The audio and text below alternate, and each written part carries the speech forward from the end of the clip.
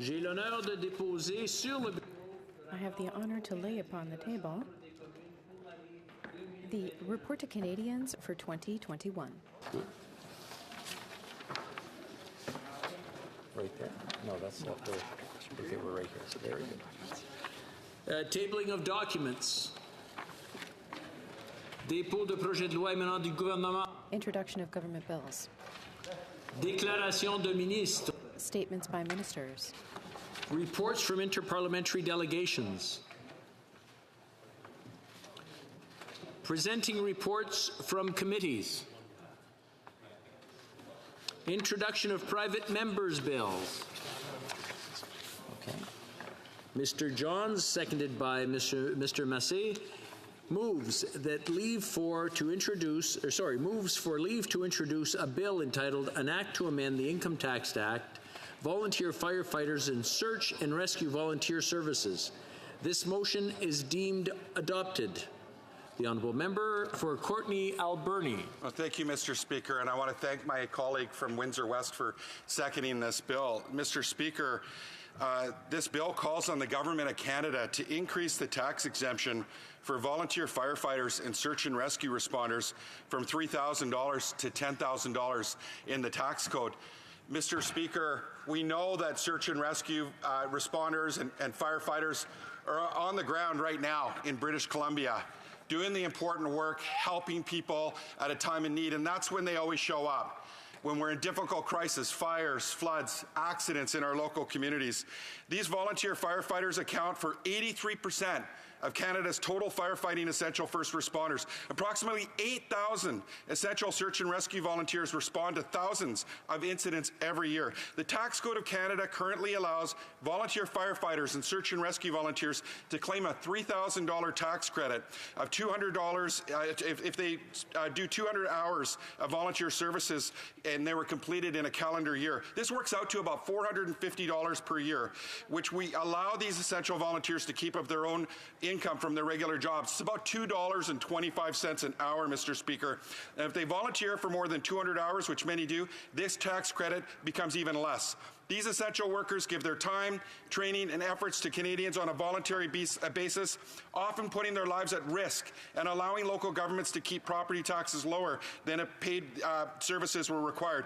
Increasing this tax credit would allow these essential volunteers to keep more of their hard-earned money likely to be spent in the communities in which they live, and an increase in the tax benefit will result in increased volunteer recruitment and retention at a time when volunteerism is decreasing. So I'm hoping, Mr. Speaker, that all members in this House will show support for this bill and show respect for all of those first responders and all of those volunteer firefighters across Canada that put their lives at risk, put themselves behind all of us.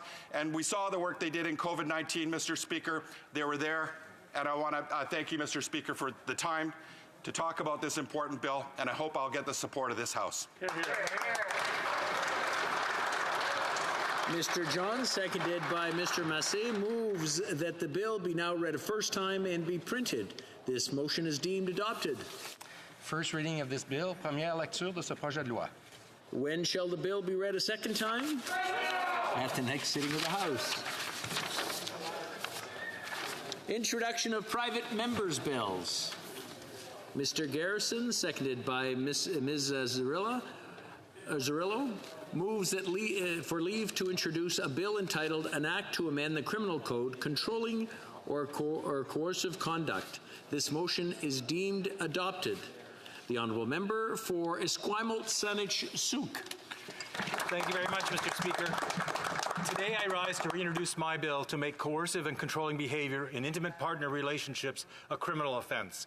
This new offence would allow victims of coercive and controlling violence to get desperately needed help and would allow earlier interventions in problematic relationships rather than having to wait for physical violence to occur. During this pandemic, we have heard reports from police and frontline service providers that domestic violence calls for assistance spiked by more than 30%, an alarming intensification of what was already a serious problem in this country. In the last Parliament, the Standing Committee on Justice and Human Rights studied this issue and all-party support resulted in a unanimous report calling on this House to take action within a year, either on my bill or a similar government bill. I thank the member for Port Moody Coquitlam for seconding the reintroduction of my bill today. Addressing the issue of coercive and controlling violence is not a matter of partisanship. It is a necessary step toward addressing the shadow pandemic of domestic violence that has hit women and families so hard during this pandemic. I urge all members to support quick action on this challenging action that will literally save lives. Hear, hear, hear. Mr. Garrison, seconded by Ms. Zerillo, moves that the bill be now read a first time and be printed. This motion is deemed adopted. First reading of this bill, première lecture de ce projet de loi. When shall the bill be read a second time? At the next sitting of the House. First reading of Senate public bills. Motion. Motions. Présentation de pétitions. Presenting petitions. Questions inscrites au faux. Questions on the order paper. Government House Leader. Thank you very much, Mr. Speaker. Mr. Speaker, I ask that all questions be allowed to stand. Allowed, and so agreed, and so ordered. Okay. Right now, request for emergency debates. Oh, I'm sorry, the Honourable Government House Leader. Thank you, Mr. Speaker. Sorry, you hadn't said governor orders. My apologies.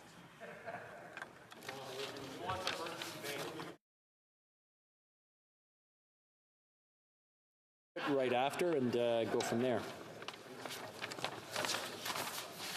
Emergency debate. I wish to inform the House that I have received a notice of a request for an emergency debate. I invite the Honourable Member for Carleton to rise and make a brief, I emphasize brief, intervention. Honourable Member for Carleton.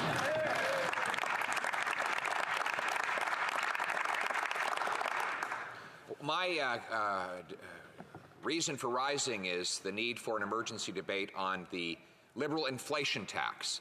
As you know, Mr. Speaker, $500 billion of inflationary Liberal deficits mean more dollars chasing fewer goods, leading to higher prices. It is a long-proven statistical correlation that when governments run huge deficits and print money to pay for it, prices rise for everything and everybody. Monsieur le Président, je me lève aujourd'hui afin de... Mr. Speaker, I rise today to request an emergency debate on the Liberal inflation tax. Over $400 billion of inflationary deficit means that there's dollars chasing fewer goods and prices are rising. Academics, the media, and Liberal politicians are trying to blame inflation on COVID. Unfortunately, that just doesn't work. Saudi Arabia, England, Germany, China, India, Japan, Singapore, and others, the G7, the Eurozone have all been affected by COVID, but they have less inflation. It's obvious that the cause of our inflation is the increase in government expenditures. That means prices are going up, more money, fewer goods, means higher prices. We need a debate to protect the interests of consumers, young people who can't buy homes, who have to live in their parents' basement, seniors who can't pay for their groceries, the price of gas increasing in Canada, in part due to worldwide pressures, but also because our dollar is so low, because we're printing money here in Canada. These price increases are hitting people living in poverty very hard, people who don't have enough financial assets, who are not able to access wealth. That is why I am requesting an emergency debate to debate the Liberal inflationary tax. Je remercie l'honorable député. I thank the Honourable Member for Carleton for his speech. I consider, however, that the request does not currently meet the criteria of the standing orders. Honourable Government House Leader has a point or a motion to put forward. Government orders. Government order. Okay, very good. Mr. Speaker, consideration of government business number 1, moved, seconded by the Minister of Agriculture, that the debate be not further adjourned.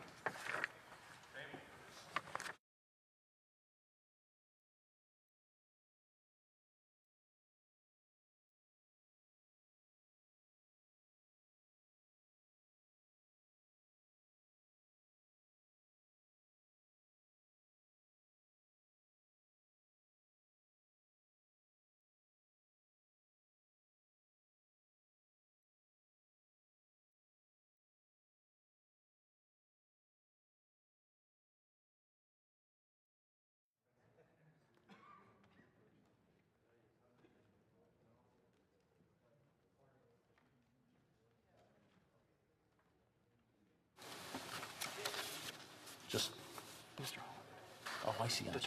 Very good. Mr. Holland, seconded by Ms. Bibeau, moves that the debate be not further adjourned. Conformément à l'article 67.1 du Pursuant to Standing Order 67.1, there will now be a 30-minute question and answer period. I invite Honourable Member to rise in their places so that the Chair has some idea of the number of members who wish to participate in question period. Okay?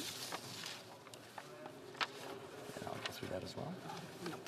That's at the end. Okay, that's what I think. Okay. We can begin. The Honourable Member for Sherwood Park, Fort Saskatchewan. Thank you, Mr. Speaker. If I understood the Government House Leader's argument yesterday, it was that in spite of rules around vaccination, around masking, around social distancing, as well as the possibility of testing, we still can't have in-person Parliament because of the possibility that some members are immunocompromised. So I wonder if the Government House Leader or another government minister is willing to tell us how many ministers are immunocompromised and whether ministers who are able to be in the House will be in the House. Hear, hear. The Honourable Government House Leader. Thank you, Madam Speaker. First of all, what we don't know at this point in time is how many folks in this chamber are unvaccinated. That's an answer that will not be given right now. And why does that matter to somebody who's immunocompromised? Because that risks their health. And the point is, when somebody who is unvaccinated gets in contact with somebody who has COVID-19, which, by the way, happened last week in the Conservative caucus, they are supposed to go into isolation. That didn't happen. So we don't know whether or not somebody is in here who is unvaccinated, who did not isolate, or maybe they did isolate because they won't tell us any of this. But of course, Madam Speaker, here we are on the third day of Conservative obfuscation. We still have not gotten to the business of the nation. Instead, we're debating whether or not the sky is blue. We're debating basic science, which is, in a workplace, can you work in person? Yes, but also virtually. The member claims that he can't work in person. Did he not read the motion? Does he not see he could come here every single day? Has he not heard my comments that said ministers will be in their seats? They will answer his questions here in this place. So I would ask him, what does he have a problem with? Questions and comments. The Honourable Member for New Westminster. L'Honorable. J'essaie de voir là. The Honourable Member for New Westminster, Burnaby. Merci beaucoup, Madame la Présidente. Thank you very much, Madam Speaker. Measures are never something that should be used arbitrarily. But we're in a situation here, Madam Speaker, where we have had a consensus of all parties and all members of Parliament for the last year and a half to ensure that we were making the appropriate public health measures, putting in place the appropriate public health measures, including having the social distancing that comes with using the hybrid Parliament tools. And we've seen, Madam Speaker, the Conservatives in the bloc reverse that position suddenly, arbitrarily, and not agree to something that should have been passed unanimously on Tuesday. And so this is disturbing to me, Madam Speaker, that you've got parties that are not thinking of public health measures first and foremost, the protection of our employees, the protection of the public, the protection of family members that are immunocompromised and maybe in members of Parliament's families. So my question to the Government House Leader is simply this. Why have the Conservatives and Bloc steadfastly refused to renew the public health measures that we've been taking now for a year and a half? The Honourable Government House Leader. Thank you, Madam Speaker. I think that my honourable colleague poses a good question. The reality is that we all work very well. And let me go back to that, because I hope that maybe by taking a step back, we can remember how we dealt together at the Board of Internal Economy, as at the time I was a whip, but dealing with the other House leaders, in finding consensus and agreement about what had to be done in a global pandemic. And with the administration of the House, we were able to create a system that worked, that allowed members to be able to work remotely safely and to be able to be in this place in person. And we were able to do so with unanimity. Now, my problem today is that we're still in a global pandemic. 30,000 Canadians have died, 5 million have died globally. There's no reason we cannot have the flexibility in our workplace to ensure that people are both in person and, yes, have the opportunity to work virtually. I'm saddened that we're now taking 2 days of House time. I'll come back to this because I have a sense that I'll have an opportunity, Madam Speaker, but we're blocking the priorities this Parliament needs to get done. Commentaire, l'honorable député de Jonquière. Thank you, Madam Speaker. I want to reassure my New Democrat colleague we do not share the position of the Conservative Party. At the Bloc, we listen to science.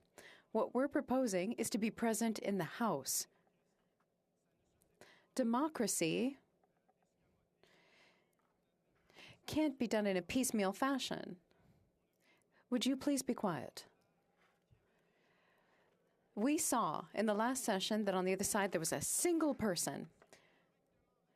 If we are correctly vaccinated, if we follow the directives that were given, if we wear our masks, it's quite possible to be here in the House. And I don't want to be associated with what's happening in the Conservative Party, where there are doubts about the efficacy of the vaccine and there's a lack of leadership, which leads to the situation they're going through today. I wish to remind the members in the House that when somebody has the floor, we grant them the respect required and not have conversations nearby or cause difficulties. The Government House Leader. Thank you very much, Madam Speaker. Yes, absolutely, the member is right. The Bloc Québécois has been and is quite reasonable. In our conversations with the Bloc Québécois, of course we agree that we should wear masks and rely on science. The Bloc had questions, namely about how many ministers are going to be present, but the current situation is different from the previous situation. Previously, the pandemic was quite severe. It was therefore not possible to have the same number of people in person here in the House. Now, the situation is less serious, and now it's possible to have people in attendance. Ministers will be here to answer questions in person. Thank you, Madam Speaker. Questions and comments? It's nice to see you in the chair again. Since my colleague is talking about safety on the Hill, I was wondering if he could comment about his role in steering an allegation of sexual misconduct against former MP Raj Saini to mediation as opposed to a formal complaint, and then trying to ensure that that process did not see the light of day. And I was wondering if you would take this opportunity to apologize to that victim who has suffered greatly from this and commit to ensuring that his party is not this deep, dark hole of continued sexual misconduct. Because if we're really talking about safety on the Hill, he needs to deal with that.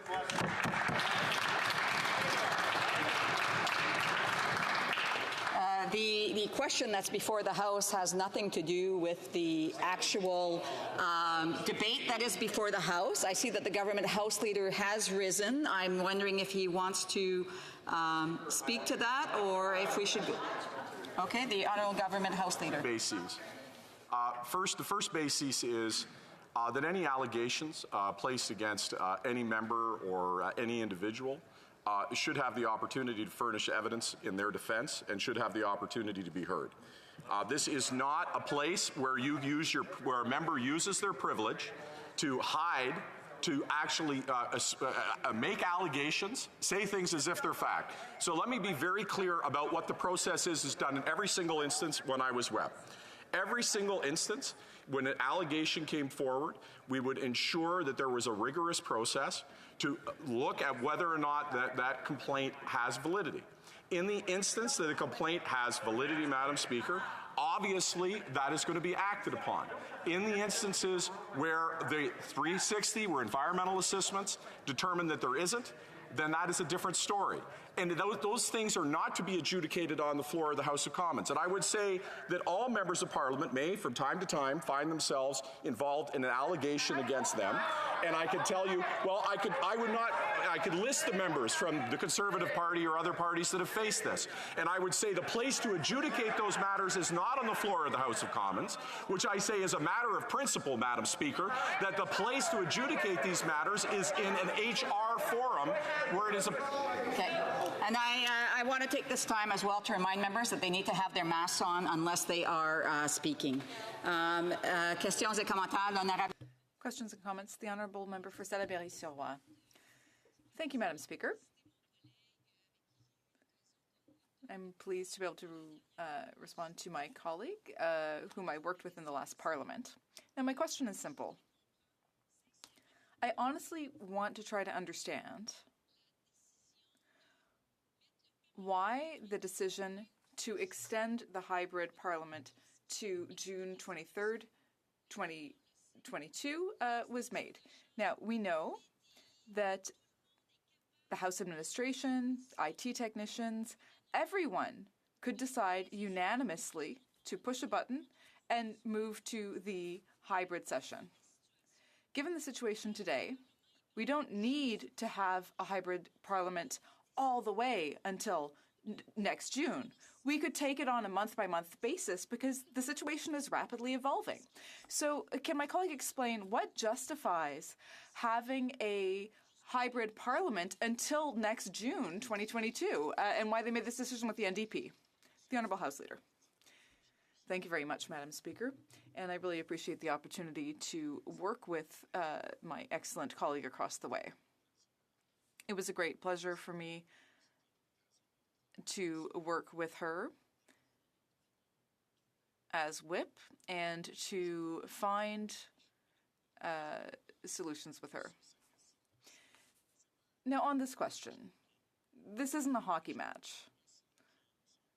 In a hockey match,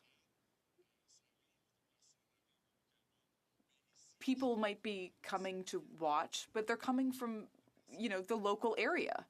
Here in Parliament, people are coming from all over the country. People are coming from Vancouver and from Newfoundland.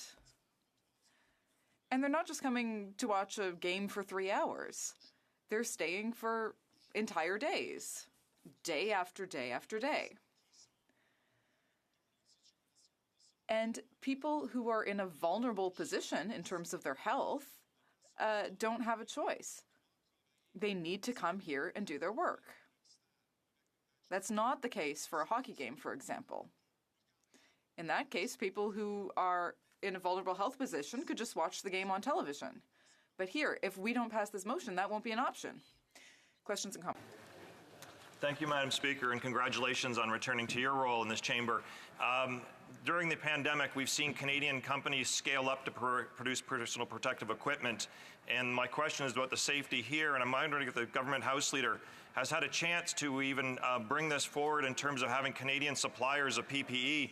Not all PPE is created equal. In fact, we've seen bogus PPE not only in this place here, but also across this country. So I'm asking him if his government has considered to actually set a role model and an example to produce for the staff here and the operations on Parliament Hill. Canadian PPE is a priority and as a first choice, and for ourselves here. And if he hasn't done that, will he commit to do that to make sure that we have the highest standards and Canadian companies are actually winning the contract as opposed to U.S. conglomerates and Chinese other types of material that has come in that does not provide the safety necessary? Will the minister commit to that today?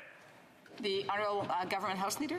Thank you, Madam Speaker. Well, I think it's incredibly important we not focus on our personal privilege, which this debate seems to be a lot about, our individual personal privilege.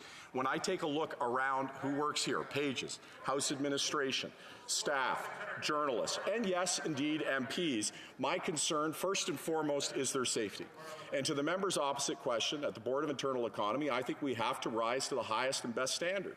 We have to ensure that every person here is safe, that the policies that we choose as a chamber that is supposed to provide a leadership function in the country is not to debate basic science, is not to cast doubt about the workplaces where people are having to work in large numbers from all across the country should be in a place that has a vaccine mandate. That doesn't seem to be the thing we should be focusing on. That should be something that we should have agreed with so that we were dealing with the four major priorities, the bills that we have to get done in this Parliament. Instead, we continue to debate if the sky is blue. We continue to deal with this obfuscation. Instead, we should be asking questions like the honourable member is asking about how we ensure this is the safest workplace possible. The Honourable Member for Winnipeg North. Thank you, Madam Speaker. Two very quick points with the question. You know, in my home province of Manitoba, the Manitoba legislature has a hybrid system.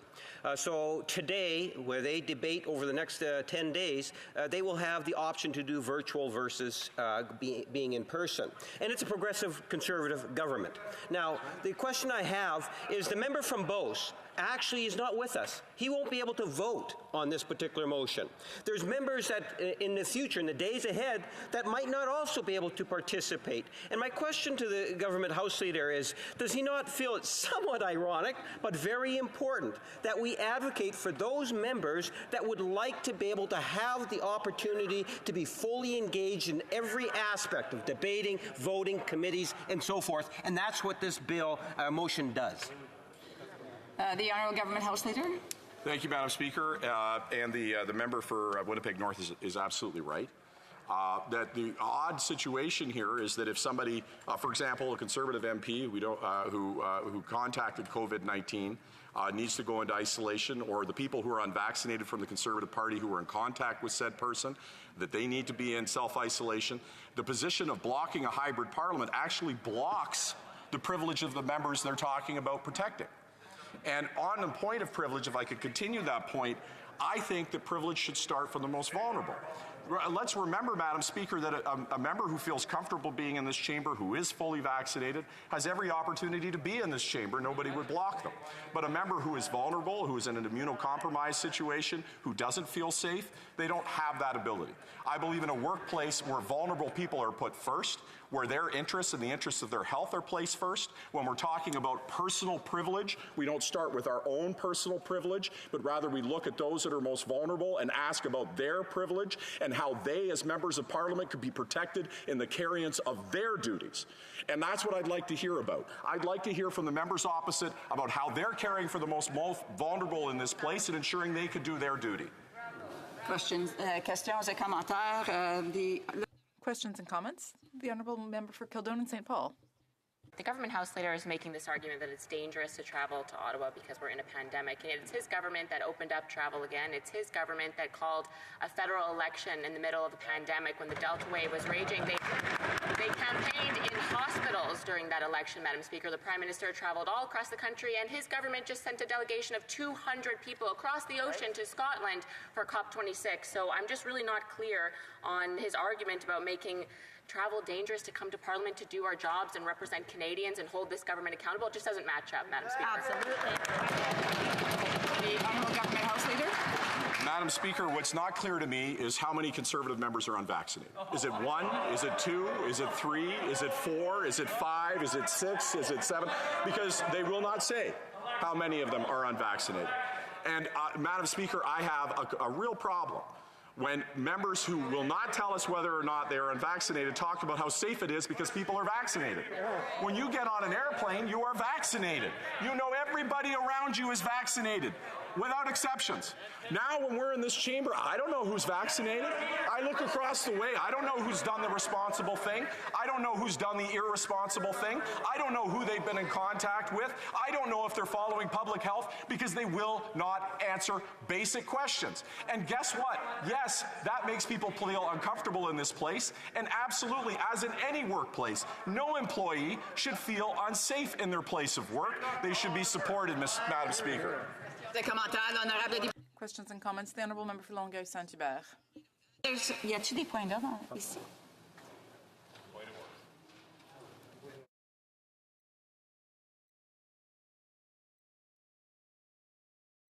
We're going to stop the clock because generally there's no points of order during this debate. Okay. Okay. So I'll hear it to see if it has to do with this particular matter. The Honourable Member for Sherwood Park, Port Saskatchewan. Madam Chair, the Government House Leader just suggested that rules of the House were being broken in terms of members accessing the chamber in violation of the rules. If he has information about the chair... Of debate, and then, so again, I want to remind members, generally there's no points of orders unless it's something that needs to be changed within the chamber because somebody is uncomfortable about more of a point of privilege. Questions and comments. The Honourable Member for Longueuil-Saint-Hubert. Yeah, thank you, Madam Speaker. I think it's just astonishing what we're seeing this morning. Parliament's been paralyzed for the last 6 months because of the Liberal election that they wanted. It cost $600 million. We're in the middle of a climate crisis. We're in the middle of a housing crisis. Do you know how much housing we could have built in Quebec with the cost of the election? 3,000 housing units. There were women who were victims of domestic violence could have been helped. And now we're debating whether or not to sit when we should be here actually solving problems for Canadians. The Honourable Government House Leader. Madame la Présidente, avec une... Madam Speaker, with a hybrid system, it would be possible to stay here in the House and to participate in debate here in the House at any time. Every day, if members want to. There wouldn't be a problem. But if people want to participate virtually, that's something they can do too. And that's why it just doesn't make sense to me, Madam Speaker. The member is right. It's essential that we work hard together to solve problems for Canadians. There's a lot of work to do. But it's possible to do that either in person or virtually. During the pandemic, we set up a good system, a system that worked well, and we can continue with that system. I've already explained that the ministers will be here in person to answer questions.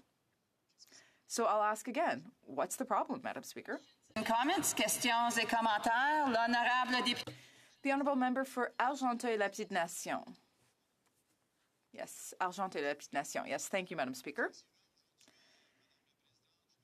So, Madam Speaker, today I feel safer taking the plane than I do coming to this House because I don't know who's vaccinated and who's not. Today, I'm wondering why we're not working on moving forward on files for our constituents. Why are we not working directly in a hybrid format? We should have adopted this motion already. So how can we do our work better with this motion? The Honourable Government House Leader. Thank you very much, Madam Speaker. Well, the member is undoubtedly right. There are big priorities that the government wants to work on, and that this House wants to work on, I hope. There are people who are still being impacted by COVID-19 who need help. They need help now. And now is the time to debate that. It's not time for us to be questioning science or debating things that should be obvious. Right now, there are people working on the front lines in hospitals every day to protect all Canadians.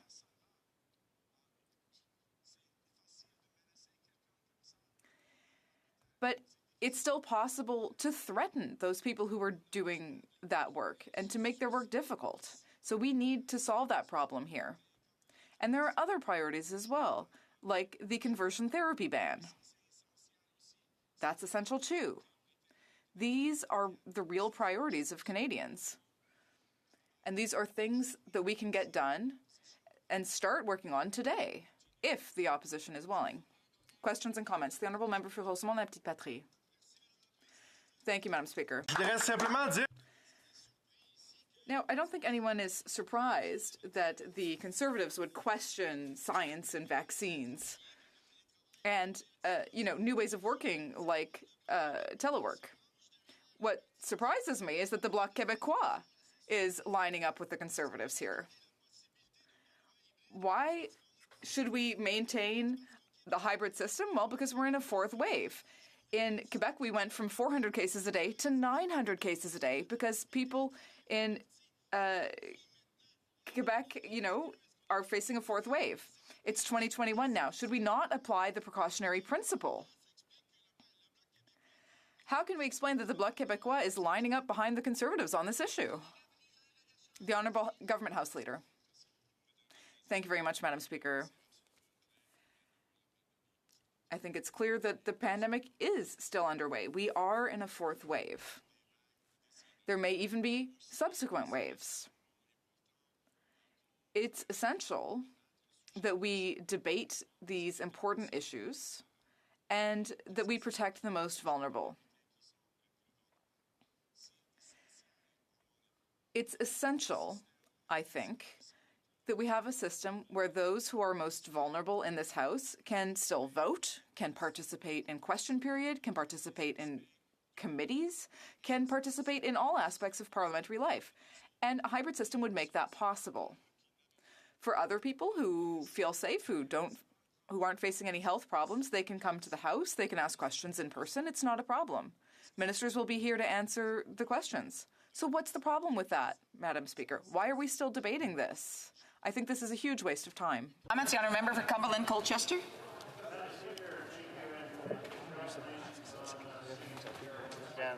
I appreciate being recognized in the House. It's fascinating to me that that the government House Leader continues to expound upon these rules and regulations, of which the question really remains: does he really know what they are? I want to go back to the fact that he on air he says anybody who's double vaccinated and has COVID can go back to work. Nonsensical. My question then remains, will the government House Leader retract his statements and realize that he has no idea what the rules really are? The Honourable Government House Leader. Madam Speaker, I struggle to understand the question there, but I'll try to answer in a couple of ways. First of all, we have rules and regulations that govern this place, Madam Speaker. One of them is the tie that I wear today. On Thursdays, I happen to choose a bow tie, but that is permissible under the rules of this place. But I am required to wear a tie to stand in my place. There are many other rules in this place. I'm going to be limited in how long I could speak. I'm not able to continue speaking, and some members are excited about that rule. But let's talk about rules we should really be excited about, Madam Speaker, the ones that protect our personal safety, the ones that keep this workplace safe. And I'm not just talking about for members of Parliament. Look, at the end of the day, the members who are here and yourself, Madam Speaker, we put our names on a ballot. And with that, we accept certain risks. But it's really abhorrent to me that the situations of the employees here, the journalists, the pages, those that may be in a vulnerable situation themselves, is not considered. That the members have unvaccinated members. They won't say how many. The member talks about the fact that, people who are double vaccinated could work at a workplace. What about them? We don't know how many people are unvaccinated. This is a workplace where we expect you to be vaccinated. Questions et commentaires, l'honorable député. The Honourable Member for Lac-Saint-Jean. Thank you, Madam Speaker. It's fascinating what I just heard. For 2 months, my colleague from Rosemont-la-Petite-Patrie has been attending demonstrations, and I guess he's been asking all the demonstrators if they're double vaccinated. But that was a Francophone who said that. I don't know if you realize, Madam Speaker, that, and my Liberal Francophone colleagues on the committee should know this, When we say there's a problem with the translation, it's not because they're not working. It's because sometimes people weren't wearing the proper headsets. So it's because of technical problems that francophones are paying the price. And the member for Rosemont-le-Petit-Patrie is a francophone. Just like our Liberal francophone colleagues, they should know that that's the problem. We need to work right now here, everyone here physically in the House. The Honourable Government House Leader. Madam Speaker, the pandemic is so difficult and we're all tired of it. It's been a long time and I fully understand that. But we need to continue working in a safe manner. We need to make sure that everyone is safe and that their health is protected. On the Board of Internal Economy, I've always been consistently clear that for people who services for francophones are absolutely essential. Unfortunately, the quality of my French wasn't good. I make a lot of mistakes, but I understand why we need a good system for all francophones who speak French better than me. Yes, Mr. Burnaby. Merci beaucoup, Madame la Présidente. Thank you very much, Madam Speaker. I don't understand for half an hour the Bloc who were initially in favor of a hybrid parliament before and now are against it. They say they're in favor of it for 2 months only, but they're against the idea of it being implemented immediately. I really don't understand the flip-flops of the Bloc Québécois on this point. I understand their conservative allies better because they want nothing to do with public health measures. But the Bloc has taken 4 different stands in a single half-hour period. So I'd like to ask government members, can they explain, can the Bloc's flip-flops and why they don't understand the importance of these public health measures? The Honourable Government House Leader. Madam Speaker, I guess the thing that I feel at this time is frustration more than anything else. Frustration that we're continuing to have this debate. I can guarantee the members opposite that if they take time to talk to their constituents and to Canadians, none of them are saying we should spend 2 days debating whether or not a vaccine mandate is appropriate for this place. All of them would agree that that should have been dealt with by unanimous consent. But here we are debating if the sky is blue and if dirt is where plants grow. And I don't know why we're debating basic science. All we're asking for is a safe workplace where people can come in person if they feel comfortable, where people can continue to use the provisions that work perfectly well during the pandemic to ensure that we have a safe workplace for everybody who works here, Madam Speaker.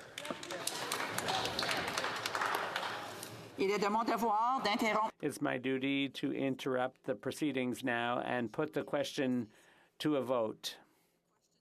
Mr. Holland, seconded by Ms. Bibeau, move that in relation to the consideration of government business, number 1, the debate not be further adjourned. Is it the pleasure of the House to adopt the motion?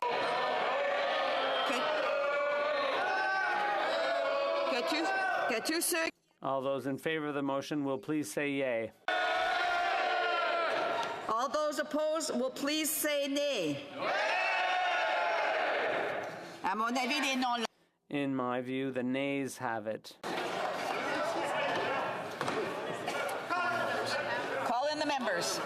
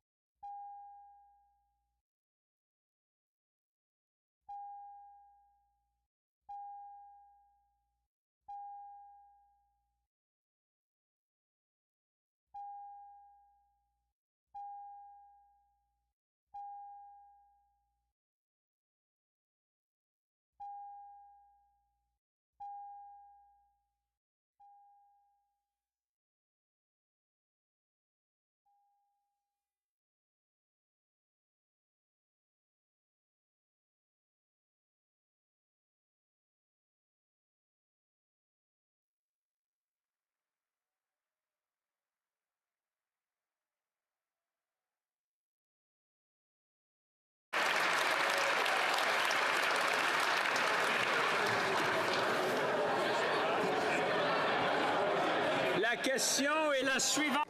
The question is the following one. Mr. Holland, seconded by Madame Bibeau, moved that in relation to the consideration of government business, number 1, the debates not be further adjourned. Avant de procéder au vote. Before proceeding to the vote, to facilitate the work of clerks at the table, I would ask members to lower their mask after they rise and to put it back on once their name has been called by the clerk. Repeat that so that everybody understands before proceeding to the vote. In order to facilitate the work of the table officers, I would ask the members to pull down their mask after they rise and pull it back up once again after their names have been called by the clerk. Que tous ceux qui appuient la motion. All those in favor of the motion will please rise. Monsieur Trudeau. Monsieur Trudeau. Mr. Macaulay Cardigan. Mr. Macaulay Cardigan. Mr. Sajan. Mr. Sajan. Mr. Blair. Mr. Blair. Mr.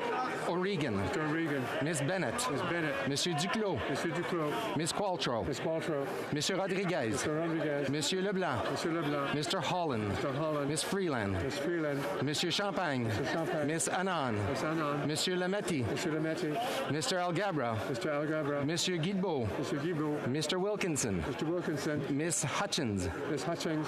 Miss Tassie. Miss Tassie. Madame Petitpas-Taylor. Madame Petitpas-Taylor. Monsieur Boissonneau. Monsieur Boissonneau. Miss Jazek. Miss Jazek. Monsieur Garneau. Monsieur Garneau. Mr. Carr. Mr. Carr. Miss Chager. Miss Chager.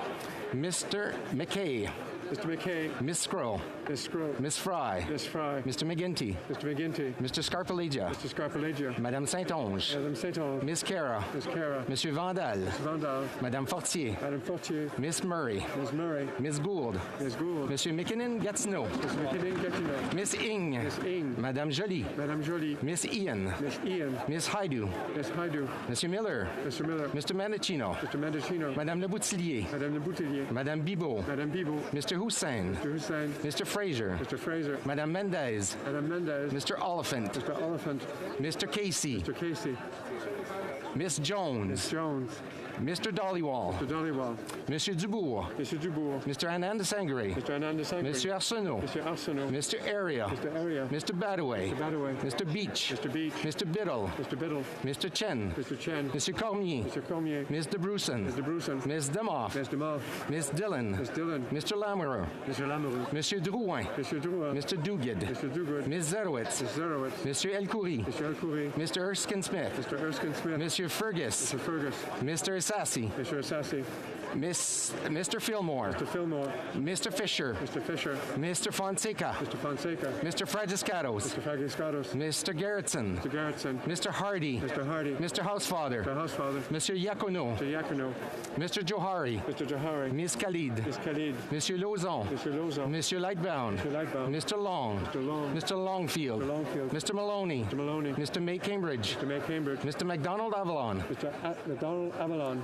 Mr. McKinnon Coquitlam Port Coquitlam. Mr. McKinnon Coquitlam Port Coquitlam. Mr. McLeod. McLeod. Mr. Morrissey. Mr. Morrissey. Miss O'Connell. Mr. O'Connell. Monsieur Robillard. Mr. Robillard. Mrs. Romanado. Mrs. Romanado. Miss Sahota. Mr. Sahota. Monsieur Sanson. Mr. Sanson. Mr. Sarai. Mr. Sarai. Monsieur Shifke. Mr. Shifke. Monsieur Serré. Mr. Serré. Madame Shanahan. Madame Shanahan. Mr. Sheehan. Mr. Sheehan. Miss Cedar Brampton South. Miss Cedar Brampton South. Mr. Sobera. Mr. Sobera. Mr. Spengeman. Mr. Spengeman. Miss Vandenbelt. Vandenbelt. Mr. Verani. Mr. Verani. Mrs. Zaid. Mrs. Zaid. Madame Lambropoulos. Madame Lambropoulos. Mr. Rogers. Mr. Rogers. Miss Yip. Miss Yip. Madame Bendayan. Madame Bendayan. Mr. Aldag. Mr. Aldag. Mrs. Atwin. Mrs. Atwin. Mr. Baker. Mr. Baker. Mr. Baptiste. Mr. Baptiste. Mr. Blois. Mr. Blois. Madame Brière. Madame Brière. Mr. Dong. Mr. Dong. Mr. Kellaway. Mr. Kellaway. Madame Koutrakis. Madame Koutrakis. Mr. Kuzmarchuk. Mr. Kuzmarchuk. Madame Lalonde. Madame Lalonde. Mr. Louis Kitchener-Conestoga. Mr. Louis Kitchener-Conestoga. Madame Martinez-Farada. Madame Martinez-Farada. Mr. Pulowski. Mr. Pulowski. Mr. Cedar Brampton East. Mr. Cedar Brampton East. Mr. Turnbull. Mr. Turnbull. Mr. Van Bynen. Mr. Van Bynen. Mr. Vancouverin. Mr. Vancouverin. Mr. Weiler. Mr. Weiler. Monsieur Zuberi. Mr. Zuberi. Miss Sachs. Miss Sachs. Mr. Ali. Mr. Ali. Mr. Baines. Mr. Baines. Miss Bradford. Bradford. Ms. Bradford. Mr. Shahal. Mr. Shahal. Madame Chattel. Madame Chattel. Mr. Chang. Mr. Chang. Mr. Collins, Hamilton East, Stony Creek. Mr. Collins, Hamilton East, Stony Creek. Mr. Koto. Mr. Koto. Madame Diab. Madame Diab. Mr. Gahir. Mr. Gahir. Mr. Hanley. Mr. Hanley. Miss Hefner. Ms. Hefner. Miss Kayabaga. Mr. Kayabaga. Madame Lapointe. Madame Lapointe. Mr. McDonald Malpeck. Mr. McDonald Malpeck. Mr. Miao. Mr. Mao. Mr. Naqvi. Mr. Naqvi. Mr. Noor Mohammed. Mr. Noor Mohammed. Mrs. Suds. Mrs. Suds. Miss Taylor Roy. Ms. Taylor Roy. Miss Thompson. Ms. Thompson. Mrs. Valdez. Mrs. Valdez. Mr. Singh. Mr. Singh. Mr. Massey. Mr. Massey. Mr. Julian. Mr. Julian. Miss Kwan. Ms. Kwan. Mr. Garrison. Mr. Garrison. Miss Blaney. Miss Blaney. Miss Idlout. Miss Idlout. Mr. Cannings. Mr. Cannings. Mr. Johns. Mr. Johns. Mr. McGregor. Mr. McGregor. Mr. Green. Mr. Green. Miss Barron. Miss Barron. Mr. Backrack. Mr. Backrack. Madame Hughes. Madame Hughes. Miss Zarillo. Miss Zarillo. Miss Collins Victoria. Miss Collins Victoria. Monsieur Bouleris. Mr. Bouleris. Mr. Angus. Mr. Angus. Mr. Davies. Mr. Davies. Mr. Desjarlais. Mr. Desjarlais. Miss McPherson. McPherson. Mr. Blakey. Mr. Blakey. Miss May, Saanich Gulf Islands. Miss May, Saanich Gulf Islands. Mr. Morris. Mr. Morris. Mr. Vong. Mr. Vong.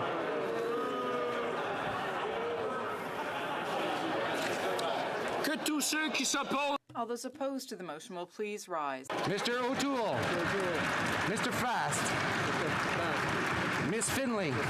Monsieur Paulus. Mr. Paulus. Mr. Berthold. Mr. Berthold. Mr. Shear. Mr. Shear. Mr. Barlow. Mr. Barlow. Mr. Chong. Mr. Chong. Miss Rempel Gardner. Miss Rempel Gardner. Mr. Reyes. Mr. Reyes. Mr. Deltel. Mr. Deltel. Miss Bergen. Miss Bergen. Mr. Polyev. Mr. Polyev. Mr. Albus. Mr. Albus. Mr. Moore. Mr. Moore. Mr. Hoback. Mr. Hoback. Mr. Macaulay Edmonton West. Mr. Macaulay Edmonton West.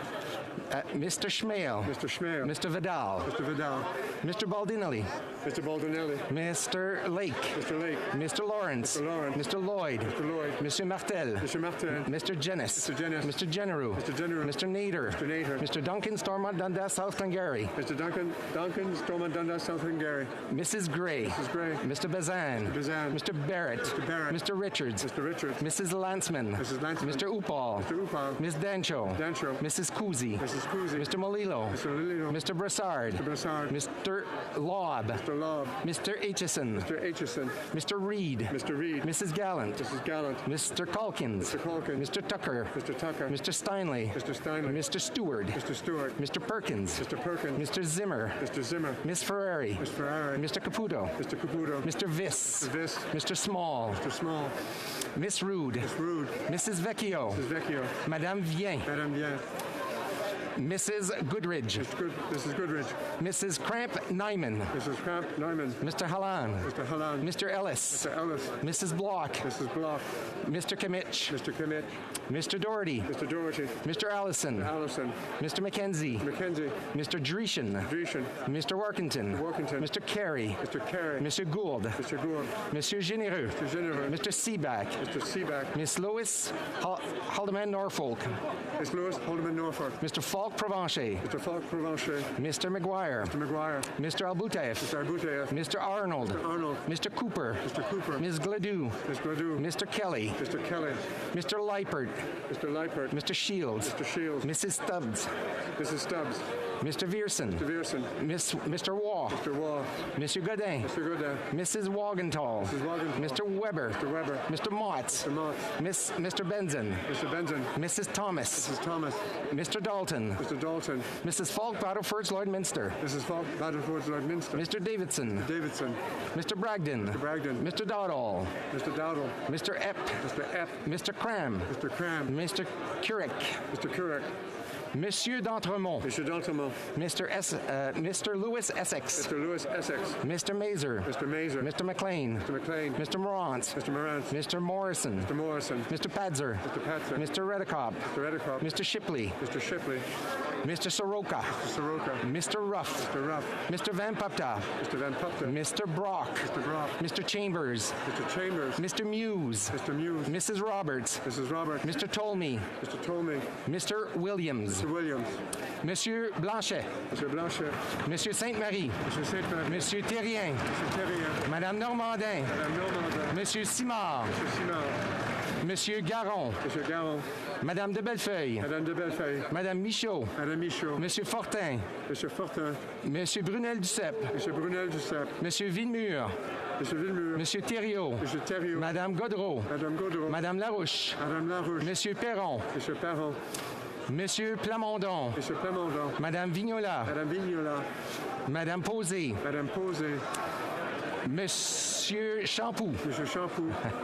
Monsieur Beaulieu. Monsieur Beaulieu. Monsieur Lemire. Monsieur Lemire. Madame Saint-Clair-de-Gagné. Madame Saint-Clair de Gagné. Madame Chabot. Madame Chabot. Monsieur Trudel. Monsieur Trudel. Madame Desbiens. Madame Desbiens. Monsieur Blanchette-Jonca. Monsieur Blanchette-Jonca. Madame Bérubé. Madame Bérubé. Monsieur Désilet. Monsieur Désilet. Congratulations.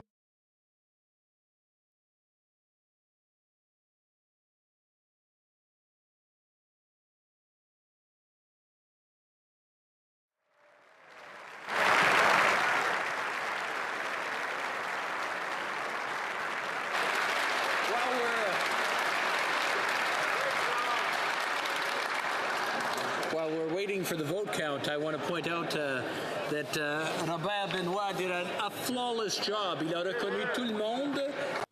He recognized everyone in the official language of their choice. So, Mr. Benoit, congratulations.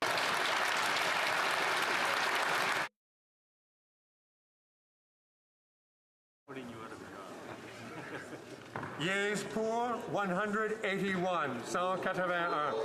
Nays contre 143, 143.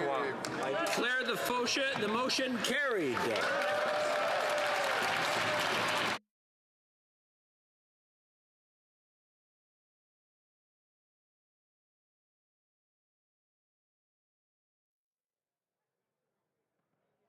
Orders of the day. Government business motion number 1 on the House and its committees et sur l'amendement de Monsieur Deltel. And on the amendment of Mr. Deltel. Sorry, 1 second. The honourable member for Saanich Gulf Islands. Thank you, Mr. Speaker, and I regret rising, but I must. This debate today, all day, there was an unacceptable level of heckling that was rude and unbecoming parliamentarians, and I was booed. When I was voting, I was being booed by opposite. Not acceptable.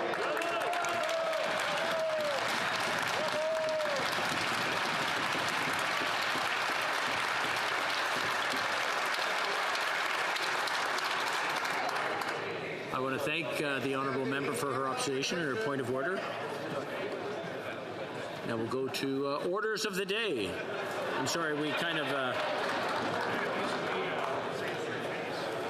Resuming debate, the honourable member for Leeds, Grenville, Thousand Islands and Rideau Lakes.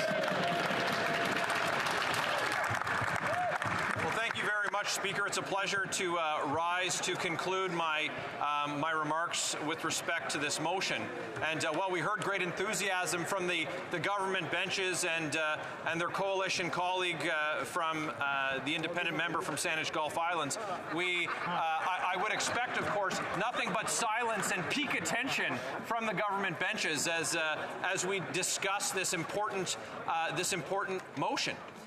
We have a situation, Speaker, following nearly 20 months of a real change of the way we've had to do things in this place.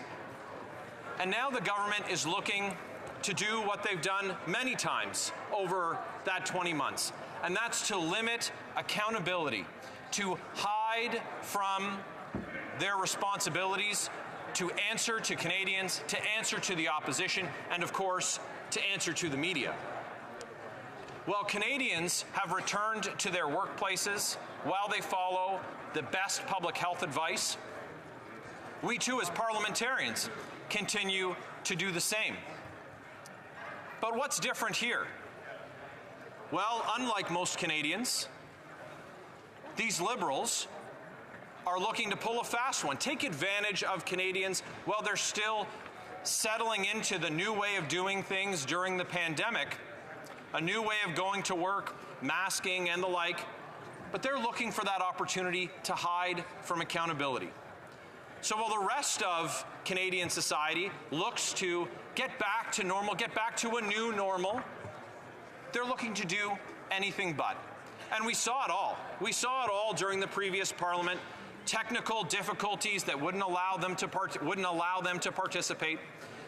We saw ministers who were on the Hill, who had traveled to Ottawa, but wouldn't come into the chamber. We've seen them avoid the scrutiny of media by making sure they didn't have to face any of them in person. Out of their chauffeur-driven cars into their office, back to their chauffeur-driven cars and home. Never having to face a scrum, an opposition politician in person, and heaven forbid, a Canadian on the street. And so what we're looking for is simply a return to normal. What would I suggest as an alternative to this government proposal? Should a member, heaven forbid, fall ill, that we revive an age-old, time-tested, reliable practice and allow members to pair with another member. If there is care and concern on the other side for a member on this side, and I believe there is, offer the pairing process again. We have an opportunity to show Canadians that we're willing to get back to work. The time has come. So here we are, Madam Speaker, operating safely. We're committed to that process, and we're looking for the government to be committed to a process that's accountable to Canadians and truly accountable to the responsibilities that they were elected to uphold. Now, Madam Speaker, normally I don't need to do a time check, but coming in with 4 minutes left of my 10-minute intervention following yesterday, I did just want to touch base and see how much time I have left, and it looks like I have none. So I do look forward to taking questions from my colleagues, and I hope, Madam Speaker, that should this motion pass, that members continue to come to this chamber and to be accountable to Canadians through questions in this place, accountable at committee, and accountable to the media. Thank you, Madam Speaker. Questions and comments? The honourable member for Kingston and the Islands. Thank you very much, Madam Speaker. And I found the intervention by this member both the other day and today to be quite interesting. But he even reflected in his own comments, to quote him, he said Canadians are, quote, finding a new way of going to work. Well, that's exactly what this is about, Madam Speaker. This is about giving flexibility to members to ensure that they can continue to participate in the event that they are not able to come here because, one, they perhaps have contracted COVID-19, or two, have been in close proximity and are using their better discretion to not come and be in close contact with other people. So, what I do find most offensive about his comments, Madam Speaker, is the fact that he said that this is somehow a form of limiting accountability. Members, I'm sorry that the only thing that they couldn't really, perhaps the member from Carleton, his one-liners aren't quite as effective if the room isn't as full, but can the member explain how this limits accountability when ministers were here to answer questions? The honourable member for Leeds, Grenville, Thousand Islands, and Rideau Lakes. Well, first of all, Madam Speaker, I'm sorry to hear that the member was offended. I don't believe that I said anything offensive. What I did say is that ministers are accountable to this House. They are accountable to Canadians. What we saw was disgraceful in the last Parliament, Madam Speaker. They wouldn't even walk across the street or come downstairs to sit in their chair in an empty House and to be accountable to Canadians. Madam Speaker, during the member's comments, he said, if someone contracts COVID, we need to make them work from home. No, they should be recovering. And that member should be paired with another member in this place so that we can balance things out as we've done for hundreds of years, Madam Speaker. That's what we're asking for. Questions and comments. The Honourable Member for Beauport-Limoilou. Thank you, Madam Speaker. You know, over the last 150 years or so, there have been sick people who got the flu or pneumonia. And yes, there were contagions over the last 154 years. They stayed home, they took care of themselves, and they weren't forced to work under a hybrid model. So what's the difference today? Why do we absolutely need to have this hybrid system when most of us are vaccinated, when we know the protocols to follow, and when we know that when you're sick and when your family members are sick, you need to stay home and take care of yourself? The Honourable Member. Well, I thank the member for the question, and she's absolutely correct. When members of this place, like when Canadians, any Canadian, is unwell, they should not go to work. And this has been done for so long. Why we need to literally reinvent how this place operates is beyond me. We have a system in place. I've referenced it several times, Madam Speaker. We can pair, and it does balance things out. But we do need to return to how things have been done in the past, and this is a very simple way to do it while also allowing accountability, especially keeping in mind that public health guidelines are being strictly adhered to. Thank you. Brief question, the Honourable Member for Elmwood Transcona. Thank you, Madam Speaker. Currently in the Manitoba legislature, they're sitting virtually. The leader of the official opposition there, despite being double vaccinated, has contracted COVID, and he's participating in question period and other deliberations of the legislature virtually. Does the member feel that the government in Manitoba is jeopardizing democracy in Manitoba? Our member for Leeds, Grenville, Thousand Islands, and Rideau Lakes.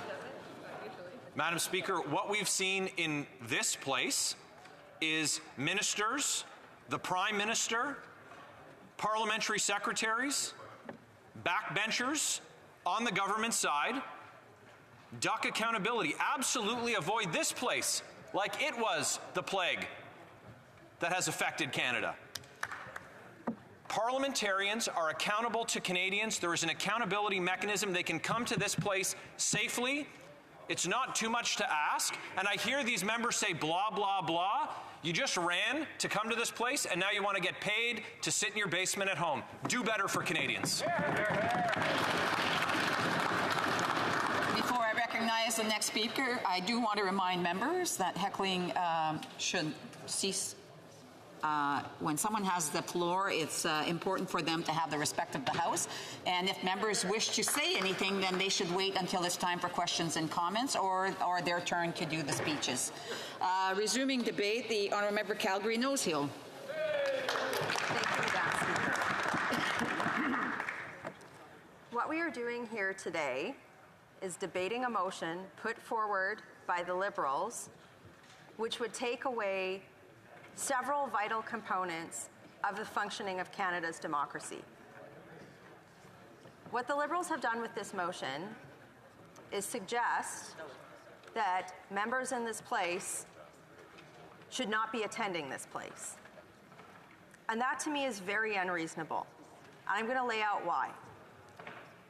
First of all, the Prime Minister called an election in the middle of the fourth wave of the pandemic. Every person in this place, Madam Speaker, knocked on thousands of doors, talked to thousands of people, I would hope, during the middle of the fourth wave of the pandemic. So to make an argument that in-person interactions can't be managed safely, I maybe could have bought it if he hadn't have gone to this unnecessary election, Madam Speaker. But come on. In fact, during the unnecessary election, on August 24th, 27th, the Prime Minister held a campaign stop in a restaurant in Mississauga where they exceeded capacity. On September the 14th, he held a campaign rally in Brampton featuring former PM Chrétien with over 400 people in a banquet hall. So, like, the argument that somehow we should not be attending this place is bunk. Come on. Okay? Like, you know, for somebody watching this today to say that members of parliament should not be showing up to work when they've been asked to make every accommodation to get to work, and many people across the country do not have the ability to attend their work virtually, it's a little ridiculous. The reason why the Prime Minister wants this motion to pass, that we aren't here in person, is very blunt. It's very simple. He does not want to be here to be accountable. That's it. During the last, several months in the lead up to the unnecessary election, which saw us knock on tens of thousands of doors across the country during the middle of the fourth wave of the pandemic, in the lead up to that, the ministers of the governing party would sit in their offices or in their homes and read talking points off of a computer screen. That's not accountability. They don't want to be here because they don't want people like me, who are very good at their jobs, holding them to account. They don't want to answer the questions of my colleagues. And that is the antithesis of democracy. We have this place for a reason. And again, we just went through a federal election where he held campaign rallies. Like, come on. He doesn't want us to be here because he doesn't want to be held to account. And we've seen this before. I mean, in previous parliaments, the Liberals tried to make it so that they suggested that we shouldn't show up for work on Fridays, right? They tried to cancel question periods on Friday. They tried to do all sorts of things. The other reason why they put this motion forward was because of our parliamentary committees. In a minority parliament, our parliamentary committees are an excellent tool to hold the government to account. And people who are watching this today may have watched myself, my colleague from Vancouver Kingsway from the NDP, be stymied as the Liberals shut down our committee because there was not any resources for virtual parliament. They want this motion to pass because they don't want to be held to account. They're using this argument of safety as well. We're trying to keep everyone safe. Well, if they were trying to keep people safe in this place, Madam Speaker, they would be looking internally as to why there are unresolved allegations of sexual harassment within former Liberal staffers that keep getting swept under the rug here. Their argument is bunk. Now I want to make an argument in favor of being here that every member in this House should support it. And I want to make a particular appeal to members of the governing party. We gather in this place so that we understand each other's differences and that we understand the needs of the people that are in our vast and diverse country. There are members of other parties who are saying, well, if Manitoba is doing this, why shouldn't we do this? Well, our country is very diverse. And in this place, where I know from being on the ground, the residents of Skeena Bulkley Valley, their member of parliament should probably be talking to the member from Avalon. Why? Because if we are going to be united as a nation in this place, we need to talk to one another. Now, I will say the Liberal governing party is not particularly good at this, right? I've known in my time here that their desire is to beat me and my constituents rather than work with us for the betterment of our country. And I also know that that is the spirit of this. It's a lot easier for the governing party's whips to keep their caucus managed and under control if they're not here and they're not talking to us and they're not opening their minds to what's in the best interest of this country or trying to look for commonalities. In my time in this place, my viewpoints on issues have been changed by people who come from other parts of this country when they say, you know what? This isn't in the best interest of my part of the country. Or I will say the same thing for them, and we'll try on behalf of my constituents, and we try to work forward towards consensus. That does not happen if we're not interacting with each other. And for every Canadian who has been on Zoom for the last 18 months, you know that you cannot get the same interaction, that whites of the eyeball interaction, if you're sitting on a computer screen with your pajamas on in your den. Right? Well, true. This motion here, and I send an appeal to my colleagues in the NDP who it seems like they are going to support this motion.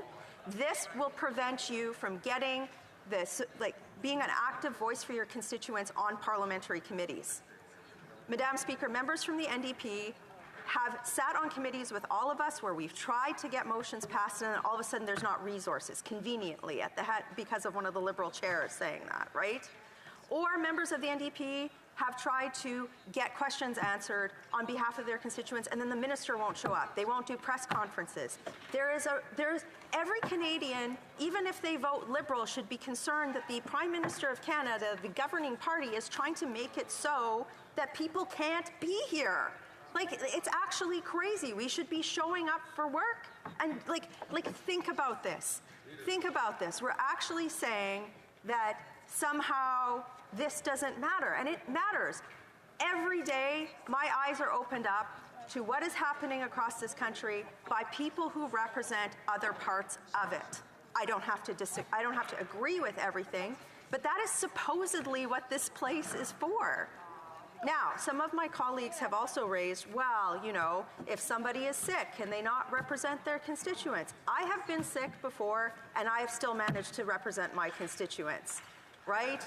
That's part of work. That's every Canadian across this country at some point in time is going to get ill and is going to be away from their jobs. It doesn't mean that they are not going to go back to their jobs and that they are somehow not doing their jobs. I would say, particularly with the examples that my colleagues are using of one of my colleagues who is fully vaccinated but contracted COVID-19, to say that somehow he doesn't want to be in this place and to not show up for work, that's not what he wants. No, we all want to be able to come here and hold the government to account. Now, I get it. I get that the government wants to be draconian, and I get that the Prime Minister doesn't want to show up for work. Because frankly, I think they're scared to be held to account. They're scared to be held to account on inflation, on the rising costs of everything, on out-of-work Canadians, on our changing economy, on the lack of ability of this government to do anything that resembles positive foreign affairs, on anything.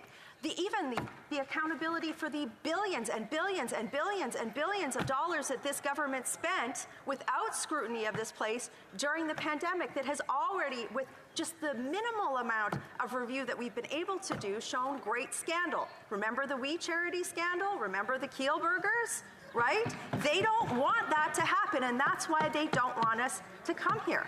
And from what I am hearing, the NDP are going to support this. This is crazy. It really is. There is value in dignity in coming here into this space to stand up for our constituents. It is why our constituents pay our salaries. And to have a motion that says that we shouldn't come here and try to learn from each other and our constituents is bananas. I ask every member in this place to stand against this so that we can get back to work and stand up for the best interests of Canadians. Thank you. Before I go to questions and comments, I do want to remind members, unless they're standing up to speak, that they should have their masks on. The honourable questions and comments, the honourable member for Kings Hands. Thank you, Madam Speaker, and I'd like to thank my honourable colleague for her speech here today. There was portions of it that I agreed with, and there were some portions of it that I have real trouble with. The portion I agreed with was, of course, the ability for us to come together as parliamentarians and learn from one another. I think that's a valid point. She talked about the definition of work of a member of parliament. I unfortunately had to be home in Nova Scotia because of the circumstances during the last parliament.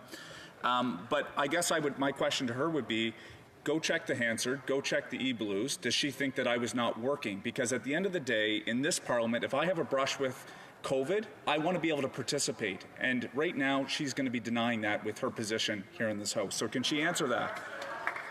The honourable member for Calgary-Nose Hill. I would remind my colleague that if he is standing in this place, he is complying with the House of Commons rules for COVID-19, which are put in place to keep us safe, number one. Number two, I highly doubt that my colleague across the way, even as his role as a member of Parliament in the backbench, has ever asked a question to hold the government to account. I doubt it's in there. So I actually do question whether or not he's doing his job. I will not let him take away my ability to stand up for my constituents and hold this government to account. And shame on him. Shame on him for suggesting that somehow we shouldn't be in this place and supporting the government the role of every member of parliament who does not have a government appointment is to hold the government to account, including him. So he should be here. He should be, even if he's not going to have the courage to stand up and hold the government to account, he should sure hope I will, on behalf of his constituents and every Canadian. The Honourable Member for Jonquière. Thank you very much, Madam Speaker. There are two problems before us today. On the one hand, we have the Liberals, and my colleague demonstrated that they want to limit debate. They don't want to be held to account. And they started that in the last Parliament. The NDP, for their part, would rather stay in the basement in their PJs. That's their choice. But the other problem is the security problem, or the safety problem. And the science tells us that vaccines are effective. So I get the feeling that my Conservative colleagues could do something too. The weakness of their leader is that he's complacent with some members who have no good reason not to be vaccinated. And that's why today we're stuck in a bit of a surreal debate where Conservatives are forced to defend the indefensible, and that is some of their colleagues who doubt the effectiveness of the vaccines. If the Conservatives would finally accept that everyone had to be double vaccinated, then perhaps we could all be here in the House. The Honourable Member. To remind Canadians that vaccines are safe and effective. I am fully vaccinated, and any Canadian who is not vaccinated, I encourage them to avail themselves of that opportunity. Every member who is in this place is compliant with COVID-19 rules that are set out by the House of Commons by virtue of their presence here, and every member of the Conservative Party is in compliance with that.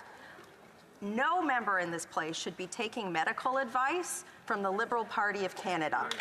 What we should be doing, and what my Bloc colleagues should be doing, is making sure that we get back to work on behalf of all our constituents and hold the government to account, because they've got a lot of explaining to do for a lot of things like inflation, like mismanagement of funds, and Parliament has a job to do, and that is scrutinize the government. Let's get back to work. Questions and comments? We have time for a brief question. The honourable member for Coquitlam, Port Moody, Coquitlam. Thank you, Madam Speaker, and congratulations on your reappointment as the Assistant Deputy Speaker. I've heard a lot of comments today about what's happening here in this room, in this House.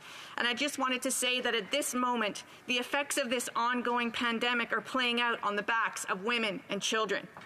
Women who are nurses going into their second year of keeping Canadians alive in crowded hospitals with no break. In fact, Madam Speaker, their back is breaking. Parents that need to send their kids and worried about getting COVID. As we think about why this matters, we must show leadership so that we do not contribute to one more case, one more hospital visit, or one more ICU bed. Will the honourable members of this House support this hybrid model to show that we are doing everything we can to stop this pandemic for people? For Calgary Nose Hill, a brief answer, please. Well, I would love to discuss that with my new colleague from Port Coquitlam. However, I think she's about to vote for a motion that would prevent us from interacting here. So she's kind of burned herself. Reprise au débat, the honourable member for Kingston and the Islands. Thank you very much, Madam Speaker. It's an honor to rise in the House today. And I'll start by congratulating you on once again securing this very important position of being one of our deputy speakers. You certainly have shown that you are very capable at controlling this extremely chaotic room from time to time, and I congratulate you on that. And I also just want to start being my first opportunity to rise in the House since the election to thank the people of Kingston and the Islands for sending me back to this place to continue to be their voice, to represent them. It is a true honor. I've been elected a number of times both to this House and to our local Kingston City Council, and that feeling of knowing that you have the support of your constituents to represent them truly is one that is humbling, and I am very grateful for their support in sending me back here. And so I think it's quite interesting that we're having this debate today, Madam Speaker, to start off our first debate on how this House should participate over the next number of months as we get through the rest of this pandemic. But it certainly doesn't. I will say, Madam Speaker, I'm quite surprised learning the position of the Bloc Québécois on this.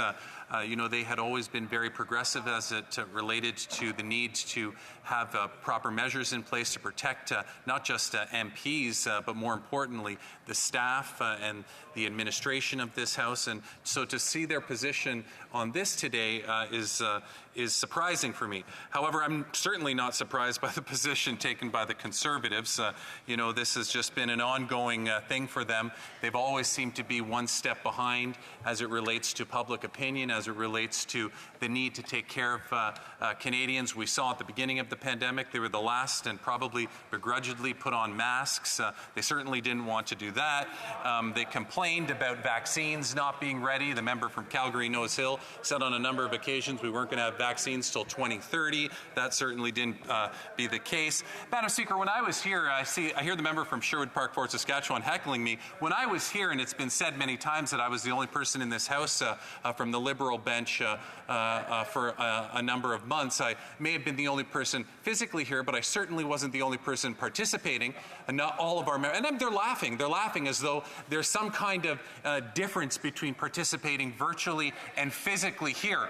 We passed rules that said all privileges extended to those that were participating virtually. And indeed, people from all parties participated virtually throughout that time. But, you know, I'm getting back to my point about what I experienced.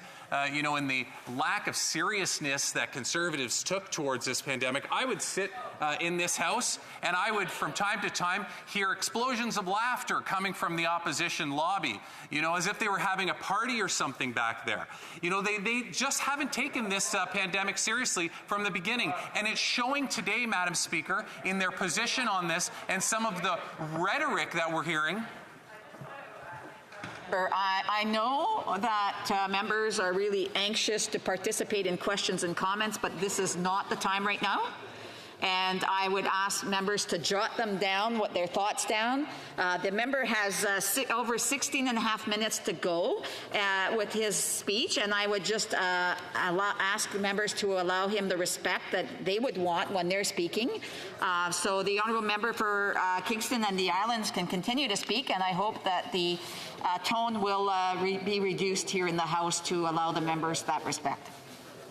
Thank you for that, Madam Speaker. And of course, the most recent event, the creation of the Freedom Caucus, or whatever it's called across the way, of those that are fighting for the liberties of parliamentarians or Canadians or whatever it is, that really serves no purpose, Mr. Speaker, other than to instill distrust and you know, cross the border, the lines between conspiracy theory and promote policies that are quite frankly are not proven or based in science, and that's what we've seen from the Conservative Party. So when you add up every position that they've taken and where they continue to be with refusing to say how many people are vaccinated, and you look at it holistically, there's not a single Canadian out there that actually thinks that the Conservatives are taking this matter of the pandemic seriously. There just isn't, and I think that that's extremely clear. You know, we've heard a number of times, and I can't understand why Conservatives don't just want to be upfront and say, this is the number of people that have been vaccinated. Why wouldn't they want to do that? You know, this is about showing leadership. It's about taking, you know, showing leadership. You know, the member from Calgary Nose Hill stood up and said, well, you know, I encourage everybody to get vaccinated. Well, then why don't they start talking about who's vaccinated on that side of the House? They wouldn't even do it during the election when they were asked openly and publicly. How can you be a leader if you're not willing to, at least as a party, come forward and say, we are making it a requirement that if you want to be a candidate in the upcoming election, you have to be vaccinated. Every other party did it, except for the Conservative Party and the Freedom Caucus or the Liberty Caucus or whatever they've created over there to continue to promote conspiracies. So This is, Madam Speaker, a motion that is really about ensuring that everybody can participate.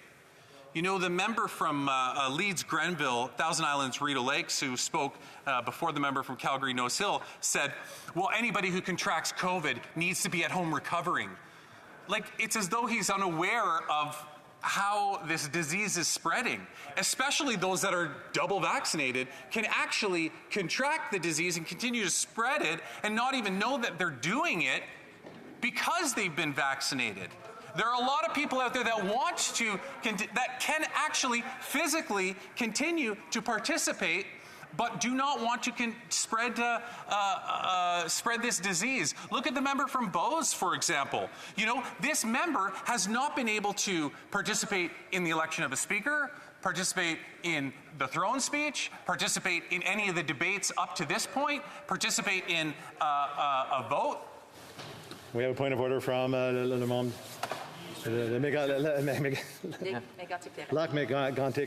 Merci beaucoup, Monsieur le Président. Monsieur le Président. Thank you, Mr. Speaker. The rule is clear. We can't talk about the presence or absence of a member in this place, and the member has done so several times already. I believe the member is aware that he's not supposed to do that. Go ahead. Mr. Speaker, on that point of order, I was not talking to his presence in the House right now. I was speaking to the fact that he has made it well known that he cannot come to Ottawa and participate in Parliament. Il a vraiment dit, Monsieur le Président, que He did say that the member was not able to come here to vote. Therefore, he referred directly to his absence or presence in the House. I would ask him to be careful and to not repeat this type of statement. And I mean, the member knows he can't say directly what he can't say indirectly. Sure. Thank you, Mr. Speaker.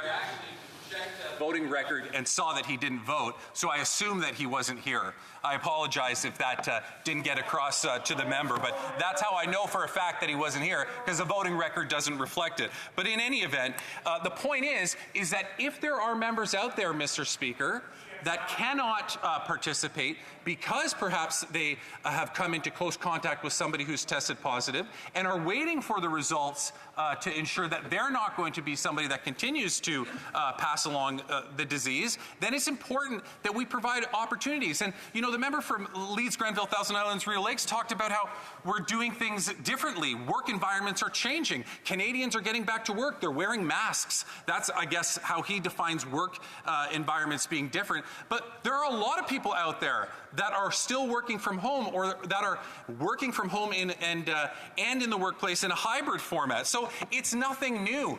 The member for Leeds, Grenville, Thousand Islands, Rideau Lakes suggests almost as though this is something foreign, as though other people aren't out there doing this. There are a lot of people that are out there doing this. I think of my neighbors, for example, who are continuing to work from home 3 days a week and go into the office those other 2 days. It's very common for workplaces to establish practices like these in order to ensure that people can continue to participate and to do their jobs. I have children. I have 2 children that one is just able to now be vaccinated, another isn't. What if I happen to, even though I'm doubly vaccinated, catch COVID? You certainly wouldn't want me to come around here, and I certainly wouldn't want you to come around here if that was the case, if that happened to anybody else. So if that does happen, and I happen to catch COVID, even though I'm doubly vaccinated and still totally able to function in my duties from a physical perspective, why wouldn't you extend the ability for me to be able to do that virtually? And that is all that this motion is talking about. You know, we've heard I heard the previous 2 speakers talk about accountability as though it's not possible to hold ministers to account. I heard the member from Calgary, Nose Hill, go after one of my colleagues a few minutes ago to say that he's not doing his job. You know, here, the irony of all this, Mr. Speaker, is that those that are participating virtually are probably doing a lot more actual work, legislative work, in the virtual world than they were before we had this hybrid parliament. Like, we had committees meeting every single week. Not even on constituency weeks. Even on constituency weeks. Right on. See, and now they're applauding that, Mr. Speaker, and that's good. So why is it that they're against this virtual parliament that will be an opportunity to see this continue? And that's the whole point, Mr. Speaker. The whole point is to provide an avenue for people to continue to do their job. I'm really happy to see that there are at least some Conservative colleagues that would agree that members on this side of the House are doing their jobs and are working. Because for the member from Calgary-Nose Hill to suggest that any member of this House during the pandemic had not actually been working because they weren't able to physically be here, well, that's not just an insult to that particular member or any member of this House, but that's an insult to people across Canada who were working virtually from home, as we saw thousands and thousands of people doing as we were directed basically to stay home whenever and if possible. So I don't appreciate the suggestion that colleagues are not doing their job, despite the fact that, you know, I don't see eye to eye with Conservative members quite often. I would never suggest that they're not working. Maybe they're not doing what they're supposed to be doing, but they're certainly working. They think that they're doing their job, so that's just as effective or just as important. But I think we also have to look at what the difference is. And I've heard on a number of occasions, different people from the Conservative Party talk about the difference, and they're trying to suggest that, you know, when you're physically here, you're more accountable, or you're able to be, I don't know, berated more by the member from Carleton during question period. I don't understand what the difference is. I sat here for 5 months and I heard the questions and I saw the answers come from the ministers. Yes, very rarely on occasion there may have been an instance where somebody wasn't able to immediately respond because of a technical difficulty, but it was very rare. It rarely ever happened. If it happened one time per question period, I would say that is even a stretch. It actually worked out very well. And you know why? Despite the fact that the Bloc is heckling me on this, Mr. Speaker, you know why? Because of the incredible staff that we have here that set up that system to allow us to be able to work virtually like that. I mean, come on. I mean, at least we could applaud for the staff, right? Or maybe not, but that's fine. But I appreciate the Liberal members doing that. But anyways, you know, Mr. Speaker, in conclusion, for me, this is very easy. This is about whether or not we're taking this pandemic seriously from the beginning right through to the end. And as I indicated in the beginning of my speech, it is quite clear to me that the Conservatives have never taken this pandemic seriously. They have dragged their feet and have been dragged into every scenario, whether it was the voting application, whether it was hybrid parliament, whether it was shutting down parliament to start with, whether it was putting on masks. No matter what we brought forward, there has always been opposition from the Conservatives to doing anything that protects the safety of Canadians. And I think, and in particular, those that work in this House and in this place. And I think it is absolutely shameful that they do not think that it is important to continue to extend these provisions so that people can continue to participate virtually and in person as we move forward and we go through the rest of the pandemic. Thank you, Mr. Speaker. Question et commentaire. The honourable member for Lanark, Frontenac, Kingston. Thank you, Mr. Speaker, and good to see my next-door neighbour back in the House of Commons. My next-door neighbour gave a long list of ways in which my party and all of the people on the Conservative side of the House have been not taking the pandemic seriously. I won't go through his long list again. You mentioned mask wearing. Mr. Speaker, back when the Prime Minister refused to wear a mask, back when we were being told don't wear masks, I was the first member of Parliament to wear a mask in the House, and then he followed suit. So in the midst of all the self-righteousness, will he acknowledge that far from being a leader, the Prime Minister was saying don't wear a mask at a time when at least one Conservative MP was wearing a mask? We also had them in our lobby. We've had rapid tests in our caucus, which they don't have. Can we stop hearing this self-righteous nonsense about how the Liberals take it seriously and Conservatives don't? It's just untrue, and you should acknowledge that. The honourable member for Kingston and the Islands. I want to applaud this member because I do know that I brought this point up before. He was in the House and he's actually asked me this question before. And yes, congratulations to him. But it's unfortunate that his leadership couldn't have got behind the same idea. When we got behind wearing masks, it was a decision that all Liberal members were going to wear masks, full stop. It's just like when they're deciding that if you want to be vaccinated, you can. If you don't, you don't have to. But I'm, the leader of the opposition. I probably should take a position on this, but I don't know if it's such a good idea, so I'll let you guys decide what you want to do. That's not leadership. He talks about leadership. Why isn't his leader demanding that all candidates in the election that wanted to run as a Conservative candidate needed to be vaccinated? I say to him, thank you for putting on a mask and for doing the right thing. It's just unfortunate that his leader couldn't do it. Maybe it's time for him to become leader, Mr. Speaker. Question commentaire, l'honorable membre de Berthier-Mastinganger. Merci beaucoup, Monsieur le Président. Tout d'abord.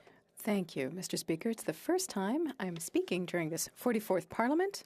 I would like to thank voters for Berthier-Mastinganger for renewing their trust in me. I would also like to congratulate you for your nomination to the chair.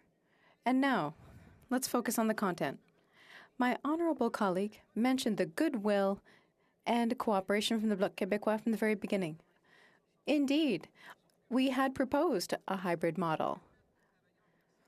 But now, conditions allow us to work in person and to do our work properly.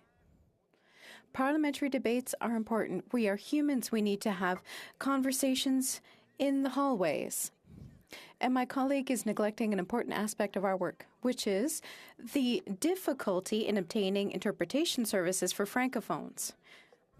Also, there's staff listening to us in the hallways. They're concerned about their health and safety at work. I think as long as we can, we should be sitting here. My question for my colleague is, does he underestimate our ability to adapt? Let's say there's another wave, January, February, March. I'm sure we could adapt quickly. Is he underestimating our capacity to do so? The honourable member for Kingston and the Islands. Possible, Mr. Speaker, but it doesn't mean that it's the right or, in fact, the recommended thing to do. The conditions may have made it possible that we can get together and that we can be in the same room like this, but it doesn't mean that it's the safest way to do it. As a matter of fact, recommendations would be that we don't. And that's why this is happening. Why do we want to wait until February or March? Why wouldn't we have the provisions in place? My thought, Mr. Speaker, is that the vast majority of people are still going to be here. All the ministers will be here for question period, as indicated.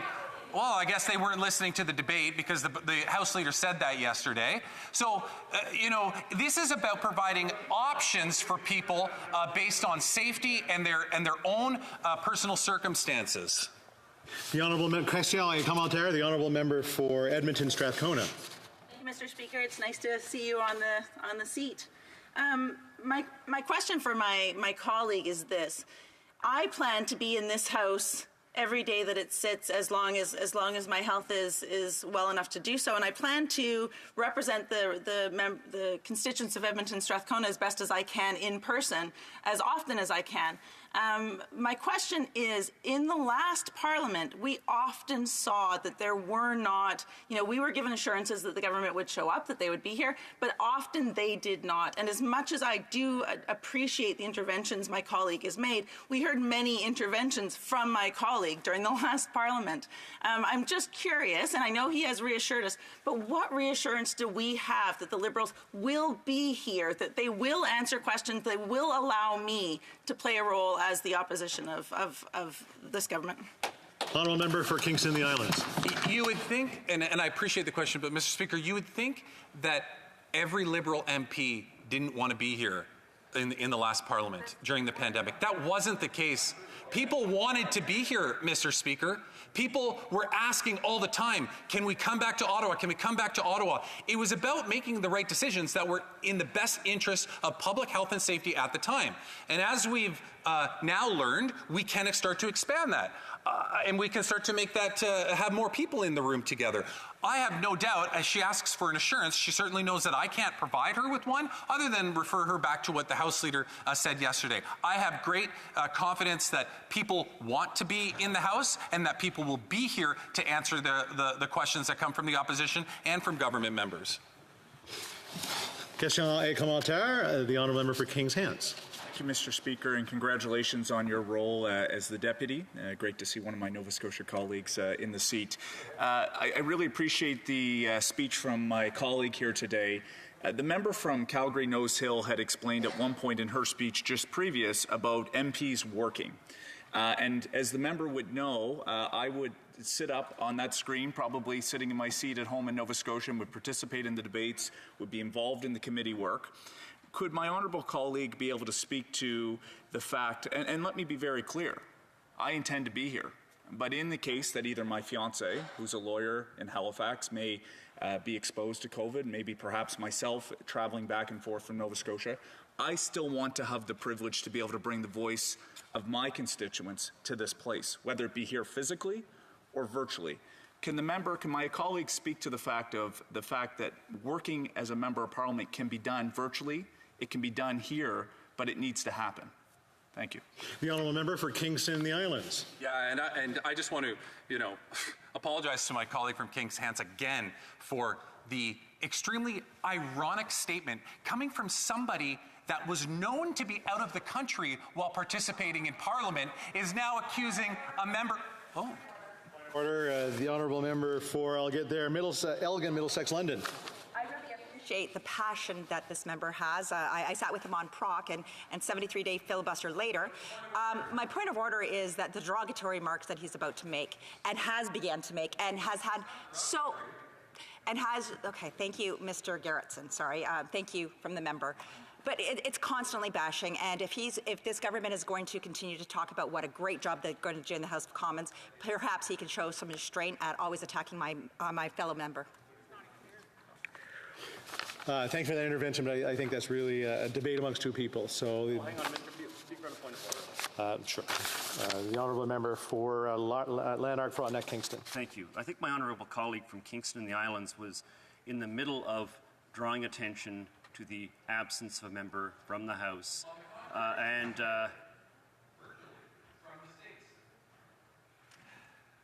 And now this member who claims that Conservatives are disrespectful and won't follow the rules of decorum is heckling in the middle of my comments. So I just wonder if he could find a way of following the rules and showing the class that I know he can show because I've seen it in the past, although not today. Thank you, Mr. Speaker.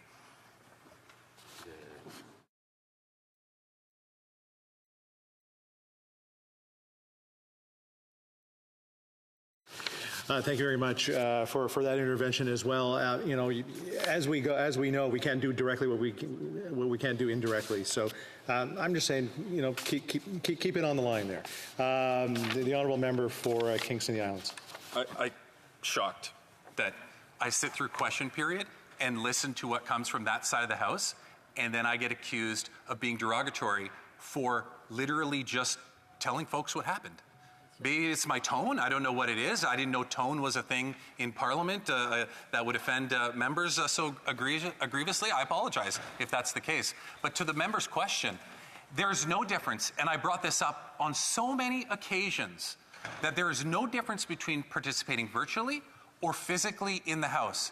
And that's what this all comes down to, Mr. Speaker. It comes down to this idea that you're somehow not really here if you're participating virtually. And that's what the Conservatives have been suggesting all along throughout the last 5 months of this House when it last sit.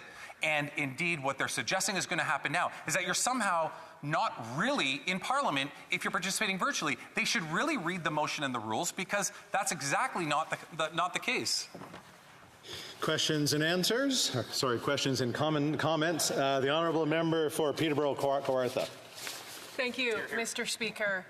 I want to point out through you, Mr. Speaker, that I was elected to represent the constituents of my riding of Peterborough, Kawartha. And I believe all of us us in this House were elected to represent our constituents. I'm curious, through you, Mr. Speaker, if my colleague has even asked, or if any of my Liberal colleagues have even asked their constituents if they are okay with them not showing up to work. The honourable member for Kingston, the Islands. Well, again, I mean, it's just the same rhetoric that we heard from the member from Calgary Nose Hill, a suggestion that you're not working if you're participating virtually. The member from Kings Hants, you heard him talk about what he was doing during that time, the work that he was doing. You know, to suggest that there's somehow a lack of work or that people weren't doing work, well, to me, it only makes me wonder, okay, maybe that's the way that Conservatives members took this. When they were supposed to be virtually, they just weren't working. I mean, if I'm wrong, explain to me why I'm wrong if that seems to be the only way that Conservatives are taking this. They're insisting that you're not working if you're not participating virtually, and it's just wrong. Continuing debate, the honourable member for South Surrey White Rock. Here, here. Very good, Mr. Speaker. Thank you. We heckling already before I've even begun. Mr. Speaker, rising for the first time in the 44th Parliament, I have in mind the mandate given to me by the good people of South Surrey White Rock. But just before that, I want to commend all British Columbia MPs in this House who showed passion, care, and solutions last night in the emergency debate on British Columbia. The mandate I was given was made very clear to me when I met with neighbors, friends, struggling small business owners, some who lost their businesses during the pandemic lockdowns, and voters at their doors. Go to Ottawa for us. Our armed forces are demoralized by constant criticism without the balance of recognition for their hard work and indeed their heroism. The CAF would have appreciated at least a shout out from the throne speech this week, but nothing there. Veterans are suffering because this government left many Afghan allies behind to be hunted down by the Taliban. The issues we need to address in this Parliament are too numerous to outline in a short speech. We are choosing here to either advocate for Canadians in person in this House or allow MPs, despite vaccination proof, masks, and precautions throughout the parliamentary precinct, to stay distant on Zoom screens. This is an unnecessary buffer between the government and the scrutiny of the Canadian people through its opposition parties. It's kind of like two people trying to talk to each other with two masks on each through a plexiglass with plexiglass between them. We've all been there. The Trudeau Liberal government received, the government received just 32% of the popular vote. Unfortunately, government is formed by which party wins the most individual ridings, not the overall vote count. But you would think, Mr. Speaker, that result would give this government some humility, some understanding that Canadians, sorry, I forgot to say I'm splitting my time with the member from Regina Louvain. Sorry about that. That Canadians are looking for accountability and rigorous scrutiny. But no, the Prime Minister has already said numerous times that this government has a clear mandate. Does it? With 32% of the vote? I'm not at all sure that Canadians would agree, and I know that people in my riding decidedly do not. I'm very proud of our Westminster parliamentary system, refined over centuries, of commoners elected by free people of free will in a free democracy to hold those in power to account and, when required, to ensure a peaceful transition of power. A forum that provides a robust challenge function to those entrusted to govern us. A system where even the head of government and ministers are expected to participate in our form of question and answer debate, the back and forth of question period. This makes the Prime Minister and his leadership team directly accountable to the people. Another hallmark is a professional civil service that supports our significant work here. They are subject to the government's mandatory policies requiring them to be vaccinated or prove an accepted exemption. They're here because they are in compliance. We are here because we are in compliance. There can be no honest suggestion that the House of Commons is somehow more hazardous a workplace than any other in Canada. Her Majesty's official opposition is the caucus most seized with keeping the government in check and to stand ready to assume government, equally tasked with upholding the best interests of the country writ large. It is built into this system that Parliament demonstrably provides the best way to hold government to account, which is and always has been in person. The vast majority of workers in my riding don't have the option to work in a hybrid fashion and are clear it's a condition of their continued employment to be double vaccinated and wear masks. Some have lost their jobs as a result and are in great need. Most have obeyed these requirements and don't expect their elected MPs to be exempt from the rules that they must abide by. They don't expect us to have an elitist special accommodation. We are here to represent them, not ourselves, just because it's more convenient or comfortable for some to stay at home. No doubt we all want to be home more. As a BC MP, Ottawa is a 4,300-kilometre commute for me. But we just had 20 months doing our work from home and by Zoom. Should any individual MP require accommodation for a short time due to health, family, or MP-related travel reasons, those exceptions can be made. What about pairing, which has been brought up by others? Every opposition MP noted that even when we were allowed to be here in limited numbers, Liberal ministers often chose to participate by Zoom from their parliamentary offices. They should be in question period to answer the questions put to them. It is not backbench members of Parliament tasked with responding, ever. So, is it important to my constituents that we do our parliamentary work in person?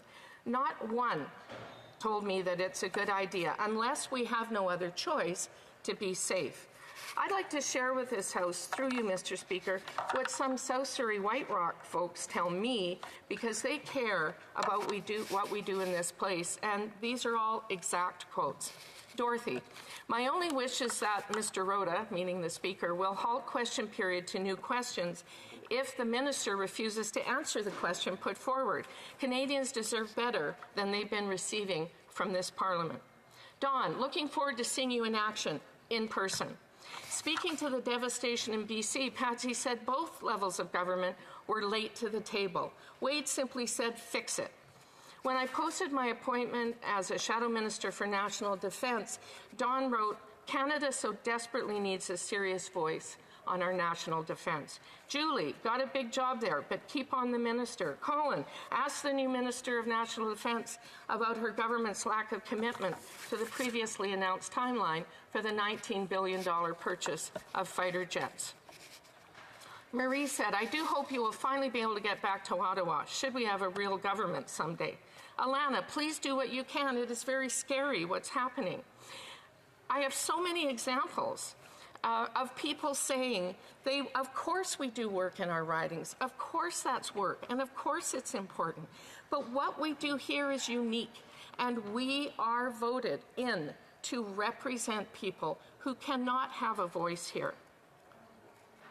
Darlene said, ethics in government means everything to me. Let's change the culture of Ottawa. No more scandals, no more corruption. Others' issues are rebuilding their families' devastated small business, deep deficit, the concern about the country perhaps going bankrupt. Javier said, we need a government that cares about our economy. The Parliament is an absolute mess due to the, present government. Veterans groups want a military covenant and a military Bill of Rights. There is just so many issues that need to be addressed here. We have all struggled through poor audio, poor video, intermittent connectivity, MPs embarrassing themselves, that seem to usually be on the government side, on screen, missed votes, overzealous use of the mute button. and straining of resources in both the House and in committee. That's enough. I urge my fellow parliamentarians not to give unto ourselves special accommodations not afforded to millions of workers in this country, not to choose comfort over solemn duty. If we can send 276 delegates to COP26, the most in the G7, we can buck up and have 338 MPs in this House of Commons. We all just took a new oath to conduct ourselves in the best interests of our country. That means being in our workplace, doing our work. We have riding time set aside. The voters chose us to be their voice in this place, in person. Let's get to work. Questions et commentaires? Questions and comments? Peg North. Yes, thank you, Mr. Speaker. You know, I find it very difficult to understand why it is the Conservatives do not support this motion. All they have to do is look at within their own ranks, where they'll find a member, the member from Beauce, who is not able to be engaged in all the procedures and the abilities that we have at our fingertips, whether it's debates, votes, possible committees. This is something that's important for all members. My question to the member opposite is, why would she deny, by voting against this motion, members of Parliament today and going forward having access to be able to do the fine work that we can do inside this chamber? Member for South Surrey White Rock. Thank you for your question, and the answer, I think, is quite obvious. This is a very unique form of work that we do, and we have work to do in our constituencies, and we have work to do here in Ottawa.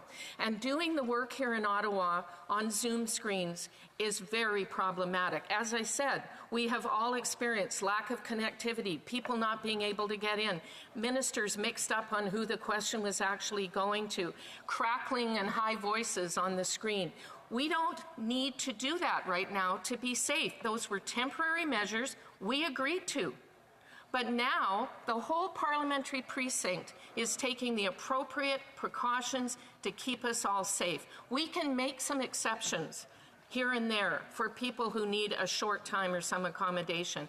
We should not make it a blanket, and it certainly shouldn't go right through to next summer. Questions et commentaires? Questions and comments? L'honorable membre. The Honourable Member for Beauport, Côte de Beaupré, Île d'Orléans, Charlevoix. Thank you, Mr. Speaker. And I'll take this opportunity to congratulate you on your appointment. I'd also like to take this opportunity to thank all of the voters in my riding. This is the first time I'm standing to speak in this 44th Parliament, and I'm very pleased to be representing my constituents. I'd like to ask my colleague a question about a phenomenon that we all know, which is the quality of our scientists. Particularly in Quebec, you know, we have eminent scientists that we have a lot of respect for and who were able to convince people to get vaccinated in very large numbers. In fact, we're leaders on that front in Quebec. So I'd like to underline the contribution of scientists to this debate today, and also underline how humble we are in the face of that science. Scientists formulate recommendations for us, and those are very important. So I'd like to know if my colleague agrees with me that science could make a real difference when it comes to getting her team and her colleagues vaccinated. I'd also like to mention that it's the 100th birthday of my grandfather Romeo, who was one of the first people vaccinated in Charlevoix today, and he's waiting for his third booster dose shortly. The honourable member for South Surrey White Rock. Well, thank you for your question, but with due respect, unless the scientist is a member of Parliament, it's not that relevant to our discussions and debate here right now. Of course, science is important. I'm double vaccinated. I wear masks except when I'm speaking. We all do. My point was, We are all in compliance here. Our civil service is all in compliance here. This is no more hazardous or unsafe a workplace than any in Canada. In fact, I would suggest it's even more so. At my recent swearing in, Mr. Speaker, my adult children, I wasn't allowed to take them certain places in the precinct because of the precautions being taken here. We're being very careful, each and every one of us. It's safe to be here, and we should be here. Now we got a quick 30-second question and answer here. The honourable member for Windsor West. Thank you, Mr. Speaker. Congratulations, and I will be really quick. Just a question with regards to safety here. Would the Conservative Party support a review of Canadian-made PPE here on the Hill? We've seen in this country and also on the Hill improper PPE. I'm concerned about the staff, the people here on the Hill, as well as ourselves, and we've invested in Canadian companies to transition. Would they support that type of initiative? Well, the honourable member for South Surrey White Rock with a quick answer. Well, I think one of the greatest travesties in this pandemic is the call out from the government to manufacture PPE here in Canada and then ignore the many companies that started up with perfectly compliant PPE and went instead to big conglomerates. So, of course, I support self-reliance and I support PPE made in Canada. Continuing debate, the honourable member for Regina Louvain. Thank you very much to my colleagues for that smattering of applause. Very much appreciate it.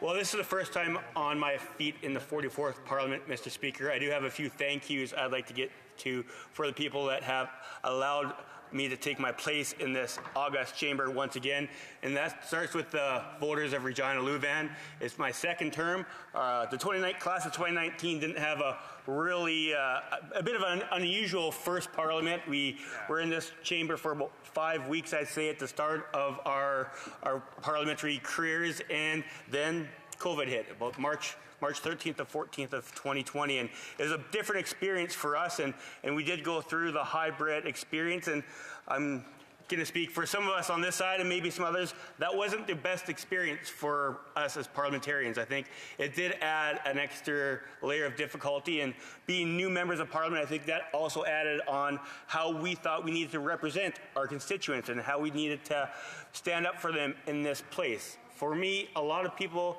that voted for me and sent me here said, please be Regina Louvain's voice in Ottawa. Not Regina Louvain's voice on a screen, not Regina Louvain's voice sometimes in Ottawa, but when the chamber is sitting and the House is sitting, they want us to be in our chairs here because that's our job. Our job is to represent our constituents in this chamber and be their voice and bring forward their concerns to the government in opposition to propose and oppose. I think that's very important for us to do, and I think it's incumbent on all of us to sit back and think, how do we do that best? And I heard a lot of members, Liberal members, say, we're going to be here. We're going to be here regardless if hybrid happens or not. Well then, why don't we continue with that tradition? Members are talking about our member from Beauce. Is he the only person that's ever had a health care issue that couldn't come into the chamber? It's been happening since this chamber started. People do have health care issues. That means they can't come here. When they get better, they come back and they sit in this house and they do their job. It's always been that way. And I think pairing, which the member from Leeds-Grenville brought up, is a very good idea. It's a proposition from us saying, if you want a different way of doing things and having a bit of leverage for not being in the chamber, why couldn't we do the pairing?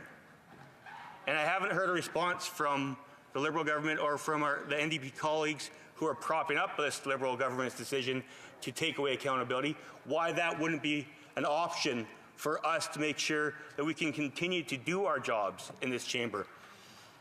I grew up on a dairy farm in Rush Lake, Saskatchewan. There was no way that we could ever virtually milk a cow. I represent people that have to go to work every day, regardless of their health, regardless of if they want to get up, regardless if they had a long night the night before. You had to get up and you had to go to work. That is for dairy farmers. That is for people that have to put hay up. That is for our ranchers. That is for people that have to harvest. There's no virtually harvesting our products in Saskatchewan, Mr. Speaker. You get up each and every day and you go to work. That's for my friend Dieter, who runs a cement company. You can't pour cement over a screen. You have to get up, go to work, each and every day to make sure that they can support their families. That's what we're talking about today. Why do Liberal members think it is okay for us not to have to show up for the people that we represent? Because they do it for us all the time. Every day they get up and they go to work because they have to. The people that work at the grocery stores, during the pandemic, they didn't have a choice to say, no, I'm not going to go to work because, I don't feel good, or I just don't feel like I want to. That being said, Mr. Speaker, there's always the ability, if a Liberal member doesn't feel well and he wants to keep people, they want to keep people safe, then don't come. If you're sick, don't come. Don't come to the chamber. That's how this works, Mr. Speaker. That's how our responsibility. If you don't want to spread a sickness, then don't come to the chamber if you're not feeling well. We have personal responsibility as well, and we are all adults, and we're in this chamber. Why can't we do that? Why does the government have to make a rule to tell you not to come to work if you don't feel well? I'd ask that. We can do that on our own, Mr. Speaker. We're intelligent people. So when it comes to accountability, that's what this is all about. The government thinks they can hide over virtual parliament until June of 2022. My constituents in Regina Lewis do not want that. They want us to be in this chamber. They want the government ministers to be answering questions in person instead of having technical difficulties over Zoom. And that's what I'm talking about. There are also two different Liberal members. There's the Liberal members and the House Leader in media saying it's all about safety, it's all about safety. Then the cameras go off and they're hugging people all over in the opening day. Each and every one of these members went and hugged people throughout the chamber on opening day when we were here. What's the difference, Mr. Speaker? Why is that okay? Because there isn't media, and they can feign their hypocrisy when the cameras are on. Mr. Speaker, it's all about safety, hand over heart. And then they can jump on a plane and go to COP and they can rub shoulders with Leonardo DiCaprio. That's okay. Sure. They can go and hang out with their global elitists in Glasgow, but they can't stand up for their constituents in this chamber. That's what you get with a few of the Liberal members. Some have the best of intentions, and I've worked with the member from King's Hand on Agriculture Committee, and he's done his duty on agriculture, but I'm sure he'd rather be here. I'm sure he'd rather be in the chamber. Actually, I heard him say that. If we're able, there is the maritime bubble. If I'm able, I'd rather be in the chamber. And I wish some of the Liberal members would have talked to their leadership like that before this motion was brought forward. Because I think there's a lot of Liberal members that do feel like their job should be in this chamber and they want to be here as much as possible. But they didn't have a caucus meeting for 50 days after the election, so they probably never got a chance to have that conversation, Mr. Speaker. So unfortunately, there's a little bit more collaboration with that Liberal benches. Maybe they would have heard their members and said, it's time. Most Canadians have to go to work to earn a paycheck. We should too. Mr. Speaker, when it comes down to it, what we really are talking about is the need for us to be leaders. The need for us to show the people that sent us here after a $600 million kind of cabinet shuffle that we are going to be here and standing up for their rights. And Liberal members must feel that same way, because I don't think you put your name on a ballot to sit in front of a screen. I don't think any of them did that. I believe that in my heart, that they want to represent their constituents as well. So I'm hoping, before this is all said and done, that we make sure that the Liberal front benches hear from their back benches that they want to come to work too. And to have this motion on the order paper and have say, we're going to shut down real parliament till June 2022, Mr. Speaker, I think that's just something where it shows that this is more about political gamesmanship than the safety of those here. I believe that the parliamentary precinct has done a great job making this a safe place. I believe they worked hard and they've done all they can to make sure we can do our jobs over virtual parliament when we had to. But Mr. Speaker, I think now we can do this in person. And I'll do a plug, a shameless plug. The Saskatchewan Roughriders are having a home playoff game on Sunday. There's going to be 33 50,000 people at Mosaic Stadium watching our Riders beat the Calgary Stampeders. If we can do that, Mr. Speaker, then surely if we can fly to Glasgow, Mr. Speaker, and rub shoulders with global elites at COP, we can sit here with 338 of us in this chamber and make sure that we're passing laws for the people of Canada, and we're going to work to make sure that we represent our constituents. That's what I want to do, and that's what my request is to some of the Liberals. Talk to your front benches and ask if it's not possible we can sit here in person and make sure we're doing our jobs so that each and every Canadian has a representative in this chamber. Thank you, Mr. Speaker. Question et commentaire. The honourable member for Pickering-Uxbridge. Thank you, Mr. Speaker. To the honourable member, I would encourage him to stand in this place and to apologize to all Canadians who, through the course of this pandemic, did the right thing, who still worked, but worked virtually, to students. Excuse me, I continue to be heckled because they can't stand, they give it, but they can't take it. Mr. Speaker, to all those students, all those employees who went to work virtually over the course of the pandemic, doctors, nurses who still saw their patients, and the Conservatives to stand here today. Order. I'm having trouble hearing, so I'll let the member for Pickering-Uxbridge to finish up her question. Thank you, Mr. Speaker. So will the Conservatives stand in their place, apologize for accusing Canadians for not working throughout the pandemic when they went to work virtually, when they went to school virtually, and did the right thing to keep Canadians safe? Is he going to apologize? The honourable member for Regina Louvain. Mr. Speaker, obviously she thinks the media is here because there's the feigned hypocrisy of a Liberal. Oh, will you apologize? I'm standing up for people that want to see us work here. I know people work virtually. You all work virtually. What I'm saying is there's some people that can't.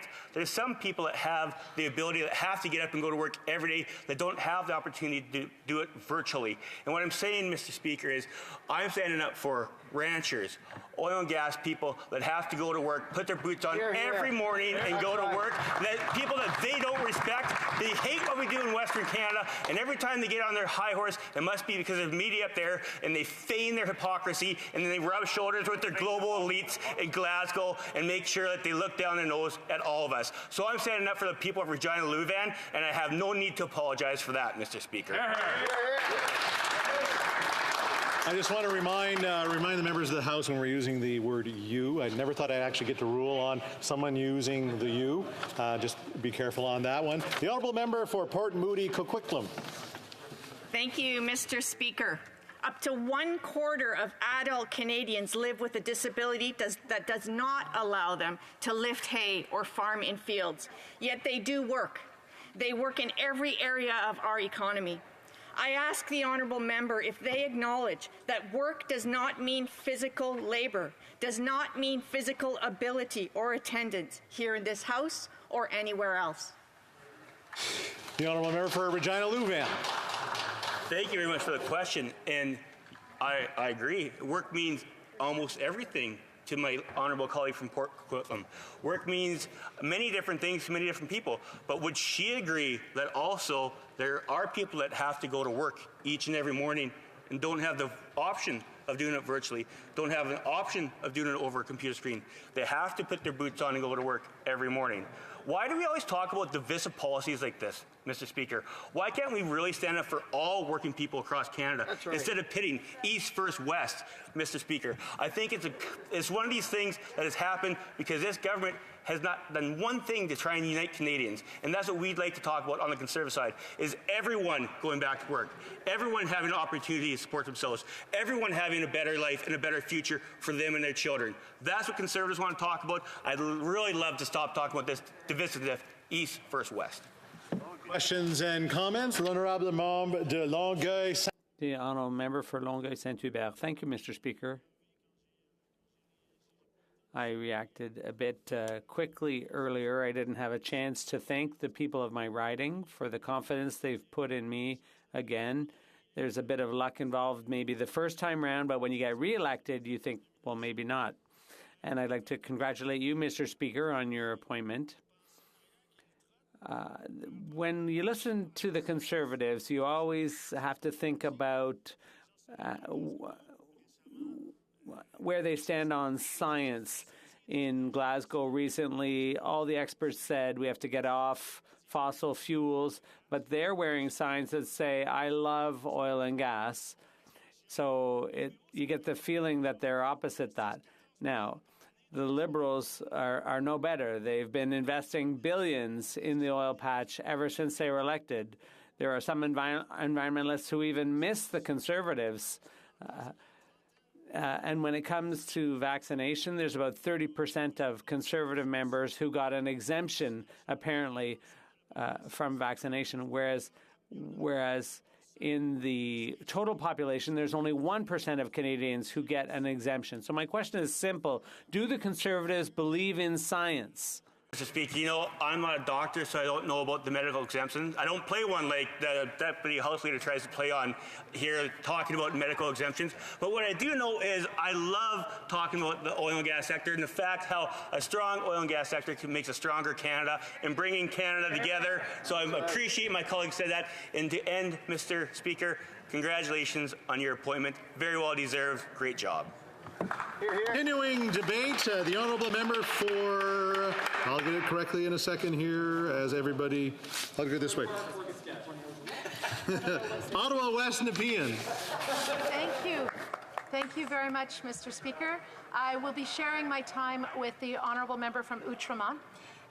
Since this is the first time that I'm standing in this House in the 44th Parliament, I want to thank my constituents in Ottawa West Nepean for putting their faith and their confidence and trust in me once again as their Member of Parliament. And I'd also like to thank my family, especially my husband Don, my stepdaughter Courtney, and my mom Maria for always being there and supporting me throughout. And of course, my volunteers and supporters. Mr. Speaker, I am pleased to participate in debate on the government's motion to implement a hybrid sitting approach. This motion is proposing that we adapt our procedures and practices so that all members can fully participate in the proceedings of this House, either in the chamber or by video conference. This is an important motion. The pandemic is ongoing, and we require the flexibility that a hybrid system will provide. I'd like to paint a picture of the situation. First of all, the motion would allow all members to participate in the work of the House, either on site or by video conference. Members attending in person should be doubly vaccinated or have a medical exemption, a valid exemption, in keeping with the Board of Internal Economy's decision of October 10th, 2021.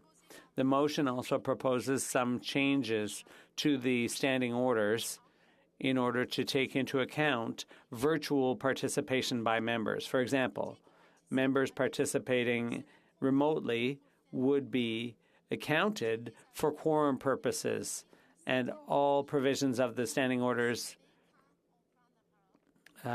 i.e. standing to speak or sitting in one seat, those would be altered to allow remote participation. The motion also allows for documents to be tabled in the House in electronic form. For example, members participating by video conference could table documents or present petitions or reports to the House in electronic form during routine proceedings. However, documents would have to be sent to the clerk before the member speaks. The motion would allow members to participate in committee meetings remotely or in person on the condition that they meet the vaccine requirements set out by the Board of Internal Economy.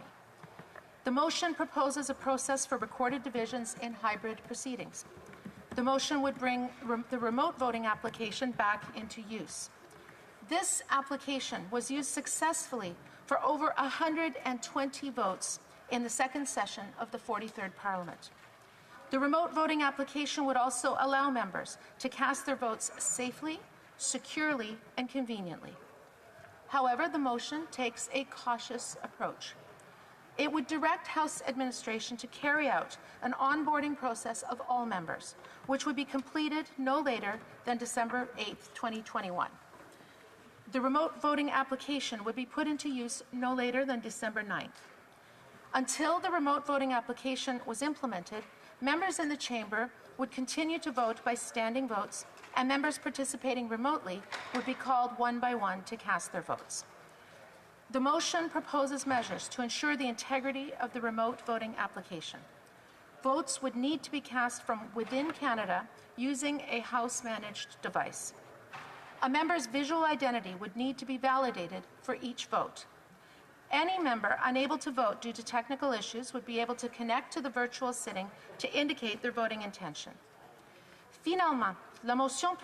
Finally, the motion proposes a process for the supplementary estimates for the current fiscal year. The motion provides that on a date designated by a Minister of the Crown, the Committee of the Whole would examine the supplementary estimates at the ordinary hour of adjournment.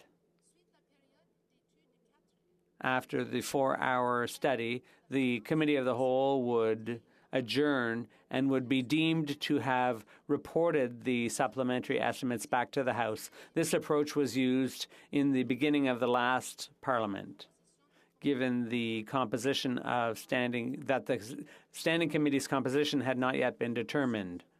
The motion provides that this way of operating would stand in place until June 23, 2021, the last day of sittings in the parliamentary calendar before the summer break. Reasonable and pragmatic approach to ensure members are able to participate in House proceedings while respecting public health guidance.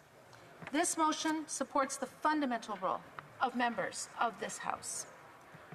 The government has always recognized our essential role in representing our constituents and holding the government to account. The government has supported members in fulfilling this role since it came to power. The government has promoted free votes for members of the governing caucus and established Prime Minister's question period. When the House was adjourned at the beginning of the pandemic, the government sought ways for members to fulfill their role. The former government House Leader wrote to you, Mr. Speaker, to ask whether House administration would be able to implement virtual sittings. This is because the government wanted to ensure that this House could continue to hold the government to account during the pandemic. This House passed government motions in April and May 2020 to instruct the Standing Committee on Procedure and House Affairs to study how members could fulfill their parliamentary duties while the House was adjourned during the pandemic. The committee undertook 2 thoughtful studies on this issue. In its second report, the committee recommended a detailed set of standing order amendments that would codify procedure for hybrid sittings and remote electronic voting. The committee also proposed guidance for the development, testing, and implementation of a remote electronic voting application. The committee's reports provided valuable guidance to this House and to House administration in implementing a hybrid sitting approach in September 2020. I want to stress this point. The motion does not propose anything new. During the last Parliament, in the face of an unprecedented public health crisis, this House adopted creative and innovative ways to debate, transact business, and make decisions using a hybrid approach. From September 2020 to June 2021, the House sat with members in the chamber and members participating remotely. All regular business of the House was conducted, including consideration of government legislation and private members' business. During this time, 19 government bills received royal assent. This legislation has a real impact on the lives of Canadians. For example, Bill C-4 created 3 new temporary recovery benefits to support Canadians who were unable to work because of COVID-19. Bill C-9 put in place targeted support to help businesses with emergency rent and wage subsidies. I hope members will come together to support the important economic measures that the government is proposing in Bill C-2 to address the current phase of the pandemic.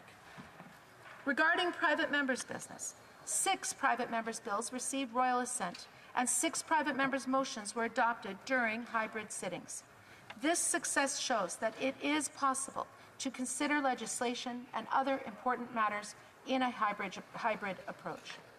A hybrid parliament would also allow for better work-life balance, particularly for members who are parents of young children. During the debates about the House procedures in February of this year, some members from various parties mentioned the importance of work-life and family balance. These members noted as parliamentarians that virtual settings help them under the 43rd Parliament. It allowed them to better juggle the various responsibilities.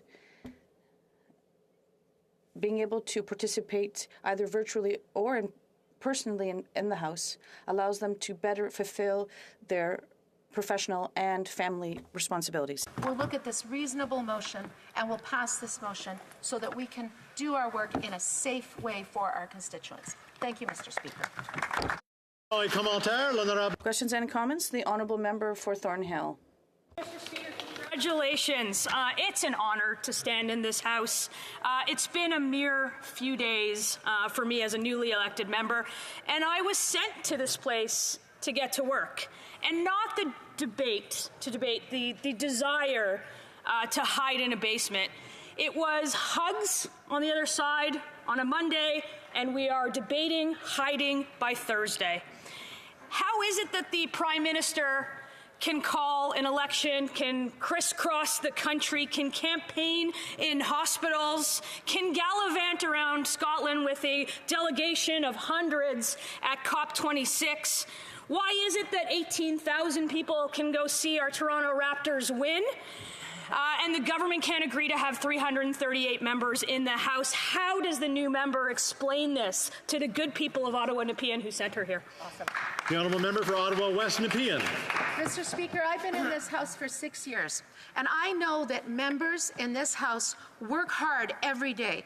I find it both insulting and disingenuous that the member opposite would accuse any of us of wanting to hide in basements simply because we want to maintain public health measures. We need the flexibility in this place to make sure that we ourselves are not becoming vectors of the virus. My riding is here in Ottawa. My constituents are working in the restaurants and the bus drivers and others that are here. We're coming here from 338 ridings, and we do not, I heard members on the other side suggest that members here come in sick. I don't think there's a workplace in this country that would encourage their workers to come in sick, which could potentially spread the virus to those that work on the Hill and to my constituents working in downtown Ottawa. Thank you. Questions and comments? The Honourable Member for, and I'll find you in a second here, Lac Saint Louis. Thank you, Mr. Speaker, and I congratulate you on your new role, and I congratulate the member from Nepean on her victory. To me, Mr. Speaker, this debate is very much about the role of technology, not just now, but throughout history, in allowing societies to be more productive and to work in a safer way. And so I see the fact that we can use video conferencing as a way to continue to do our very important work, but in a safer way. And I think that all governments are encouraging employees, whether they work in offices or factories, to use technology, if they can, to work in a safer way. So would the member not agree that the advent of video conferencing technology has in fact in many ways not only allowed us to work more safely, but has expanded the privilege of members, because we know that some members might be absent for personal reasons. Perhaps they are ill or they have an ill family member. Now they can continue to participate, whereas before they could not come here and speak and vote. The Honourable Member for Ottawa West Nepean. Thank you very much, Mr. Speaker, and I want to thank my honourable colleague. I could not agree more. The one thing about democratic institutions that is absolutely vital is the resilience and the ability to modify and to be able to adapt to changing circumstances. Institutions, by their nature, need to reflect and adapt the current environment that we're in order to serve Canadians. And the use of technology, and my honourable colleague is absolutely right, has provided a level of flexibility that I think that serves Canadians even better. So thank you, Mr. Speaker. The honourable member for Abitibi Bay James, Nunavut EU. Thank you very much, Mr. Speaker. Congratulations for your new position. First, I'd like to thank all the citizens of Abitibi Bay James who elected me in this 44th Parliament and for my second mandate. Let's talk seriously, Mr. Speaker. Things don't seem to be fair at the Parliament. They keep talking about this, but what was important to say that we went to an election campaign. We didn't want an election, but we did have to go before our constituents, and then we were double vaccinated. There were problems with the interpretation, and scientists are speaking for us. We are responsible for this, and our position has to consider health considerations.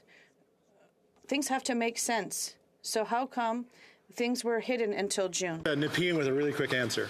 Thank you very much, Mr. Speaker. I think our first responsibility here in the House is to protect Canadians and to protect the health of Canadians. And to do so, we have to do everything here to health, in respect to health as our first priority. The honourable member for Outremont. Mr. Speaker, this is the first time I've had the opportunity to stand up in this House, in this new Parliament. So please allow me to take a brief moment to thank the voters of Outremont, Côte-des-Neiges, and Mile-End for their renewed confidence.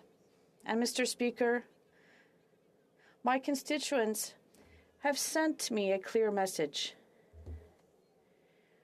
Advance progress on climate change. Tackle the housing crisis. Strengthen gun control. And ensure that the economic recovery is strong, green, and fair. I look forward to getting to work on that, Mr. Speaker.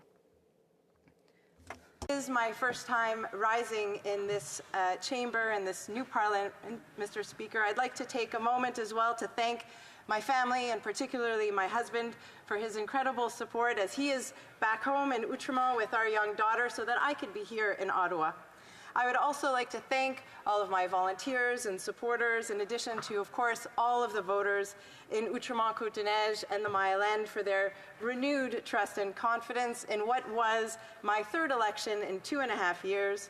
And let me tell them, as well as all of my colleagues in this House, that I am just getting started here. Monsieur le Président. Mr. Speaker, I'm pleased to speak today to this motion to allow Parliament to operate in a hybrid fashion.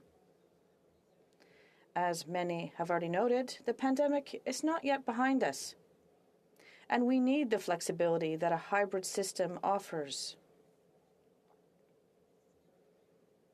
The hybrid system works. We were able to leverage new technology and have been adaptive in transforming the way we carry out our parliamentary responsibilities. The hybrid parliament has enabled all of us to fulfill our obligations as elected officials to Canadians, while protecting our colleagues and the personnel who support us. And I have to admit that I find it somewhat disappointing that all parties in this House were not able to find common ground on a way to adapt our procedures for this new session. I hope we will be able to find a consensus to return to a hybrid mode of operation. And I would like to note that the motion that is before us today allows all members to participate in the proceedings of the House in person, if they wish, or via video conference. It is the choice of each member, and I think that's a very important point. The proposal that's on the table doesn't prevent any member in this House from being here in person to take their seat, nor does it dictate when or how members can participate in the deliberations of this chamber. Members have the choice of participating in person if they wish. Giving maximum flexibility within the parameters of public safety regulations that will be enforced is what this motion is all about. This is important for me, as I know it is for other colleagues. Our ability to stand in this chamber to speak on behalf of our constituents is critical to me and to others, and it is entirely protected by the proposal put forward in this motion. What is also protected, Mr. Speaker, is the ability of members who may be symptomatic or sick, or even members who are in contact with someone with COVID-19 and therefore need to isolate, to continue doing their job of representing their constituents, to have the opportunity to vote and make their voice heard. What I think I've been hearing from some of my Conservative friends is that if I get a notice on my COVID alert app saying that I've been in contact with COVID-19, that I can't vote. That's ridiculous. I should always, always be able to vote. I should not be denied the opportunity of casting my vote on behalf of the constituents that sent me here. Those Conservatives speaking out against this motion, I believe, are actually arguing that we need to limit the ability of members such as myself from participating in Parliament and doing our job. And I ask them why. Why, when there is a way to ensure through a hybrid formula, through a virtual option, that all of us can do the job of representing our communities? Why do they wish to deny me that and other members? I do not know. Nothing in this motion prevents us from interacting in this place in person.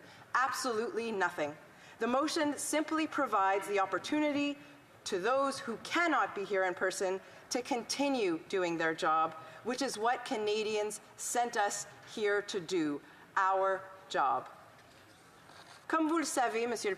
And as you know, Mr. Speaker, the motion before us provides that those who participate remotely or virtually will be counted for quorum purposes.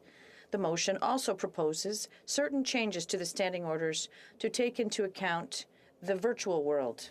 For example, all references in the standing orders to certain requirements, such as standing up when speaking or being in one seat in the House, will be amended to take into account the virtual component of our work. Another aspect of the motion is allowed to documents to be tabled or presented to the House in electronic format. That's a good thing. In the current circumstances, we need to be innovative and flexible so that we can continue to represent our constituents as safely and as possible. And ultimately, that is one of the goals of this motion for a hybrid parliament. To address the issue of safety and security. I do not bring this up in the context of my own safety. I recognize that I have been sitting in this chamber of 338 seats. I also recognize, Mr. Speaker, as is quite obvious to everyone now, that when we rise to speak, we do take off our masks. What concerns me is not my own health, Mr. Speaker. It is that we are each, as leaders of our communities right across the country, traveling back and forth to our constituencies. We will go back to meet with and serve the people that we represent this weekend. The people that we see at spaghetti dinners, the children at the community fair, those are the people that sent us here. And Mr. Speaker, there is nothing more important to me than protecting those people. And so when I hear that many, possibly dozens, we don't know, Conservatives appear to have exemptions allowing them not to prove their vaccination status, I wonder what higher principle they are defending. We know that only about 0.001% of people are expected to require a medical exemption from vaccination. That is what the science says. And so I question what is going on here. Are those Conservative members fighting for an issue of personal freedom over collective well-being? Because if that is the case, let us address that debate head on and not mask it, if you'll permit the expression, with debate around whether an option of participating virtually in order to vote means that we are doing our job or not. And so while I, like many Canadians, am happy to return to restaurants while showing proof of vaccination, and I encourage everyone listening to support our small businesses and our hospitality sector, while I, like many Canadians, are happy to get back to work in person, to see my colleagues, and to do the work that we know often needs to be done in person, I also want to ensure that we are not vectors for the spread of this disease to different regions of our country. And we can do that most effectively by ensuring that there is a strict vaccine mandate for those entering this chamber, first and foremost, and for providing options that would allow members to do their job from outside this chamber if they are experiencing symptoms or if they are in contact with COVID. Le débat sur la vaccine. The debate about vaccination is divisive, Mr. Speaker. I recognize that. We all have the freedom to make choices, including personal choices about our health. But some choices, like refusing to show proof of vaccination to sit in a chamber of 338 people from all over the country who are going back to see other people, well, some choices are simply unacceptable. Questions and comments. The Honourable Member for Elgin, Middlesex, London. Very much, Mr. Speaker, and thank you very much to the Speaker for providing her intake on her uptake on this. I guess for me, you know, I'm looking at everybody in the chamber. We have met that benchmark. We have been told to do this or to do that. I am fully vaccinated. I have members within my own family that I have to ensure that are going to be safe. But do you know what I do when I'm really concerned? If I have been around, I might take a couple days. I might do a rapid test, something that we're asking of these people, that when they come here with these medical exemptions, that they're having a test, and they are doing it. So I'm very concerned with the idea that they're talking about having, you know, we could have everybody here.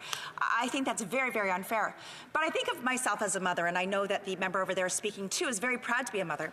I go out grocery shopping. People do not have to be vaccinated there. Those are different things that we need to think about. We need to be safe, but we need to work. We need to be accountable. And after 73 hours of prorogation or of a filibuster, I don't think we're getting the work done in this way. So I'm hoping she can answer the question why it's safe to go grocery shopping but not work here. Member for Outremont. Thank you, Mr. Speaker, and I thank my colleague opposite for the question. In fact, what I am arguing is that I would like to ensure that all 338 members can work all of the time. And so if when I go grocery shopping, as she points out, with others that perhaps are unvaccinated, and my COVID alert app might tell me that I've been in contact with COVID, I should be allowed to vote, Mr. Speaker. And without the motion that is currently before this chamber, we would not have that possibility. The Honourable Member for Lac-Saint-Jean. Thank you, Mr. Speaker. I'd like to thank my honourable colleague for her speech. Let's be clear. If the way of operation that is proposed by the Liberals and by the NDP was fine and it was working perfectly, we wouldn't be opposed to it. But unfortunately, our work is being altered by this way of operating. There were so many technical issues, and once again, it was Francophones that had a hard time, that had to endure all these issues, and I find that unfortunate that my Francophone colleagues from the NDP and the Liberals are not defending the French fact. We lost time at committee. We can't have discussions in the corridor. Earlier, I made my point with the NDP leader in the lobby. I can't do that in a hybrid setting. So our work is being altered right now by that way of operating. If I could, I would say yes, if my work wasn't affected by the hybrid sittings, but it is.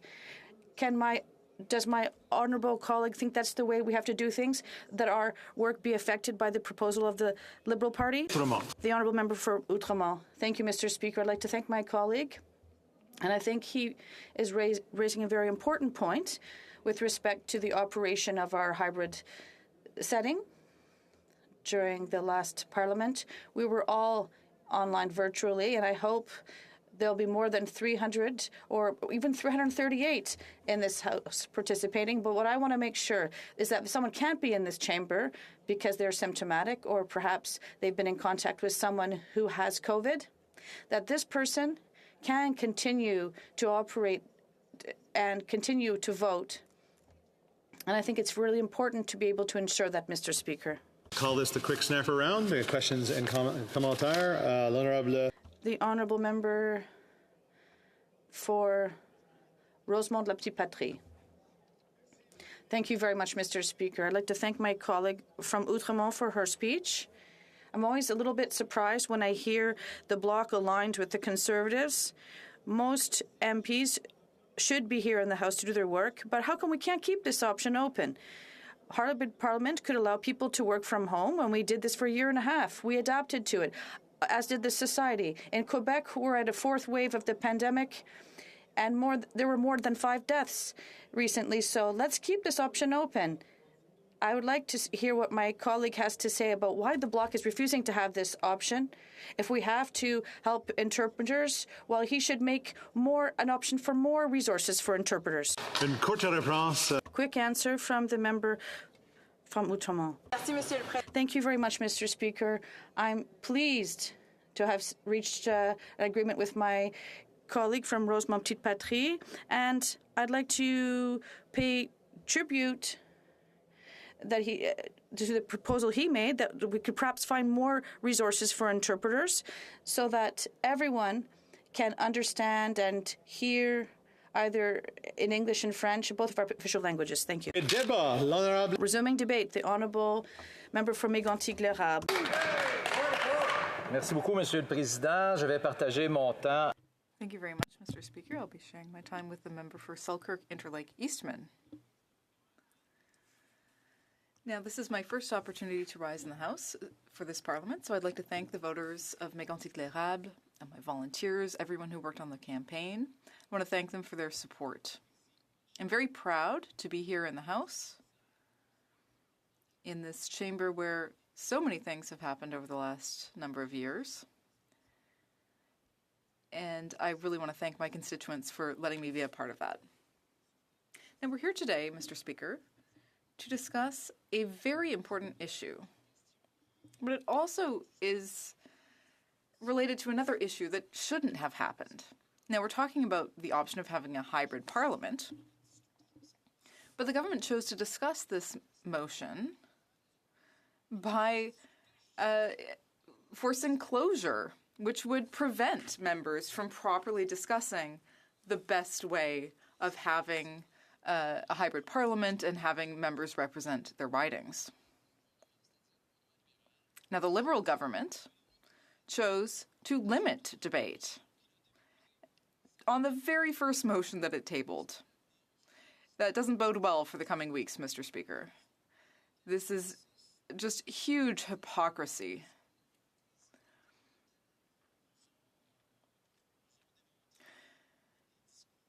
The speeches made by various government members this morning, particularly the government House leader, really demonstrated that hypocrisy.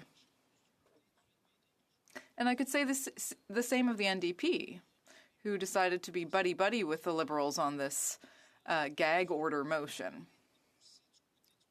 To a lesser extent, I could say the same of the Bloc Québécois, but at least those members agree that we should be present in the chamber. So, Mr. Speaker, allow me to come back to the words of the government House leader this morning. He was very eloquent, but also very verbose. And he repeated over and over that the Liberals can't wait to get back to work. But, as I said, at the very first opportunity, what they do is impose closure on an opportunity to debate a motion. Now, the government House leader wondered why the official opposition wouldn't provide its unconditional consent for the hybrid parliament, as we did the first time around at the beginning of the pandemic. Why wouldn't we agree to have a hybrid parliament through until June 2022? Well, if there's no consent, the government should perhaps or the government House Leader rather, should perhaps wonder what's happening on his side. We can't give our consent. We can't blindly hand over our trust to the government on this. And we want to talk about rebooting the economy, the rising cost of living, inflation. We also want to make sure that the government is held to account on the agreement that deprived Canadians of vaccines very early on in the vaccination campaign, or about the Winnipeg airport, where this Liberal government willfully hid information that was critical to Canadians. We also want to hold this government to account for holding an election in the middle of a pandemic, an election that nobody wanted, and the result of which clearly demonstrated that the Prime Minister is totally out of touch with what Canadians want. The Prime Minister even said when he called the election that this election would be the most important one since the Second World War. He was sure, he said, that he would be able to secure a majority government. I'm sure that he thought that he would win the greatest election in the history of Canada. Well, Mr. Speaker, he lost that bet. They still have a minority government. Parliament remains virtually unchanged. Apart from a few pleasant surprises, we have some new, wonderful Conservative members who have joined us here in this House, Mr. Speaker. Now, the government House Leader this morning said, the opposition is preventing us from doing our work. They're delaying to consent to this motion for a full day.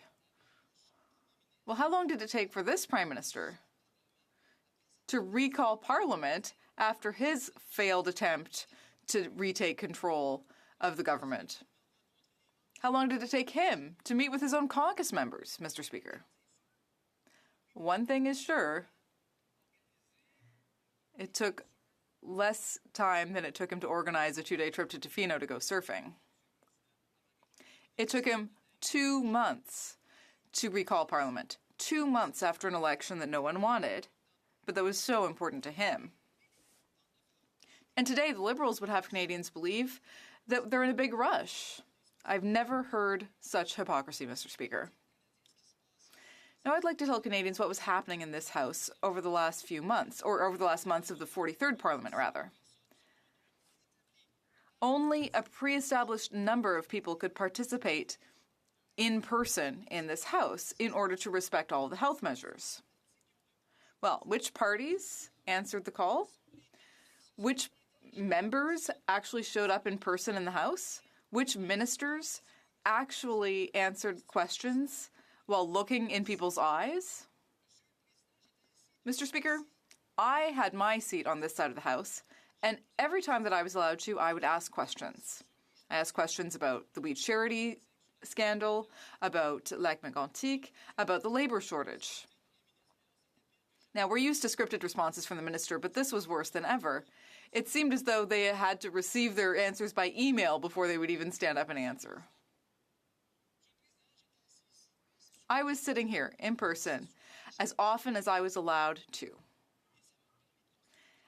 And I was able to observe how the Liberals, not just members and ministers, but all Liberals, preferred to work from the comfort of their homes or even from their offices on the Hill rather than coming here to this august chamber. They told us how many members of each party could be present, where we had to sit, and we respected all of those rules, Mr. Speaker. There were generally about 20 of us on this side. On the other side, about 30. So every time that I came, I wanted to make sure that everyone was respecting the rules, and I would look to the Liberal benches and count. Oh, there's the first row. Second row. Oh.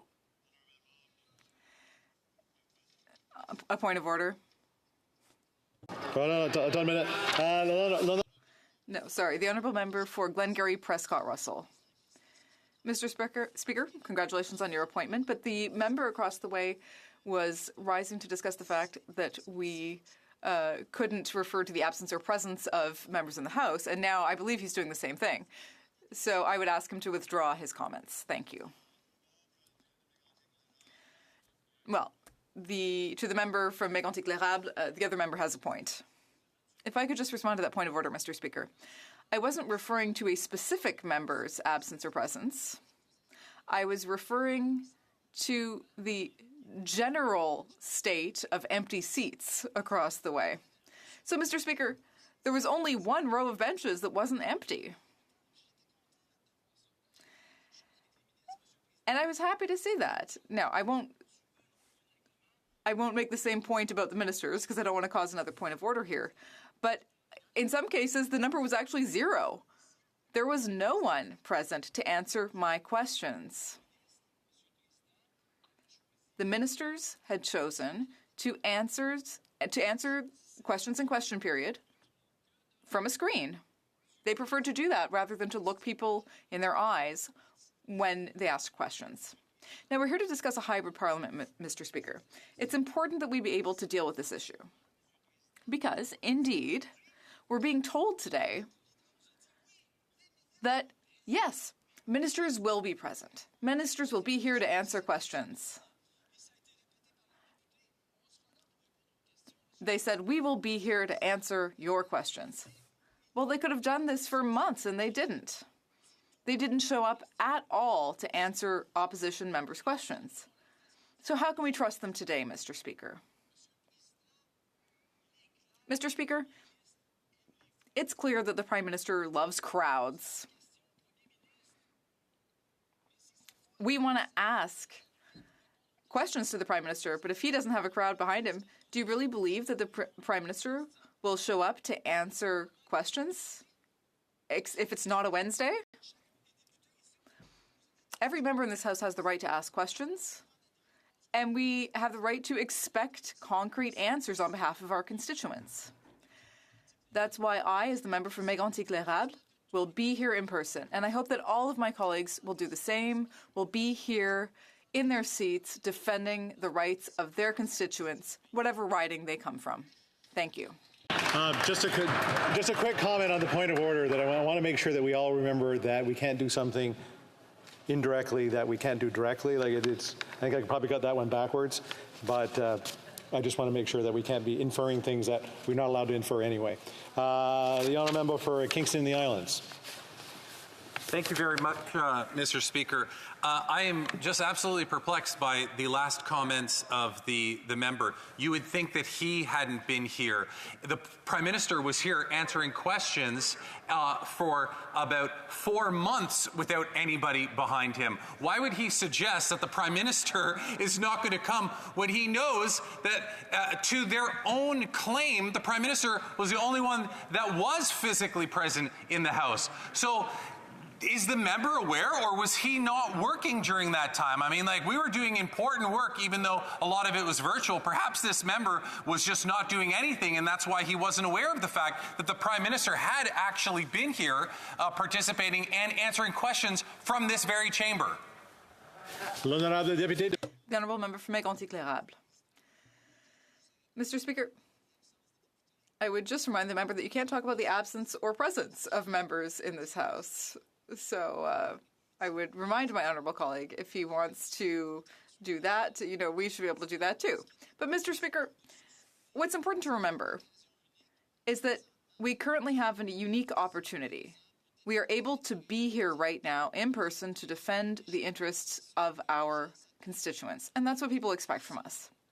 There's no one I met during the last election campaign who congratulated me for speaking in front of a camera or on a screen.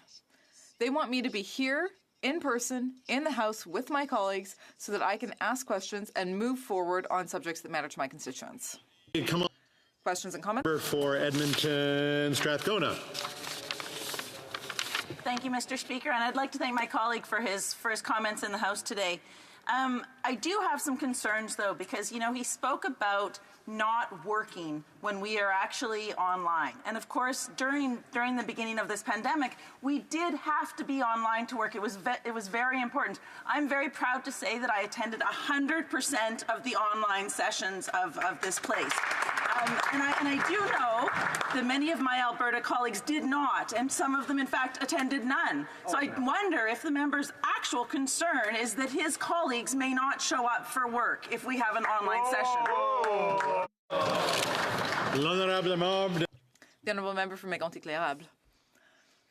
Mr. Speaker, I'm very, very proud to say that at every opportunity, every time we were able to be here, my colleagues were here. Whether they came from BC, Alberta, Quebec, Ontario, or wherever. When we had the opportunity to be here and to speak on behalf of our constituents, we took the plane, we got in our cars, we made the trip, and we did the work where we're supposed to do it, here in the House. Questions and comments? The Honourable Member for Longueuil-Saint-Hubert. Thank you, Mr. Speaker. Something that's struck me since we've been discussing this is the way that the Liberal Party seems to be attacking the second opposition party, the Bloc Québécois. Let me finish, please. It's my turn to speak. I'm wondering if that doesn't have something to do with the fact that the former member for Longueuil-Saint-Hubert, Pierre Nantel, recently ran for an independent party in Quebec, a separatist party in Quebec. Now, for 8 years, I worked hard to change laws on the environment, on French language and culture, and it didn't work. For 8 years, I tested the system, I tested Parliament, I tested Canada, and I only ever got one answer to my problems, and that was Quebec independence. What does my colleague think about the alliance between the Liberal Party of Canada and the NDP? The Honourable Member for Mégantic-L'Érable. Well, Mr. Speaker, it's moments like this that really bring this place to life. We can see colleagues bickering and getting passionate. And we're all defending our divergent interests. Now, I don't share my colleagues' desire for Quebec independence, but I can say that I have noticed this coalition between the NDP and the Liberals. Continuing debate, the Honourable Member for Selkirk, Interlake, Eastman. Thank you, Mr. Speaker, and indeed an honour to be able to rise for the first time in this 44th Parliament. I want to congratulate you, Mr. Speaker, for your ascension onto such a great chair and presiding over these important meetings. And I also want to thank all the voters back in Selkirk, Interlake, Eastman for putting their trust in me for the 7th time. I have to thank my family and, of course, all the great volunteers who worked tirelessly on our campaign. Now, this is such an important debate. And the idea that, again, the Liberals with the NDP coalition want to go back into their basements and Zoom Parliament is so disheartening. I can tell you that as someone that has been in this chamber since 2004, how important it is that we have the opportunity to look each other in the eye, to carry on these discussions, to be able to be empathetic, and to be able to read the room. We can't do that, Mr. Speaker, when we are sitting in a Zoom call. We can't do that when people are shutting off their cameras and, wandering away from the computer. They aren't able to see every member in the House, nor do they have that ability to have the sidebar conversations with their colleagues on both sides of the aisle with all parties. I can tell all the newly elected MPs that are sitting in the Liberal caucus right now, as well as our own MPs who just got elected. And some of the most important work you'll ever do for your constituents is by having the opportunity to approach your ministers right here in this chamber, to pass them a letter from a constituent, to be able to sit down and talk about a problem with an infrastructure project that might be underway in your riding, to being able to actually talk about refugee files and talk about immigration cases directly with the minister or the parliamentary secretary. And when you try to do that on Zoom, Mr. Speaker, well, people are just too busy and they shut off the camera, they mute their mic. That is not the way Parliament is meant to work. If we respect this institution, we will do what the people elected us to do in all 338 ridings. And that means taking our place in this chamber, in our seats, Mr. Speaker, and advocating for them publicly in this forum or in private sidebar conversations that we can do in the chamber, in the lobbies, or at the committee room. Now, I got to mention that one of the reasons the Liberals want to close down Parliament to actually in-person sittings is that it works so well for them to be non-transparent and not to be held accountable. And a case in point is what happened to the National Defence Committee that in the last Parliament was doing a study into sexual misconduct within the Canadian Armed Forces by certain chiefs of, or former chiefs of defence staff. And, Mr. Speaker, the Liberals were able to use the argument that there wasn't enough House resources for the committees to keep meeting and would suspend meetings indefinitely. They never had the ability to adjourn a meeting because they didn't have consent. So chairs were instructed by the Liberal whip to just suspend, and they would just leave the room. When we had reports to write, when there was witnesses to be called, they would suspend the meetings indefinitely. I can tell you that meeting number 26 of the Standing Committee on National Defence was suspended from April 19th to April 23rd.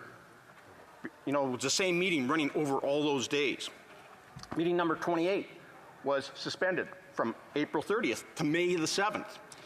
And then they realized this was working so well that meeting number 32, when we were trying to draft the report to come back to the House on how to deal with sexual misconduct within the Canadian Armed Forces, they filibustered committees and suspended meetings endlessly from May 21st to June the 21st. 21 sitting days, 505 hours of filibuster, and no report to table in this chamber. That is not only a failure of our democracy, it's a failure to the brave women and men who serve in our Canadian Armed Forces, and we couldn't even get a report tabled in this House. Mr. Speaker, that's not how Parliament's meant to work. If there's going to be difficult conversations, then let's have those difficult conversations in committee. And if that means committees are sitting for hours on end because of procedural moves that members will take both as government and as opposition parties to filibuster, let them talk it out. At some point in time, a decision will be made. But to use technology and the argument of the lack of resources from the House of Commons is no way to conduct the business of the people of Canada. You know, I know it's great to be able to be at home with our families. I know it's great that when we're there, maybe we can be a little more in touch with our constituents. But I can tell you that during COVID, there wasn't as many activities and events to attend to. And some of that's starting to come alive again. But guess what? When we were out there door knocking and canvassing our constituents and asking for their support, they weren't saying, we want you to be, at the Rotary Club breakfast. They weren't telling us, make sure you stop by the Legion for the meat draw. That's great that we can do those things. But they elected us to be here. So again, it comes down to, this is all about the Liberals trying to cover up, not to be held to account, not being able to have the ability to interact with Cabinet. One of the great things that we have in our Westminster system is that the executive branch of government actually sits in our House of Commons with the legislators. And those, not anymore, because the Prime Minister who definitely doesn't like coming here, and definitely, debatable whether or not he even likes his job anymore, are actually, trying to avoid the ability to listen to all the voices in the chamber rather than just what sits at the cabinet table. And it is so disheartening to see the NDP being the enablers here. Now, if NDP members are wanting to sit here and take their orders from the Liberal whip, from the Liberal House leader, instead of standing up and being independent members, well then, maybe they should be telling all their constituents back home you should have voted for a Liberal instead of voting for an NDP member. And I can tell you what, we'll be more than happy to put forward strong Conservative candidates in those ridings next time round who want to be here, who want to serve the people, and who want to carry forward the voices that they have and the issues that they need addressed in this chamber. So, I can tell you, Mr. Speaker, now as you can see, the Liberals are coaching the NDP members. It's always great that the coalition is working so well. Yeah, so it's always so great that they get along like that. But, we're here to carry forward the voices of the people that elected us. We're here to protect this institution that should be treasured by each and every one of us. And by sitting in our basements and our home offices, turning off the camera and coming on when we want and doing the vote app, might be convenient. But that's not how democracy works. That is not how Canadians expect us to be here. They are generous and charitable in how much we are remunerated for this job. They expect us to do the hard work, which requires us to be in our seats and representing their views, their values, and the things in our ridings that are important. So, Mr. Speaker, I'll just wrap it up there, and thank you for this opportunity. Question et commentaire, the honourable member for Kings Hands. Speaker, I'd like to thank my honourable colleague for his speech. Just a couple points of clarification before I do get to my question. One, I do want to be here, but I want to make sure that privileges of parliamentarians are extended in the case that they need to be. Second of all, to the member from Lac-Mégantic that spoke before, he poked fun at some of the minister's questions in terms of their responses to the questions that they had to get emails. I'm sitting on this side of this House. I think Canadians liked the answers just fine that our ministers provided. But my question is this. What about the situation where the Minister of Finance, the Minister of Immigration, the Prime Minister, our front bench had exposure to COVID? By them not allowing the ability of a virtual hybrid parliament, are they not denying that accountability that they seem to want? I want to hear from the Minister of Finance when she wants to answer questions, but we need to have that in case something, God forbid, does happen. The honourable member for Selkirk Interlake Eastman. Well, Mr. Speaker, Westminster Parliament has survived for centuries. Our parliamentary system has survived here with in-person sittings through pandemics like the Spanish flu, like SARS. And even if we have situations where members of Parliament and cabinet ministers are becoming ill, there is an old age tradition called pairing that we should be implementing. We have parliamentary secretaries that can answer on behalf of ministers. We have other ministers that can carry on in portfolios in the short term for ministers that have had to take a leave because of personal health reasons, which could include COVID. That is not a reason for shutting down the way democracy is supposed to work. Question et commentaire. Questions and comments. Spanish Gulf Islands. She's tried a few times. Thank you, Mr. Speaker. And to my honourable colleague for Selkirk Interlake Eastman, I apologize that so many people have made this point in the House, and I want to put it to him so he can check with the honourable member for Central Okanagan, Similkameen, Nicola, that attendance at the Glasgow conference was not a hobnobbing event, nor did we rub shoulders. We were not only required to be double vaccinated, we were required to take a daily COVID test to provide proof to the National Health Service before being admitted to the building, where we had to remain masked, and we were not allowed to fill plenary sessions. We were kept to a minimum number of people and worked at distance in very unpleasant working conditions. As I said, his hard-working colleague, the honourable member for Central Okanagan, Similkameen, Nicola attended for the whole 2 weeks, and I think will verify what I've said. Don't let the details. Honourable member for Selkirk Interlake Eastman. Mr. Speaker, we know for a fact that the people of Glasgow were quite concerned that not all countries required participants to be double vaxxed. They may have been daily testing and rapid testing, and something that we could do here quite easily, even for those of us that are vaccinated, Mr. Speaker. But there is no reason why we need to be, doing things differently here. If they can have people to show up in the thousands in Glasgow, then, and we know that people can show up at football stadiums and hockey arenas, why can't we be sitting in this chamber, Mr. Speaker? It is just completely baffling to most Canadians seeing these Liberals and the NDP arguing against having in-person sessions. The Honourable Member for Beauport, Côte-de-Beaupré, Île d'Orléans, Charlevoix. Thank you, Mr. Speaker. I'd like to ask my colleague from the Conservative Party. I'd like to go back to the fact that science is the primary consideration. And of course, we have before us an opportunity, perhaps. There might be another wave. And there might be booster shots as well. So I think there's a way in this Parliament to agree on provisions that would make it possible for us to physically be here. I'd like to hear my colleague about the option of booster shots, which might be the ideal solution for this Parliament. The Honourable Member for Selkirk. Thank you, Mr. Speaker. I can say that my wife, who is a nurse, is scheduled to have her third shot of Pfizer. I know in Manitoba I'll have the opportunity in the new year to get my third shot of Moderna.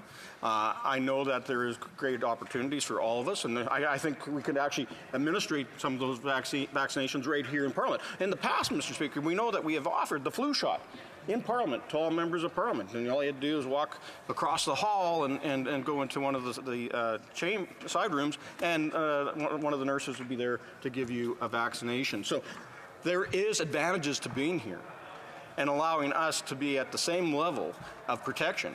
And I know, Mr. Speaker, that many of us want to make sure that we are taking all the proper precautions to protect each and every one of us. Continuing debate, and knowing that we're getting close to 2 o'clock, I will probably cut you off halfway through. So the member for Kings Hants. Merci, Monsieur le Président. Thank you, Mr. Speaker, and I'll be sharing my time this morning with my honourable colleague from Sackville, Preston, Chesapeake. I'd like to begin by taking a few moments to congratulate you on your appointment to the Speaker position. It's great to see another Nova Scotian colleague in that role, and good luck in the future.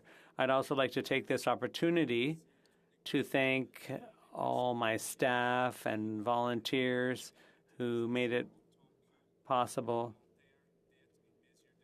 rather to thank everyone who made it possible to make it possible in the 43rd Parliament, including translators and translation services. I know my French is far from perfect.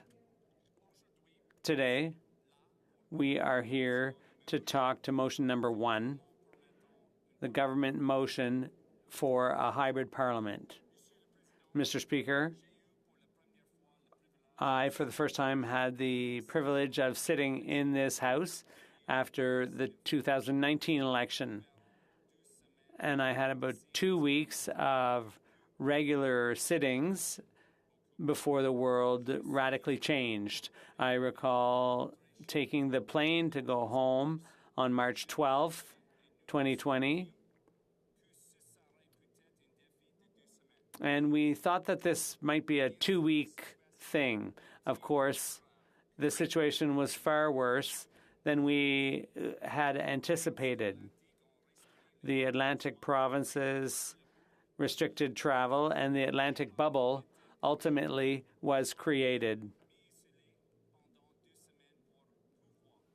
I had to isolate for 2 weeks in order to come and attend here in the House of Commons.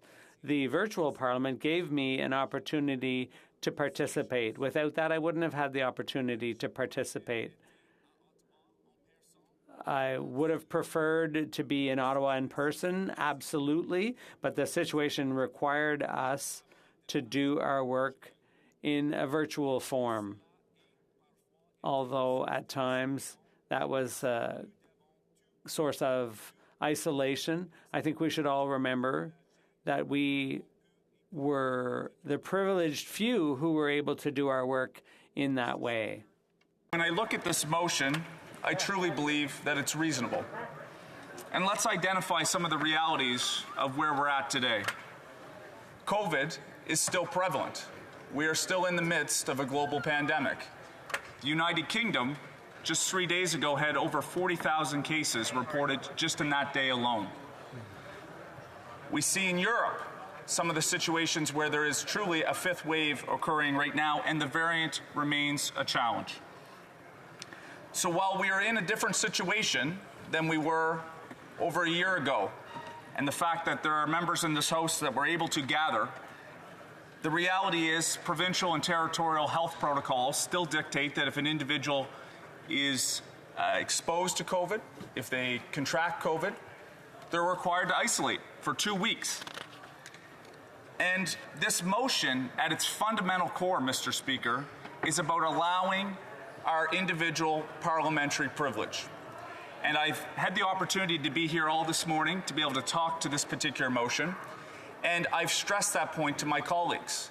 I want to be here in person in Ottawa. I'll commit publicly, I will be here in Ottawa. But if at the opportunity, if something arises, if my fiancée is perhaps exposed, I mentioned to my colleagues, she's a lawyer in Halifax. She works with her colleagues. What if one of them is exposed and she's required to self-isolate? Do I want to potentially bring COVID back to my colleagues as we sit shoulder to shoulder in this House? I would like to offer the ability for my colleagues not to be exposed to COVID-19. My preference, of course, will be to be here. The Conservatives today seem to talk a lot about accountability. I just asked the member opposite about the ability for one of our front bench, the Prime Minister, the Deputy Prime Minister, Minister of Finance, Minister of Global Affairs. I want to hear from them if they have a question. I want to hear our minister respond. They will have that opportunity, God forbid, if they are exposed to COVID, to be able to do so virtually, where they would not be able to participate. We have a member right now, Mr. Speaker, from Beauce, who has been exposed to COVID-19, who's not able to join us. That's a sin. He should have that opportunity, and that's exactly what this motion seeks to do. There's been also a lot of talk, Mr. Speaker, about the work of members of Parliament. As I mentioned earlier in my speech, I had 12 weeks before the world changed and before the parliamentary precinct as we knew it had fundamentally become different. If you go look on the Hansard record, Mr. Speaker, if you go look to the e-blues of committee work, you will see that I was absolutely working, as were all of my colleagues on this side of the House, and indeed, I presume on the other side of the House, in their work. It was just done in a virtual manner. Now, do I take the point from some of my colleagues that where the debate has been raised here that there is a benefit of being together? Absolutely, I do not disagree. But why is there such a restraint on the other side of the House to allow the flexibility, given the fact, as I mentioned, we are still in the midst of a pandemic? I look around and see masks everywhere, which is a sign of the fact that we still have to protect one another against COVID-19. So I have real difficulty in understanding why there's such hesitation on that side. Je suis fier d'être le président du... I'm proud to be the president of the Liberal Rural Caucus, and one part of this motion seems particularly important to me, and I haven't heard a lot of talk about it, and that has to do with holding votes at certain times of the week.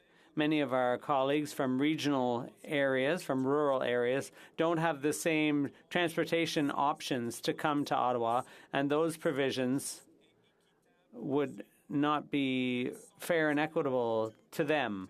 They seem reasonable for all members. To the Minister of National Revenue this week, also the Member of Parliament for Gaspésie and Ile-de-Madeleine.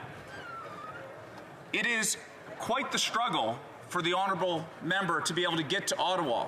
She's dedicated, she'll be here, but there's not the ability to be able to get on the plane the same way. You have to go from here to Quebec, Quebec to Montreal, Montreal to Ottawa. Members like her need to be able to have the ability to participate. I see I'm coming to the end of my time, Mr. Speaker. I look forward to continuing this after member statement. The honourable member will have 3 minutes coming to him when we return.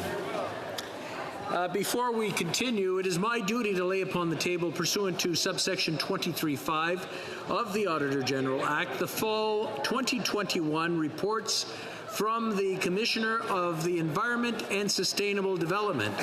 Conformément à l'article 32.5 du règlement. Pursuant to the standing order, these reports are deemed referred to the Standing Committee on the Environment and Sustainable Development.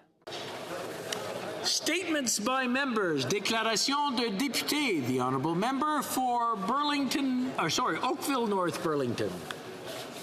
Thank you, Mr. Speaker. Every Remembrance Day, we honor those who fought for our freedom at home and abroad in times of war, military conflict, and peace.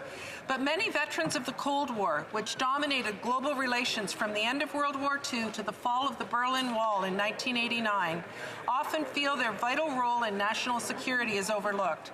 That is why this November I want to thank my constituent, the Cape Bretoner turned Burlingtonian Patrick Ryan, and others like him who served in the Royal Canadian Air Force during the Cold War.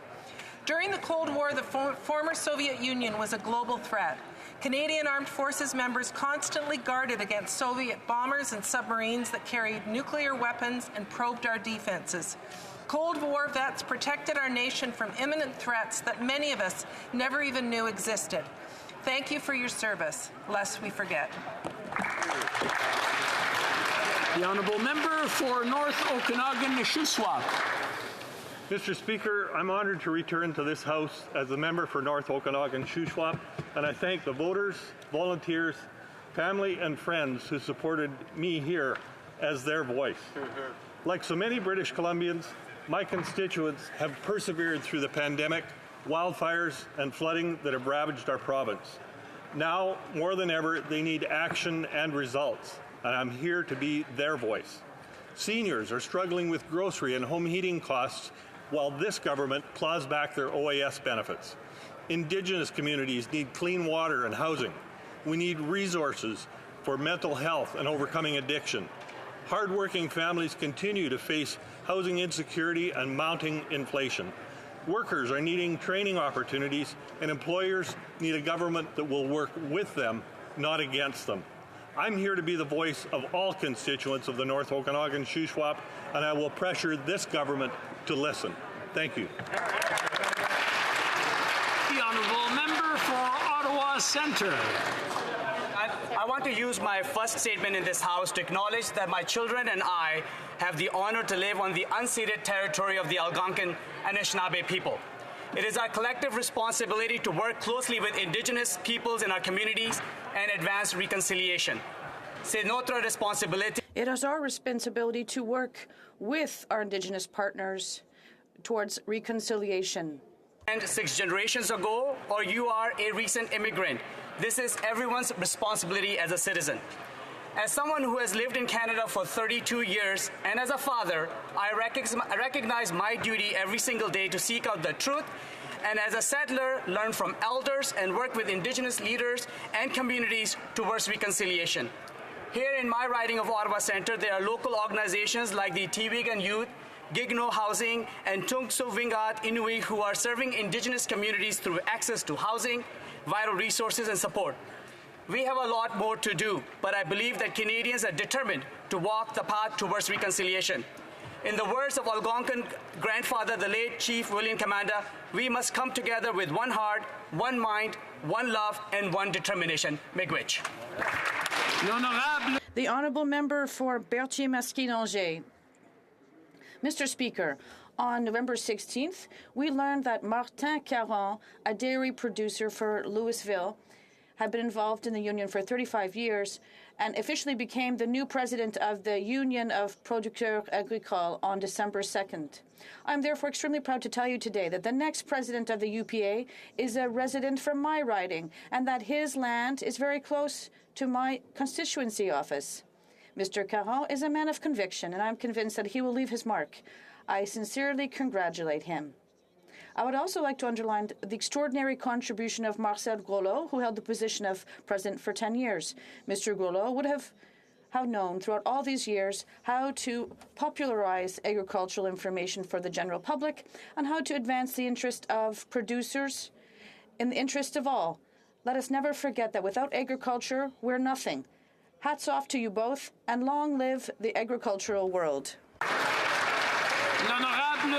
The Honourable Member for Hochelaga. Thank you, Mr. Speaker.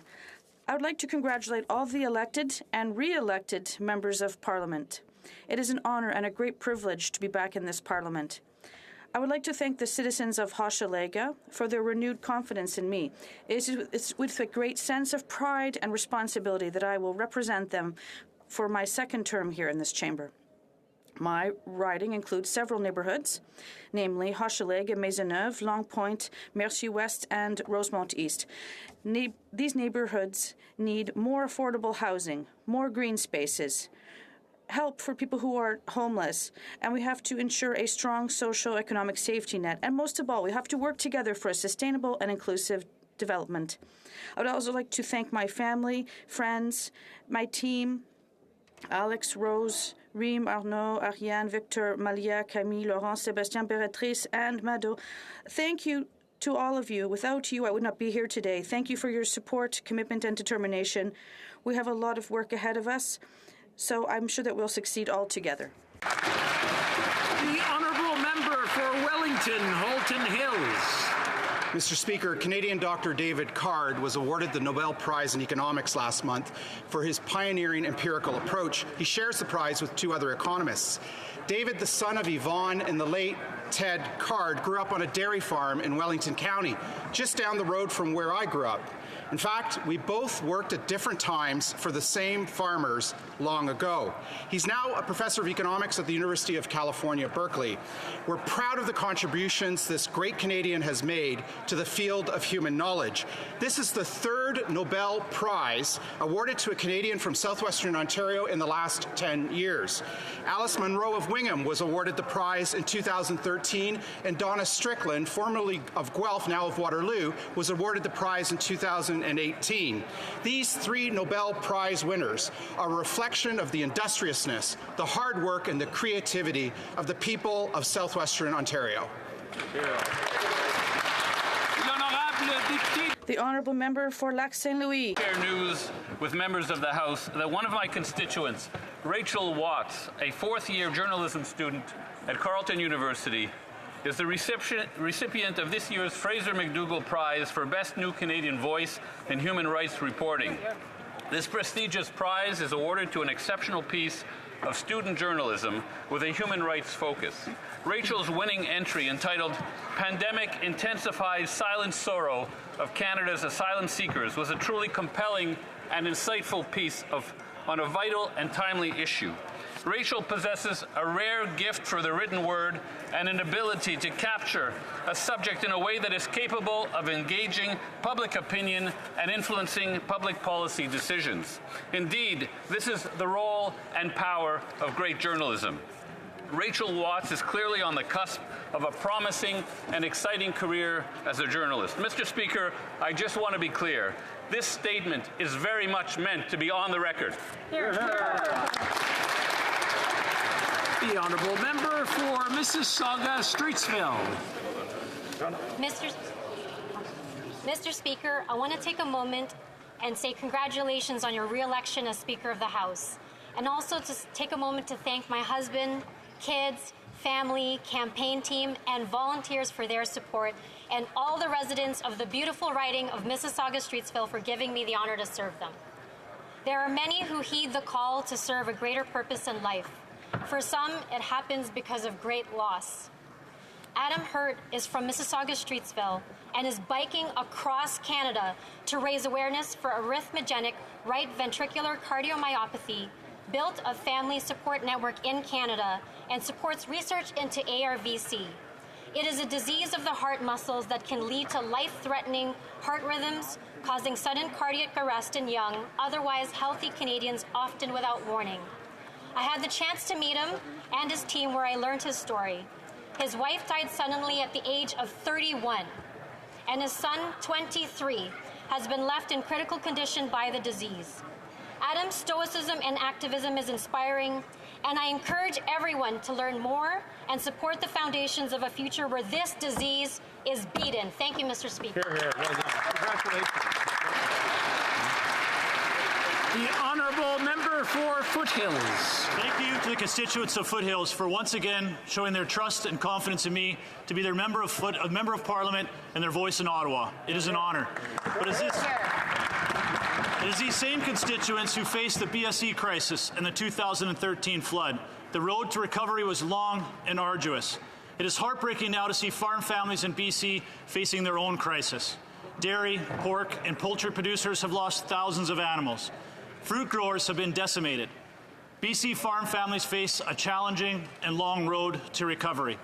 Thank you to the service clubs, the volunteers, the military for doing all they can to help, and to groups like Do More Ag for offering their services. I'm asking the Agriculture Minister to announce a comprehensive and accessible assistance package for these farmers as soon as possible. The impact on the financial and mental health of BC farm families is going to be profound. This is no time for them to be alone, and they are not. Canada stands with you. The Honourable Member for Alfred Pelon. Mr. Speaker, congratulations on your re-election. How good it is to be back in this House and to be back in the great bright green of our workplace after all this time in the virtual world. For my first statement in the House of this 44th Parliament, I would like to say thank you 24,516 times to my community of Alfred Pelon. This renewed trust for the third time fills me with pride, humility, and sharpens my sense of responsibility. 15, I've been trusted partner for my community, and I'm committed to continue being so. Je suis déterminé. I'm committed to continue working with people in our community, with community organizations, and with local businesses. Above all, it is for them that I continue my work in my community of Alfred Pelon. I am convinced that together we are moving Canada forward. Thank you, Mr. Speaker. The Honourable Member for Elgin, Middlesex, London. Thank you, Mr. Speaker. Internationally, 1 in 3 women are subjected to physical or sexual violence at least once in their lifetime. That is roughly 736 million women around the world. Nationally, our numbers are not much better. In Canada, 3 out of 10 women aged 15 years or older have experienced sexual assault. That's 30%, sir. That is 1/3 of all women in Canada. Mr. Speaker, these numbers should deeply upset Canadians, and especially us as parliamentarians. It should motivate us for real, tangible action. Today marks the International Day for the Elimination of Violence Against Women and the beginning of the 16 days of activism against gender-based violence. This year's theme is Orange the World, End Violence Against Women Now. Orange is the color used to represent a brighter future, free of violence against women and girls. If we work together, we can make this future a reality. We all have a part to play in ending violence against women. We need to come up with a concrete plan that provides the necessary resources, funding, and support for women and young girls facing violence. To ensure safer communities and a safer Canada, we need to do better. Thank you, Mr. Speaker.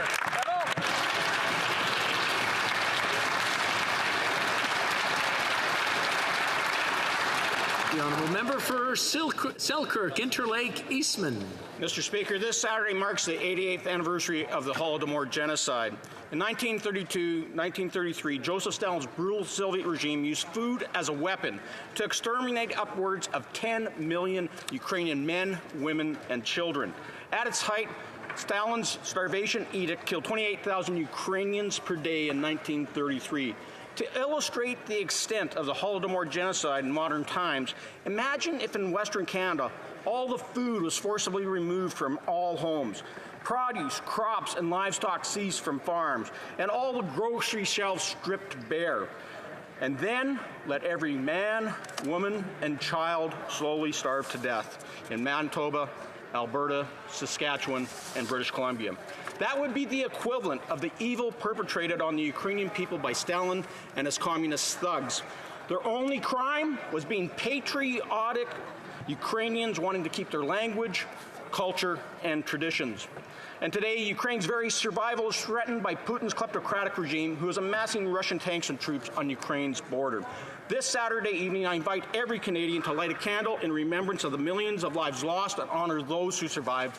Vichnaya Pamyat, may their memories be eternal.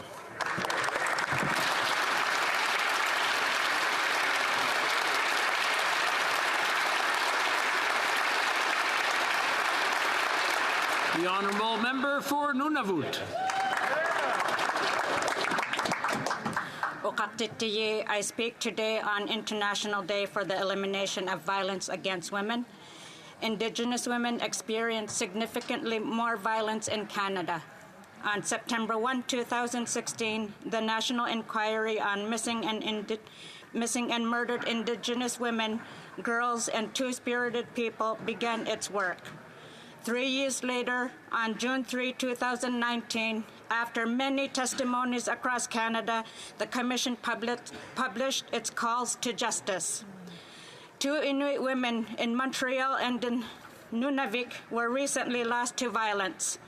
These deaths were preventable.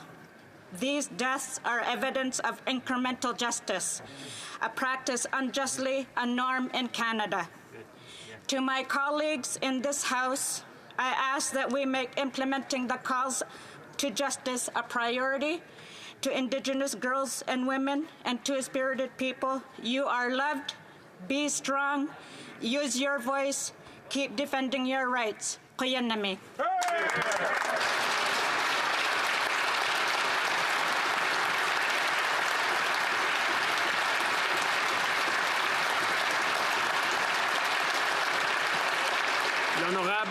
The honourable member for Drummond. Mr. Speaker, today I would like to honour a great lady and ambassador of Francophone literature, Acadian author Antonin Maillet, who yesterday received a prestigious distinction from the French President, the insignia of Commander of the Legion of Honour. Many of us know this exceptional writer through her famous character La Sanguine, but her award-winning work includes a dozen of works, and she has received many awards. It goes well beyond a few titles. The first Canadian to win the Goncourt Prize in 1979 for her novel. She now belongs to a select club alongside Proust, Malraux, and de Beauvoir, just to name a few. Through her writing and storytelling talents, Ms. Maillet has been spreading Acadian and Francophone culture throughout the world for over 60 years. On behalf of the Bloc Québécois and the entire Francophone community, I would like to pay tribute to Madame Maillet for her exceptional contribution to the French language, the Acadian identity, and to literature. Thank you.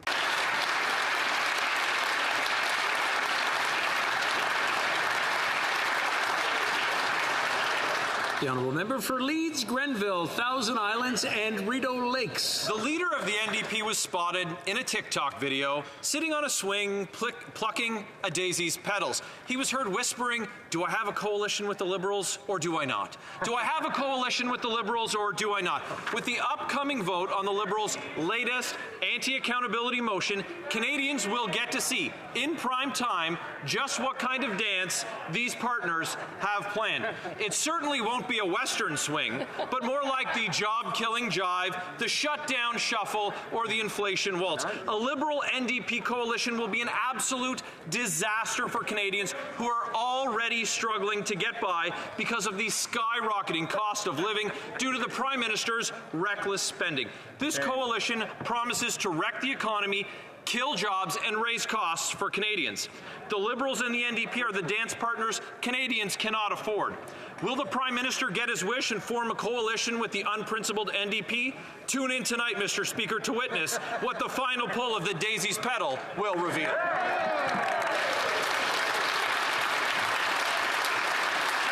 The honourable member for Niagara Centre. Mr. Speaker, today I am extremely proud to recognize the accomplishments of Port Colborne lifelong resident and cycling athlete Anna Taikalis. Starting with a bicycle built for two that she shared as a teenager with her future husband Wally, Anna eventually excelled in the cycling disciplines of mountain bike, cyclocross, road, individual time trial, and criterium racing. Her most recent master-level results include gold medals of Canadian champion titles in individual time, road race, and criterium back in September 2021. Only Anna's commitment, Mr. Speaker, to training during the COVID-19 pandemic has allowed her to accomplish these historic results. She trained indoors, outdoors, in all weather conditions to reach the required fitness level to succeed, Mr. Speaker. Anna isn't just a role model for her children, Jay and Janet. She has also set an example for the entire Niagara community. Thank you, Mr. Speaker.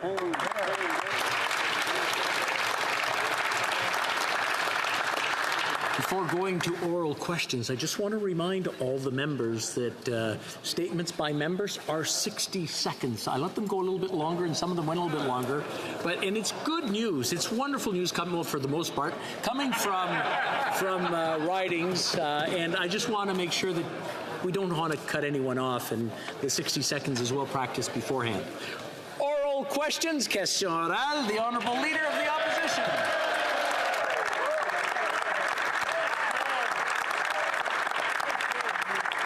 Mr. Speaker, last week the Prime Minister went to Washington. Last night, Canadians got hit with new tariffs on softwood lumber. The price of everything is going up, and now more Canadians are seeing their jobs threatened, from BC to the Saguenay to New Brunswick. President Biden said Canada is his easiest relationship. When will the Prime Minister stop being such a pushover? Deputy Prime Minister. Mr. Speaker, the softwood lumber industry is a source of jobs and pride for Canadians across our country. We are extremely disappointed by the unfair and unwarranted decision of the United States to increase the duties it imposes on softwood lumber. This issue was raised, of course, by the Prime Minister in his bilat with President Biden.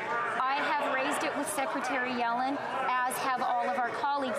And we have pointed out that these duties are adding to the inflation tax American consumers are paying. The Honourable Leader of the Opposition.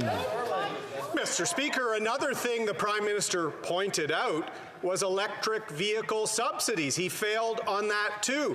He failed on Keystone XL. He was months late standing up for Line 5, and now we've got mill workers having their jobs threatened just before Christmas. Workers who already can't afford this Liberal economy. Is the Liberal government going to stand up for Canadian workers or just keep selling them out? Deputy Prime Minister. Mr. Speaker, when it comes to standing up for Canadian workers, they know who is prepared to take a tough line. And they also know who isn't.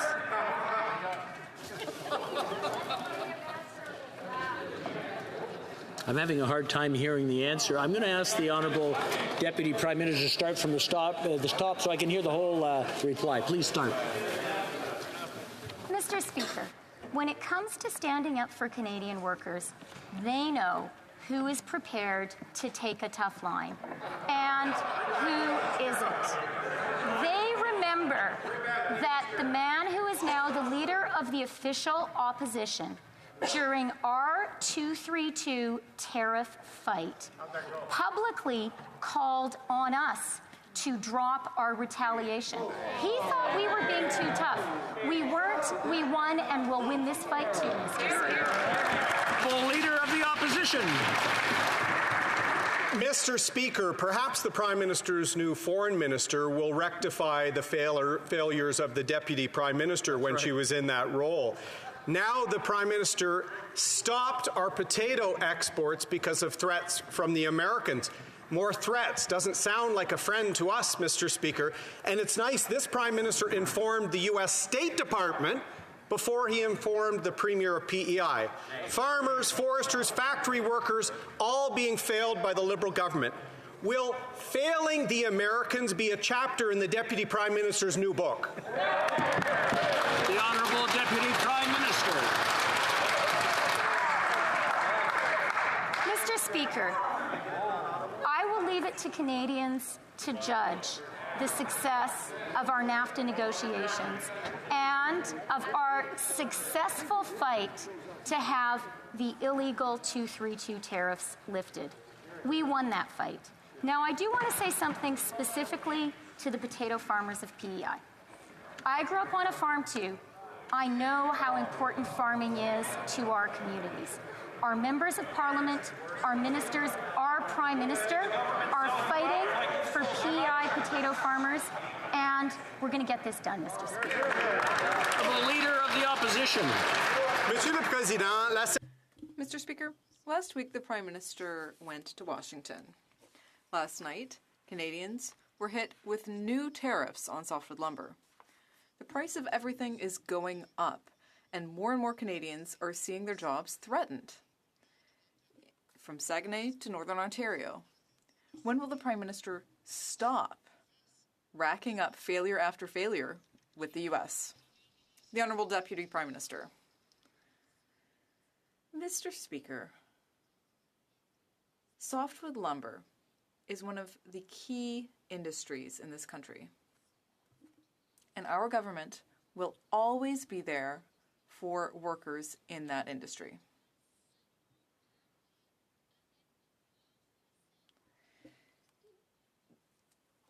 If we spoke to the members of the aluminum sector, you would see that we managed to get the 232 tariffs lifted, and we will succeed on this issue as well. The Honourable Leader of the Opposition. All jobs are key, Mr. Speaker. The American tax on softwood lumber has doubled. The Prime Minister let down farmers and workers. And after 6 years, he's only racked up failure after failure. Inflation is a real crisis. Gas, groceries, housing, the prices are all going up. Seniors and families are concerned. When will this Prime Minister make life more affordable? The Honourable Deputy Prime Minister. Mr. Speaker, we understand perfectly that inflation and affordability are serious challenges for Canadian families. We also know that this is a global phenomenon. As the world is working to reopen the world economy after the delays caused by COVID. Our government stands with Canadians with these new policies on daycare and affordable housing. We have supported Canadians through the COVID recession, and we will help them through the COVID inflation crisis. The Honourable Member for La Prairie.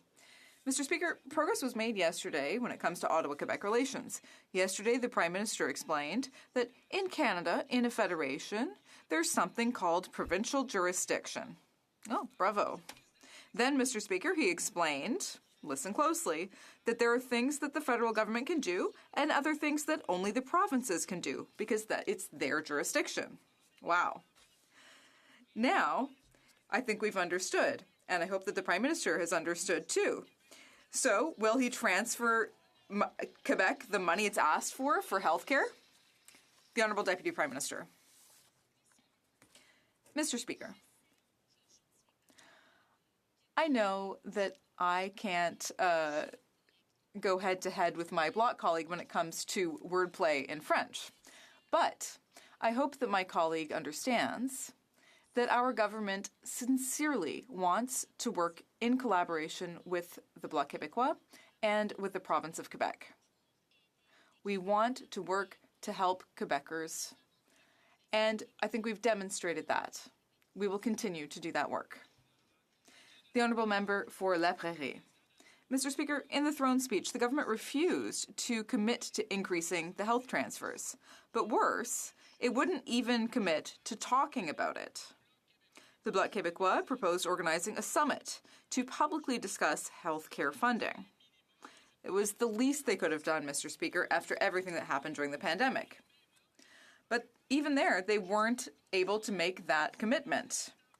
Mr. Speaker, this government is completely out of touch. When will they finally announce this summit?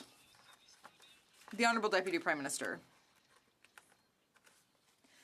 Mr. Speaker, with all due respect for my colleague from the Bloc Québécois, I need to remind him that from the very beginning of this pandemic, our government supported Quebecers while Team Canada was working together to protect all Canadians, including Quebecers, against COVID-19.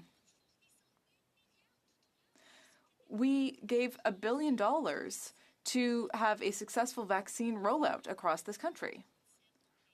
We have struck agreements for daycare, and we will continue to work together. The Honourable Member for Burnaby South. Merci, Monsieur le Président. We are in the grips of a climate crisis. We're feeling the impacts of it, and we need immediate action. The Liberals claim that their fossil fuel subsidies help reduce emissions. Well, it turns out that the Auditor General has just confirmed that is not the case. In fact, they are not reducing emissions. So why won't the Prime Minister just finally end all fossil fuel subsidies and invest that public money into renewable energy and creating good jobs that help us fight the climate crisis? The Honourable Deputy Prime Minister. Mr. Speaker, we agree with the Leader of the NDP, and I hope with all members of this House that climate action is urgent and essential. That's why we are committed to eliminating fossil fuel subsidies by 2023. That was in the climate plan that we ran on during the recent election campaign.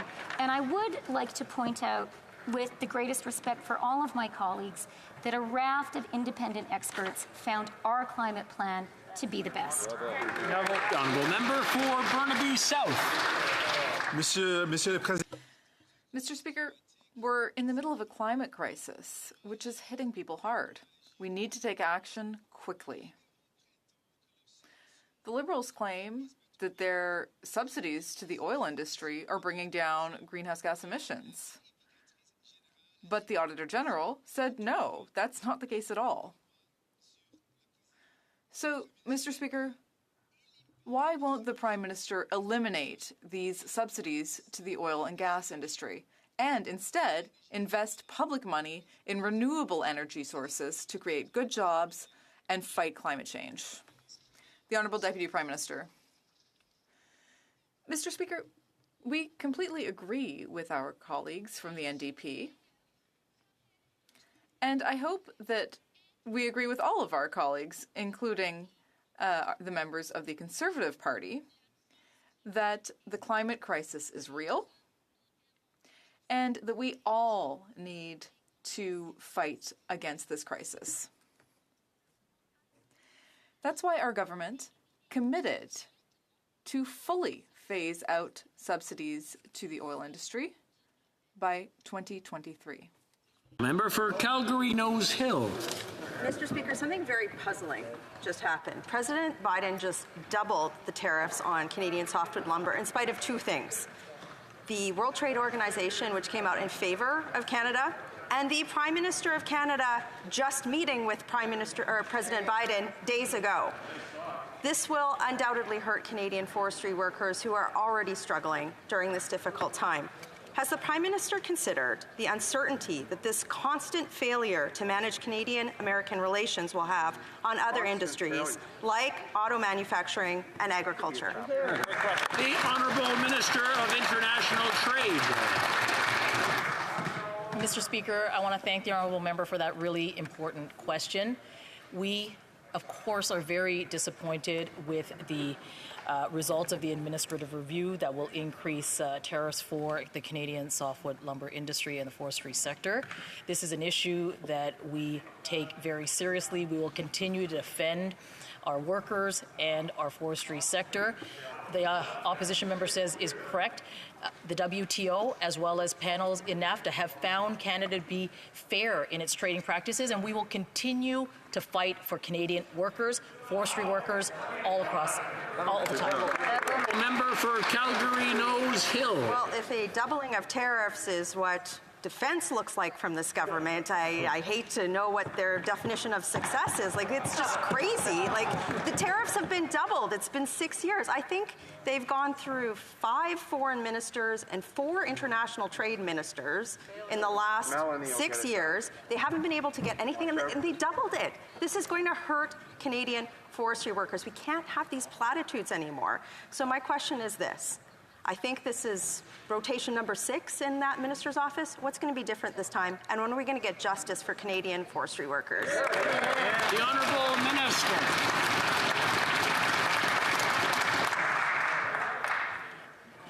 Mr. Speaker, the forestry sector, its workers, are extremely important to our government, and we will continue to defend their interests to the Americans.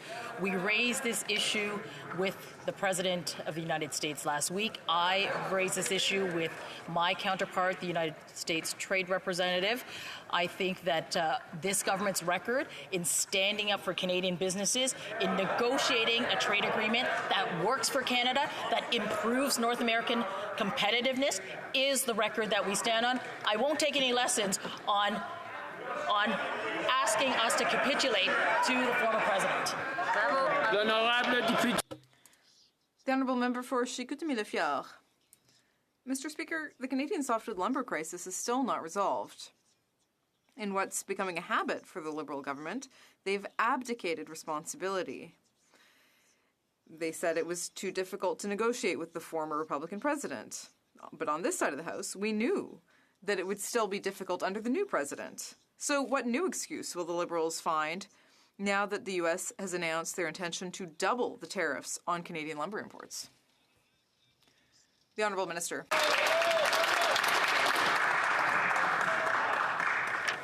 Mr. Speaker, this issue is top priority for our government. It's why we have pursued litigation under Chapter 10 of CUSMA. This is only possible because our government fought hard to keep the dispute settlement mechanism in the new trade agreement so that we can stand up for Canadians just like we are doing now. Meanwhile, the Conservatives urged Canada to capitulate to Donald Trump's demands and to settle for a weaker deal. So unlike the Conservatives, our government will always have the backs of Canadian businesses and workers. Thank you, Mr. Speaker. The Honourable Member for Chicoutimi-Le-Fjord. Mr. Speaker, the relationship with the U.S. is getting worse every year, even with the new president. It's time we realized that this problem is not only across the border, the problem is on this side. These new tariffs are another blow to businesses and Canadians who are grappling with rising prices. And additional tariffs will only make things worse. What excuse will the government give now to Quebecers and Canadians to justify their failure with the Americans? The Honourable Minister. Mr. Speaker, we're not going to take lessons from the Conservatives when it comes to defending Canadian interests. When we retaliated against unfair U.S. steel and aluminum tariffs, the leader of the opposition urged us to stop fighting back. When we're negotiating for a better CUSMA deal, I'm gonna have to ask the Honourable Minister to start over. I missed the first part of her answer, and I'll just ask everyone to maybe keep it down so I can hear it. The Honourable Minister, please start from the top. Mr. Speaker, we're not going to take any lessons from the Conservatives when it comes to defending Canadian interests. When we retaliated against unfair U.S. steel and aluminum tariffs, the leader of the opposition urged us to stop fighting back. When we were negotiating for a better CUSMA deal, the Conservatives wanted Canada to capitulate to U.S. demands. Our government has consistently stood up for Canadian businesses and workers. We're going to keep doing that every day. Excuse me, I'm just going to, I heard something, I have a good idea of where it came from, but it just wasn't very parliamentary. I just want to point it out, and I'm not going to point anyone out, but I'm sure that it won't be repeated again. The honourable member for Wellington, Halton Hills. Mr. Speaker, it's clear that Canada's standing in Washington has declined.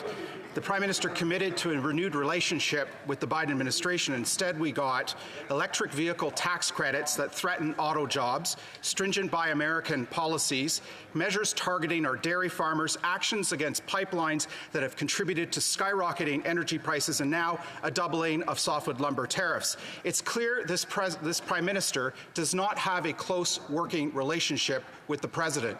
What is the government going to do about this? The Honourable Deputy Prime Minister. Mr. Speaker, we will do precisely what we have done successfully with two previous American administrations. We state our case clearly and rationally.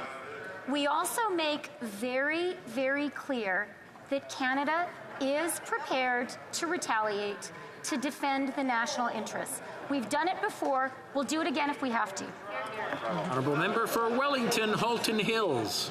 Mr. Speaker, the Prime Minister couldn't get a phone call with the President to informally resolve Line 5. Instead, he had to formally invoke a treaty to get a meeting with the White House. The Prime Minister visited Washington last week, and instead of coming home with some issues resolved, came home with a doubling of the softwood lumber tariffs. I repeat, it's clear this Prime Minister does not have a close working relationship with the Prime Minister. What is the government going to do about this? Honourable Deputy Prime Minister. Speaker, we will start by refuting assertions that are simply untrue. The Prime Minister has a very strong, very effective working relationship with the President. I was there. I saw it in action. I saw their extensive tete-a-tete where important issues were raised. And I want to tell you, Mr. Speaker, we came home and we continued working. I and all of my colleagues have been in touch, following up with our American counterparts on that very effective meeting. The Honourable Member for Avignon-Lamitis, Matane-Matapédia. Mr. Speaker, after the death of innocent bystanders like Thomas Trudel, 16 years old, and Mariam Boundaoui, 15 years old, the province of Quebec and the mayor of Montreal have called on the federal government to crack down on firearms crossing the border. But instead of saying, yes, let's work together, the Minister of Foreign Affairs blamed Valérie Plante, saying, oh, the city of Montreal needs to make this a priority too. Mr. Speaker, the police seized more weapons in Montreal last year than the federal government as a whole did at the border the entire year. So, why, instead of being condescending, why doesn't the minister commit to real action? The Honourable Minister of Public Safety. First of all, Mr. Speaker, I want to congratulate my colleague in her new role, and I hope we're able to work together productively. My heart goes out to the families of Thomas Trudel and Mariam Boundaoui, whose lives were taken far too early. This is an unacceptable tragedy. We are cracking down on the trade of firearms, and we have promised to invest at least $1 billion to help the provinces ban handguns, and we will continue to work in collaboration with the province of Quebec. Thank you. The Honourable Member for Avignon-Lamitis, Matane-Matapédia. Mr. Speaker, I'd like to quote Quebec's Public Safety Minister. Weapons don't magically arrive in Quebec. They get in through the borders, which are under federal jurisdiction. Mr. Speaker, each level of government has a role to play. The federal government's role is to control the borders. As long as it doesn't do this, we can do all the prevention we want and ban all the weapons we want, but weapons will continue to circulate in our streets. The federal government must ensure that every inch of the border is secure, and must do so by working with partners, including First Nations. When will they finally take action against firearms? The Honourable Minister. Mr. Speaker, our government has already taken concrete steps. We've made investments at the border. We have implemented a ban on assault-style weapons, and we will continue to make concrete investments in collaboration with the province of Quebec. As I said yesterday, our door is open, and I'm very happy to be able to work on this issue with my colleague. Thank you. The Honourable Member for Rivière-du-Nord. Mr. Speaker, let's call a spade a spade. What's happening in Montreal is a war between gangs, a war that's led to an escalation of firearms trade and shootings in our neighborhoods. It's leading to the deaths of innocent bystanders, including teenagers. We've already experienced this type of thing in Montreal, and we said never again. We need a federal government that takes its responsibilities seriously right now. We need to deploy all resources necessary to prevent firearms from moving around our neighborhoods. What is the government waiting for? The Honourable Minister of Public Safety. Mr. Speaker, our government has already taken concrete action. We've protected the security and safety of Canadians. That is the #1 priority of our government. But we know that too many lives have been touched by firearms violence. Reducing gang warfare in our streets and neighborhoods needs to happen within the right social conditions. As I already said, we will continue to invest, to take concrete steps, and to fight firearms violence. For Prince Albert. All right, Mr. Speaker. This government has a history of making promises to Canadians and not following through. Another example of this behavior happened again last week when the Prime Minister traveled to Washington. If the Prime Minister did mention softwood lumber in his meeting with President Biden, it is obvious that the President just doesn't care what the Prime Minister has to say. Right. Mr. Speaker, following the Prime Minister's trip to the U.S. Commerce Department doubled duties on Canadian softwood lumber. This is devastating to the industry. Why didn't the Prime Minister use his one-on-one time with President Biden to resolve this dispute? The Honourable Minister for International Trade. Mr. Speaker, let me first begin by saying I welcome the opportunity to continue to work with my honourable colleague again in his critic file on trade, and look forward to that work. Softwood lumber, the forestry sector, its workers, it's extremely important to Canada. And it is an issue that not only did the Prime Minister raise with the President, but I have raised with my colleague in the USTR. My colleagues have raised this with their counterparts as well.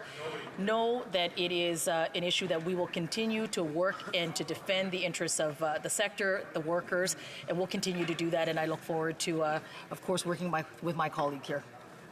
Member for Prince Albert. Well, thank you, Mr. Speaker. These actions by the United States are a serious threat to Canadian jobs and Canadians' economic recovery after the pandemic. These unfair duties hurt Canadian businesses and workers. The government must take a clear and strong stand with the Biden administration to defend Canadian workers and the Canadian industry. Softwood workers want to know what the Prime Minister's plan to end this dispute. Mr. Speaker, what is the Prime Minister's plan to end this dispute? The Honourable Minister. Mr. Speaker, we will remain focused on defending the sector and its workers. With the forestry sector, I've had an opportunity to spend time with workers as well as with the industry. We are working together on this. Using a Team Canada approach, it has proven to work well when we are able to work with those that are directly affected. We'll continue to push and work with the Americans as well as with Canada sectors, but know that we will always defend Canada's interests. Member for Mission Metzke, Fraser Canyon. You know, Mr. Speaker, sometimes the lessons we don't like are the best lessons learned. And it was over 6 years ago that the Honourable Member for Abbotsford negotiated the last softwood lumber agreement we have in Canada. Now, that guy right there. Now it's due to Liberal inaction that the Biden administration has doubled the tariffs, and it's workers in my riding where mills have been shut, that they're wondering when will this government give them a step-by-step process, a plan of assurance to keep these workers in their homes, to give them a job, to give them a way to protect their families and provide for them. Mr. Speaker, when are we going to... The Honourable Minister.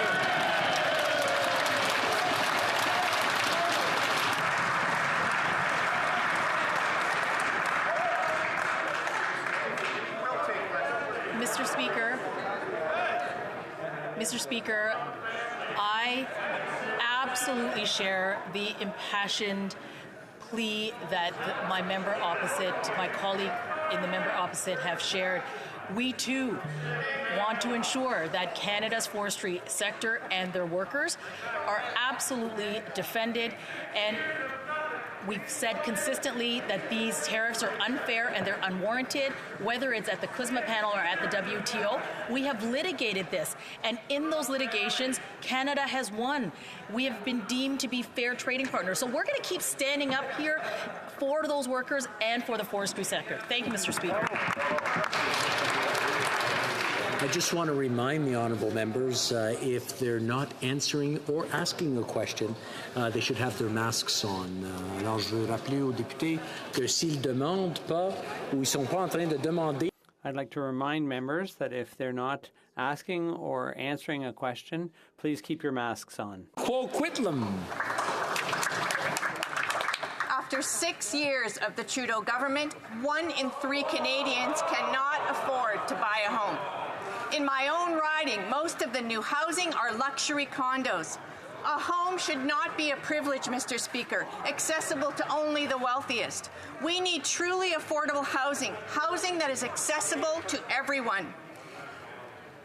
And Canadians need it now, not in 5 or 10 years. Will the government finally commit to making truly affordable homes a priority in the upcoming budget? Before I go to the minister, I just want to remind the honourable members, when referring to someone in the government or someone's government, we're talking about the government, not a person. Refer to them as their title or their riding, but not by their name. The honourable minister. Monsieur le Président, chaque Canadien mérite un chez soi sous et abordable. Since coming into office, we've made 1 million Canadians address their housing needs. In the recent throne speech, we have introduced a $4 billion Housing Accelerator Fund.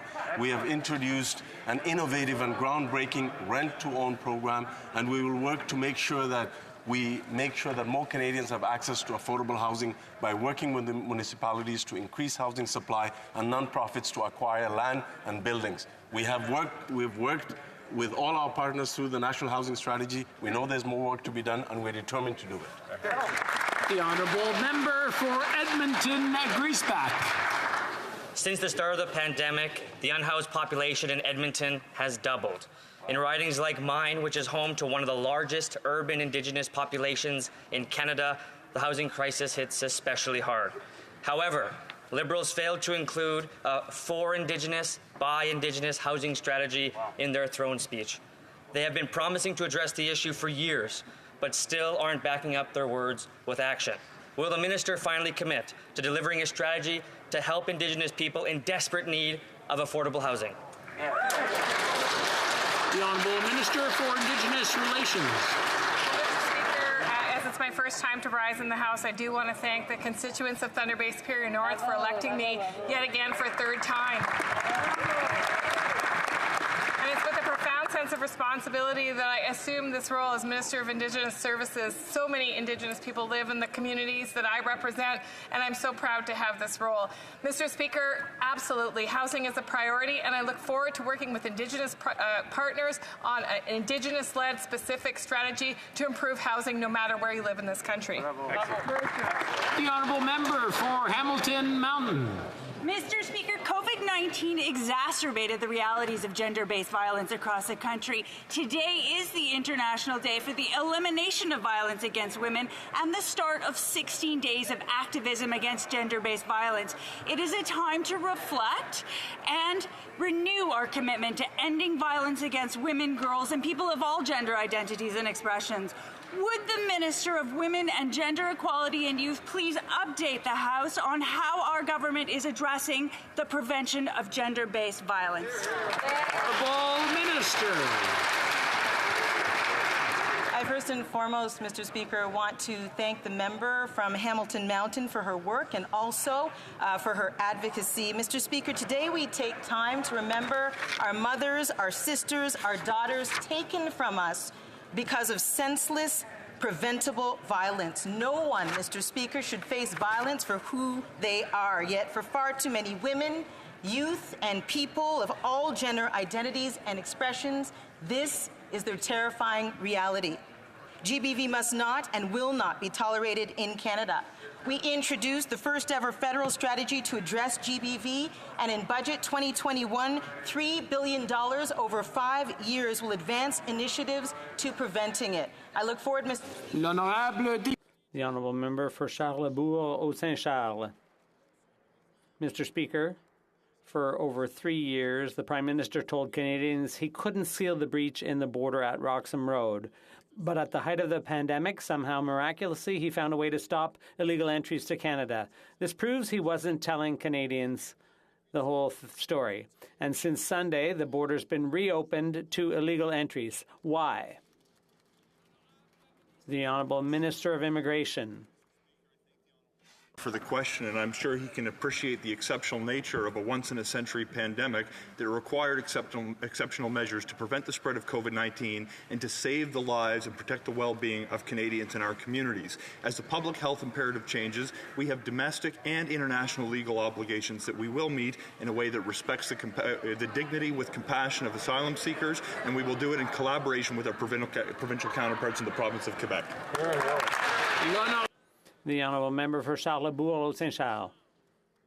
Mr. Speaker, I understand, but at the same time, Canada and the U.S. throughout history have always welcomed immigrants, people fleeing war or poverty. But now we're talking about people coming from the U.S. to Canada. In January, the Prime Minister blamed Donald Trump and invited people to come. But now it's Joe Biden who's president of the U.S. And why would we be allowing people to come illegally from the U.S. to Canada? The Honourable Minister. Mr. Speaker, the origin country of an asylum seeker does not change the legal obligations that the federal government is required to meet, both domestic and international. Further, Mr. Speaker, I find the language used to spark fear and division amongst Canadians, to turn them against people who are showing up at the border. We will treat some of the world's most vulnerable people with compassion and respect and put in a fair rules-based system that will provide a fair and final result as we adjudicate their claims. The Honourable Member for Calgary-Midnapool.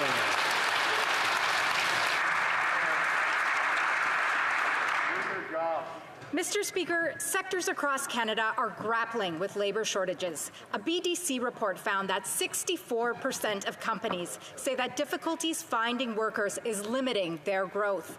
RBC reported that over 1/3 of businesses are having problems finding employees, resulting in 870,000 vacancies across Canada. Businesses need workers to make money. What is the minister doing to resolve these labour shortages?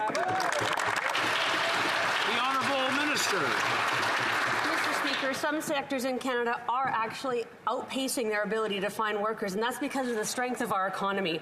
That's why through Budget 2021, we made the largest investment in training for workers in Canadian history to help them reskill to meet the needs of employers.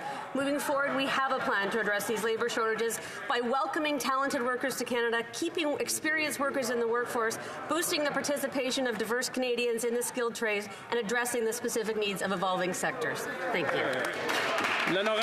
The Honourable Member for Lévis-Lotbinière.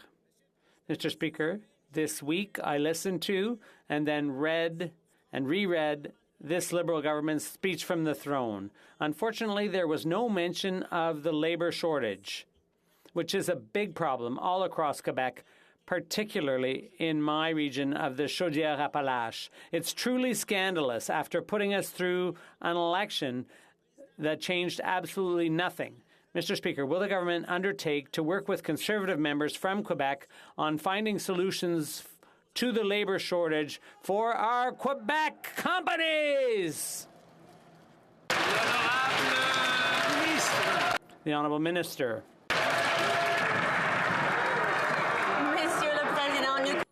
Mr. Speaker, we understand that some industries are not managing to find enough workers. We have a plan to make up for the labour shortfall by welcoming talented, skilled workers to Canada and keeping experienced workers in the workforce. I'm sorry to interrupt the minister. Just for a few seconds. I'm sorry to have to interrupt the minister.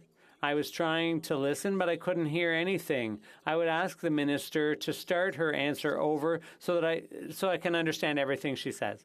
Thank you, Mr. Speaker.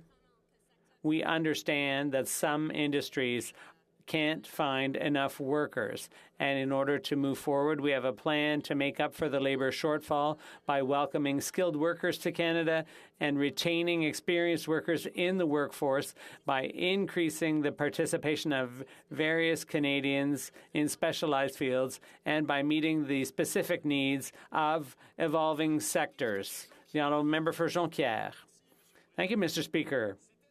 It was bad enough when the U.S. slapped tariffs on our softwood lumber exports. Now Washington is laughing in our faces by doubling those unjustifiable duties.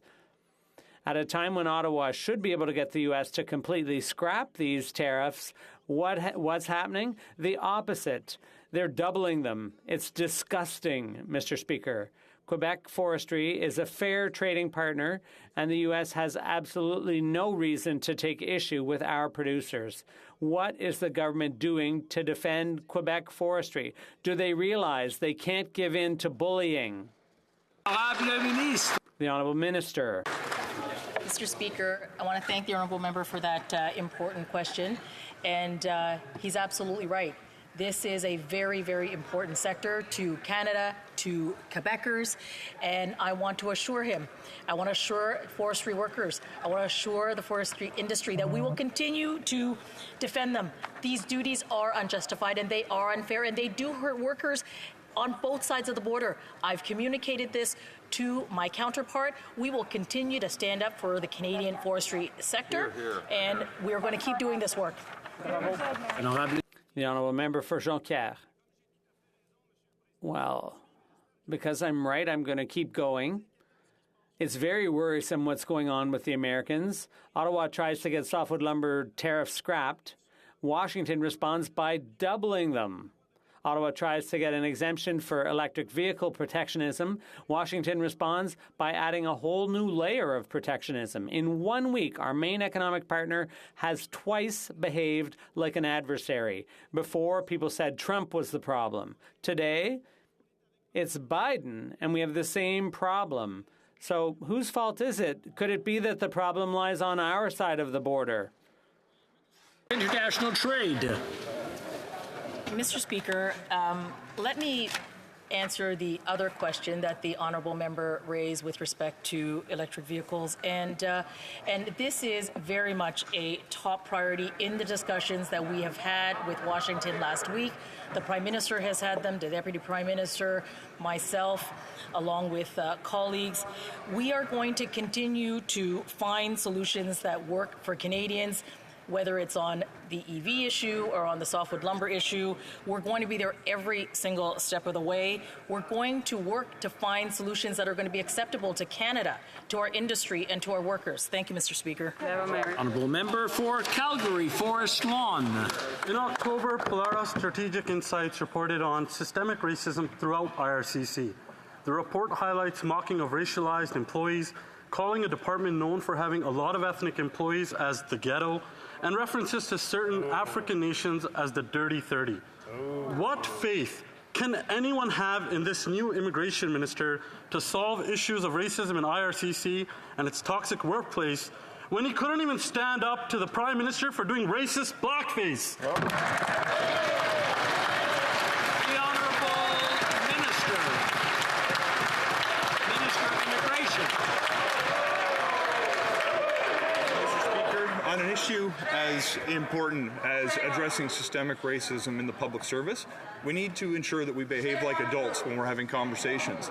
I thank the honourable member for the very responsible conversation that we were able to have just a few hours ago, where it wasn't framed in necessarily quite the same way. The reality is, systemic racism is a real threat not only to the victims who are subjected to that racism, but to the ability of the government to perform at its full potential. Mr. Speaker, I intend to follow through on the IRCC's plans to implement an anti-racism task force. I will make sure that this is not just window dressing, but provides everyone with a safe and effective place to come to work. The Honourable Member for Fort McMurray, Cold Lake. Thank you, Mr. Speaker. As a new mom, I'm very well aware how expensive having a baby can be. And the cost of many items, like diapers, are getting more expensive under this Liberal government. Ever-increasing inflation is making life more expensive, from gas to groceries and everything in between.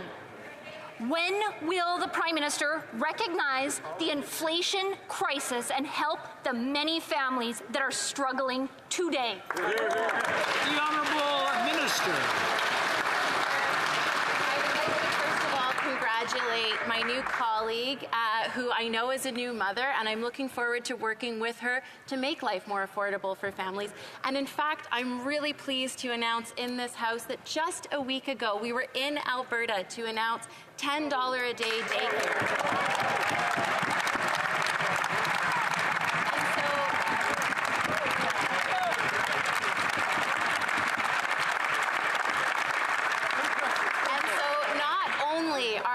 Working to make life more affordable for families in that member's riding as of January 1st, they're going to see a reduction of 50% in fees. So here's to fighting inflation and working for families.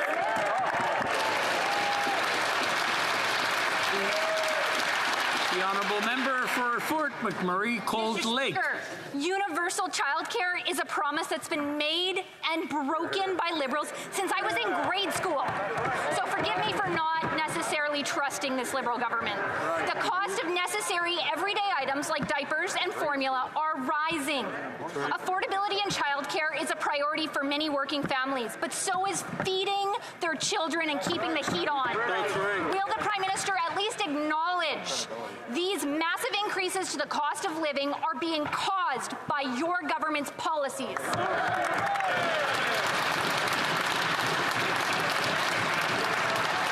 The Honourable Minister. Thank you, Mr. Speaker. And let's just reflect that as of January 1st, an agreement between the province of Alberta, Premier Kenney, and the Government of Canada is going to see a 50% reduction in fees for families in Alberta. For some families in Alberta, that means an additional $600 or $700 a month. Mr. Speaker, that's going to mean a lot for their bottom lines to give their children the things that they need today and into the future.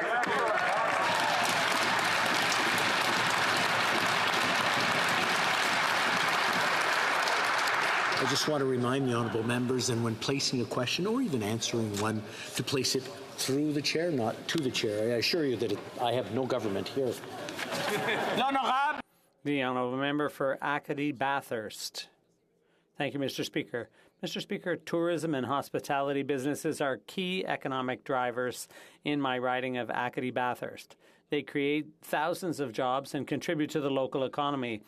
They also allow people from all over the country and indeed the world to see why myself and others are proud to live here. However, the pandemic has hit these businesses particularly hard. That's why the work this government has done to keep them afloat was so crucial for this industry and its workers. Can the Finance Minister tell us about the ongoing support we're providing tourism and hospitality businesses in my riding and all over the country? Thank you, Mr. Speaker. The Honourable Deputy Prime Minister. Mr. Speaker, I'd like to thank the member for Acadie Bathurst for his work and for that excellent question. Thanks to the hard work of all Canadians, we are on track toward economic recovery, but some parts of the country still need targeted support. That's why we're proposing the new Tourism and Hospitality Recovery Program, which will provide support to hotels, tour operators, travel agencies, and restaurants through wage and rent subsidy programs. Before Carlton. I want to congratulate the Finance Minister on her flip-flop today. She had said that deflation was a bigger risk to Canada than inflation. Now that Canada has the second highest inflation rate in the G7, higher than the Eurozone and higher than most of our competitors, and the second most housing inflation of any country on earth, she has admitted that we have, quote, an inflation crisis. Congratulations for finally waking up to that. Will she acknowledge that this inflation is in fact a homegrown problem? The Honourable Deputy Prime Minister. Mr. Speaker, I know that Canadians understand that inflation is a global phenomenon, and here are some numbers to back that up.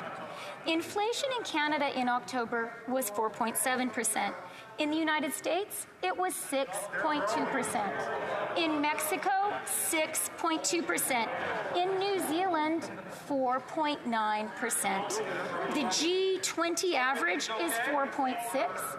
And the OECD average is 4.6%. This is a serious global challenge, not a made-in-Canada problem. Full member for Carleton. Let's just see about that.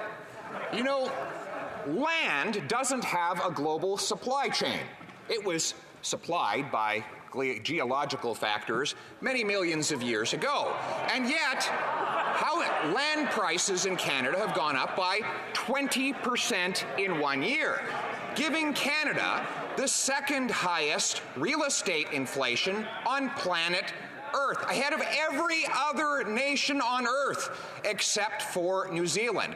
A phenomenon that really kicked off after this finance minister began flooding markets with cheap cash and ballooning prices. Isn't that a homegrown problem? The Honourable Deputy Prime Minister. Mr. Speaker, the Conservatives may not want to listen to me about inflation, but I suspect they read the National Post. So let me quote what a Post columnist had to say this week.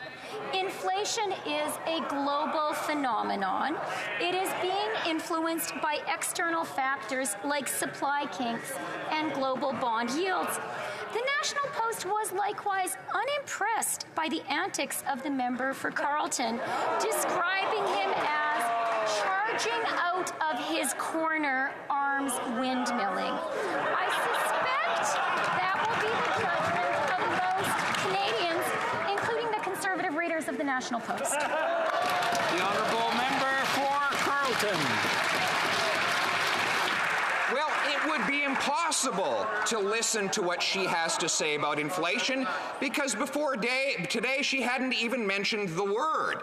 She suggested that we would have deflation. And as for the claims of her liberal media friends, they are disproven by the facts that countries all over the world, including 5 of the other 6 G7 countries, have lower inflation than Canada. That's right. And every country on Earth has less housing inflation than Canada, except one. So given that we're doing so much worse than our competitors, will she finally admit it's a homegrown problem? That's right. The Honourable Deputy Prime Minister. You know, Mr. Speaker, I want to address one of the assertions of the party opposite, which is that our spending during the COVID recession was inappropriate. And I want to ask them to be honest with Canadians, and I want them to tell Canadians whether they really believe that COVID lockdowns were the time for austerity. Canadians know that supporting them during the COVID recession was the right thing to do, and they know better than to trust Conservatives to have their backs during the crisis. The Honourable Member for Brampton North. Mr. Speaker, we know that affordable childcare isn't a luxury, it's a necessity. It's also essential for a robust economic recovery. Parents in Brampton are eager to get moving on improving our early learning childcare systems. Could the Minister of Family and Children and Social Development please update us on the government's work to ensure affordable and accessible early learning and childcare systems are implemented across Canada? The Honourable Minister of Family and Social Development. Thank you to the member from Brampton North for this important question. Affordable, quality, and inclusive childcare is good for kids, it's good for parents, and it's good for our economy. 60% of children in Canada are now covered by provincial agreements with the federal government that will see $10 a day childcare in the next 5 years. That is 9 provinces and territories where parents will see their childcare fees cut in half next year. I am looking forward to adding Ontario to this list soon so that parents in Brampton and across Ontario will also benefit from this transformational federal investment. Hear, hear. The honourable member for Skeena, Bulkley Valley. Mr. Speaker, last week militarized police once again descended on Wet'suwet'en territory. The world watched as unarmed Indigenous women were arrested at gunpoint, and I've heard from dozens of Indigenous leaders who are horrified by what happened. To the minister responsible for the RCMP, do the events of November 19th reflect his view of how Canada should engage with Indigenous people on their lands? And if not, what is he going to do to review RCMP conduct? The Honourable Minister for Public Safety. Mr. Speaker, as I have said earlier this week, we expressed concerns at the way in which the operation was conducted in the Wet'suwet'en. I have said that we are going to continue to monitor the case very closely. Of course, as members will know in this chamber, elected representatives do not direct operations, nor is it for elected representatives to adjudicate on the merits of an individual case. That is a job for the courts, but our job will be to ensure that there is alignment between the values and the principles that underscore the responsibilities of the RCMP and those operations, and we will do that job. Thank you, Mr. Speaker. The honourable member for Saanich Gulf Islands. Thank you, Mr. Speaker. COP26 has ended not with a bang, but with a disappointing whimper. 1.5 degrees may still be alive, but we must all do more globally. That means that in Canada, the plans that have already been put in place have to be believable. They have to deliver results. So today's report from the Commissioner for Environment and Sustainable Development that Canada has 30 years of failure on climate focused on this new program, Emissions Reduction Fund, which after spending $70 million, the Auditor General was unable to find if a single ton of carbon was reduced. Can the Honourable Minister update us on how this program can be fixed? The Honourable Minister. Thank you for the question, Mr. Speaker. We certainly welcome the report by the Commissioner, and my officials are presently reviewing its recommendations. While we agree with a number of the Commissioner's observations with regard to ongoing programming, one must remember that this particular program was a temporary COVID response measure. It was intended to do two things: sustain jobs for workers and communities at a time of record low energy prices, and ensure continued action on methane pollution at a time of economic crisis. This program has succeeded in those two elements, but we are now beyond the worst of COVID, and the oil and gas sector has certainly improved in terms of economic prospects, and we have now commenced a review of the future of this program and the remaining funding. And that's all the time we have for today. C'est tout le temps que nous avons pour aujourd'hui. OK. Nous avons un rappel au règlement, l'honorable député de... We have a point of order. The honourable member for Masquinongé. Thank you very much. You called many members to order during the question period, and that's fine. But at this beginning of Parliament, well, we saw this also during the last Parliament as well. The members' statements that were elected by Canadians. Members are here they have the rights to be here. They have the rights to make a statement in an atmosphere that should be calm. But if people don't want to listen, I understand. But when there are discussions that are so loud, like what was the case during my statement today, I was trying to concentrate. Well, I'd like to say it's a good thing I'm good, because I'd like to remind everyone, going forward, we should be more vigilant about the noise levels. Thank you. I'd like to thank the honourable member. And as we are in a chamber where there is debate, I would ask the people who are here now, if there is a discussion that you want to have, please take it outside to the lobby or the hallways. Yes, I've got that. I'm coming there. I just want to make sure it's quiet enough that everyone will hear the honourable member. Order! À l'ordre! Order. I just want to remind everyone that we're in a chamber where debate is taking place, and when discussions take place, it just makes it a little bit harder to hear what's being said, and we want to hear what's being debated. Now, I understand the honourable member for Churchill Kiwatnuk-Aski is rising on a point, I believe, a united point of order. Please. Mr. Speaker, there have been consultations with the other parties, and I hope that if you seek it, you will find unanimous consent for the following motion.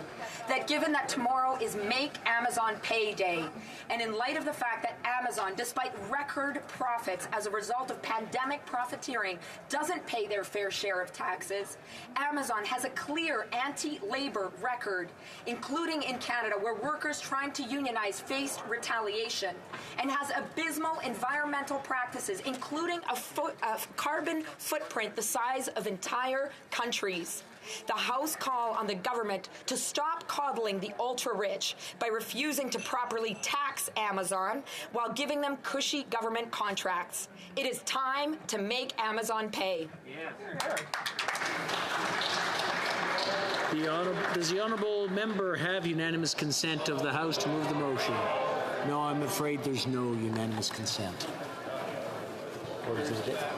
Orders! I'm sorry?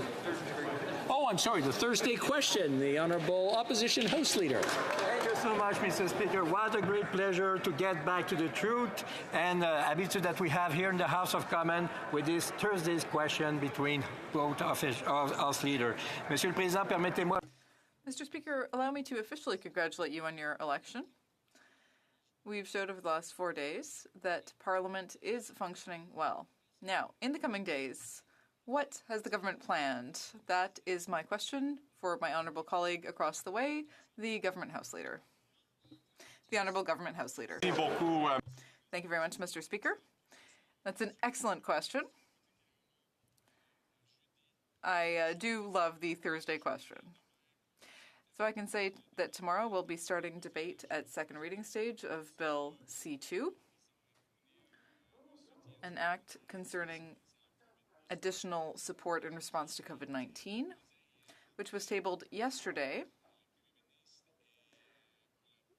by the Deputy Prime Minister and the Minister of Finance. Week, we will resume debate on the COVID-19 economic measures legislation. On Tuesday, Mr. Speaker, Wednesday and Thursday, we will have a debate on the address and the reply to the speech from the throne. Thank you for the question. Thank you, Mr. Speaker. Okay. Very good. Orders of the day.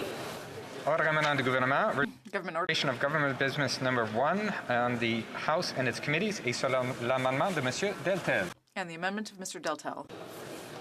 Resuming debate, the honourable member for Kings Hants has 3 minutes remaining. Thank you, Mr. Speaker. And look, we talk about the opportunities of the 2019 class in the first Parliament. One of the opportunities I didn't have was to have a speech that ran out of time just before we went to member statements. So I'll try to pick up where I left off last time. And where I was, Mr. Speaker, was explaining that as the chair of Rural Caucus for the governing party, I've had the opportunity to speak to my colleagues. I was mentioning the Minister of National Revenue, that I had spoken to the Minister about the challenges that they have in terms of being able to get to Ottawa, because frankly, there's just not the same availability of flights. And I'm tying that back to the provisions under the motion under consideration right now, where we look at certain votes and making sure that they happen at certain times of the week. I think that is responsible. It's equitable to members from far-flung parts of this country who are not within driving distance, and I really think it's a reasonable piece. I also want to mention to my colleagues that have been expressing some level of concern on the motion that this is time limited. As I've said, we're in the middle of a pandemic. I look around and I see people with masks on. We know that COVID still exists. And this is not something that is going to continue indefinitely. It has a date, June 23rd, I believe, as I don't have the text right in front of me, but it is June of 2022. So this is a reasonable motion to make sure that we can continue debate. And as I've mentioned, some of my colleagues would probably maybe not have been in the chamber before question period. I intend to be here. But I want to make sure that all of my colleagues, including myself, have the ability to practice our parliamentary privilege in the event that one of us contracts COVID or someone close to us. And I think the fact that the member from Beauce, of course, has COVID-19 right now is a prime example of that. I want to make sure that his privilege is protected in this House. And I fail to understand completely why there's such opposition in this House to this motion that's being put forward. Mr. Speaker, I think I'll leave it at that. Madam Speaker, now, I would welcome any questions from my colleagues if they so have them. Thank you. Questions and comments. The Honourable Member for Elgin, Middlesex, London. Thank you very much, and I really do respect what he's bringing to the table and understanding the importance. I know that many of my colleagues have brought forward the option of pairing, making sure that if someone's vote wasn't able to be counted, that we would pair, that we'd do something of that sort. There's been many options. But I have sat through hybrid parliament. I've sat through PROC, where we have seen so many issues with translations. We understand that there has been medical conditions and things like that. I wonder why he's not saying, why shouldn't we test when we come in? Why are there not other options other than just going to a hybrid parliament? Thank you, Madam Speaker. The Honourable Member for Kings Hands. Thank you, Madam Speaker. I'd like to thank the member opposite for the question. Look, we know that testing is part of the COVID response, but that testing alone is not always going to be able to pick up instances where COVID-19 does exist. She mentioned, of course, the hybrid parliament.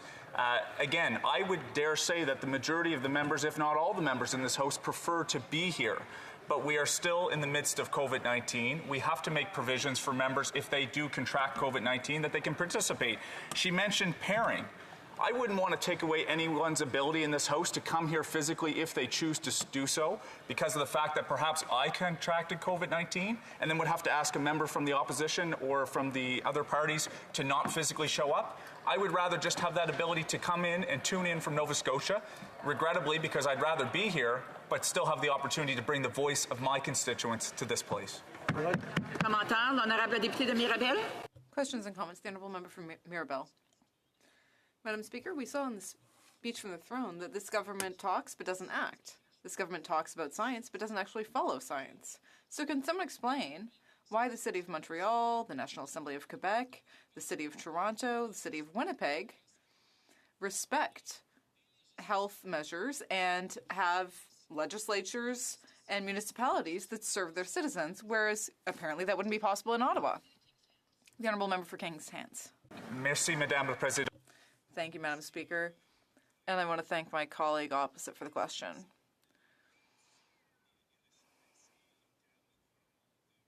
So the examples he gave were local, like local municipalities and provincial legislatures. But this is the Parliament of Canada. People from across the country come here to sit. And I think it would be useful to have people be able to participate virtually when necessary. Questions and comments? The Honourable Member for Bruce Grey, Owen Sound. Thank you, Madam Speaker. As this is the first time I'm speaking in the House, I do want to thank my constituents for putting me back here for the second time. I got a couple really quick yes-no questions to the member opposite that I'm actually confident, unlike maybe his colleague from Winnipeg North, to actually answer. First off, would he say that it would be preferable that the rhetoric in this House get toned down, yes or no? And secondly, would he agree it's a lot easier to build relationships in person versus through hybrid parliament? And finally, I just make a comment, talk to the member from Winnipeg North. He talked yesterday during this debate about extending this past the June timeline. The Honourable Member Kings Hands. Thank you, Madam Speaker, and I'd like to congratulate my member opposite for his re-election in this place. As I was taking notes, yes, of course it's preferable to be here. As a new member, I felt like I was not able to fully participate because of the COVID pandemic. It was isolating at times being at home. To his point about building relationships, I agree, and I look forward. In fact, I made many good relationships with the members opposite, particularly on the Agriculture Committee and Public Accounts in the last session.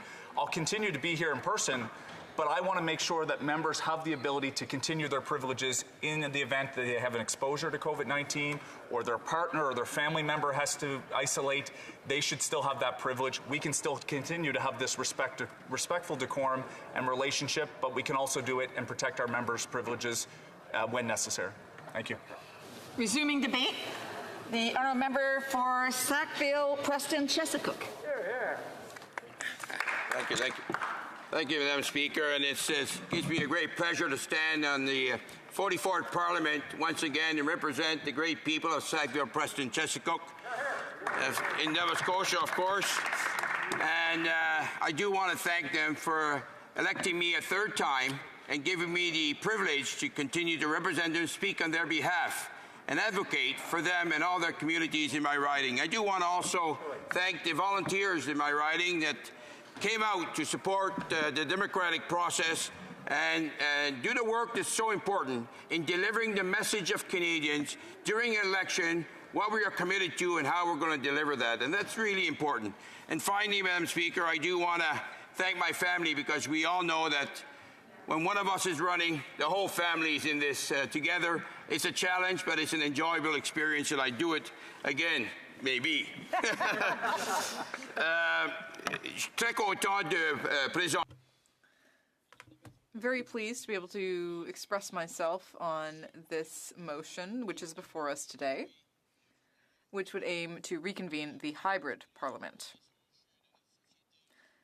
and which also deals with other societal issues such as work-life balance. An increasing number of studies have shown that a flexible working environment has a lot of advantages.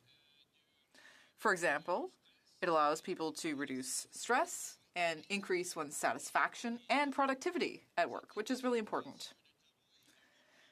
So that work-life balance is something that people are continuing to work on. And I think that COVID has shown us that it is possible to have more flexible working arrangements. A survey by the OECD noted that decision makers should think about how to better implement policies that would help Canada build a resilient and healthy society after the pandemic. That's also why we committed during the election to modifying the Canada Labour Code and including certain important principles, such as better supporting women who need to be redeployed or given other functions during pregnancy. Also working on mental health, occupational health and safety standards, and prevention on the part of the employer in order to help reduce stress and potential injury among employees at work. This also involves providing 10 days of paid sick leave to federally regulated employees and developing a policy about the right to disconnect from work so that employees can leave work at the end of the day without having to threaten their job security. Madam Speaker, since March 2020, the pandemic has forced us to change our way of doing things. And in some ways, we've had to reinvent things. Many Canadian employers had to provide more flexibility over the last 20 months. Telework, for example, virtual school. We've seen huge changes. And there are a lot of positive aspects there.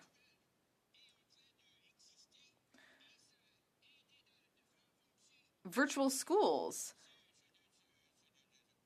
have allowed students to follow scholastic programming remotely.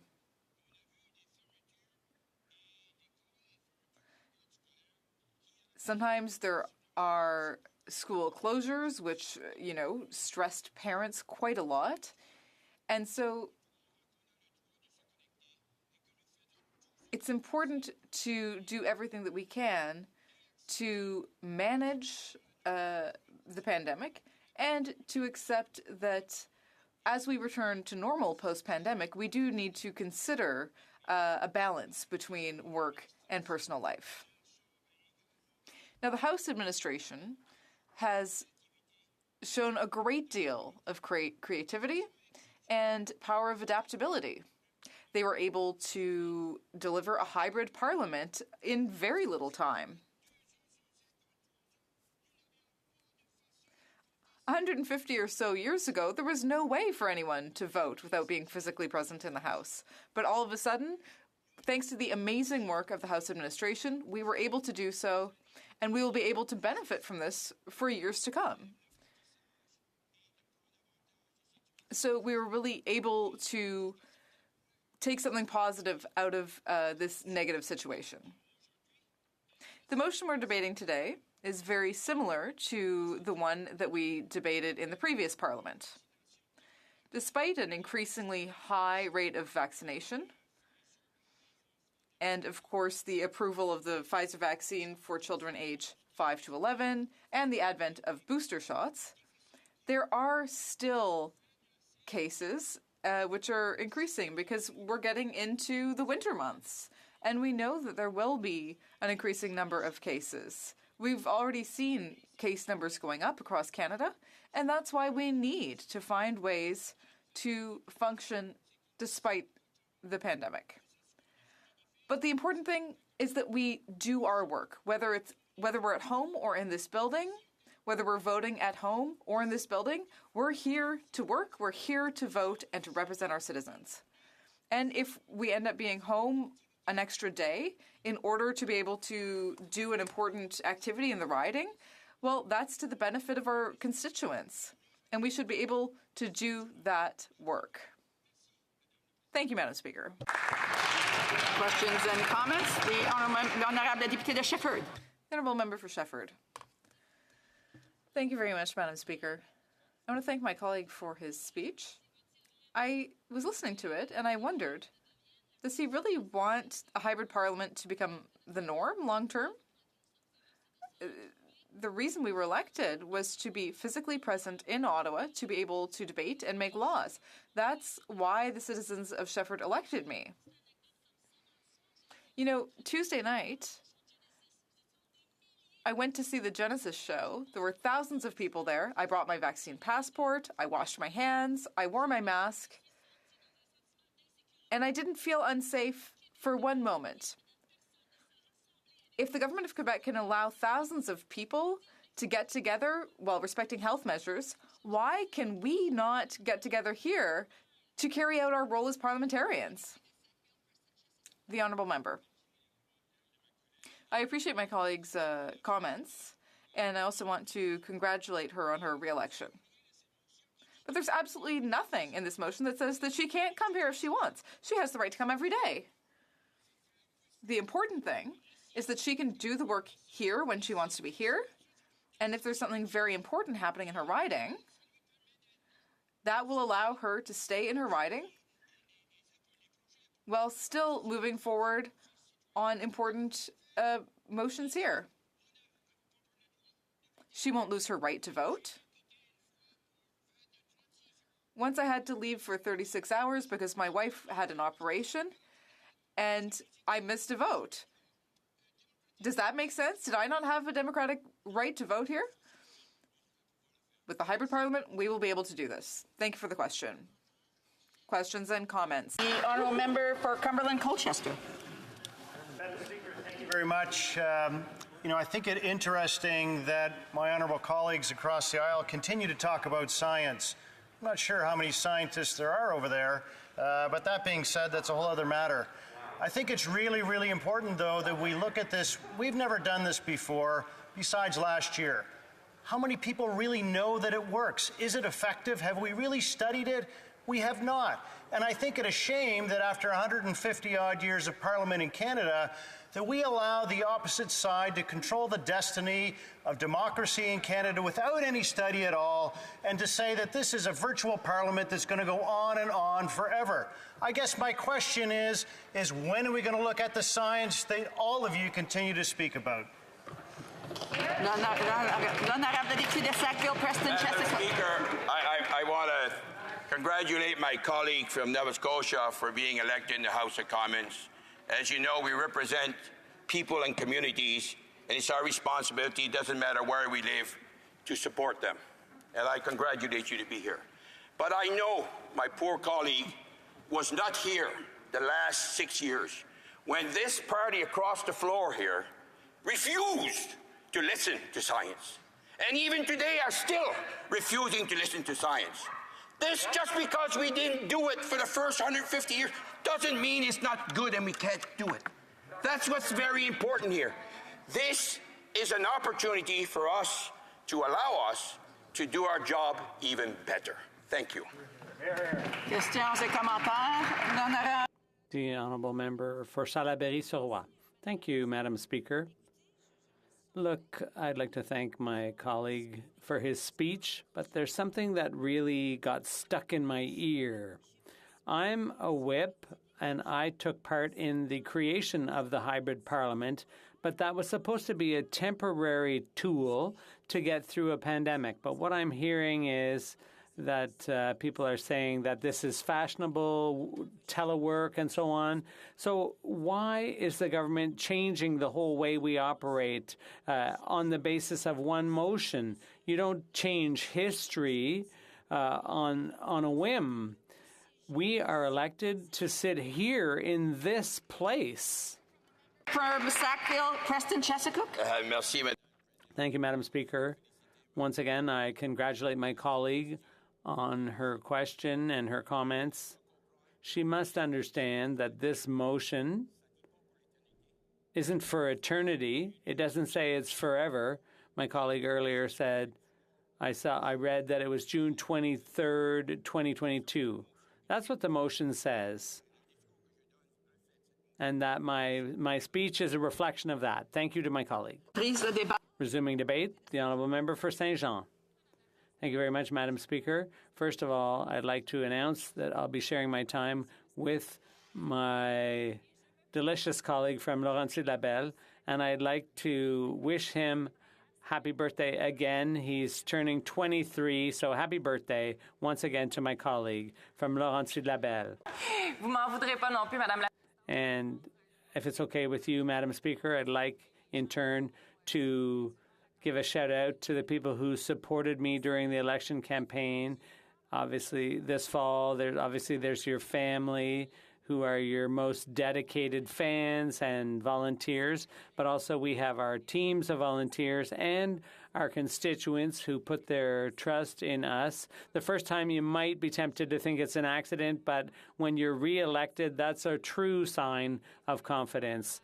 And I'd also like to express my thanks to all the volunteers who worked on my campaign. And I don't just see these as thanks. I see these as a prelude to what I'm going to discuss in a few minutes, because those people were on a war footing preparing for an election that was going to come at some point. We didn't know exactly when, but we knew it was a minority government. And those volunteers had to reinvent themselves. They had to be... it's a bit of a hackneyed term, but they had to really reinvent themselves. And so remember that we're discussing a motion here, and some people say it would be irresponsible to hold an election during a pandemic, but ultimately it didn't bother the government that much to trigger one during a pandemic. And so one might ask oneself, what has changed so much from the time of the election when it was okay for the Liberals to go from province to province? What happened between then and now? What has changed to justify adopting a hybrid parliament now? I think, in fact, there's been some improvement. Restaurants have opened up. There's been an emerging from lockdown. There are fewer and fewer capacity limits in restaurants. People can go to grocery stores. So it doesn't seem to me that things have gotten so bad that we need to go back to a hybrid parliament.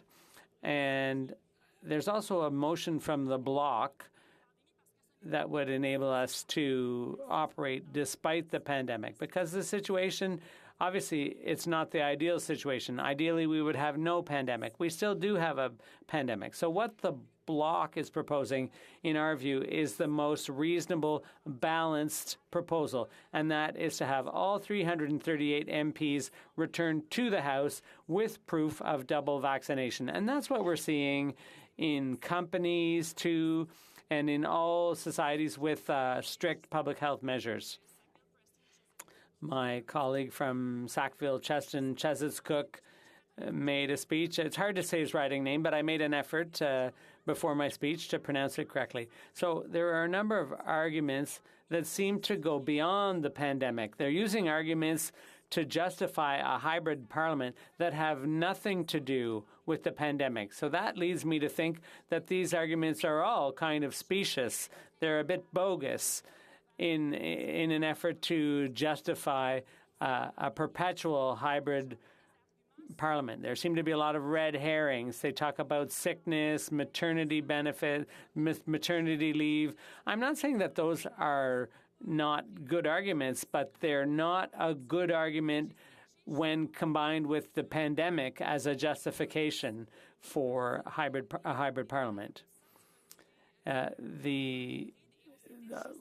We were told at one point that this wasn't, when the first hybrid parliament was introduced, we were told that it wasn't the time to think about doing this perpetually, that it was just because of the circumstances, because of the pandemic. But it seems to me that what's happening now is that the Liberals are trying to turn this into a permanent, ongoing way of operating. And one of the arguments given is that some people are worried about their health and safety. But when you see people on Zoom, there's no suggestion, no guarantee that they spend their entire lives at home in their basements on Zoom.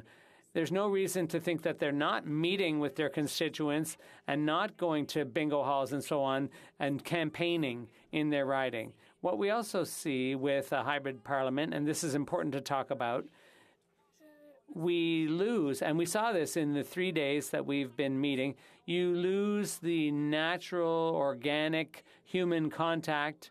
You don't have the opportunity to just meet with people casually in the hallways, someone who sits with us on a committee. You lose those opportunities for informal conversation, and we've seen that with Zoom committees too.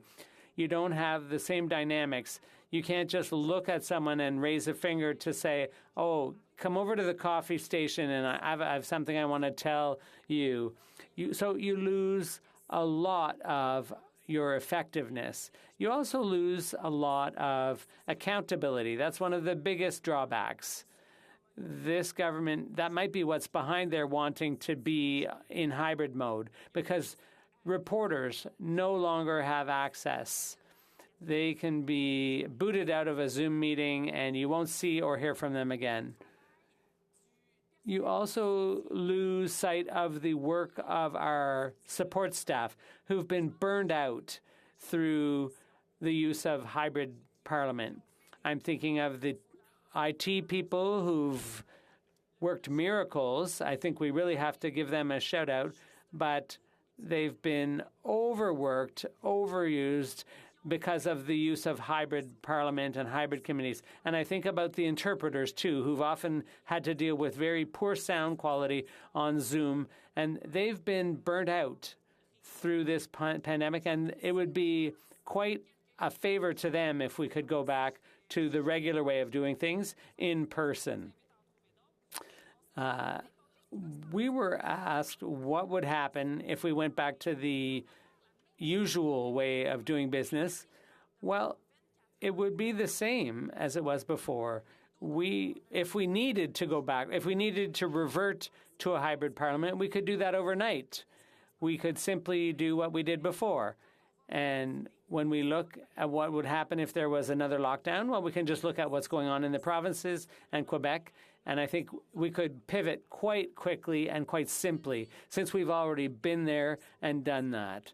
What about people who might have compromised immune systems? This is another objection people raise. Well, I don't think that's the norm in Parliament. There may be some who have who are immunocompromised, and that evidence can be brought before us. But I don't think there's that many of them, and I don't think we should make the exception into the rule. The rule should be that members sit in person, because that is why we were elected. And those members, if they're here currently, those who would potentially be immune compromised, they probably campaigned in places other than their basements. When we hear the argument that I have young children who are not vaccinated and I wouldn't want to bring COVID back home to my kids. Well, we do have campaigns to vaccinate even younger children, but I'd be curious to know if those members who have very young children, do they not allow their kids to go to movies, to shows, to see other people? Are they being homeschooled to ensure that those young children are not being exposed to any risk? I think that's a question worth asking. So I think the debate before us today is much more artificial, and it seems to be being used for purely political and partisan purposes, and that's why I'm so disappointed in this debate. And you get the sense that the motion says that it should apply until June 23rd. That's 7 months from now. 7 months. If you take the same length of time, I wouldn't even be able to get on a waiting list for my vaccination. A lot of water has gone under the bridge in 7 months. So do we really want it to apply for that long? Because this is just another argument, another reason why this is a purely partisan motivated motion. Thank you. Questions and comments? The honourable member. I'd like to thank you, Madam Speaker, and thank my colleague for the speech, and thank the member whose birthday it is. Now, we all know COVID-19 is a terribly contagious illness, and according to all the scientific studies, it's been confirmed that if a person is vaccinated, the chance of death is almost zero. My question for my colleague is the following one. If a person decides not to be vaccinated and to put their own life in danger, perhaps that's their right. But does the same person have the right to endanger other people's lives? Thank you, Madam Speaker. The honourable member for Saint-Jean. Well, perhaps that question should be asked of another political party, not a bloc member. Our answer is simple. Everyone here should have to prove that they're doubly vaccinated. Questions and comments? The honourable member for Scarborough Centre. Thank you, Madam Speaker, and I would like to congratulate the honourable colleague for her election and for her speech. Today in Ontario, 748 new COVID cases have been reported. As of yesterday, 15 of Ontario's public schools are now closed due to COVID spread. For a person like me, who has a compromised healthcare system, like in the 43rd Parliament, I've been able to fulfill my duties as Member of Parliament. I've been able to vote in spite of having COVID for that 2 weeks. I was able to vote. I was able to chair the committee. So not knowing how many members across the aisle are not vaccinated, why should we put the health and safety of some members at risk, where with a hybrid Parliament we can perform our duties as Members of Parliament, and we have done that. The honourable member for Saint-Jean. I'd like to thank my colleague for her question, and I'm disappointed that we're no longer on the same committee that we were in the last Parliament. Well, our proposal would solve the problem. If everyone had to show proof of double vaccination, that would solve the problem. But the other question is, what is the balance to be struck between the rights of parliamentarians and their obligations or their duties? The part about their duties and their responsibilities is being completely neglected in this motion, completely forgotten.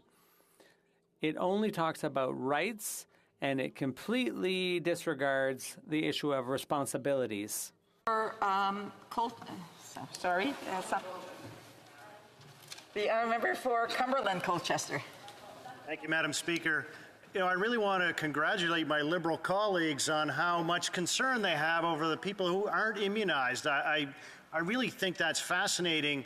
But in my mind, as a scientist, I really wonder how, if someone were unvaccinated and they got COVID, for all of these people who are vaccinated doubly, that it would make their lives so much worse. I fail to understand that, and if someone could please explain that to me, it really makes no sense to me whatsoever. The honourable member for Saint-Jean. That question wasn't directed at me, but I will try to answer it. Science has stood the test of time. People who are vaccinated have a much higher viral load, and despite the protection of double vaccination, it's not perfect. You can still experience COVID symptoms. So ideally, double vaccination and physical presence is the ideal solution. We have time for one more question. The honourable member for New Westminster Burnaby. Thank you very much, Madam Speaker.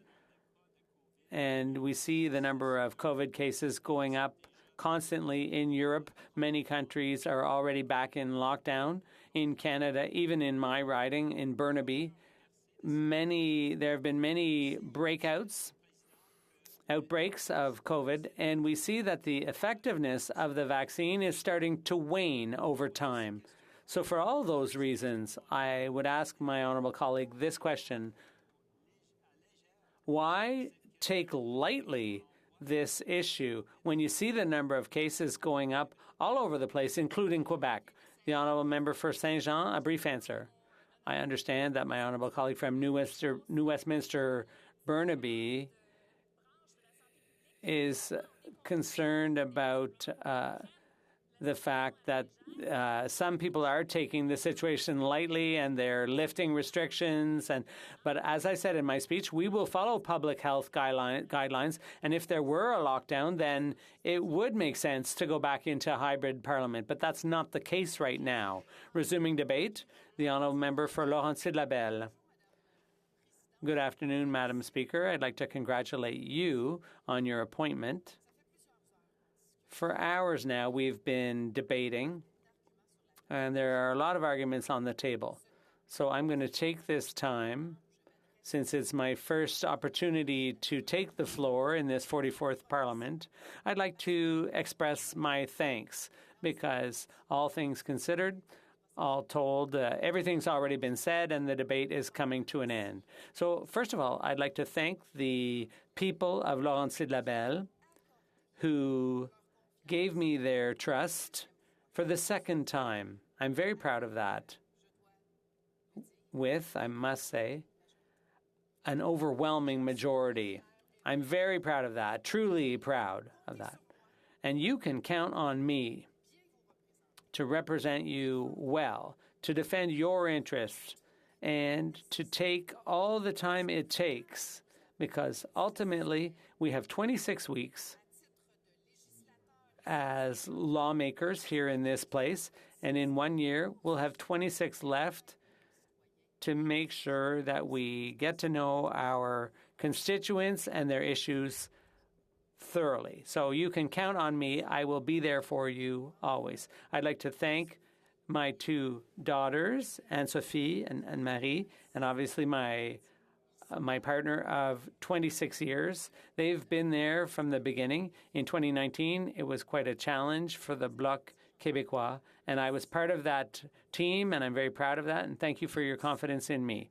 I'd also like to talk about work-life balance. That's a team effort, and I'd like to thank for my team for their resilience. And I thank you for congratulating me, for wishing me happy birthday, even though I wasn't here yesterday when it was my birthday.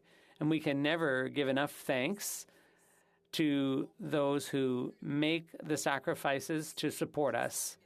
I'd also like to give special thanks to all my volunteers. I won't name you all because there's too many of you, but you know who I'm talking about. And I would like to express my sincerest thanks to you. Thank you so very much. I can count on you, and I'm grateful to you. I would also like to thank my riding team, a team that works miracles every single day. And it's not easy these days with the pandemic, with everything going on. There is also a certain slowness in decision-making.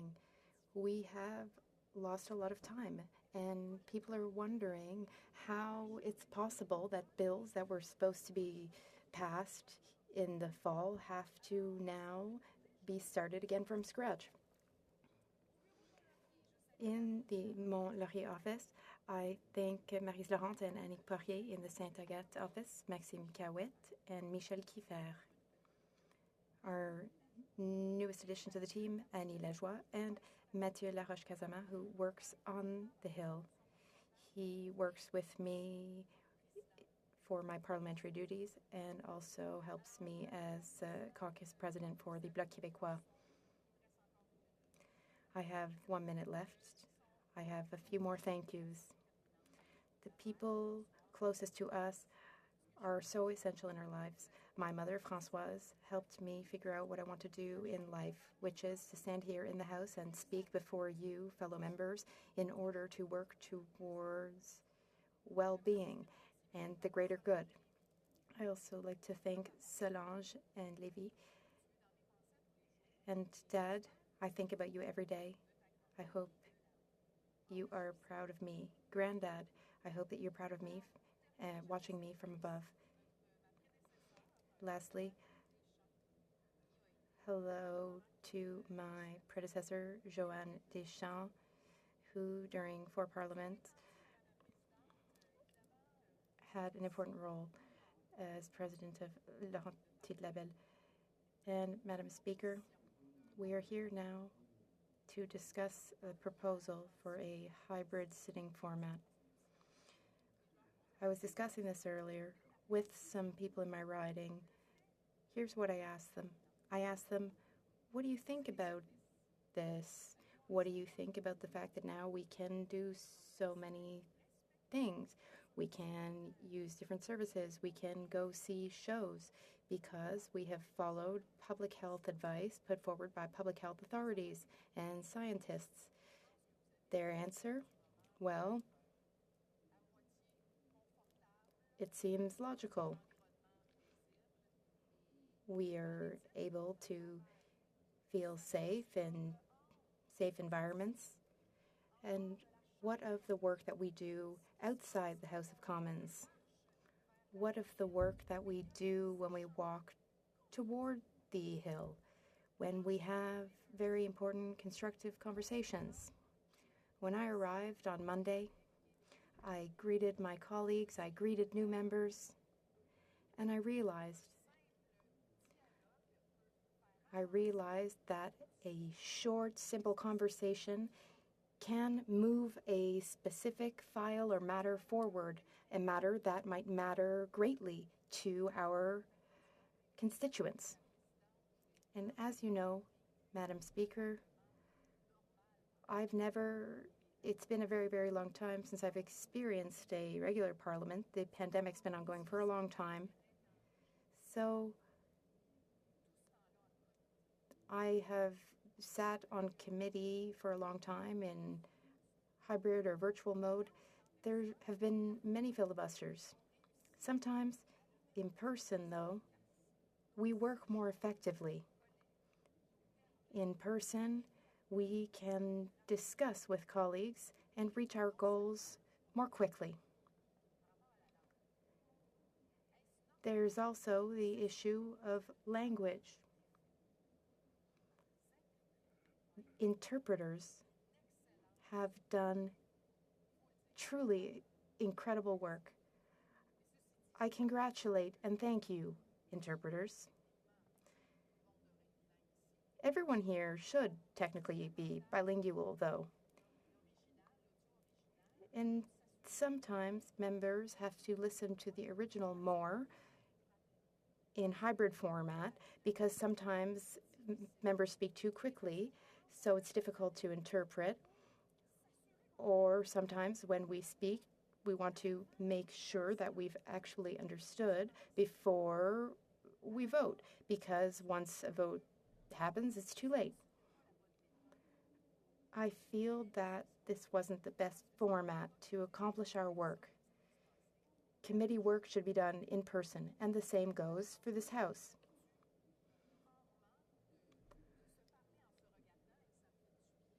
It's really great to speak to human beings here in person rather than to speak to you through a screen. My work, my job is to represent my constituents and to have important conversations to make things happen. I believe I have 2 minutes left.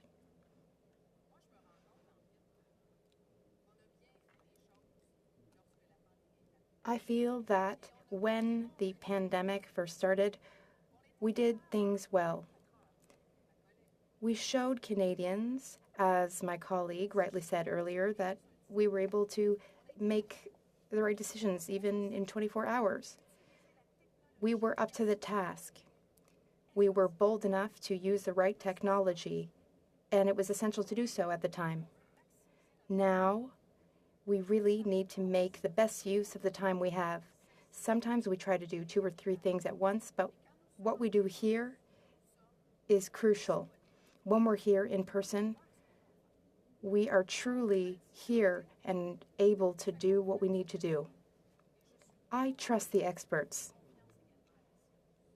And I'm certain that you believe in science too. If the day should come that we need to quickly change how we do things, well, we've shown that we can quickly adapt and change. Here's how we feel in the Bloc. We feel that all those who are double vaccinated and following public health rules, then we should absolutely be able to be here. During the first 5 minutes on Monday, for those who were tuning in, there wasn't a lot of distancing among us. We were all greeting one another and shaking hands, but we can be cautious if we want, but we need to do the work that has been ongoing for decades and decades and must continue here now. Questions and comments? The Honourable Member for Winnipeg North. Thank you, Madam Speaker. I don't quite understand the logic that the Bloc is actually using. You know, the province of Manitoba, my home province, is actually sitting today. They have a hybrid system. It was non-controversial. They all understood the safety and health benefits, the need for strong leadership, and it's not a political controversy at all. And we're doing something of a very similar nature. There's a sunset, so it ends by the time we get into June.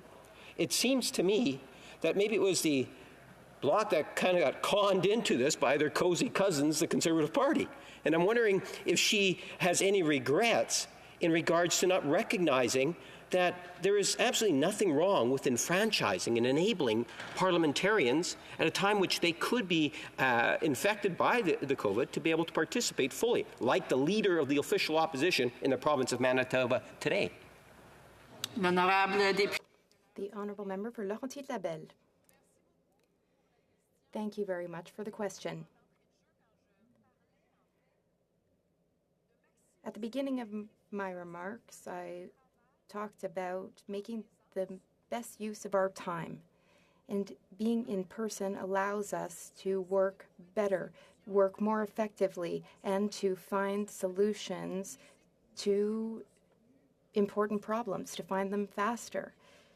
We have all experienced that when we work in a virtual format, sometimes we're not able to work miracles for Canadians, for our constituents. We feel that there aren't enough reasons why we should have to be in hybrid until June. Oh, Jews. Just a second here. Charleswood, St. James, Assiniboia, Headingley. Well, thank you, Madam Speaker. It's my pleasure to rise for the first time after being re-elected by the great people of Charleswood, St. James, Assiniboia, Headingley, and I'm happy to be back live and in person in this amazing place. I've been listening carefully to the speeches today, and almost without exception, everyone supporting the motion is saying, well, of course, if somebody gets COVID, or they have been near somebody who's had COVID, they've gotten an alert, they've had a brush with COVID, they shouldn't be disenfranchised. They should be able to participate virtually. And I think there's some logic to that. But the fact of the matter is that that's not what the motion says at all. The motion says that any member can participate virtually or in person for any reason. So my question to the member, and I want to thank her for her thoughtful speech, is don't you think, through you, Madam Speaker, that the motion is simply too broad, and that if the government is sincere in wanting members to be able to participate virtually because they're ill or might become ill, that the motion should just simply say that? Honorable député de Laurentides-Labelle. Merci, Madame la Présidente. Merci pour cette question. Ce qu'on a vécu, se cacher en arrière un écran, on fait en quelque sorte, et moi je parle de la perception des gens. Est-ce qu'on fait de l'évitement? Nous devons être cohérents dans le travail qu'on doit faire, c'est-à-dire d'être disponible, de répondre aux questions et de s'assurer de faire les suivis. Tout ça pour le mieux-être collectif. Il semble qu'il y a de la difficulté avec l'interprétation. There seems to be an issue with the interpretation. Is it working now? En français? Est-ce que ça fonctionne maintenant? Is it working now, the interpretation? Yes, excellent. The honourable member can please repeat, and then we will add a bit of time as needed. I'll be very fast. We need to think about the perception that people have when we're working virtually. When we work virtually, we don't have sidebar conversations and we have less discussion, so the work is less effective. We need to be really, truly available in person. We answer questions. We do follow-ups when necessary. We should not be hiding behind a screen. We've seen this week even that being in person makes us more effective. A quick question, the Honourable Member for New Westminster, Burnaby. Thank you very much, Madam Speaker. Legislative assemblies across the country are holding their proceedings virtually. The same has occurred in British Columbia. So some participate virtually, some participate in person. The same goes for the National Assembly. They have some social distancing, and so here we should have distancing with the hybrid format. I don't understand my colleagues' opposition to doing what all other legislative assemblies throughout the country are doing. They are proceeding virtually in order to be responsible, in order to end the pandemic, in order to limit spread among politicians and their families and the public. The member for Laurentides-Labelle, reply. Thank you very much, Madam Speaker.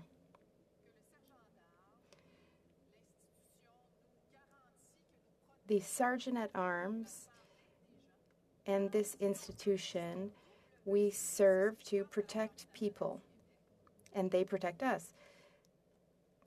We are double vaccinated. That should be safe. Should we not at least look into the possibility that we can meet a person? That's the question. The honourable member for Fleetwood Port Kells.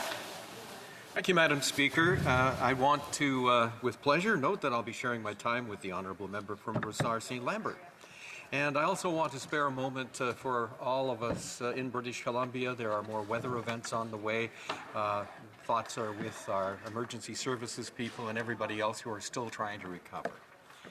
Mr. Speaker, or Madam Speaker, after almost 20 months, so many aspects of our lives have been upended by this once-in-a-century pandemic.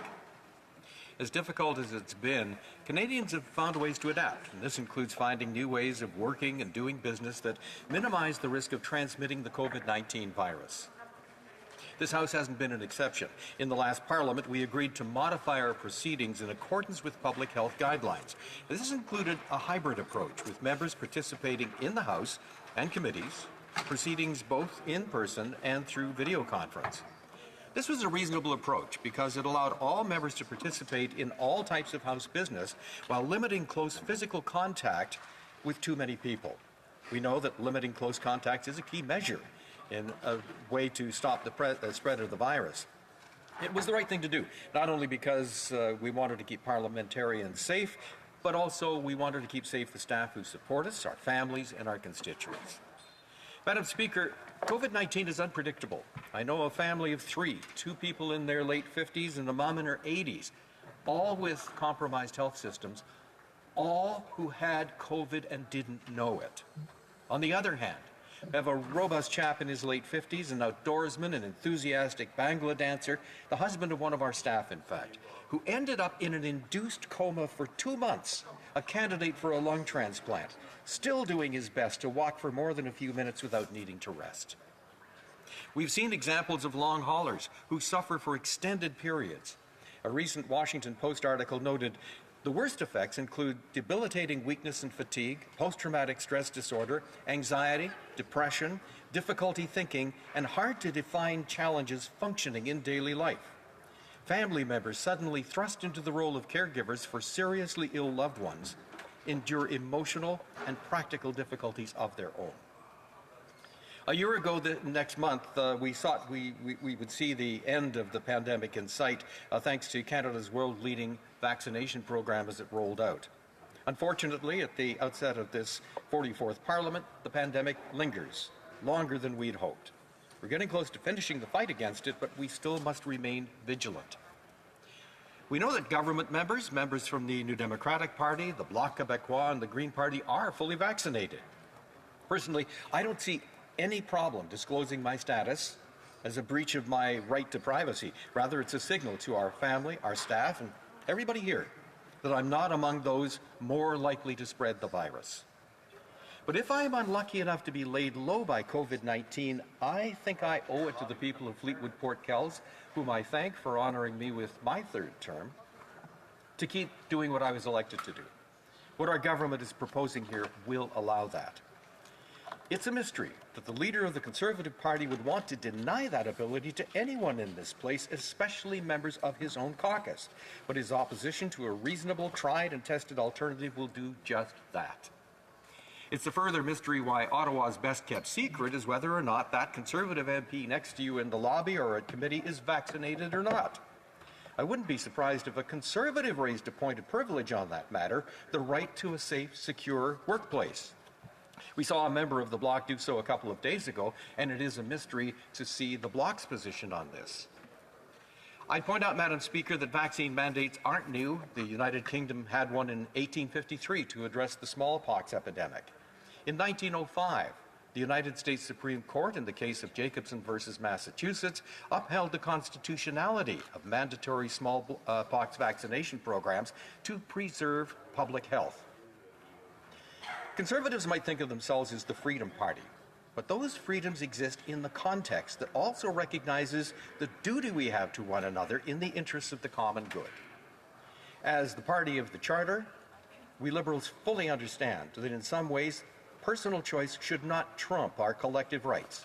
It is a matter of reasonable vigilance. And that's what the motion before us today is all about, vigilance. This motion is about allowing all members of Parliament to fulfill all of their duties safely. As noted, we have a tried and tested model of hybrid Parliament that was used in the second session of the 43rd Parliament. The motion before us would simply, mostly, reinstate the approach used then. The motion mainly seeks to do 5 things. First, to allow members to participate in proceedings of the House either in person or by video conference, provided that members participating in person do so in accordance with the Board of Internal Economy's decision of Tuesday, October 19, 2021, regarding vaccination against COVID-19. And that reasons for medical exemptions follow the guidance from the Ontario Ministry of Health entitled Medical Exemptions to COVID-19 Vaccination. As well, the National Advisory Committee on Immunization informs us on this. It temporarily, the motion temporarily suspends or alters a few standing orders to facilitate this move. Secondly, the motion would similarly allow members to participate in committee meetings remotely or in person, provided that they meet the vaccine requirements set out by the Board of Internal Economy. Third, it provides for documents to be laid before or presented in the House electronically. This includes the documents that the government is required to, by statute, to table, as well as petitions or other documents that any member may wish to provide. Fourth, the motion sets out how and when recorded divisions are to be taken in the hybrid format. I'll return to this in a moment. And finally, for the current supply period, it provides for supplementary estimates to be referred to and considered by a committee of the whole. This is in keeping with past practices of the House to allow for scrutiny of the estimates early in a new Parliament before standing committees have been constituted. The motion would keep these measures in effect from the day it's adopted until Thursday, June 23, 2022, before the House adjourns for the summer. This time frame will allow the House to conduct the business Canadians sent us here to accomplish for them safely. After June, we can have another look at how we conduct our proceedings, taking into consideration the best health advice at the time. Focusing now on the motion's provisions relating to voting, I wanted to first acknowledge how this single act is one of the most important that parliamentarians carry out. During the early month of the second session of the last Parliament, members in the chamber voted by the traditional process of row by row. Members participating by video conference were called on one by one to cast their votes orally. Now, while these voting arrangements were successful, used for over 50 votes, they were time-consuming. Some votes required as much as 50 minutes to complete. However, this House also agreed to develop and test a remote voting application, and one was introduced in March. With this application, a vote could be completed in 10 to 15 minutes. The remote voting application was used successfully for over 120 votes. Today's motion would put this app back into use, allowing us to express our will safely, securely, and conveniently. Although the remote voting app was successfully used in the last Parliament, the motion does take the prudent step by directing the House administration to carry out an onboarding process of all members for this app, to be completed no later than Wednesday, December 8th, 2021. Once the onboarding is complete, but no later than December the 9th, the app will be put into use. Paragraph Q of the motion ensures that there will be integrity in the use of the app. Among other things, it requires the following. Votes have to be cast from within Canada using the member's House-managed device. The visual identity of members must be validated for each vote, which can be verified by the whip of each party recognized in the House. Any member unable to vote via the electronic voting system during the provided 10 minutes can connect to the virtual sitting to indicate to the chair their voting intention. The motion is therefore very careful to put in place contingencies that members might encounter problems with the voting application so as not to disenfranchise them. And that's what we want to avoid, is disenfranchising people. Now, some have argued that the literal act of standing up to be counted during an in-person vote is too important to be set aside. I don't want to argue that tradition. I would just simply say that the motion aims to put in place reasonable temporary measures to allow each member the ability to safely vote. For each vote, members' names will still be recorded in the House journals, allowing all to see where they figuratively stood on the issue voted on. The motion before us also seeks to arrange a deferred schedule for recorded divisions on most types of debatable motions, or a motion to concur in a bill at report stage on a Friday. Specifically, votes would take place after question period on a day dependent on when the time recorded division was requested. This order would be in keeping with past practice of the House, providing members with some predictability for when votes would occur and allow us to better manage our time both in and outside the House.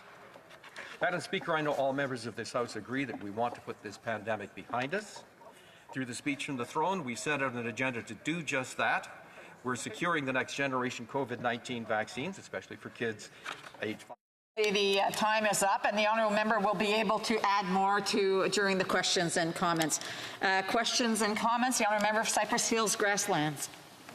Thank you very much, Madam Speaker. It's an honour to rise for the first time in this new Parliament. I just want to thank the member for his speech. Through you, Madam Chair, I'd just like to ask the member if he agrees with the Liberal Government House Leader who on Monday said that if a fully vaccinated person tests positive for COVID-19, that they can still go to work. The honourable member for Fleetwood Port Kells. Madam Speaker, that's exactly what this motion allows. That a fully vaccinated person who does come down with COVID-19 can still go up to work.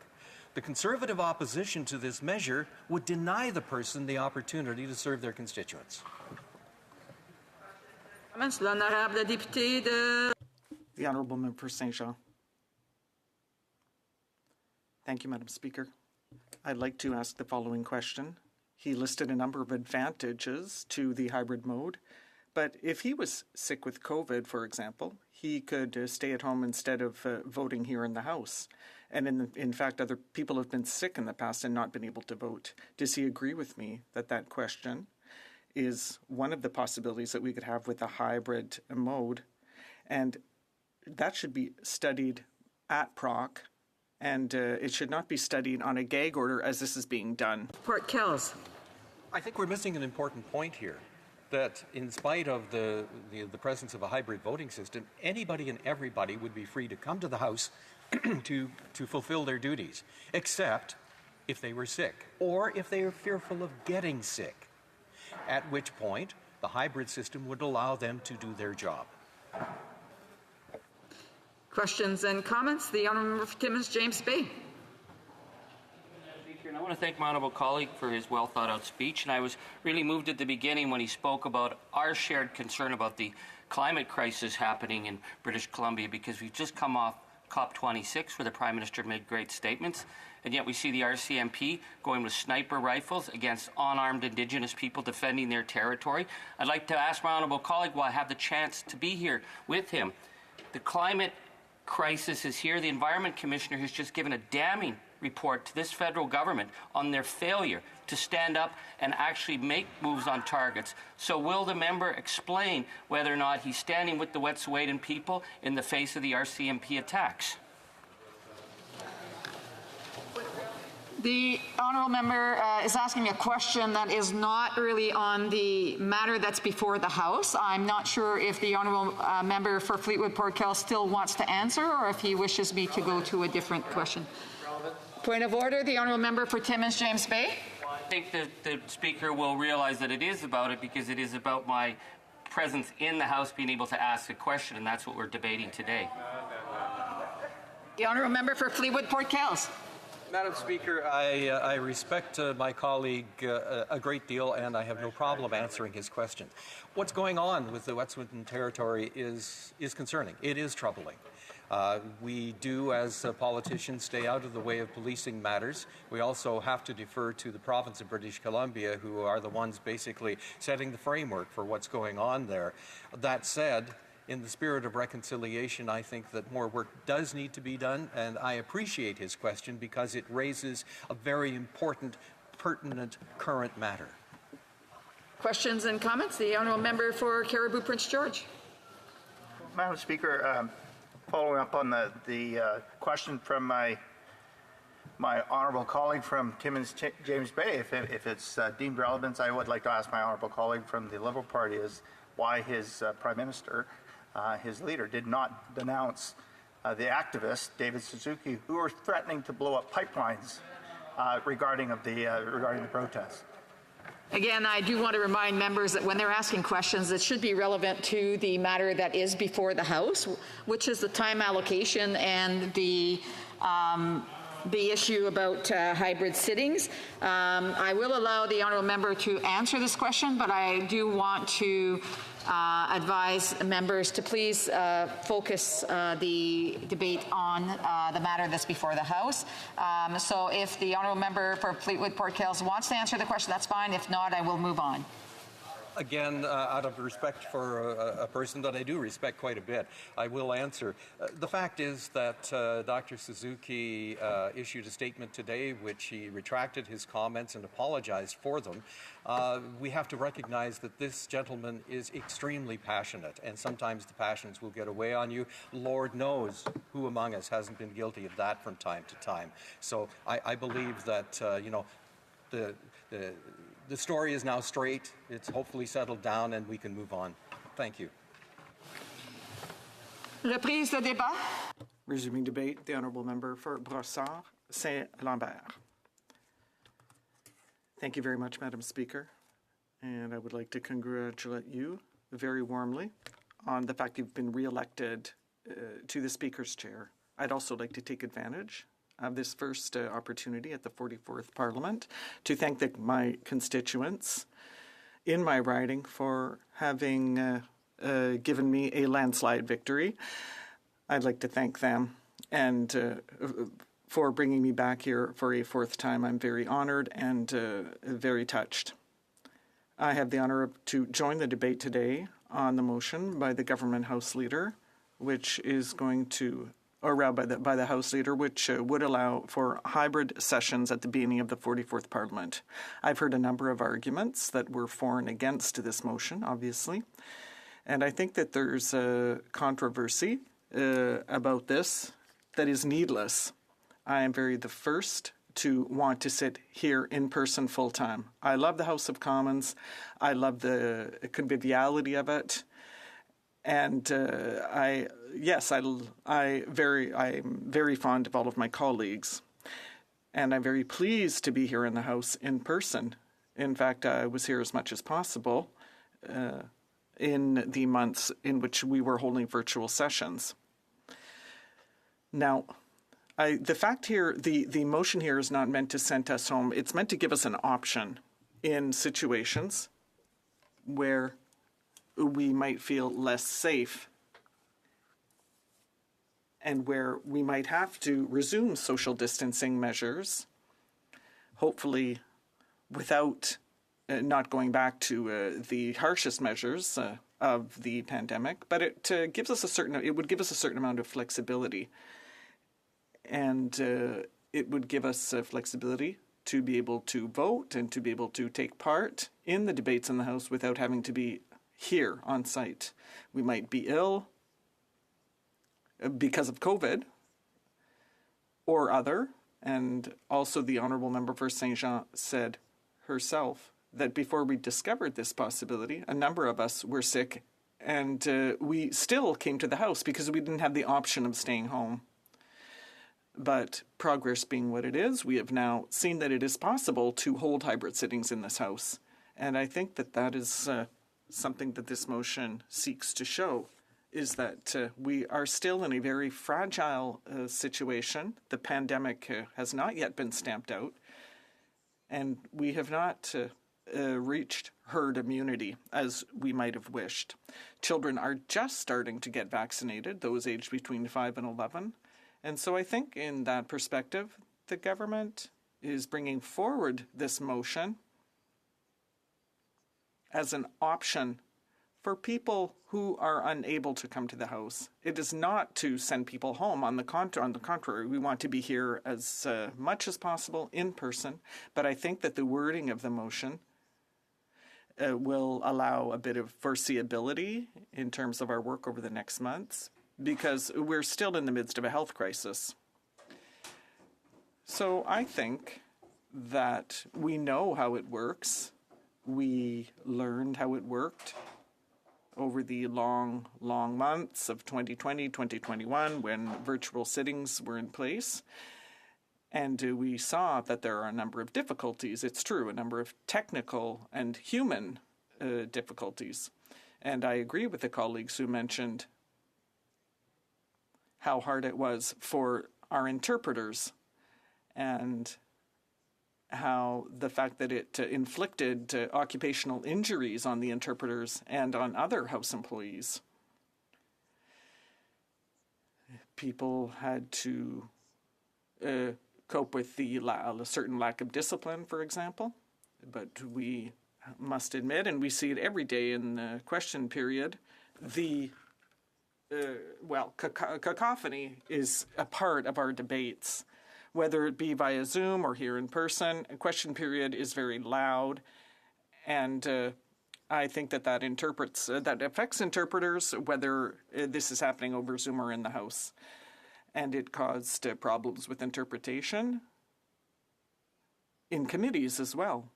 I don't know exactly why, but one of the comments was that a number of the members were not wearing the correct equipment, and for the interpreters, there were difficulties in ensuring the interpretation and in following the members' interventions.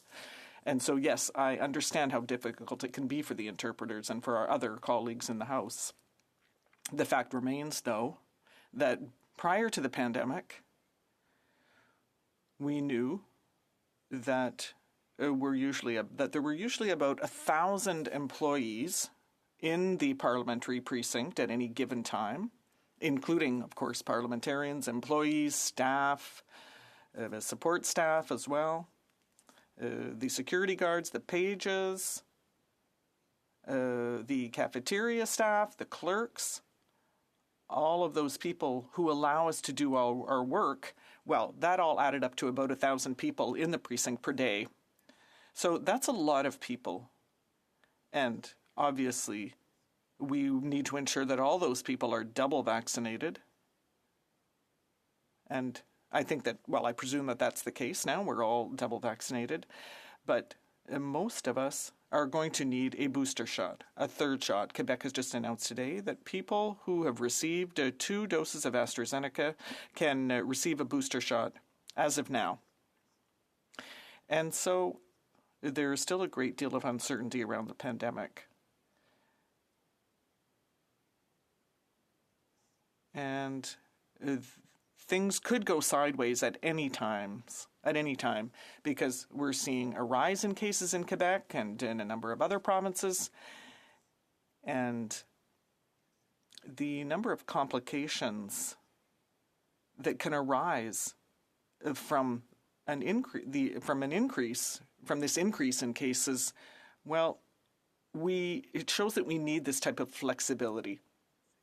I'm not saying that we need to resort to Zoom immediately. It's not like everyone has to go home and use Zoom. It's just an option in case things should worsen.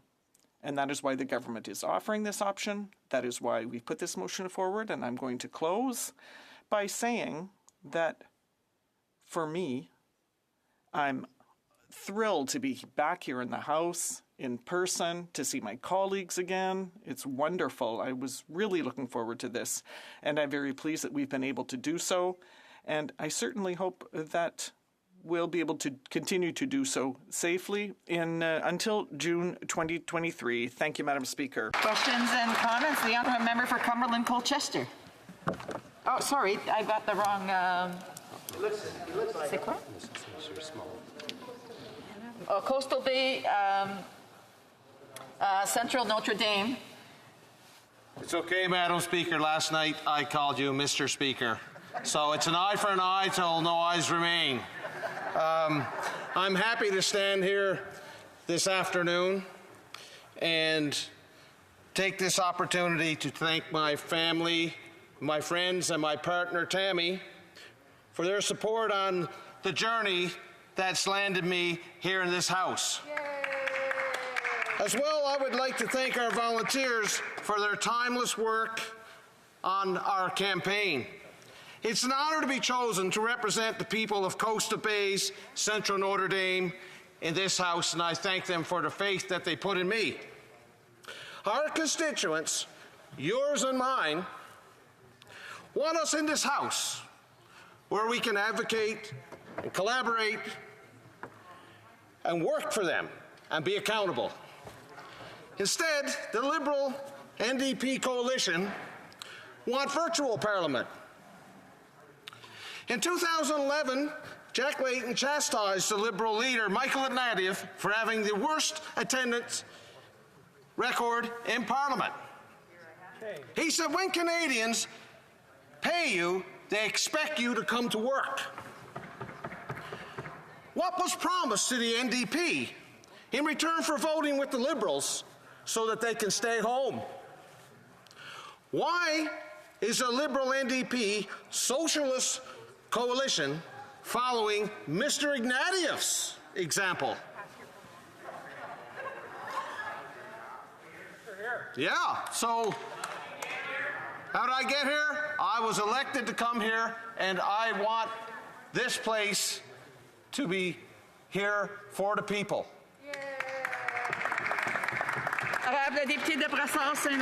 The Honourable Member for Brossard-Saint-Laurent. I'm sorry, but I don't quite understand what the question is. I did say that, yes, we are elected to be here, and that I very much am looking forward to being here. There's nothing much else that I can add to that. Thank you. Questions et commentaires. Questions and comments, the Honourable Member for Mirabel. Madam Speaker, I also having trouble understanding this controversy because it shouldn't even exist. Madam Speaker, there is no controversy to open stadiums, to open universities. There's no controversy around opening restaurants. But on the other side of the House, they want to offer us a government upon delivery, a government to go. Madam Speaker, wouldn't the solution be to be flexible, as my honourable colleague from Brossard-Saint-Lambert mentioned, that is to open the House under the current rules and then to assess how this House is doing based on how the situation evolves with regard to COVID. The Honourable Member for Brossard-Saint-Lambert. Thank you, Madam Speaker. I'd like to thank my colleague from Mirabel for the question. The situation already demands it because we have colleagues who are already affected by COVID who cannot be in the House. They cannot be in the House because they were diagnosed. So the medical situation calls for this flexibility already, and so to offer parliamentarians to the opportunity of being able to participate remotely is simply common sense. Ministers are supposed to be here every day. We're all supposed to be here every day if we're in good health, and if we're vaccinated, then why not? So to propose a solution, an option, doesn't mean we're sending everyone home. We're not talking about government to go, therefore. Time for a very brief question. The Honourable Member for... I apologize. For Longueuil, Charlemagne. Thank you, Madam Speaker. First of all, I'd like to thank you and commend you on your re-election. And I'd like to thank my family, as well as the people of Longueuil, Charlemagne, for putting their trust in me. And I'd like to commend my colleague as well on her election. Of this is actually for prevention. Right now, our standing orders do not allow a member of Parliament to participate in their elected duty should they become sick. What we're trying to do is to say, if you are sick, if you have symptoms, please stay home. Just like the measures we're going to put in place for workers, that they can have that time to stay home and stay safe. So would the honourable member explain how this is a preventative measure to make sure people can have their opportunity to speak? A quick answer. The honourable member for Brossard-Saint-Lambert. I agree with my colleague. This is preventive. This is just an alternative that we're offering parliamentarians. It is, at the moment, the best way we see to go forward to ensure that all parliamentarians can participate. Thank you. Resuming debate, the honourable member for Cariboo Prince George. Well, thank you. Thank you, Madam Speaker. It's an honour to stand in this House, as always, and to add to the debate. I first want to send my heartfelt thoughts and prayers to my community of Vanderhoof, who literally 20 minutes ago, a warning came across that there was an active shooter in the community. I meant to stand up and say, please stay safe, please stay inside. My understanding is that the shooter's been caught.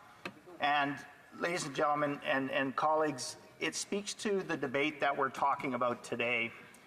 This person, for reasons unknown,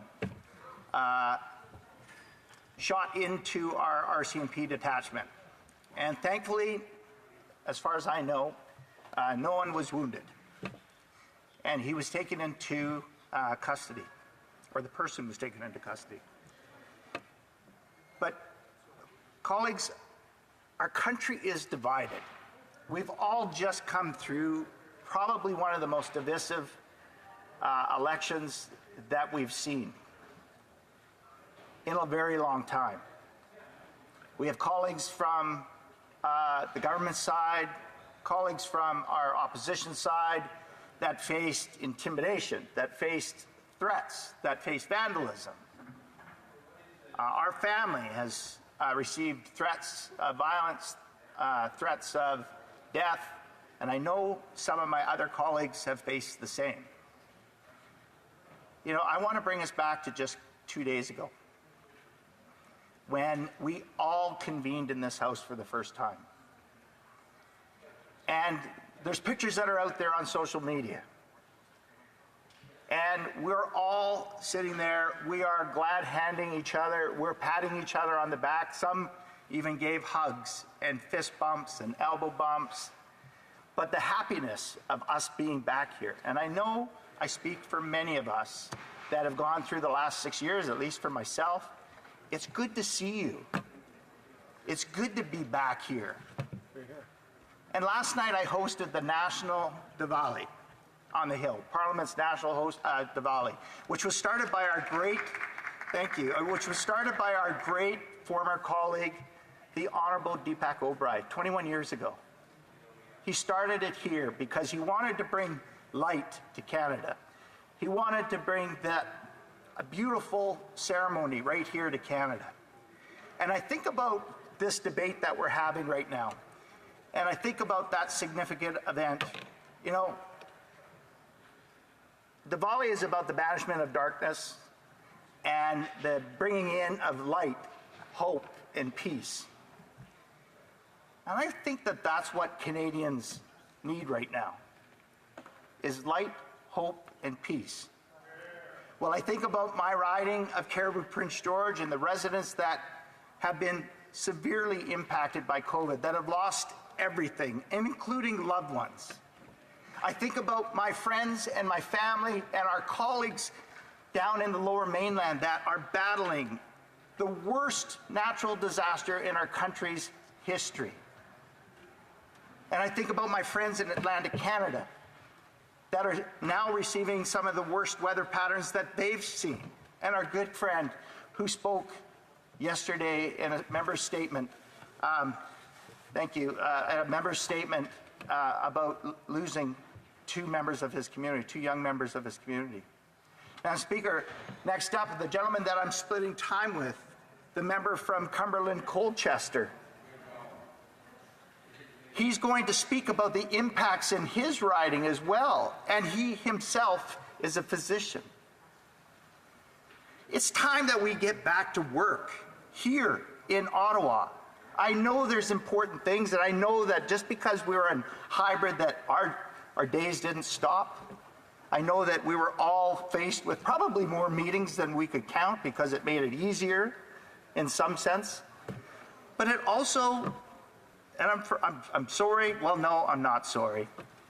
It made it easier for some on the front bench to obfuscate and get away from the responsibility. You know, our friend from,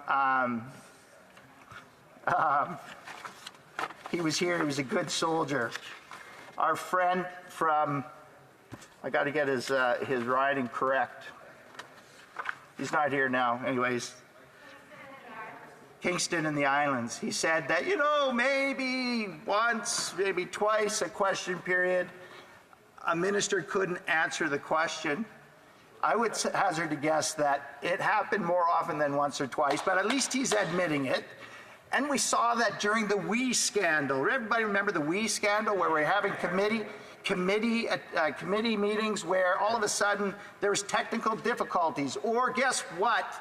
The meeting had to be called because the translators were having a hard time, or that we didn't have the translators at the rooms booked for that full length of time, or there was technical difficulties. Think about the cost merely to put on hybrid. Think about the costs that we just went through for an unnecessary election, that we're downloading that onto the backs of Canadians. You know, we were all elected to be here, and I'll remind all of you, and some of you that are new, it's not a speech, not one of my speeches if I don't remind you guys that this house does not belong to us. It's not our house. It's the house of electors. It belongs to Canadians.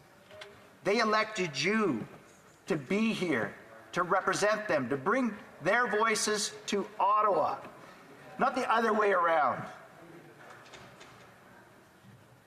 You know, I've heard some of the arguments that, well, it's just in case somebody gets sick. Well, I'll bring you guys back to 2018 when I had a very serious illness and I was home. I still managed to do my job.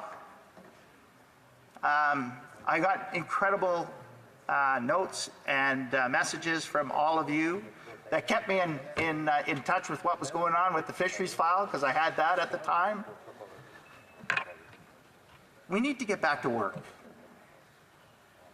We need to hold this government accountable. And I think it's shameful that we have our NDP colleagues, many of whom, I count as friends as well, that have partnered with our Liberal colleagues here. And I know that many of our Liberal colleagues probably don't share the same feelings that the front bench in pushing this forward, and they would like to be right here doing the work that they're doing. In the last Parliament, the last session, it was 622 days ago. It was March 13th. It was a Friday 13th. I remember taking the picture of the calendar when we rose and we went into hybrid. I've heard somebody saying, again, that Conservatives haven't taken this pandemic seriously. I will bring you guys back to that last session in January of 2020. I was the first person to raise the question about, shouldn't we be doing something? Shouldn't we be taking this serious, this international threat serious? Shouldn't we be talking about perhaps closing our borders, perhaps limiting flights from those destinations that have high cases? And I will remind you of this, that I was told that I was fear-mongering, that maybe perhaps I was racist. Yes. We've taken this seriously all along the way.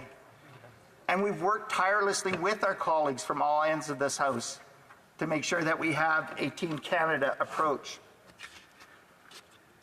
Madam Speaker, it was 349 days ago that this House stood together unanimously and passed my motion to bring 988 to Canada, a national suicide prevention hotline right here for our country.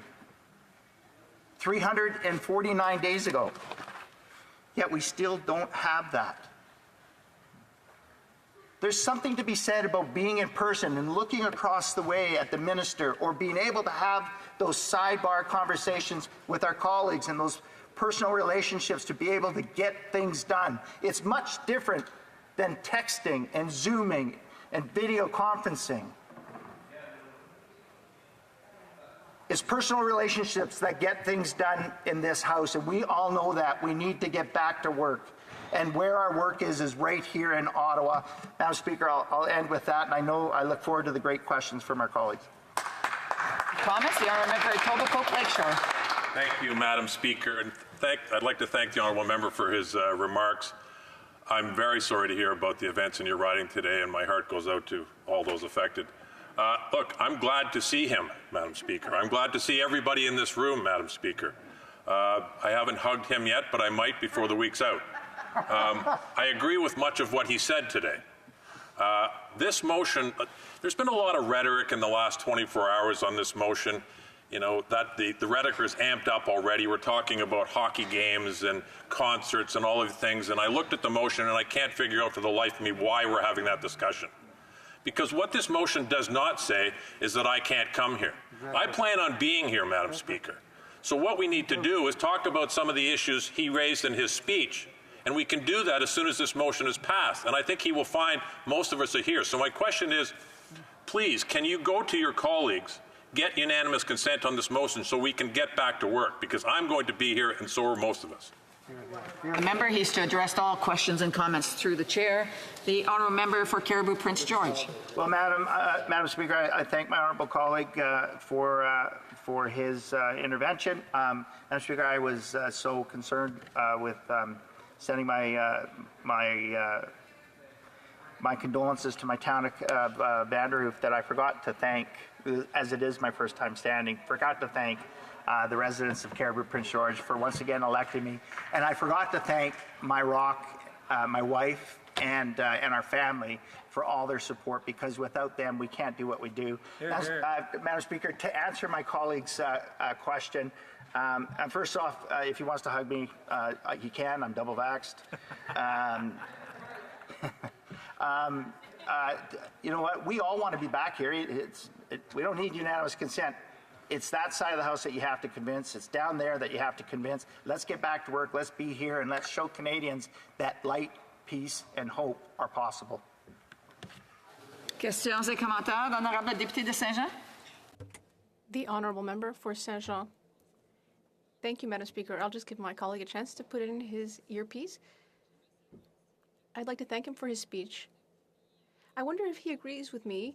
We've been hearing from the government side throughout the debate, and from the NDP as well, that the idea here is not to prevent anyone from coming into the House. Does he agree with me, though, that the question should rather be, will we who are here in the House, will we actually have the right to have our colleagues here across the way so they can be held accountable and answer questions? Well, I think my honourable colleague, I thank my colleague from the bloc for her comment. That's exactly what I said when I said this House doesn't belong to us, it belongs to the electors. They elected the 338 members of Parliament to stand, be counted, bring their voice to Ottawa, not the other way around, to represent them and to do that work and to make sure, at least on the opposition side, that we are holding the government accountable. And from the government side, their electors elected them to be here and do their job and to be accountable. Questions et commentaires. L'honorable député de Longueuil, Charles Lemoine. The honourable member for Longueuil, Charles Lemoine.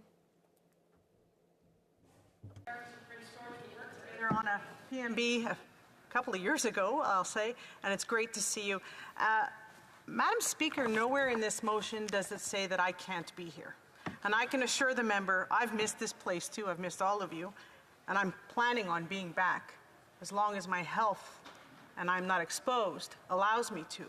But my concern would be that, God forbid, I become exposed to COVID. There's no mechanism for me to come and make sure that I can vote, make sure I can speak and be the voice of the citizens. I lost my aunt to COVID-19 in May 2020 in a CHSLD. I know firsthand what it means to be afraid. I don't want to take away the opportunity from my colleagues who may be afraid to come in because they may have been exposed to miss a vote. So I can assure my colleague across, there's no way I'm hiding, not going to come to this House if I am able to do so. Would he agree that this is the responsible thing to do? The honourable member for Cariboo Prince George, a brief answer. Well, first, let me send my heartfelt condolences to my colleague for the loss of her loved one. My family also lost my son lost one of his best friends to COVID, a young gentleman just in his 20s. Madam Speaker, the best of my knowledge, it sounds like this is about privilege, members' privilege, and the reality is it's not about members' privilege. It's about the jobs that we were all elected to do. We can all find ways to get our job done and get here. We can get COVID from going to the grocery store. We can get COVID from going to other places. It's about being here, being accountable, and doing our job. Resuming debate, the honourable member for Cumberland Colchester. Madam Speaker, thank you very much. It's a mouthful to say Cumberland Colchester, but I'll try to make you practice it a lot, I hope. I would like to thank the honourable member from Cariboo Prince George for his thoughtful speech, and I would also like to congratulate my friend and colleague from West Nova on his appointment as Deputy Speaker. I'm sure over the course of my speech I will also echo some of the comments and sentiments from my colleagues over the past couple of days. However, I think they're very important, and that's going to be echoed here. It's an immense pleasure to have the opportunity to speak in the House of Commons and address my fellow honourable colleagues in the 44th Parliament in Canada in person. Following public health measures and the science and representing our constituents in person. I must say, it's an incredible feeling, an indescribable feeling to be standing here making my maiden speech, and I would be remiss not to thank the constituents of Cumberland Colchester for entrusting me to be their representative in this House. To my friends, my volunteers, my family, especially my wife Deborah, my children Samantha, Allison, and Zach, who have all supported me in this incredible journey. My dear friends, I have had the opportunity to live my version of the Canadian dream. And what do I mean by that? I've been able to work hard to secure an education, to find meaningful employment, and to help to make my community a better place. I realize that this is not the version of the Canadian dream for all. However, being an elected member of Parliament allows all of us Canadians to live their version of the Canadian dream. And for my maiden speech, I guess I should also be talking about my background. As a young man, I grew up in a trailer park in rural New Brunswick. I joined the Canadian Armed Forces, attended medical school, and had a career as a family physician for the past 26 years. My life continues to be about serving my country, having a strong work ethic, and bringing forth my constituents' triumphs and tribulations to this very floor. But sadly, the Prime Minister, my Liberal colleagues, prefer to avoid these difficult questions from my Conservative colleagues and my Bloc colleagues on pressing issues of inflation, the continuous scandals, vaccine hesitancy of Canadians, and they hide behind the hybrid parliament. The best way to hold a government to account is to be in person and to respect the work that occurs in this institution. I must say the COVID pandemic began very inauspiciously for me on March 13th, as my learned colleague said, in Truro, Nova Scotia. I entered an unprepared hospital, region, province, and quite frankly, an unprepared country. We have been toiling in this situation as healthcare workers for 21 months, and indeed as all Canadians. In the medical world, COVID-19 was a brand new foe. Sadly, as we were so unprepared, many of us on the front lines thought that we faced certain death as patients began entering our hospital on the 18th of March 2021. All Canadians have suffered greatly during this pandemic. We have all suffered in different ways, physically, mentally, financially. Frontline healthcare workers worked overtime and continue to do so. A regular work week as a physician was 80 hours or more. Families were separated by distance and the inability to feel the embrace of a grandchild. Seniors living in long-term care longed to be with their families but were separated by a pane of glass. Children were forced to go to school via Zoom, and they were deprived of their friendships and their participations in sporting activities. The tourism sector was decimated and continues to be decimated. We've missed birthdays, weddings, bar mitzvahs, baptisms, holiday gatherings, faith services, and sadly, funerals. We've been mandated, locked down, and tested. We have been ordered and locked out and excluded. Finally, as a nation, a great nation, it's now time to begin to emerge from this pandemic. It is time for Canada, and indeed this Parliament, to be the voice of Canada and to show our fearless leadership as we sit in person in the House of Commons. As my honourable colleague mentioned, I've been privileged to see firsthand the enthusiasm of members meeting in person for the first time for a very long time and hearing stories of friendships missed and open discourse thwarted by virtual Parliament. I've heard about the mental and physical health of interpreters and the failure of technology. There is an overall sense that virtual Parliament just does not work. Once again, as I mentioned, there's no scientific data to say how great it works, even though many colleagues will say how wonderful it is. Legislatures around the world have been closed to the public. Numbers of representatives have been reduced.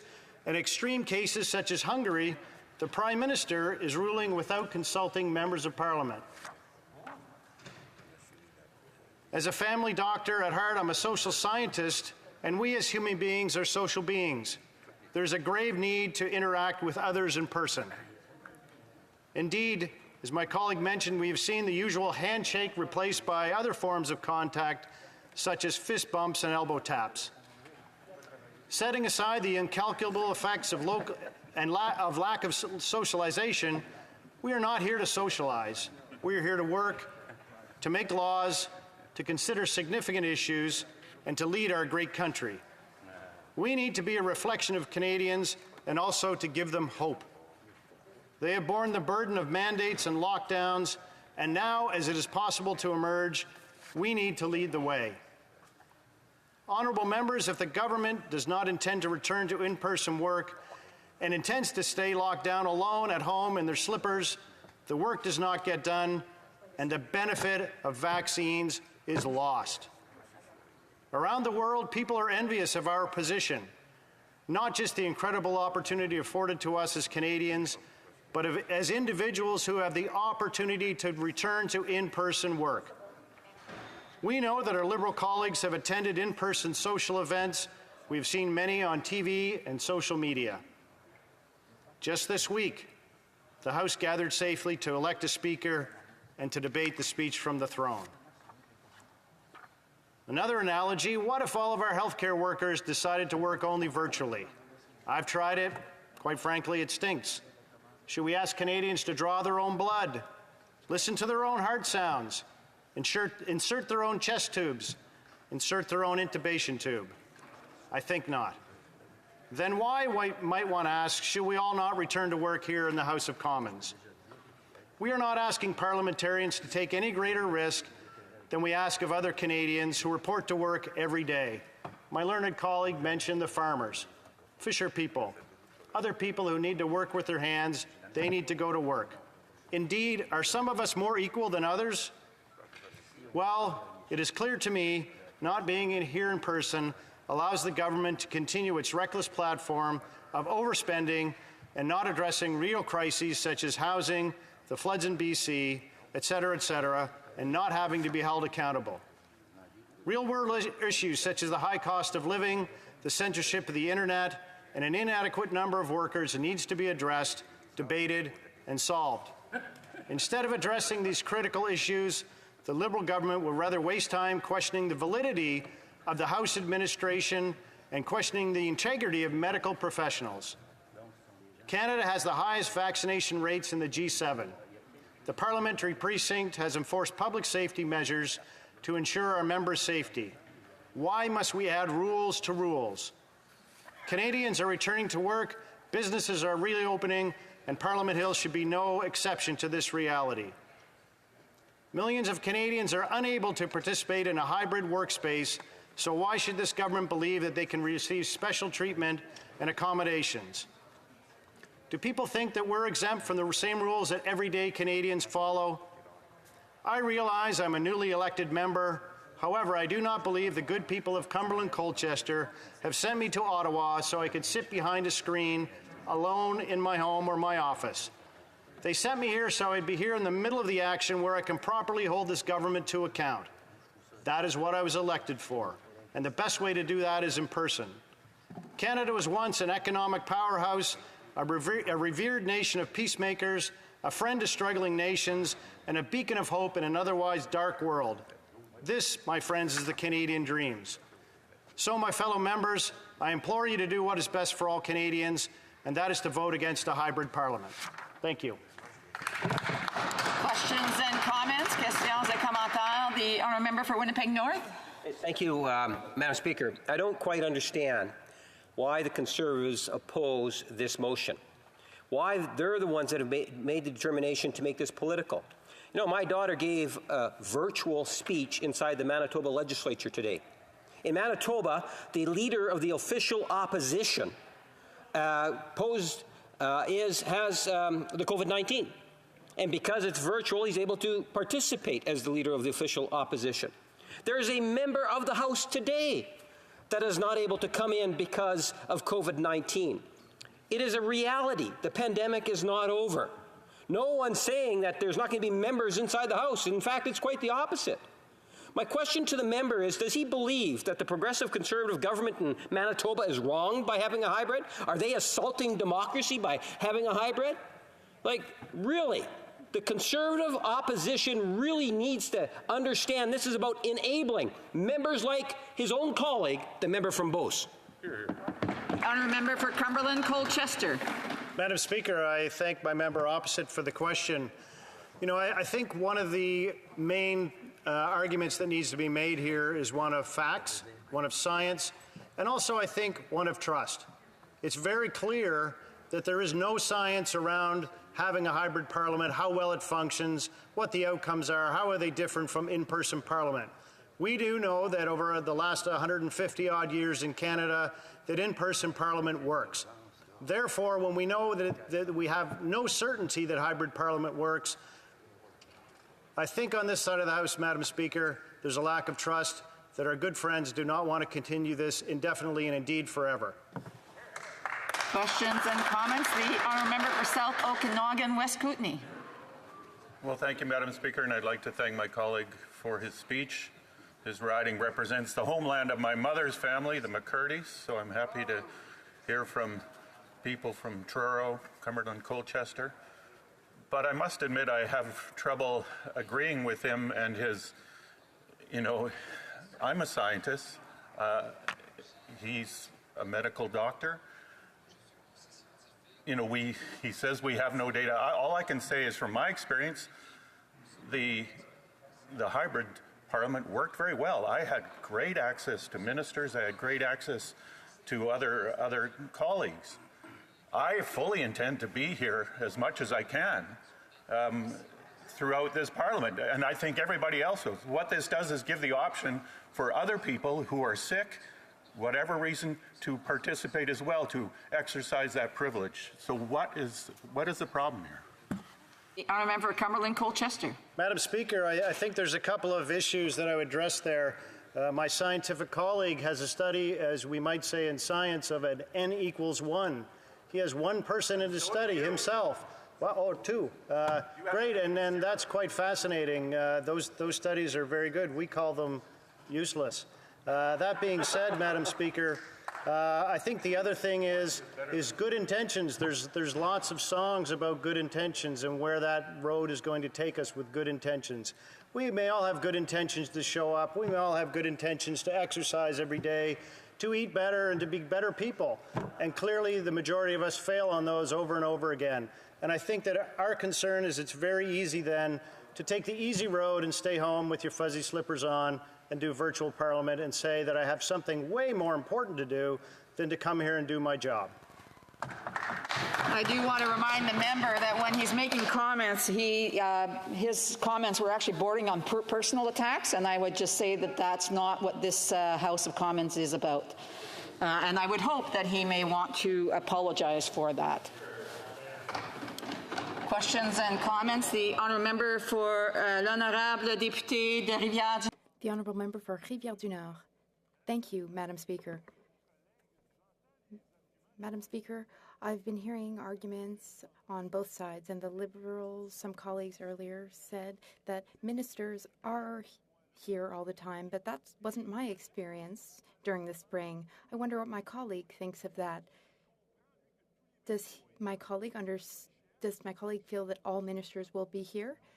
And if so, does that change his stance regarding the need to not do hybrid and to go hybrid and the need to be in person?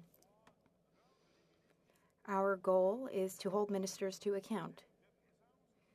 My question, does my colleague feel that all ministers being here in person for question period would change something, and does he expect that to be the case, yes or no?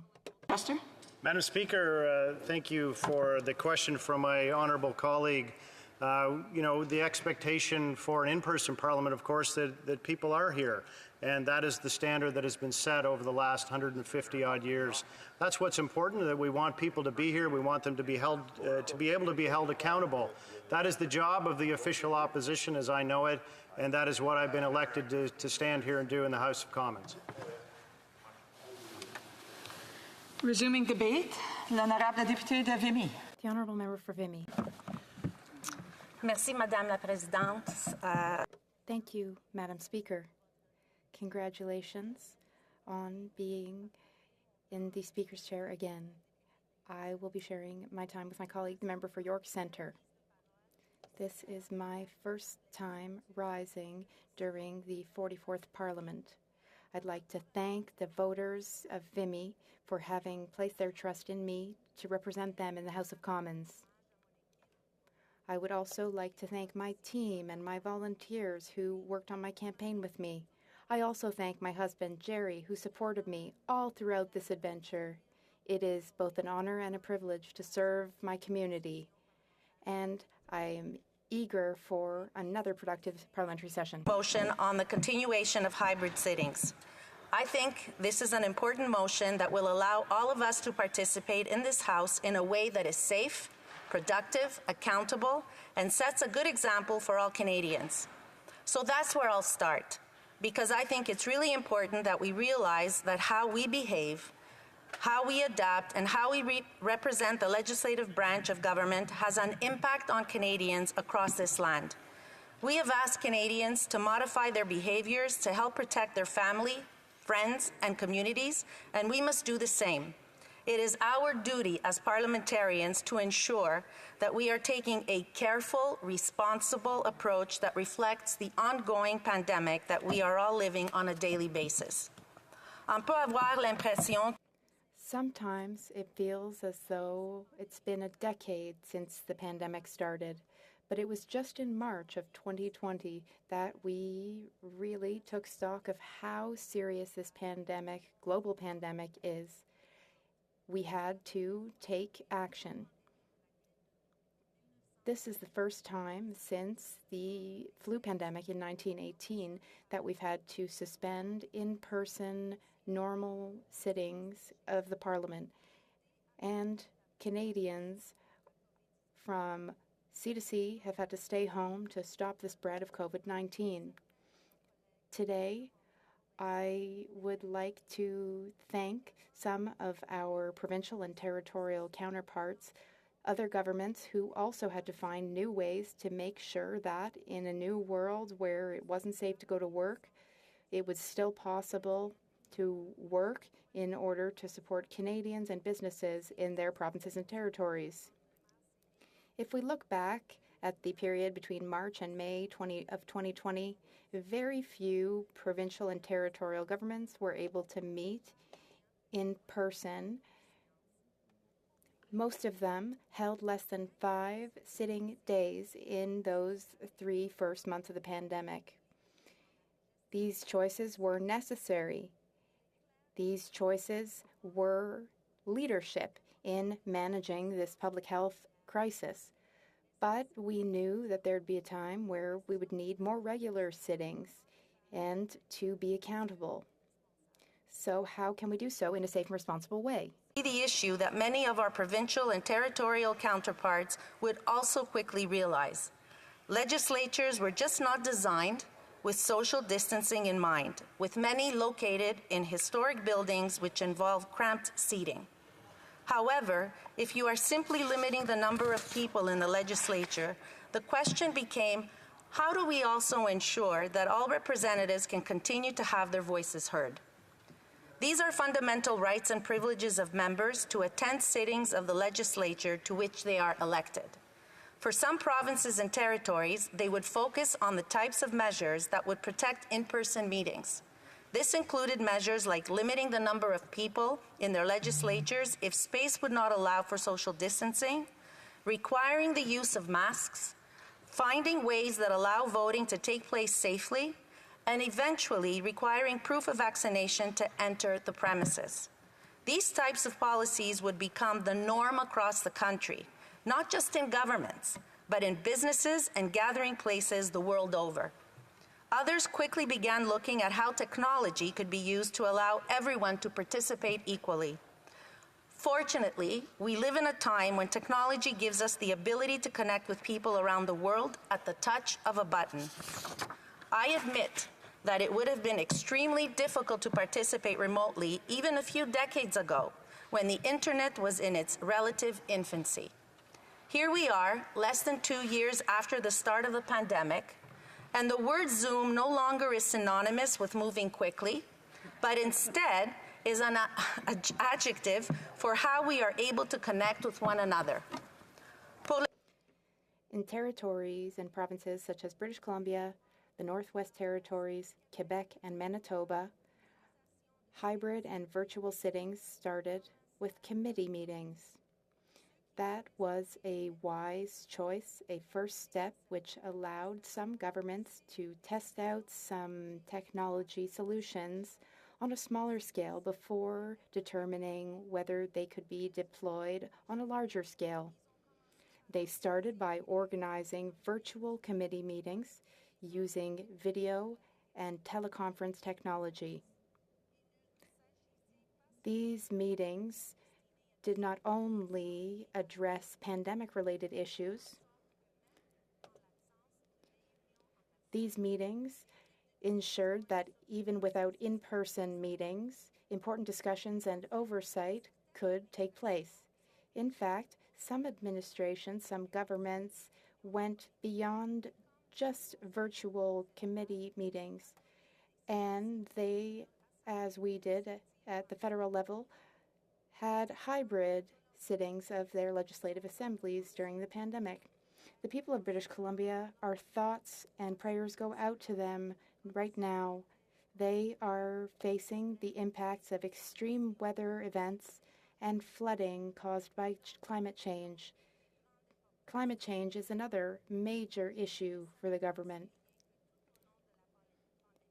I would like to highlight that throughout the pandemic, British Columbia was a leader in virtual sittings. On June 22nd, 2020, the Legislative Assembly of British Columbia started to meet in a hybrid format using Zoom and limiting the number of members who could be physically present in order to ensure necessary social distancing. These rules are still in place. On October 4th, 2021, the Legislative Assembly adopted temporary modifications to its standing orders in order to allow the use of video conference. These changes have made it possible for members to participate, vote, and table documents virtually, as today's motion will also do. Provinces and territories that have taken similar steps gets longer, Madam Speaker. On October 8, 2020, the Government of Manitoba held its first virtual sitting of the legislature with only about half of MLAs present in person to allow for social distancing. On March 11, 2021, Nova Scotia would adopt a motion that would allow for virtual sittings with just 3 members of each caucus, and 2 independent members would be physically present in the legislative chambers. May 2021 was a big month for provinces moving to hybrid sittings. In response to a COVID exposure, Prince Edward Island implemented its own temporary hybrid system. On May 18, 2021, New Brunswick held its first virtual sitting, with at least 1 MLA suggesting that it is a practice that should continue beyond the pandemic to deal with other potential issues like extreme weather that would keep members from getting to the House. Finally, later that month, Nunavut also began having most regular MLAs attend their legislative assembly remotely.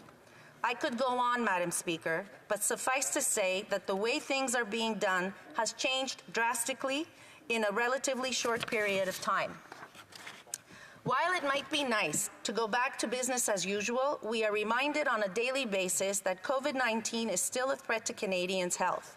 While vaccinations have been an important step towards a return to normalcy, we continue to see waves of cases. As we move into the winter, where most people are stuck indoors and less able to socially distance, it is important we stay vigilant. I think that our government has been clear that we have to realize that we are still in a pandemic that needs to be treated seriously. Just like our colleagues in the provinces and territories, we have proved that hybrid sittings work and may even have some advantages over the old ways. So with that, I implore everyone in this House to support the motion, which sends a strong signal to all Canadians that the government is ready to get to work, but is still keeping health and safety of paramount concern. Je veux remercier Madame Présidente. Merci. Thank you, Madam Speaker. Member for Sherwood Parkford, Saskatchewan. Well, thank you, Madam Speaker. The member spoke about hybrid sittings having been done in the past and being done at other levels. I think it's important to underline that there are 2 things about the context that is particularly different now. One aspect of the context is that we have multiple strategies that we weren't aware of at the beginning that are now available to us for keeping ourselves safe. We have vaccination available, but we also have available testing. And the government has not put forward proposals, for instance, to have members regularly tested. And I would support a measure to have all members regularly tested, regardless of vaccination status. But the government hasn't done that. So we have tools available that we didn't have a year and a half ago. But one other aspect of the context that's different, and in particular to this chamber, is that Liberal cabinet ministers have simply refused to show up. Now, we've been in a context where the chamber on that side of the House has been virtually empty. There's been one member here. And yet, there have been ministers that have been giving speeches on government legislation and done so from their offices in this building. They can't even come down the elevator to speak in an empty chamber. Would the member not agree that that is an abuse of these provisions, and that helps to explain why the opposition is particularly concerned about the government wanting to position themselves to repeat those abuses again? The Honourable Member for Vimy. Opposite for his question and for his comments. Yes, there was a lot of information that we didn't have in the past, but we also have to remind Canadians that people were not vaccinated at the rate that they are today. And we can't be asking Canadians to be, to sacrifice their own liberties by, staying home when they're sick and not spreading, potential COVID-19 virus. And so I think that our government and our ministers were always ready, able, and willing to answer and to be held to account. And I think that they did a great job. Questions et commentaires, l'honorable député. Questions and comments. The Honourable Member for Avignon, Métis-La Méditerranée, and people must be seated in their correct place in order to be recognized. The Honourable Member for Avignon, Métis-La Matapédia. Thank you, Madam Speaker, and I'd like to thank my colleague for her speech. I have a question for her, which is fairly simple. I think hybrid parliament was the exception to the rule, because the rule is that for a normal parliament to function, people should be in place. And we had to deal with a pandemic, so this was an exceptional measure. The context was very different at the time. And there is something that has changed that we have access to now, and that's vaccines. So as long as MPs can present proof of that they're vaccinated when they come to the parliamentary precinct, I think there's no reason not to be in person, especially since stadiums and gyms are open to many, many people. So I'd like to ask her why things aren't being done as they are elsewhere, for example, stadiums and other large spaces. The Honourable Member. Thank you for the question, Madam Speaker. I'd like to thank my colleague and tell her, yes, it's much better to be here all together so that we can communicate, so we can exchange ideas and hold debate. But is everyone here in the House today vaccinated? No. If we look at the reports in the media, we've seen a number of reports that there are members of this House who don't even want to answer as to whether they're vaccinated or not. So I don't think that this is something that should be taken lightly. I don't think we should take any chances. Thank you. Time for a brief question. The honourable member for... Oh, my gosh. It's been a little while now since I've had to use that one. Churchill Kiwanuke Askey. Thank you, Madam Speaker. And I want to thank my colleague from across the way for her speech and congratulate her on being back in this House. And I think she made some very critical points today around the fact that we're still in this pandemic. In fact, I know many of us in this House very concerned that just a few days ago we lost a senator who, I might add, was double vaccinated. It was mentioned earlier that 2 MLAs in my legislature, in our legislature at home in Manitoba, have COVID-19. We know a Conservative MP has COVID-19. So the idea of keeping one another safe, despite the fact that most of us are vaccinated, is so critical. And I'm wondering if the member could speak to that. The Honourable Member for Vimy. Across the way, and I also congratulate her for her re-election. Vaccination is the way to getting back to normal. I think that we cannot be hypocritical as members of this House and ask our Canadians who voted us, by the way, they saw that a hybrid parliament did work and we're all back here, and for the most part, most of us are back in our seats in the same place. We can't be asking Canadians to go and be vaccinated to help keep everybody else safe and not do the same thing in this House. Before I go to resuming debate, I just want to apologize to the member for Cumberland Colchester for the comment that I made regarding the personal attack. I believe that he was speaking about the member's credential and not the report, and so I do apologize for that and wish to retract that. Resuming debate, the honourable member for York Centre. Thank you, Madam Speaker, and thank you to all the members and colleagues who are here with me today. Congratulations to each and every one of you on your election or re-election to this House. I want to thank the constituents of York Centre who put their trust in me again.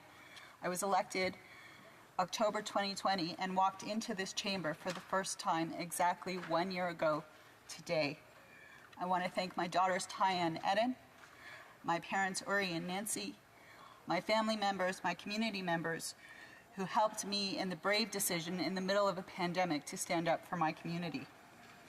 I'm pleased to rise today to speak in support of the motion to implement a hybrid sitting model in this House of Commons.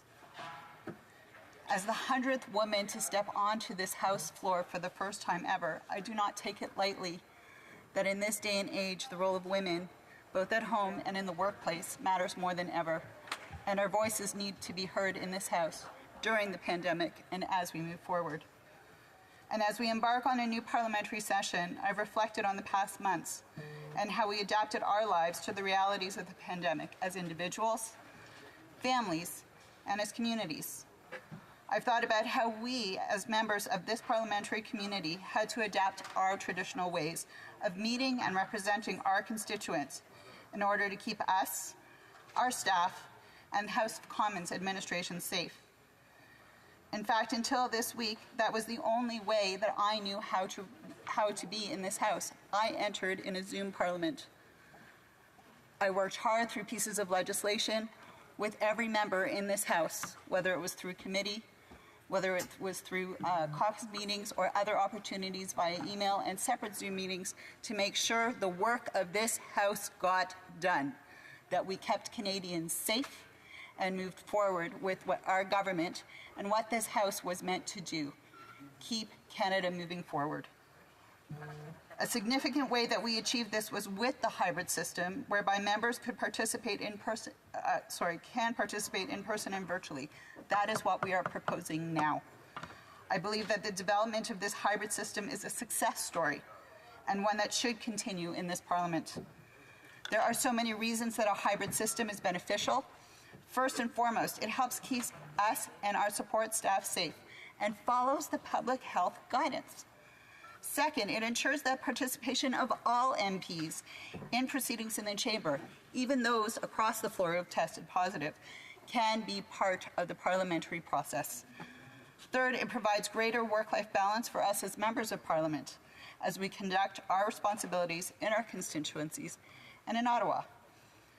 A fourth way in which hybrid sittings are beneficial, and one that is not mentioned as often, are the positive impacts for the environment. It is an interesting question to ask. How does a hybrid parliament help the environment?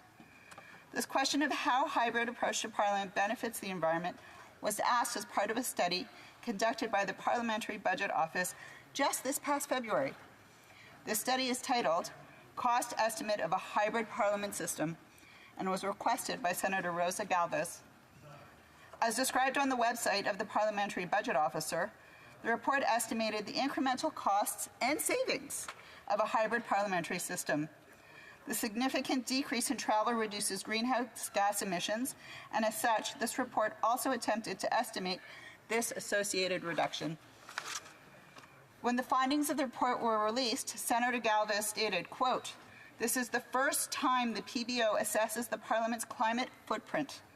This initial analysis found the avoided travels to and from Ottawa would approximate annual reduction in GHG emissions of 2,972 tons of CO2 equivalent, savings that are equal to 1.45 cars per parliamentarian coming out of circulation each year.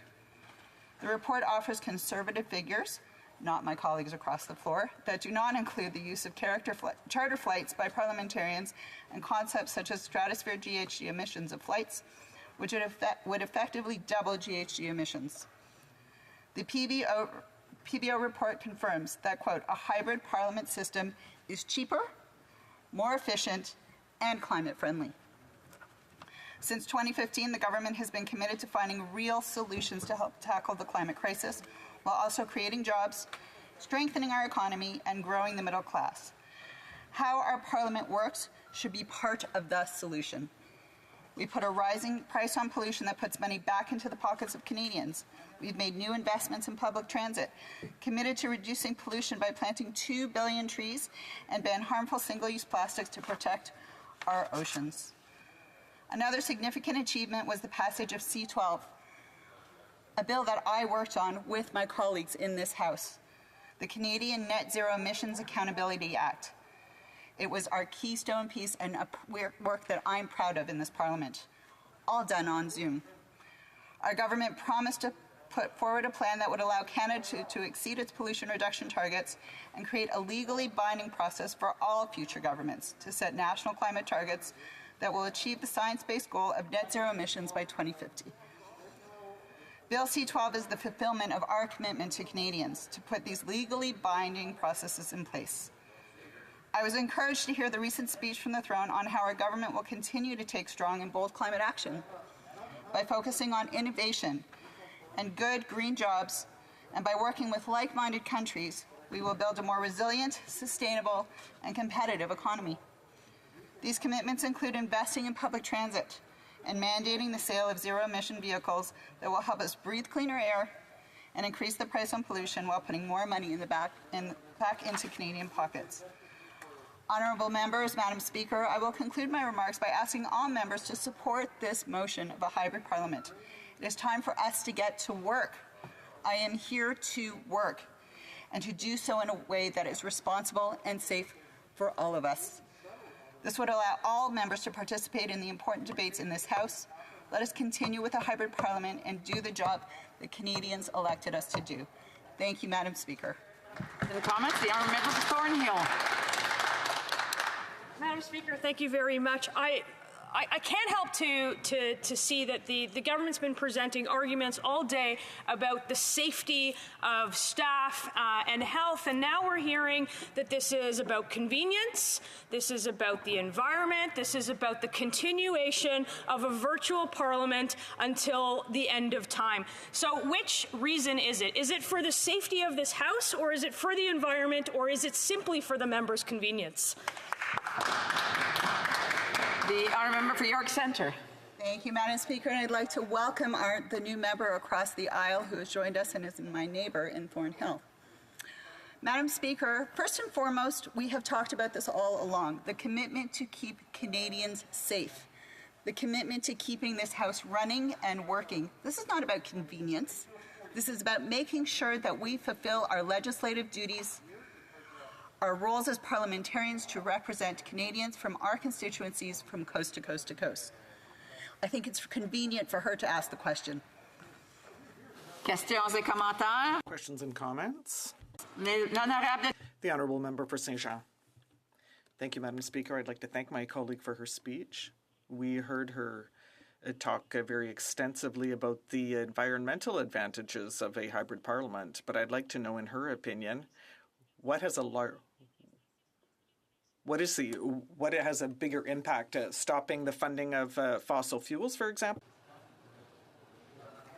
I'd like to thank my colleague for the question, Madam Speaker.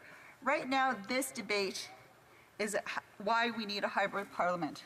It's not about fossil fuels and what we're going to do in the future. We've made a commitment to Canadians to reduce greenhouse gas emissions. We've made a commitment to make sure that the clean fuel from this country is the cleanest that can be as we move forward for Canadians. But right now we are talking about the safety of this House and keeping it working. Questions and comments? The honourable member for Timmins, James Bay. Conservatives over there, I would have been more sold on her argument. But what she's telling us is that it's much more efficient, she said cheaper, cleaner, and maybe more carbon friendly not to have a sitting democracy. If we're going to start dealing with the Liberals' terrific record on the environment, I wouldn't use democracy as a way of cheapening that. When the Environment Commissioner today said that Canada was once a leader under the G7 and now we are a laggard thanks to this government. So I'd like to hear the member tell us what these emission standards that they're actually going to impose, or is that just a photo op at Glasgow? Because our workers are waiting to see action. So why doesn't she explain that? The honourable member for York Centre. Thank you, Madam Speaker. I thank the member for his question. I'd like to remind him that we were talking about the added benefits of a safe safe Parliament for Canadians and for parliamentarians, and lower GHG emissions is a benefit of that. I'd be happy to debate with him on another time on our environmental policy. We have time for a brief question. Questions et commentaires. The honourable member. There's two. The honourable member for Dauphin, Swan River, Nipawin. Madam Speaker, and thank you to the constituents of Dauphin, Swan River, Nipawin for sending me here for the second time. And as this is my first time in rising in the House. Question for the honourable member: do you plan on attending, since you've never attended a committee in person? Oh, sorry. Question through the Speaker: do you plan on attending committees in person for the first time, since you've never attended them in person? The member again, he might want to use the word she as opposed to you. The honourable member for York Centre. Thank you, Madam Speaker, and I'd like to welcome my colleague from across the floor for his first time in standing in the House. It's a pleasure to work with you. Madam Speaker, I did tremendous work through committee, through Zoom last year. In fact, my colleague across the floor is happy to speak to me about it anytime. C-12 is a bill that I'm very proud of, net zero for Canadians and accountability. I worked on other important pieces of legislation in committee, and we will continue to do so as long as we follow the public health guidelines. Again, I just want to remind the member to address the questions and comments through the chair and to use maybe him instead of you. So resuming debate, reprise de débat, the honourable member for Churchill, Kiwanis, Askey. Thank you, Madam Speaker, and I want to begin by saying that I will be splitting my time with my colleague, the MP for Victoria. Madam Speaker, I am proud to speak in 100% support of the motion to move back to a hybrid parliament. I am proud that the NDP has been pushing for a hybrid parliament. I am proud to rise in this House for the first time in this parliament, honored to fight for the people of Northern Manitoba. And it is rooted in where I come from and who I represent that I rise in this House to make it abundantly clear that we need a hybrid parliament. I am frankly shocked that in the year 2021, in the throes of a fourth wave of a global pandemic, after a year and a half of creating and making a hybrid parliament work, that we are even having this debate. It is a failure of leadership that we are even here having this debate, frankly. We should have gone straight back into a hybrid parliament. Let me start by making it clear. It is reckless to push for an in-person parliament. We are in the fourth wave of the global COVID-19 pandemic. COVID-19 is very much still spreading across our country. It is making people sick, including those who are doubly vaccinated. In Manitoba, 2 double-vaccinated MLAs have COVID-19 right now. We also know that COVID-19 is still killing people. And I want to share my condolences with the family of Senator José Forrest Nising. So what do we know right now? We know that COVID-19 cases are on the rise once again in our country. We know that people are being encouraged to get their booster shots to ensure vaccine efficacy. We know that there is a greater chance of transmission in crowded, enclosed spaces, particularly during winter months as people move inside. We know upgrading our masks when inside is the way to go. But somehow, this doesn't seem to apply to some people here on Planet Parliament. Madam Speaker, I was here on Monday when we elected our Speaker, when we voted for you. There was no social distancing. There was overcrowding, and in the lobby, there were more than one Conservative MP at a time that was not wearing a mask. We know that some Conservative members are also choosing not to disclose whether or not they are vaccinated. We were told early on in this pandemic that we are vectors in the spread of COVID-19. Today, we have 338 people traveling from various parts of the country, including hotspots, all in one place. Vectors once again. Madam Speaker, we have to be concerned not only for our colleagues, but for our loved ones and our constituents. And we cannot pretend that we are the only ones working here. Our work is made possible by the hundreds of people that work on Parliament Hill, from our party staff, to pages, to interpreters, to technical staff, to security guards, to cleaning staff, to catering staff. Their health and safety should not be put at risk because we, as MPs, refuse to acknowledge the ongoing reality of a global pandemic. We can make a difference with a hybrid parliament that takes advantage of virtual technology, that allows us to participate in our communities rather than everyone having to be here.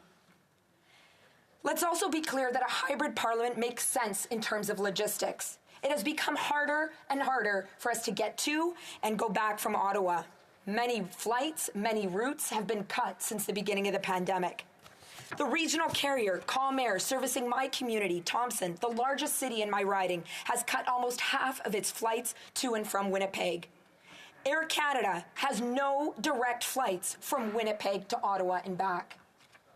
These flights have not been restored, and they won't be restored anytime soon, making our travel to and from Ottawa longer and oftentimes a logistical nightmare. My message to colleagues who feel they're okay because they can simply step on a flight or get in their car to get to Ottawa is look beyond your own personal circumstances. We need to find solutions that ensure we can all do this work safely. Beyond the pandemic, a hybrid parliament is the way of the future, a future where more women can get involved. We're not in the 1860s anymore, when male MPs left their kids with their wives at home and went to Ottawa to live their lives unencumbered by the responsibilities of being a parent or a caregiver. It's 2021. We can and must do our work differently, in a way that reflects the values of gender equality and the need to see 50% of this House represented by women. I have been asked many, many times about how we can get more women elected. And I cannot tell you how many times I've heard from women who are thinking of having kids or have kids that they can't imagine running to be an MP and doing this work because of the travel, the time away from home, the lack of childcare, and the need to be there for their kids. I know this reality well, as someone who did this work for 9 years without kids and now 4 years with my twins. It is not easy, and that's an understatement. Right now, I have to be in Ottawa. My partner, a veteran, is finishing his education degree and is just starting his teaching placement in the semi-remote Nissachawasik Cree Nation, First Nation community outside of our home in Thompson. I don't have childcare here in Ottawa, and I have to leave my kids, one of whom is sick, with my parents in Winnipeg so that I can be here today. It's not rocket science. One of the ways of making Parliament accessible to women and to all parents is by ensuring a hybrid parliament. And let's also get in line with so many workplaces, including the Federal Public Service, where virtual work and hybrid work is seen as the legitimate, effective work that it is. We've done this before. We did it for a year and a half, and it worked. We can do this. And finally, let's be clear, a hybrid parliament is necessary as we face a climate emergency. Climate change is here. It is wreaking havoc across our country and around the world. COP26 made clear we need to drastically cut our greenhouse gas emissions. We must drastically cut our carbon footprint here in Canada. We know that Canada's climate record is the worst of G7 nations, and time is running out. We must end subsidies to oil and gas. We must cancel the TMX pipeline and new fossil fuel infrastructure. We must phase out the burning of fossil fuels and move to green energy. And we must stand with land protectors, such as those standing up on Wet'suwet'en territory. We must invest in a Green New Deal. And we must find immediate ways to cut down our carbon footprint here. With a hybrid parliament, we don't all have to fly back and forth every week from every corner of the country. Let's not forget that our work is rooted in our communities. It is driven by the people we represent. It is time we work in a parliament that reflects today's reality. A hybrid model allows us to stay rooted in our home communities and regions. This is the way of the future. I propose that Parliament strike a committee to find ways to modernize Parliament, including having a permanent hybrid Parliament, a Parliament in tune with today's reality and the immense challenges we face. So let's put aside the anti-science, COVID conspiracy-driven politics, the 19th century family model that continues to set women back, and face today's reality of climate change and find ways to do our work in a better way. The choice is clear: a 19th century vision of Parliament versus a 21st century vision of Parliament. We can do this. Let's be on the right side of history. Thank you. Questions and comments? Questions et commentaires. The honourable member for Kings Hands. Thank you, Madam Speaker, and I do apologize because I was only able to catch about the last half of my colleague's speech.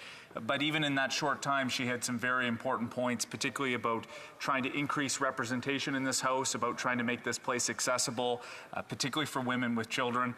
I know my fiance and I have had our own conversations about when the time comes that we try to look at that, how that's going to be a very difficult balance for us as parents. Could the member opposite, I mean, there's been conversations in this House today about not doing parliamentary work, and I can say my constituents actually quite enjoyed seeing me at home, present in the communities, but also seeing me virtually online participating. Can the member opposite speak to her own experience, how she was able to contribute through the virtual means, how I presume she still will want to be in this place, but will perhaps take the opportunity when needed for health reasons or otherwise to participate in this fashion? Honourable member for Churchill, Kiwanis Aski. Well, I would say, first of all, that I think all of us as MPs who were here in the previous Parliament found ways to fight for our constituents during a time of crisis, right? And we did make Parliament work. And what I will also say is what I heard from constituents, and of course, as many know, our part of the country was particularly vulnerable, heavy travel and lockdown restrictions. And one of the things that constituents I never heard say was, "I miss seeing you in Ottawa." Nobody said that. Right? People wanted to know that I was there, that our team was there fighting for them. And they saw that work happening online, on social media, through our ongoing communication, and through the visits I was able to do. And that is the kind of work that we need to continue doing. First of all, because we're still in a pandemic. And second of all, this is the smart way of doing this work, rooted in our communities, continuing to fight for the people we represent. And comments, the honourable member for Haliburton, Kawartha Lakes, Brock. Thank you very much, Madam Speaker, and I thank my friend from the NDP for the question or her speech and congratulate her on her re-election. I agree with my friend that we all have unique circumstances that we all deal with when trying to do this job. I would also argue that, in fact, an election is also a chance to apply for a job. You're asking your constituents to vote for you, that you can do the job that you're going to do, and the job is in Ottawa. I would also mention to my friend in her speech, she mentioned that she did the job for a number of years without kids. So I recognize as a parent myself, there are challenges. We also understand what the job entails. So when you're leading up to an election, you always make a choice of what job you're going to apply for. If you're going to stand for re-election, you stand knowing all the challenges. But what I also heard from my friend from the NDP in her speech is something we've been hearing opposite from the Liberals. The Liberals have been saying all day that hybrid parliament is to be used in extreme circumstances, but now my friend for the NDP supporting the Liberals is saying it's to be used whenever you don't feel like coming to Ottawa. A clarification would be nice. Thank you, Speaker. The honourable member for Churchill, Kiwanis Aski. Well, once again, I mean, more conspiracy theories from the Conservatives. Maybe just to be clear, maybe just a party that's clearly comfortable with conspiracy theories. But let's be clear. The work of a hybrid parliament, including a virtual component, is real work. And you know, to say otherwise is simply not true. It's also disrespectful to many people, including many public servants, including many others who've been doing virtual work throughout this pandemic. This is a safe way of doing this work, and has to be a way of going forward. Look, we've got major challenges ahead of us, and we need to find ways to do this work safely, effectively, in a cost-saving manner, in a way that respects our environment, and a hybrid parliament is very much the way to do that, and I welcome the member to get on board with that vision. On a le temps pour une brève question, l'honorable député de Terrebonne. Brief question, the honourable member for Terrebonne. Thank you. First of all, I'd like to state that I greatly admire my dear colleague. She has twins. I just had a child barely 2 months ago. I decided to run knowing that it was going to be a lot of work, that I would need to travel a lot, and that, of course, that was going to have a cost for my family. I also knew that an MP's work is in Parliament. That is why we were elected. My question for my dear colleague, well, we're looking at changing an emergency measure into a work-life balance measure, which is important, but in my opinion should be considered separately. Thank you. Une brève réponse, s'il vous plaît. Brief answer, please. First of all, I'd like to congratulate my colleague on her new baby. And I would say, welcome to the club. It's very hard to do this work when you have small children, both as a mother and as a father. What we need is to modernize Parliament so people don't have to choose between being a good parent and fighting for our constituents. Parliament's traditional model is a model that reflects an image of the family that is archaic. We need to modernize the way we do our work here. That's not the only way of ensuring that we have more female representation in this House, but it is one tool that we should use. Reprise de débat. The honourable member for Victoria. Thank you, Madam Speaker. Having the option for virtual hybrid parliament is a no-brainer in a pandemic. So rather than starting off my speech describing the obvious reasons that we would want to protect our members of parliament, our staff, our families, our communities, instead, I'm going to talk about some of the other reasons why virtual parliament could be supportive in this House. I'm a MP who represents the beautiful riding of Victoria in British Columbia. I'm also a new mom to the light of my life, my daughter Alora.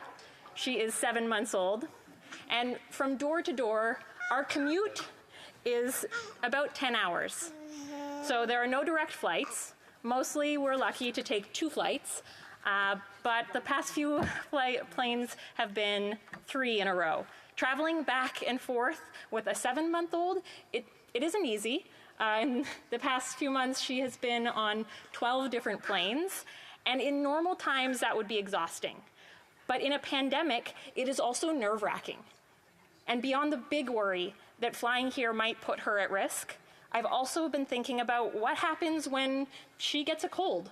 Last month, she got a really bad cold, and then my partner got it, and I got it, and we were coughing for about 2 weeks straight.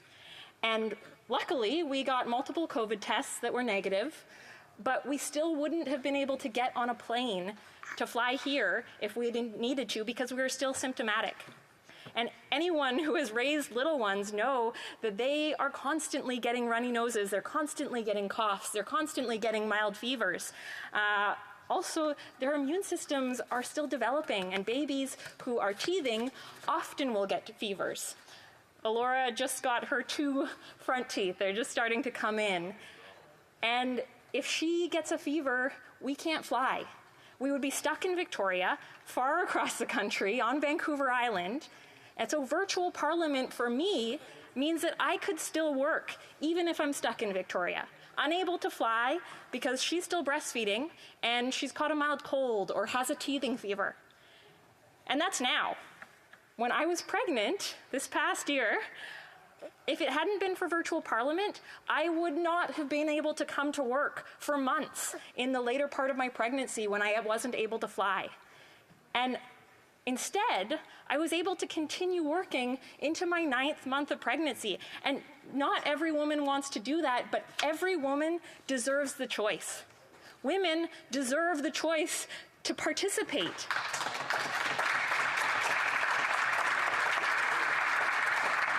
They shouldn't have to face institutional barriers. But I am sad to say that despite the gains that we have made, we still face many.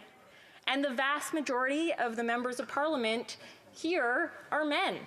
The House of Commons was built by men, for men, and we have a long way to go if we want equal access, if we want equal participation, if we want equity for her generation.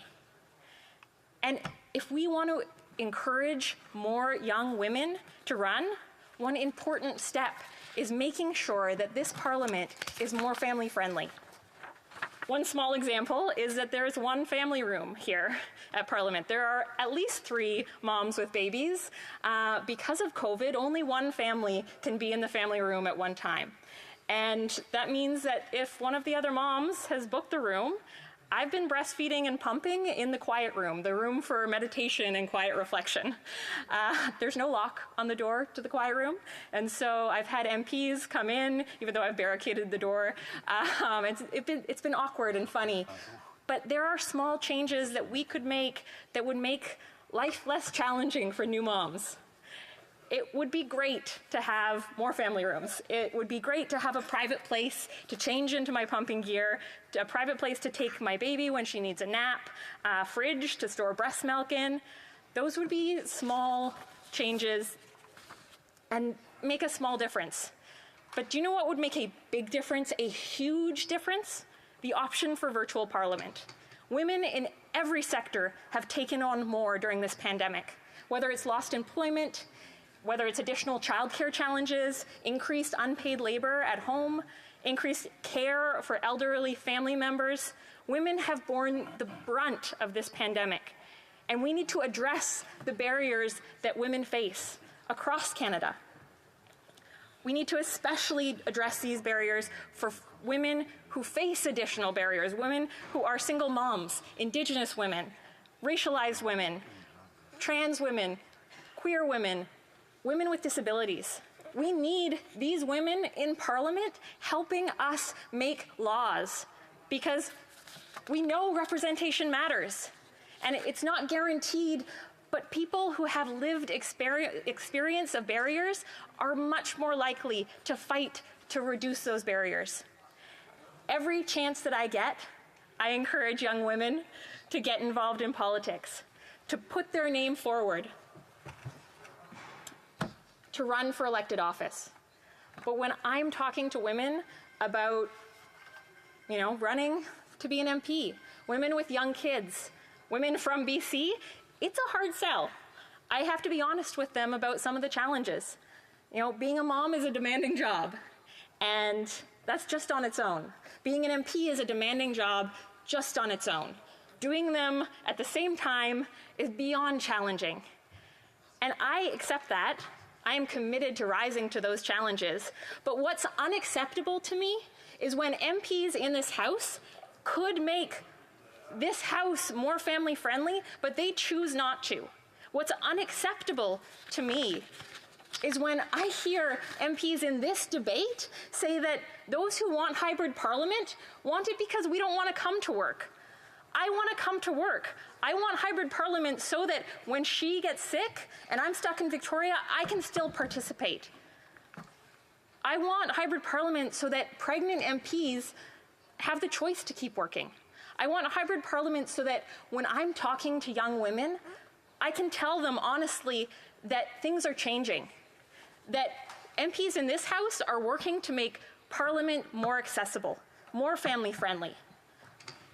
And I want to take a moment just to express a huge thank you to my partner, James. Without his support, his love, his incredible parenting, I wouldn't be here. I also want to thank our parents, Alora's grandparents, and our community. You know, it takes a village. And I would not be able to do this without them. I want to thank my campaign team and my staff. Running in an election with a baby and being an MP with a baby is tough. And I'm so lucky to have amazing people on my team and in my community. My partner, James, is also a huge advocate for hybrid parliament. He's on parental leave, and he's caring for our daughter. He's bringing her to Parliament for breastfeeding, or just so I can see her in our 14-hour days when we have emergency debates, late nights. He wants hybrid Parliament because it would give us maybe a bit more time in Victoria. When we're in Victoria, we have a community supporting us, grandparent support, someone to hold the baby when he needs to sleep because he's been up all night with her. It would give us the option of a bit more balance. It would give us peace of mind about making choices to reduce risk to my daughter. I have heard from some members in this debate, I've heard them speaking as if the pandemic's over. And while we are making great progress with vaccines, the pandemic is not over. We have continued to see outbreaks, and countries in Europe are facing rising cases and hospitalizations. They are once again implementing lockdown policies. Having hybrid Parliament right now in place would ensure that whatever happens in the coming weeks, in the coming months, Parliament can continue to function. The pandemic has had devastating impacts. COVID-19 has killed around 30,000 people here in Canada, 5 million people around the world. And we should all pause and reflect on these victims and reflect on how we can work together to take every measure possible to end this pandemic. This motion is a continuation of the measures that have already collectively been taken by members of Parliament, measures that were taken unanimously because we all understood that we are in a public health emergency. It is the right thing to do to keep everyone safe, to protect not just members of Parliament, but their families and staff and the employees here on Parliament Hill, and to protect the communities that we go home to. Without hybrid Parliament, someone who might have symptoms of COVID or test positive or need to quarantine will not have the chance to bring concerns forward. I'm worried that without hybrid Parliament, they may be tempted to show up anyway and put other MPs at risk, put their... I'm sorry, but the member is out of time, and I really gave you a little extra there. The honourable member for Kildonan St. Paul. Mr. Speaker, I'd like to thank my honourable colleague for her speech. I thought it was, with or without the baby, she definitely nailed that speech, but it was very special to see her with her beautiful baby. So I just want to congratulate her on showing that mothers can do both. So that was great to see. But the MP, my honourable colleague, did mention that she sort of is taking issue that some colleagues in this House are saying, oh, we're arguing we don't want virtual Parliament because people don't want to come to work. Well, the problem is that for basically the length of the pandemic, there was one Liberal member of Parliament in this House. Not all the other ones had COVID or were having babies. There was one member of Parliament there. So my question to her is she comfortable with that? Does she think that that's acceptable, that people can just choose for whatever reason not to come? Because she made really good arguments for childbirth and other things, but there was no members of Parliament but one Liberal in this House, and I didn't find that personally acceptable. The honourable member for Victoria. Thank you, Mr. Speaker. And we need to ensure that all members of Parliament are participating. I was able in Parliament to go to committee to question cabinet ministers in question period, to question the Prime Minister. We can continue to do that, and this piece is not saying that we're going back to the same exact measures where we have limitations on the number of people in this House. Every member can come, and we will see more members in this House. But having the option for virtual Parliament is an important step right now to keep people safe, and also has all of these other benefits that are so vital. Questions and comments? The Honourable Member for Saint-Jean. Thank you, Mr. Speaker. Congratulations on your appointment. I thank my colleague, the Member for Victoria, for her speech. I can't ask her a question before saying that Elora is so totally adorable. Now, we are debating with a closure motion, and if that wasn't the case, then I would congratulate her totally. But we're in a pandemic. We have a closure motion debating, and we don't all have a 7-month-old baby, unless there's something I don't know. So here's my question for the member. Is she arguing for an exception or something that should be more general?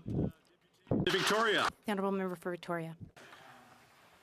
Right now, we are in a pandemic, and this motion is a continuation of what we already all agreed to unanimously. We agreed that we are in a public health emergency. We need to do everything in our power to keep people safe. We also need to make sure that we are protecting the health and safety of members of this Parliament, of our staff, of our families, of our communities.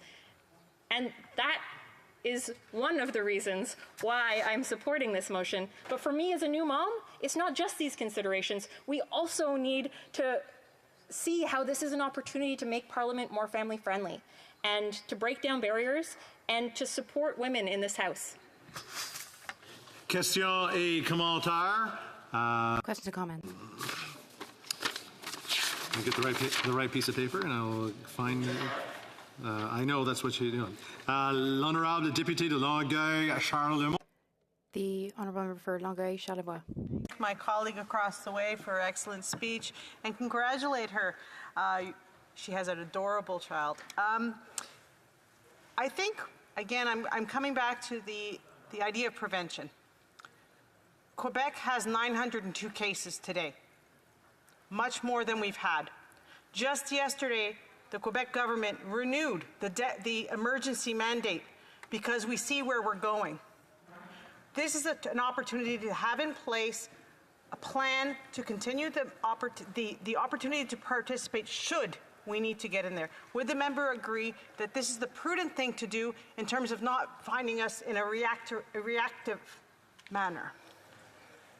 30 seconds and a quick answer from the member for Victoria. I want to thank the member for her question and bringing up the fact that each community is different. There are 338 of us, and we are coming from different contexts, different communities with different case numbers. It is so vital right now that we take this step. Debate. The Honourable Member for Vancouver-Granville. Thank you, Mr. Speaker. I will be sharing my time with the member for Vaughan Woodbridge. Mr. Speaker, I am pleased to speak in favor of this motion. I believe it sets out a reasonable approach to allow this House to perform all of its regular business while keeping members and all the staff who support us safe during the ongoing pandemic. You know, it's particularly frustrating that all parties in the House were not able to find common ground on a way to adapt our proceedings, given that the last Parliament, for those of us that were not here, appeared to function extremely well. My riding, Vancouver-Granville, is the heart of British Columbia's medical infrastructure. VGH, BC Women's and Children's, BC Cancer, the BC CDC. And it's also been ground zero for anti-maskers, anti-vaxxers, and conspiracy theorists. Earlier today, I spoke with a healthcare professional from my riding, and they had one message for members of this House. Be an example. Be an example on vaccinations. Be an example on wearing masks. And most importantly, be an example on showing people that they should be able to work remotely when possible so as not to spread COVID-19. Now, I'm a new MP, and I've so much enjoyed being here physically with my colleagues this week. But I also know that I have an obligation to my constituents, and that is to be an example of best practice. And that is what this motion seeks to achieve. There is no doubt that at the onset of COVID-19 in early 2020, changes in institutions and organizations all around the world occurred, whether you were in public or a private organization. Universities went online, and corporations like the one that I ran were able to use technology to hire employees across Canada, not just in a single location. Now, some have adapted well by leveraging technology to work remotely from home, and unfortunately many others have not been able to. As members of Parliament, we are fortunate and privileged to work in a resilient institution. This resilience is not an accident. It is the result of the hard work of many generations of Canadians and many generations of parliamentarians who have evolved our rules and procedures to match the times. This is precisely what this House did during the last Parliament in the face of an unprecedented public health crisis. MPs found creative and innovative ways to debate, transact business, and make decisions using a hybrid approach. Most importantly, this allowed members to fulfill all of their duties while staying safe. Now, for those of us not yet here, it appeared to be an example of how things could get done. Now, let's take a look at what we were able to achieve in the House during the second session of the 43rd Parliament, using the hybrid approach. That is from September 2020 to June 2021, when the House sat with some members in the chamber and many participating remotely. Now, the motion we're debating today is largely replicating the approach from that period. In the second session, there were a total of 124 sitting days during which all of the House's regular categories of business were conducted. There were a total of 185 recorded divisions taken during hybrid means. Over 120 of these were done using the convenient voting app that was in place from March 2021. Today's motion is proposing to reinstate this now tried and tested app. 69 of these votes were on government bills at the various stages in the legislative process. 19 government bills received royal assent. Indeed, it was an approach like this that allowed the member from Calgary Nose Hill to participate from wherever that member happened to be. The legislative process is one of the most complicated that we have seen in this place, given the detailed, intricate work required for us to scrutinize and debate bills. And yet, MPs were able to do exactly this in a hybrid parliament. The legislation that was passed is making a real impact in the lives of Canadians. Could I just have I know things have been going so well here tonight, and I just could ask folks just to sort of keep some of those comments to themselves and allow the honourable member from Vancouver Granville to continue, also giving them the little bit of a warning to be careful as well. Thank you, Mr. Speaker. Now, Bill C-4 that was adopted in October 2020 created 3 new temporary recovery benefits to support Canadians who were unable to work for reasons related to COVID-19. Bill C-9 put in place new targeted support to help businesses through the pandemic with the emergency rent and wage subsidies. Bill C-12 charts a course for clean growth for generations to come by legislating net zero emissions to 2050. This is essential to avert the worst impacts of climate change, some of which we have seen in British Columbia, and fully seize the economic opportunities that it presents. Now, there are concerns that private members' bills may not make their way through the House. The reality is that in the second session, this was in no way impeded by the hybrid process. 46 recorded divisions were taken on private members' bills and motions. 6 received royal assent, and 6 of these motions were adopted. Of the private members' bills that were passed, 5 of the bills were introduced by Conservative members and 1 by the Bloc Québécois. These are just a few of the examples of bills this House passed by working together, but in a physically distanced way. A total of 28 votes took place on Opposition Day motions. Of the 24 motions debated, 16 were adopted. Now, Mr. Speaker, as you are aware, House committees also met in a hybrid format during the second session of the 43rd Parliament. The motion before us today would allow this to continue in the 44th. Standing committees also played their important accountability function in our system of responsible government by reviewing government bills and estimates and issuing reports on government policy and actions. Again, all of these functions were carried out under a hybrid format and would be under the proposed motion. Now, Mr. Speaker, there are those who argue that conducting parliamentary business using video conference is too impersonal and that the cut and thrust of good debate is lost. I understand these concerns, particularly as a new MP. However, the reality is that COVID-19 is spreading in our communities and too many people are still being hospitalized. Case counts are not going down. Members of Parliament must lead by example. We have the means to be flexible and safe in how we conduct our business, and I believe it behooves us to use them. Now, technology isn't perfect, and there is nothing that replaces in-person engagement. But these are extraordinary times, and we must find ways to adapt and to reflect the realities that we face today. Nothing in the motion that we are debating today will limit members' ability to participate in any parliamentary proceedings and in no way infringes on their privilege. In fact, this motion will facilitate greater participation in the face of ongoing public health restrictions. Imagine a scenario where a member has to isolate at home because of potential exposure to COVID-19. Imagine in a hybrid model they could still participate in the House proceedings.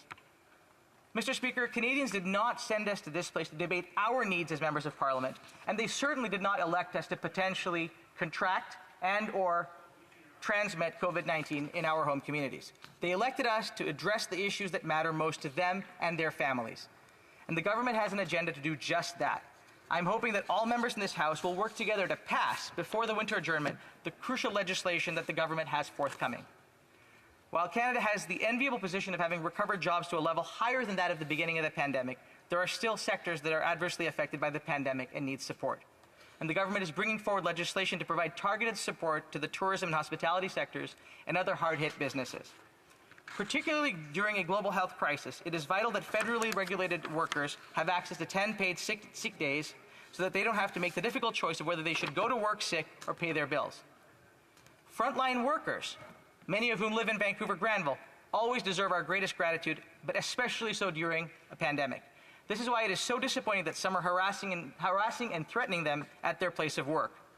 This government will legislate protections for those vital workers and their facilities. We are so close to finishing this fight against COVID-19. Indeed, this very week we had further reason to be optimistic. Thanks to this government's efforts, vaccines for children aged 5 to 11 are arriving across this country. As much as we all want to be done with this pandemic, we now have over a year and a half of experience working within it, and we can draw on this experience during the 44th Parliament. The second session of the 43rd Parliament showed us that a hybrid Parliament, with members participating in person and online, can produce real results for Canadians.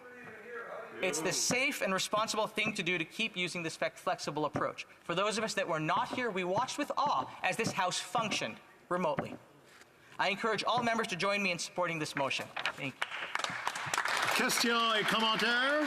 The honourable member for Sherwood Park, Fort Saskatchewan. Well, thank you, Mr. Speaker. This member tried to dress this up as a temporary measure, but the last 3 speakers, 2 NDP and 1 Liberal, really tipped the hand of the agenda of this new coalition. That is, they want permanent hybrid Parliament. They see it as a tool for advancing with the way they see family friendliness to permanently replace Parliament with a Zoom call. Now, I speak as a member with 4 young children. I have a 5th on the way. My wife works as a physician. Our due date for the 5th is when Parliament is sitting.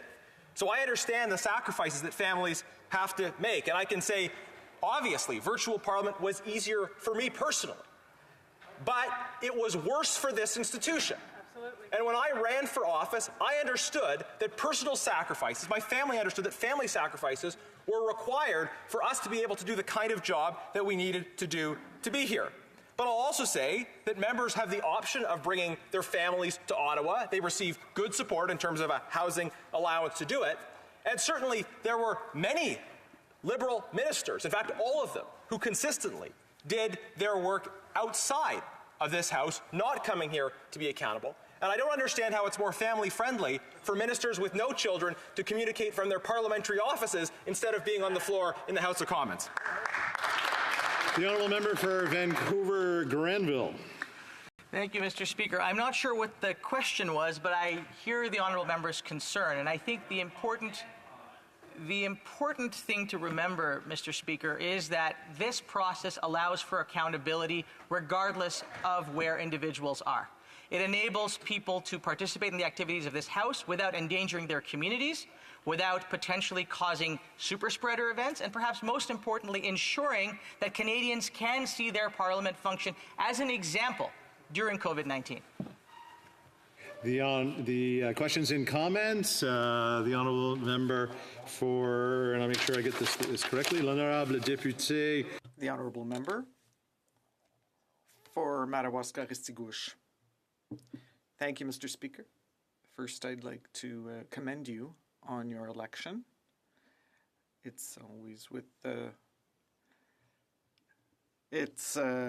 always an honor and a privilege to see people from the Atlantic Canada in high places, especially an Acadian. It really sets our flag off to advantage. That being said, Mr. Speaker, during my election campaign, not one single person, not one single municipality, not one single community partner spoke to me about the fact that they didn't like hybrid parliament. On the contrary, they said they commended us for being present, even though we were not always in person. And I would like to point out the fact that people talked about COVID. They congratulated the government on getting us out of the crisis, and they commended us on the work we had done during the pandemic. So I would like to ask my honourable colleague, my young colleague, during the election campaign, did he hear the same thing from his constituents? The honourable member for Vancouver Granville. Merci, Monsieur le Président. Thank you, Mr. Speaker. The answer is never. I didn't hear that at all, not once. That most Canadians wanted to know that government was functioning and that their parliamentarians were doing their work. That was the question, not where we were physically. And I think it's important to remember, and I think it's important to note that we have heard from members opposite their concerns, but they also are in the party that often talks about learning from the private sector, learning best practice. And that's what this Parliament has done, and that's what this motion intends to do.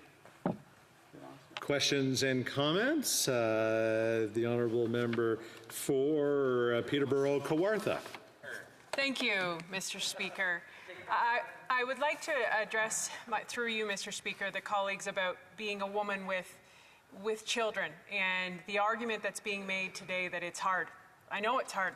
I have 3 children. It's excruciating being away from them. But this isn't about us. This is about something bigger than us. This job isn't a normal job. We took this job on to serve Canadians. Anybody who's worked in Zoom or virtual knows that the smallest technical glitch can squeak anything through. We are here to represent democracy. This isn't about us. When we took this job on, we knew that we were representing something so much bigger than us. It's not about us. And you can bring your family here, Mr. Speaker. My question is, why are they not open to the pairing and negotiating here? How is it one or the other? Knowing that we don't have any time left, I'm just going to ask for a quick answer from the member for Vancouver Granville. Thank you, Mr. Speaker. And again, I hear my honourable colleagues' concerns, and I think the reality is we have an example from the last Parliament of when things can work and when things do work. And I don't see anything in this motion that sets into play anything sinister, anything long-term. This is a motion to deal with this session of Parliament. Debate, the honourable member for Vaughan Woodbridge. Thank you, Mr. Speaker. It's great to rise in the 44th session of Parliament and to be back here in the House of Commons.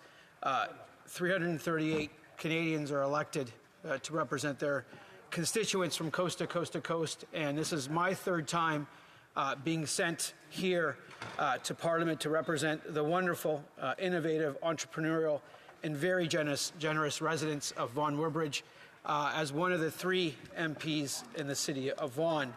And I wish to thank them for them placing their trust, their faith, their hope in sending me here. It's a real honor to serve them, and I commit to them to do the best that I can to represent their interests here in Parliament and to be their strong local voice. I also wish to thank, Mr. Speaker, before I begin commenting on the motion in front of us, to thank my wife Rose, my daughter Eliana, my daughter Natalia, and my 6-week-old daughter Leia, who came to this world with God's blessing as quite a surprise for our family, but is probably, if not, and I'm undoubtedly going to say this, the best surprise that any family can have.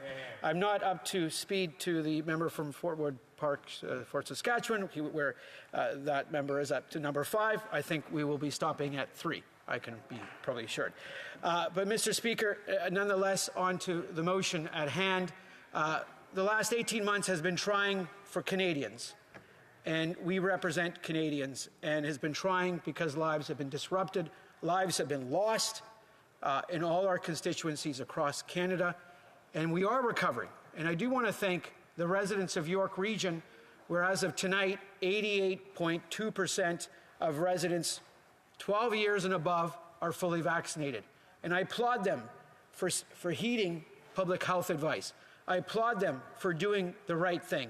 And if they can do that, I encourage all members of Parliament here this evening, all the ones that have come and are so happy to be back, seeing their colleagues, seeing their friends, please get vaccinated. It's the right thing to do. Canadians are doing it. My residents are doing it. And that's the way we return to normal. Mr. Speaker, I am pleased to participate in this debate on this reasonable and pragmatic motion. We are considering an important matter, whether to adapt the proceedings of this House to allow members to participate either in the chamber or by video conference. The context for the motion is one that we've been living with for more than 18 months. The pandemic has affected our lives, our work in Parliament, and our work in constituencies. This is in addition to the impact on Canadians and Canadian businesses. Canadians have responded by respecting the guidance given by our public health officials, maintaining physical distancing, wearing masks, adopting new hand washing habits, and staying home and self-isolating when they have symptoms, when they have come into contact with someone who tested positive, or when they have tested positive themselves. Our high vaccination rates, combined with these public health measures, have allowed us to make significant progress in protecting ourselves from COVID-19 and contributed to the economic recovery from the pandemic. Yes, we have met our target for 1 million jobs. Yes, we will create hundreds of thousands of more in the months ahead. Today, we have an opportunity to advance the fight against COVID-19 in our workplace, this House that we have the privilege to serve, all 338 of us. Today, we have an opportunity to do such a thing. This motion would adopt our proceedings to protect not only members, but also the people who support us every day in this House, our staff, House of Commons administration, and the Parliamentary Protective Service. Having the option to participate remotely means that members who are exposed to the virus or who test positive can still participate in House proceedings while they self-isolate. Very, very pragmatic, very reasonable. As I said earlier, this is a reasonable and pragmatic motion that ensures that all members who are able to participate in the deliberations of this House. It builds on the decisions of this House in the 43rd Parliament. In the last Parliament, this House chose to adopt its procedures, practices, and technology in response to public health guidance. Eventually, the House was conducting all regular business in hybrid sittings. This allowed all members to fully participate in proceedings either in person or via video conferencing while respecting public health guidance. These changes were implemented incrementally as the extent of the pandemic became clear and as technological and procedural solutions were developed. There were 4 distinct phases in this House's response to the pandemic in the 43rd Parliament. Firstly, in March 2020, there was considerable uncertainty about the extent of the pandemic and how long it would take to get COVID-19 under control. The first phase of adaptations began on March 13, 2020, when this House decided to adjourn until April 20th, 2020, and cancel all committee meetings due to the uncertainty surrounding the pandemic. When this House was recalled, it sat with reduced number of members in the chamber in proportion to party standings to allow for physical distancing to keep our members safe. On March 24th, this House began to adopt its proceedings to provide for parliamentary accountability during the pandemic. This House held a modified question period where members could ask questions on the pandemic for up to 5 minutes over the course of an hour. Arrangements for a modified question period were continued each time this House sat until the end of the session. This House also authorized the Health Committee and the Finance Committee to meet on matters related to the pandemic and the government's response. I had the honor of also participating in the Finance Committee at the time. The committees were granted authority to meet virtually. This was the first use of technology to support the remote participation of members during the pandemic. Further, this House can only be recalled to consider legislation to respond to COVID-19. This measure would continue through the spring and summer of 2020. Later in the spring, the government shared draft legislation with opposition parties in advance of its introduction to obtain unanimous consent for motions to expedite passage of these bills to assist Canadian workers, to assist Canadian businesses. The duration of the pandemic became more apparent and further technological and procedural adaptations were agreed to and implemented, Mr. Speaker. In these early days, we came together in a Team Canada approach, and I emphasize with all sides of the House, a Team Canada approach to provide support for Canadians and business. I hope that members can come together in the same way to support the important measures that the government is proposing to address in this phase of the pandemic. In early April 2020, the government recognized the need for additional adaptations to allow this House to exercise parliamentary accountability while respecting public health guidance. This is why the former government House Leader wrote the Speaker to seek advice and assistance on the capacity for House administration to support virtual sittings. When the House met on April 11, 2020, it adopted a motion to instruct the Standing Committee on Procedure and House Affairs to examine how members could fulfill their parliamentary duties while this House stood adjourned due to the public health concerns caused by the pandemic. A pandemic that is not over yet, Mr. Speaker. The Procedure and House Affairs Committee tabled 2 reports on this issue that provided invaluable guidance to this House as it developed and implemented further adaptations. To support ongoing parliamentary accountability, this House expanded the number of committees authorized to meet virtually. By the end of the session, there were 9 standing committees meeting virtually to examine COVID-19, the government's response to the pandemic, and other matters. I had the honor of sitting on 2 of those committees, plus assisting on finance, Mr. Speaker. On April 20th, 2020, this House took a remarkable step in adapting its procedures, practices, and technology. On that day, the House established a special committee on the COVID-19 pandemic. All members of this House were members of this special committee. The special committee held 25 meetings from late April to mid-June. These included in-person, virtual, and hybrid meetings. These were the first hybrid and virtual proceedings in the chamber during the pandemic. This House also agreed to hold 4 hybrid summer sittings, with modified order of business. The special committee meetings and summer sittings adapted many elements of regular House business in a virtual or hybrid format. This included debate, question period, statement by ministers, statement by members, tabling of documents, and yes, presenting petitions electronically. These adaptations had benefits that supported parliamentary accountability and the role of members. The modified questions periods during the special committee, the summer sittings, and other sittings were longer than regular question period and allowed members to ask questions for up to 5 minutes. As a result, opposition members were able to ask over 80% more questions than if the House had had regular question periods during the spring of 2020. Mr. Speaker, I look forward to questions and comments, and it's great to see you on the chair this evening. Thank you, Mr. Speaker.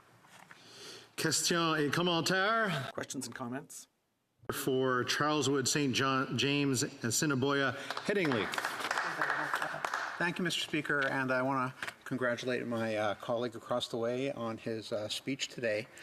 I've been listening to the debate very carefully today, and member after member on the government side has gotten up all day long and said, well, this motion is about COVID. It's about protecting MPs, protecting the public, and that's why we should have a virtual option. But my problem is when I read the motion, it doesn't say that. It doesn't say, well, you can Zoom in if you're diagnosed with COVID. It doesn't say you can Zoom in if you've been in proximity of someone who's had COVID or that you have to self-isolate. It doesn't say any of those things, Mr. Speaker. It just says any member can Zoom in for any reason.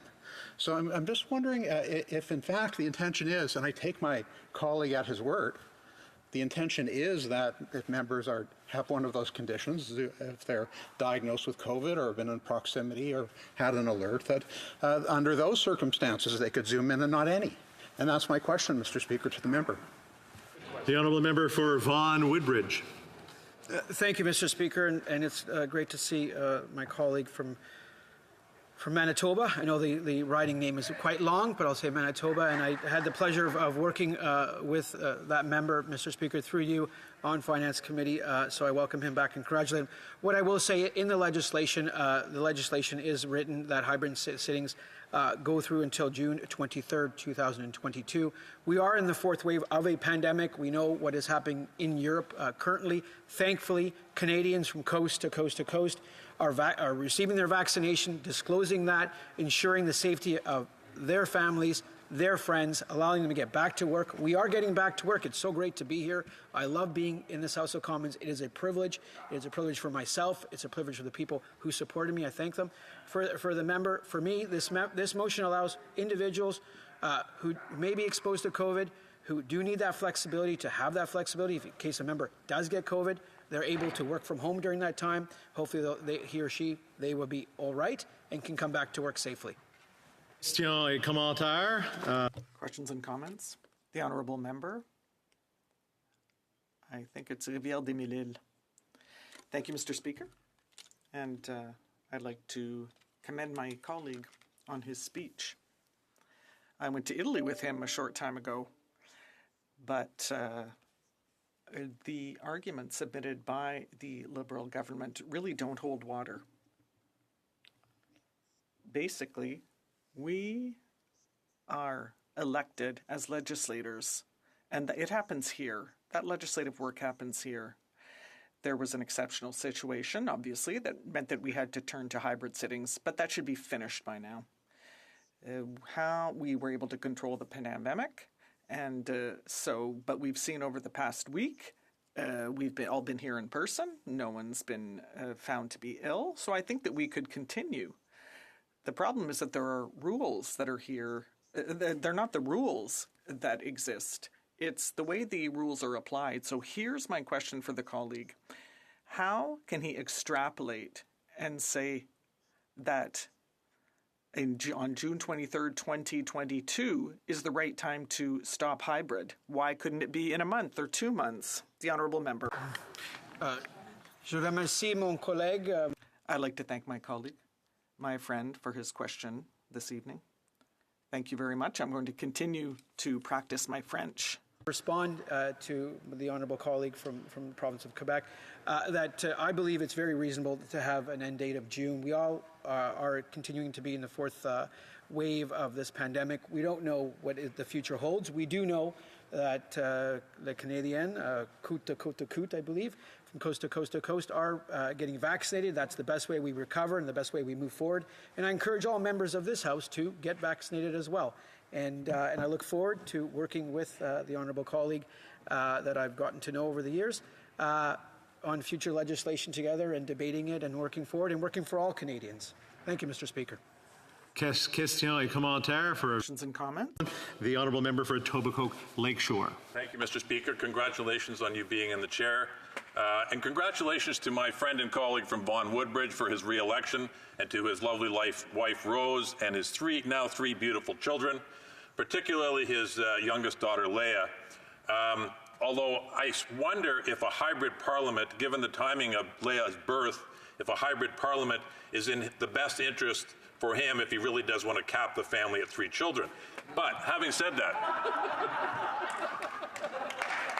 we've heard much debate over the last 24 hours about why this is appropriate, and everybody uses the example of hockey rinks and concerts and a variety of other totally irrelevant analogies, in my opinion.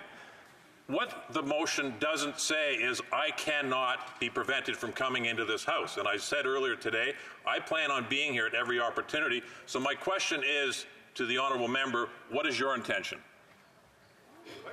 The Honourable Member for Vaughan Woodbridge. We're out of time, so a very short answer.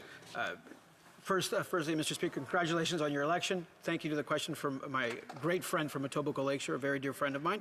I wish to answer. My intention is to do the good work of the residents of Vaughan Woodbridge who have voted me in for the 3rd time. My intention is to come to Parliament as often as possible, but most importantly, following public health guidelines and being safe. And yes, I am fully vaccinated. Thank you, Mr. Speaker. Continuing debate, the Honourable Member for Sturgeon River Parkland. Thank you. Thank you, Mr. Speaker. And I want to begin by saying congratulations on being in the chair. It's great to see you there. And I hope, together with the Speaker, that you will vigorously defend the rights and authority of parliamentarians, much as the Speaker did in the last Parliament. And I want to also say that I'll be splitting my time with my esteemed colleague from Charlesbourg, St. Charles. As this is my first speech in Parliament since our election, I want to quickly thank my family, particularly my wife Rachel, for supporting me always.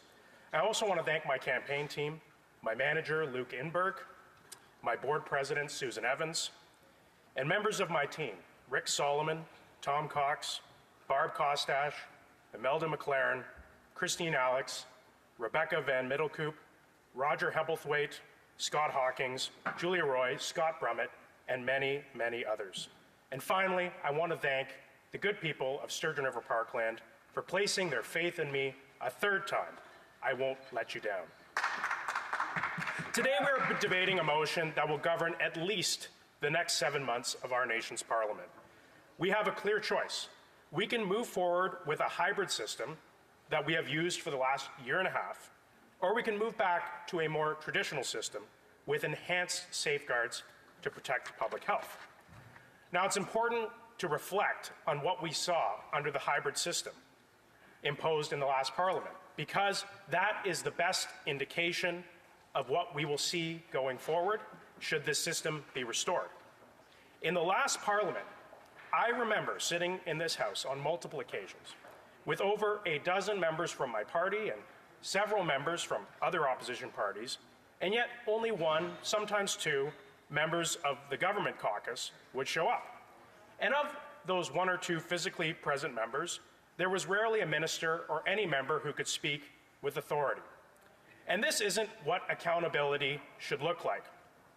Seeing one or two of the same MPs taking questions while the rest of the government caucus and the ministers look on over Zoom or don't show up at all. Point of order, the honourable member for Winnipeg North.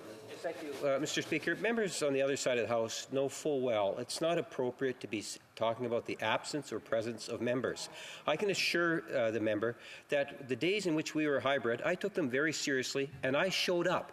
I might not have been physically in this seat, but I was here in the House of Commons. That's why we had the hybrid. I worked. Thank you for that intervention. And I know we all throughout the day have been sort of working our way in and out of the fact of who's here and who's not here, who's online, who's not online. We're in a real gray area on this. So I just want to say, be careful on all of it. The same goes to my honourable colleagues, to be careful when we're trying to set the stage on this. In this particular case, whether you're online or not online, it's not exactly today. It's not whether you're here today or you were here before. It's whether you were in the past. And this line of online or not online is a very difficult one that we would have to look at. So I hope that provides a little bit. The honourable member for Gatineau. Point of order, Mr. Chair. Just respectfully want to point out that it is not a gray area. It is black and white that a member logged in virtually or a member present in this House is a member in full, is a member with all the rights and privileges afforded a member of Parliament. And so I humbly submit to you, sir, it's not a gray area at all, whether a person is logged in or whether they are in person. They are, in fact, indeed participating in the deliberations of Parliament. And in any event, that is not, this should not and cannot be the subject of discussion in this House, whether or not a member is present or not. I thank the honourable member for Gatineau for that intervention as well. And as we continue to finish up this debate, I know there's going to maybe pop up a couple of more time. So I will ask my honourable colleagues to be careful when they're doing that. Thank you. Thank you, Mr. Speaker. I actually anticipated that the government would be bringing up a point of order on that subject, and I would say I'm not referencing the absence of any members that are in Parliament today. And this is substantive to the debate that we are having here over the quality of Zoom virtual Parliament versus in-person Parliament. And if we're not allowed to talk about that, then that's making a mockery of this House of Commons. But I'll continue. We need a critical mass of members in this House to ensure that it functions as it was envisioned to function, as a vibrant marketplace where ideas are presented and challenged vigorously for Canadians to reflect upon. Now, Canadians expect to see their members of Parliament and their government members physically in this House dealing with the matters before this country. And while we made hybrid Parliament work for the sake of continuing this important business, this situation cannot be allowed to continue to the detriment of the interests of Canadians and our democracy.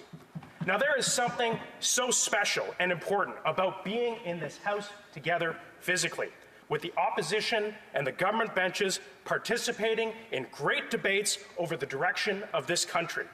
How often have we seen in the past where a well-pointed and executed question or response has shifted the entire direction of this country, or when an impassioned plea rallied parliamentarians and our nation to take action? Well, in our hybrid parliament, we didn't see these things happen.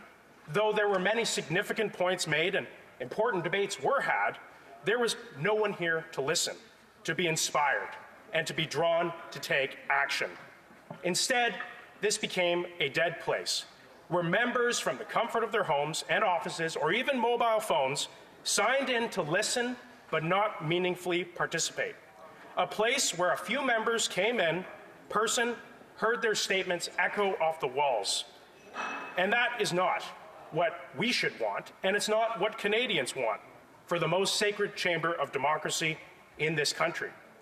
Now, it is evident, however, that this is what the government wants. And I find that disturbing, because I think it's always tempting for a government to undermine an effective parliament. Because without parliament, the government is free to govern without accountability from the people's elected representatives. Under a hybrid system, the government got away with keeping Parliament going on life support, giving it barely enough oxygen to function, but not enough for this institution to thrive. We know that the Liberal government has impressive resources at its command, entire departments, bureaucracies, the bully pulpit of the Prime Minister, but Canadians have only their parliamentarians fighting for their interests in Parliament. Now, under this hybrid system, our ability to vigorously fight for Canadians and hold this Liberal government accountable have been severely limited. For example, we saw numerous times that critical committee studies and exchanges were interrupted for lack of resources. Now, this was very convenient for the government because we know that committees are a vital tool for opposition parties to get to the facts, to hold ministers accountable, and to advance alternative solutions. Now, these disruptions did not happen when parliamentarians were meeting in person, and it should not be allowed to happen again under a hybrid system. After many months of working out technological challenges, we did manage to create some semblance of a working hybrid parliament over Zoom. But the fact is that Parliament did not function in a way that the Canadians who elected us would expect. Unfortunately, the system remains flawed, with many casualties that are not spoken of enough. I think about the interpreters, many of whom suffered from auditory injuries because of this hybrid system. Well over 100 have had issues, and this has placed tremendous strain on Parliament's ability to function. Now, I want to thank our hardworking interpreters for the difficult work that they do every day and for their very real sacrifices in terms of their personal health. Now, I don't know if we have a solution to these auditory issues, and I know that there are many people that have had to go on leave, but I am not confident that this government has done all that it can to protect the health of interpreters. And by pushing for a virtual parliament, we're putting those interests above the interests of some of the people that work here. It's time to get this parliament back in session in person. Other parliaments around the world have already gone back. And if it is safe enough for the Prime Minister and his delegation to attend a climate change summit in Glasgow in a room full of thousands, often people not wearing masks, then it is safe enough for 338 members of Parliament to meet in this House. Now, I'm not advocating that we ignore the realities of the pandemic or that we throw caution to the wind. We have put in place a system of tests, a system of vaccination. We have instituted one of the strongest protections to public health in any workplace in Canada. These are the rules that the government set, and these are being followed by everyone in this House. And now the government's complaining that they don't like the rules. Well, Mr. Speaker, they made the rules. In fact, the system for parliamentarians is so strong, and it is stronger than the system for federal civil servants. And yet this government is asking civil servants to prepare to go back to work. What kind of message does it send when the government says that they want to give parliamentarians the right to work from home for the next 7 months at least, and yet civil servants will not be afforded that same treatment? Why are the Liberals demanding special treatment and accommodation that regular Canadians could never hope to receive? Now, speaking personally, I know firsthand how hybrid parliament can be beneficial for families. I welcomed my daughter in May 2020, just as the pandemic was beginning. And the last 18 months, it has been a blessing to be able to use hybrid parliament during this pandemic. And I know how convenient it is to vote at the touch of an app or to log in from my home office or my work office. But I am not here to vote for my self-interests. I am here to represent the interests of my constituents and the common good of my country. And I believe today that that common good calls for a return to traditional parliament where we can focus on bringing real accountability for Canadians. Thank you, Mr. Speaker. And I know we've been going a little long on our questions and answers, so I just want to make sure we keep them concise and short. The honourable questions and comments. The honourable member for Winnipeg North. Yes, thank you, Mr. Speaker. You know, hypocrisy is a word that's unparliamentary, so I won't use it. Having said that, Mr. Speaker, I can tell you, the Progressive Conservative Party, the NDP, and the Liberals. Let me just I appreciate the joking there, but you can't do something indirectly that you can't do directly. So if you could just retract that and start again. I should have known better, Mr. Speaker. You're right on the ball. Mr. Speaker, the Conservative Party in Manitoba, the Liberal Party in Manitoba, the NDP Party in Manitoba, today they're sitting in a hybrid system. They're having question period. They actually have members of the Legislative Assembly that have the COVID-19, and they're able to continue on. It seems it's just the Conservative Party, and I don't know how they conned the blocks into it, but the Conservative Party has made the decision that somehow this is anti-democratic. The hybrid system is something in which we can all benefit from. The pandemic is not behind us, and my question to the member is, will he not recognize what the province of Manitoba and other jurisdictions have, and there's nothing wrong with having a hybrid, and this is a sunset. It ends in June. The honourable member for Sturgeon River Parkland. Well, thank you, Mr. Speaker, and it's not surprising to me to hear a Liberal talking about how they can benefit. That's what the Liberals like to do. And Mr. Speaker, when we have these members talking about these provincial legislatures, well, the fact is there are a number of provincial legislatures that are also sitting.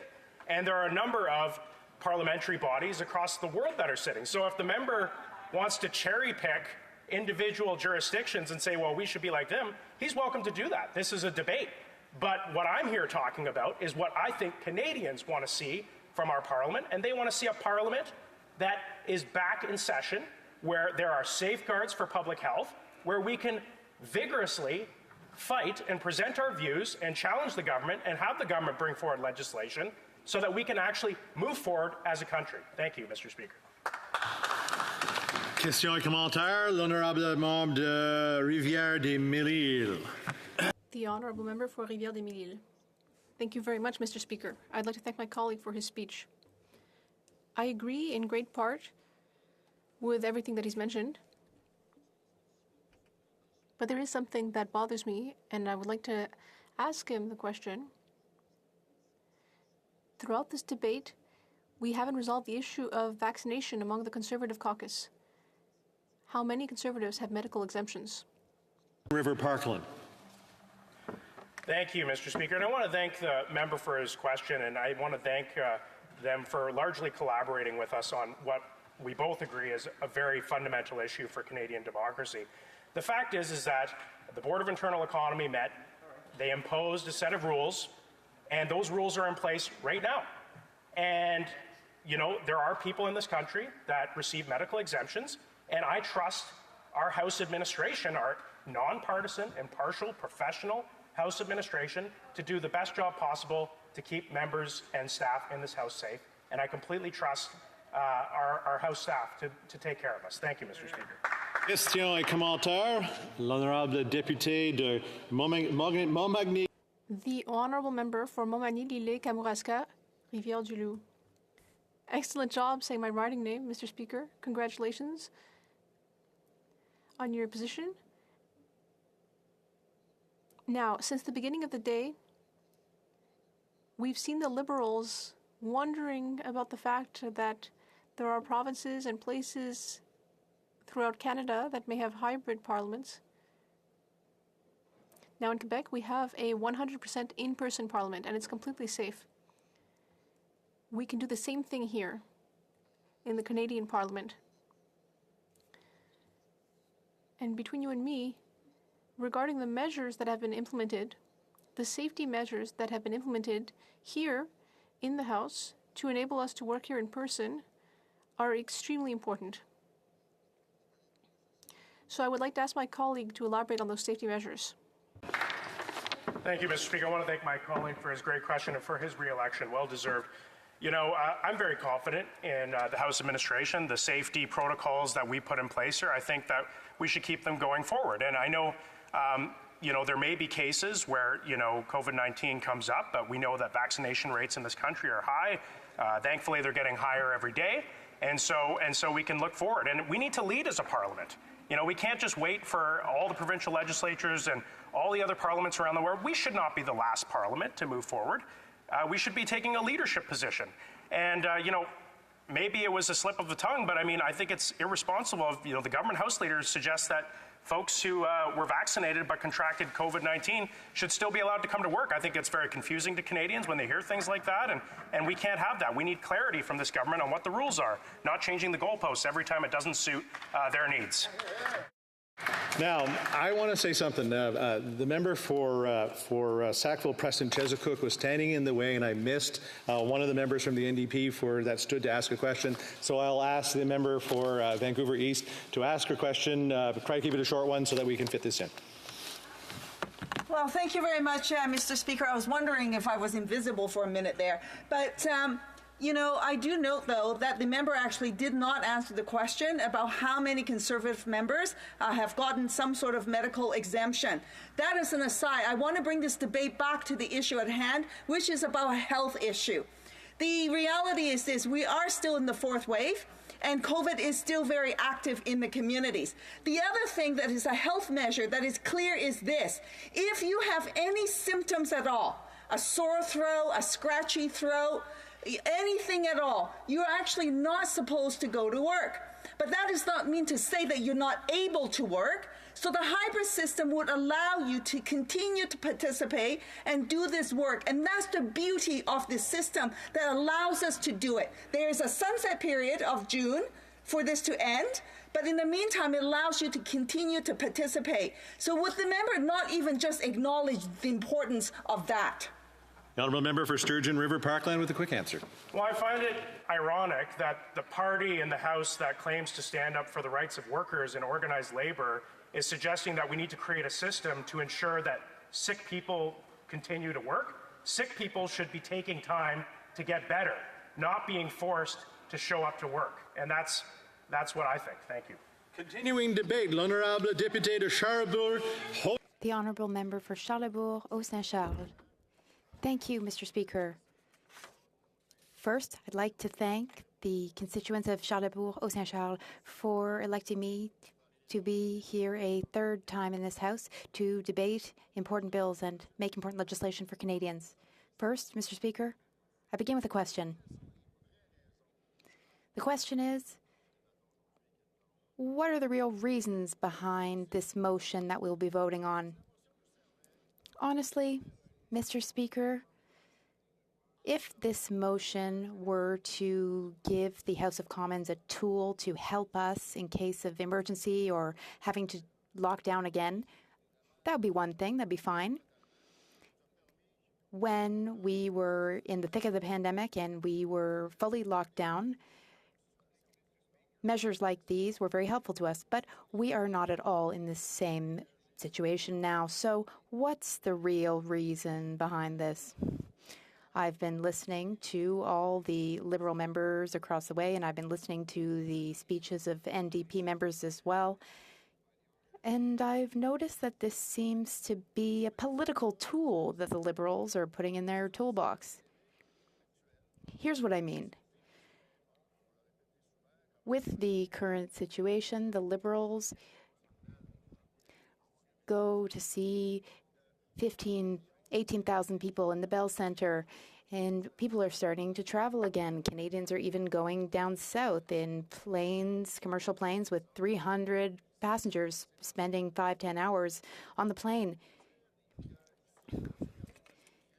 It seems that the members across the way are trying to create some sort of danger zone here. There are 338 of us.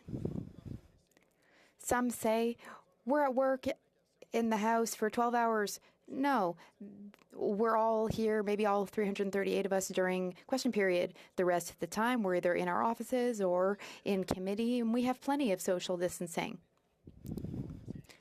The second reason why this is ridiculous is we can go to restaurants in groups of 6 or 10 people. We can go with family members. We can go with different family groups. We're allowed to sit at a restaurant table without our masks, eat, drink, chat. We're allowed to do that in Ottawa and others. Yet, apparently, here in the House of Commons, sitting next to one another, talking, but we're not all without our masks off. So why is that dangerous? It isn't. So what's this really about? The government says that it wishes to prepare and have this tool if we have a fifth wave and if we need to lock down again. Fine. During the last few months of the last Parliament, we had some experiences. Ministers have to answer opposition questions, and they are the ones who don't like being in the House of Commons because they've learned recently that it's easier to be in a virtual parliament. When we ask questions to a face on a screen and ministers can answer questions on the screen, yes, they're technically in Parliament, but it's not the same. We're not really speaking to each other face to face. The emotions are not the same. The feelings are not the same. And what of effectiveness? Well, virtually, we are not as effective in our work. Now, question period, that's one thing. It's certainly not the same. What about our committee work and housework? When we meet virtually, the only way that we can communicate with members of our own party or of another party is by text message. So we can't speak to one another. We have to text message. It's not fast enough. It's not effective. So many committee procedures basically failed because we could not communicate with each other effectively. At the height of the pandemic, when things were very critical, virtual was helpful, and we were able to do our parliamentary work, yes, but we're not in that boat anymore, so what is this really about? I repeat the question. Now, if the Liberals were saying that they wanted a tool just in case things were to get really bad and we were to be basically in the red zone again, fine. But the Liberals are saying that they want this now, but the real reason is that they want to hide from cameras and they want to have all sorts of excuses and say that they weren't able to answer because of technological reasons. I'd like to talk about the importance of human relationships. We ask questions of ministers, ministers answer questions. There's human communication there, which is important and which we cannot do virtually. If we are hybrid or if people are behind screens, it takes away from the very essence of parliamentary functioning. I've been listening to speeches today, and I've been hearing some fear-mongering. Often, we are accused of fear-mongering, but I'm hearing fear-mongering today. Colleagues are trying to create fear by bringing up my colleagues' vaccine status. But there are tools in place for this. The Sergeant at Arms is ensuring our safety. That's certain. Those who have exemptions have to take rapid tests. there comes a point where this line of argumentation is going to have to stop. Some people have exemptions because they have medical conditions. But those who are being tested because they have exemptions, they are not going to make us ill. They're not going to make us ill. So this is media spin, liberal media spin, and it's not accurate and it creates fear. Now, what of the NDP? They're also saying that it would be easier to stay home, to not have to travel to Ottawa. I can't understand that, especially for the member who has a 2-year-old baby or who has family obligations. Of course it's not easy. We have all experienced the challenges related to our work, but at some point, it's a little bit too easy when we are online. We can just, at the end of a meeting, shut off our cameras and spend some time with our wives, with our families. But we weren't elected to do easy work. We were elected to come here to Parliament to do the work that we need to do, even though it's hard, and we are handsomely paid to do so. It's a little too easy to do some telework. That's what this is all about, isn't it? Telework. In the pandemic, a lot of people have been teleworking, and that's what this would be, virtual or hybrid, you know, turning on the screen, turning off the screen. A lot of people are going to want to do that. We have been elected to do a specific job, and we need to do that job with all the roles and responsibilities that come with it. So, Mr. Speaker, here's the real reason that I think should be important. As I've said, this could be a good emergency tool, but this shouldn't be a tool to get out of answering questions. Thank you. Questions and comments? Louis. The Honourable Member for Lac Saint-Louis. Thank you, Mr. Speaker. I would like to describe a case that is likely to occur at some point. Imagine a member who has been exposed to the virus and gets the virus, even though he or she is double vaccinated. And imagine that this member must stay home for a week or two. Imagine if this member cannot participate in debate or vote. Would this not be revoking the privilege of this member? Imagine that we have a tool that could permit the member to vote, to partake in debate, but we were not to allow him or her to do so. The Honourable Member for Charlebourg, Haut-Saint-Charles. I thank my colleague for his question. It's a good one. In fact, currently, the member for Beauce is double vaccinated, but has COVID and cannot be here in person this week. This is the same example, but this is part of a much bigger debate. Today, we do have the technology for people to participate virtually. So this brings up questions for the future. In a post-pandemic world, can all members who are ill or have all sorts of situations, will they be able to participate virtually from home? Well, that is a different debate. That's not the debate we're having here tonight. That is possible. We do have the technology. It is a tool, but that's what we're debating here. Currently, it seems that some parties are just using this as a political tool. Questions et commentaires. Questions and comments? Winnipeg North. Thank you, Mr. Speaker. And I'm wondering if we can continue on with the member from Beauce as an example. A member from Beauce is around other members of the Conservative caucus. There's members then that no doubt had to potentially self-quarantine. The opposition House Leader indicated that today he was getting his second test. You could have a situation where you could have many members of the official opposition, because of the pandemic, being completely disengaged without a motion of this nature passing. Would the member not acknowledge that that's not a healthy thing for our Parliament? The Honourable Member for Charlebourg, Haut-Saint-Charles. Thank you, Mr. Speaker. I thank my colleague for the question. This is the same answer that I gave his colleague earlier. In a pandemic, we should have this tool for cases like the member for Beauce who has COVID. Yes, he should be able to turn on his screen and join us. The same goes for others who might fall ill. This is the same in other industries. People who are ill can work from home if possible, and then once they're better, they return to work. That is the difference. Honourable member for Timmins, James Bay.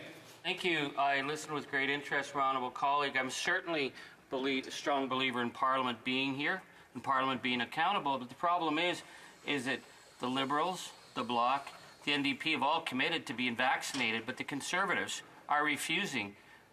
In fact, they seem to think that they're above the law, that they have a right, they have privileges to come in here unvaccinated. So I'd like to ask the honourable member, will he tell us how many of his colleagues that are part of this Libertarian caucus are using the bogus exemptions to claim a right to come to work and make other people sick? Because I have to sit in a lobby where they sit without their masks on while I walk in there, staff walk in there. They have no respect for the people around them. How many of them are fully vaccinated? That's the question we should be debating.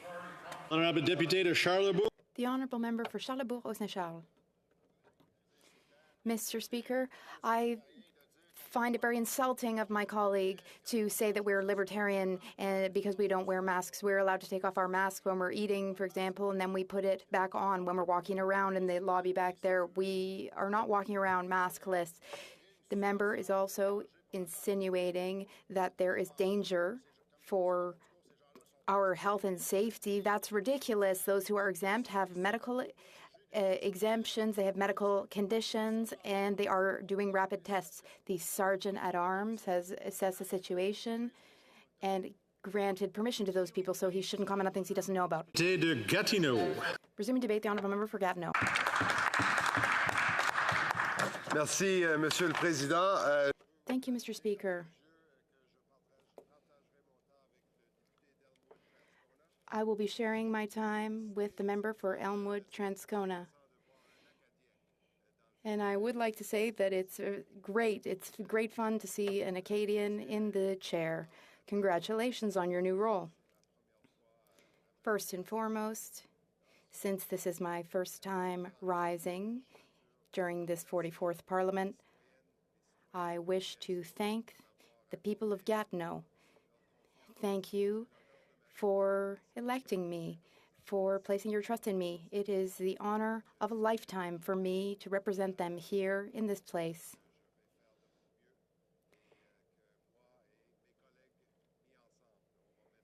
My colleagues and I will do our utmost to fulfill the commitments that we've made over the years, and of course the commitments we made during the campaign. I would also like to thank my family. My family supports me in my political career, and they have done so for a very long time. They are a great support. I also thank my colleagues and those who work with me, my supporters and my volunteers as well. We all have great teams and great volunteers, and my team, my staff, does great work. I thank all of these people.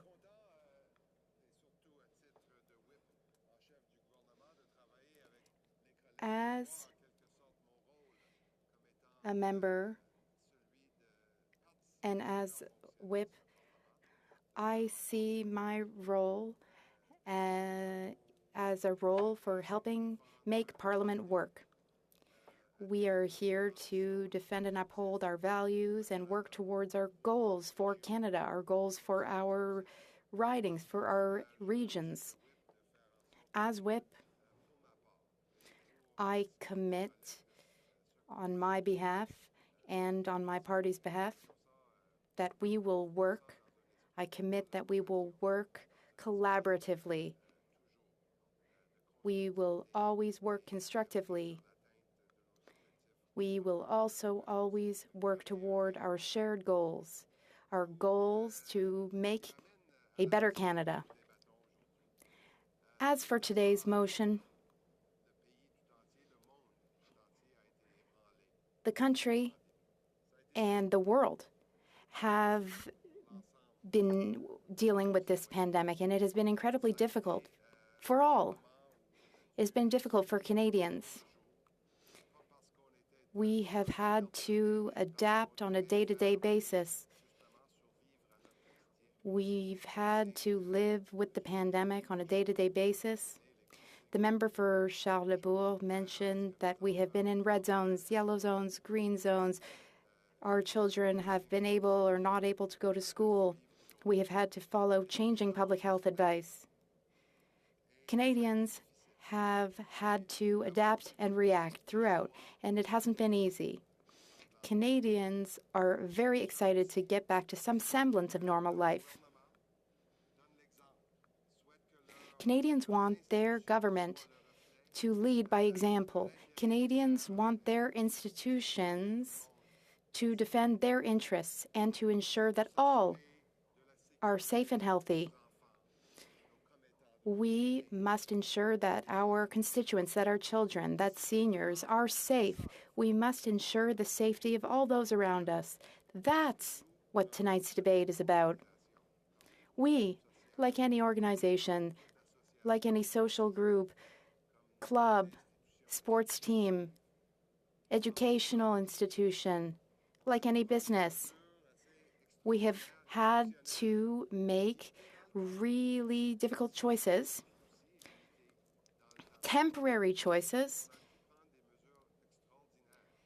truly unprecedented choices in order to achieve that goal, the goal of keeping everyone safe. Many people depend on us and have worked with us, and I thank them. I thank the people who work with us here, IT support, support workers, pages, interpreters. I thank everyone, all these staff members who have had to adapt and work twice as hard to ensure that we, as parliamentarians, could do our parliamentary work so that our rights and responsibilities could be upheld.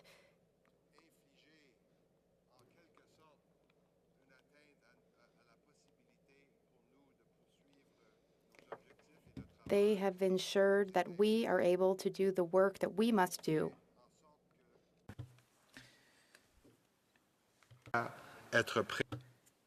And so we can make our statements and do our work here in the House and remain safe. And these are all very targeted initiatives. It will be for a certain time only. We've also seen a gradual return. I'm talking about the public service here in the region. We're now seeing, with mandatory vaccination, with the mandate that has been entrusted to the Deputy Minister and to the leaders of federal agencies, we are seeing a gradual return of employees to the office. People are eager to get back to the office, many of them, while others must continue to work from home. And that's the case here as well. We don't know what this pandemic will bring. We hope that we're in the final stages of this pandemic, but we need to take precautions and lay the groundwork for a virtual system that ensures that we can continue to do our work. And we don't need to debate this system every 2 weeks. We're just laying the groundwork for it to ensure that this is an option, to make sure that we continue our work. My colleagues are eager to get back to work in this new Parliament. They're eager to be here in person in this House. They want to participate in the debates. They want to exchange with their colleagues from all parties in this House. They are seeking to add their voices to the major debates that are held in this august place. But they want this to be done safely. With regard to the government side, the caucus of the Liberal government, we are going to ensure that our members can participate here in person, but we're also going to ensure that they can do so remotely by working from home and continue to do their jobs in that format as well. And the sole objective, Mr. Speaker, is to ensure the health and safety of everyone. My colleagues, the personnel and staff I mentioned, and everyone who is here around us and works with us. So I've heard these speeches today, Mr. Speaker, from all sides, and I hope that we can bring things back down to earth by recalling what is essential. We're not undermining democracy here, this democracy that is so dear to our heart. We're not trying to do something through the back door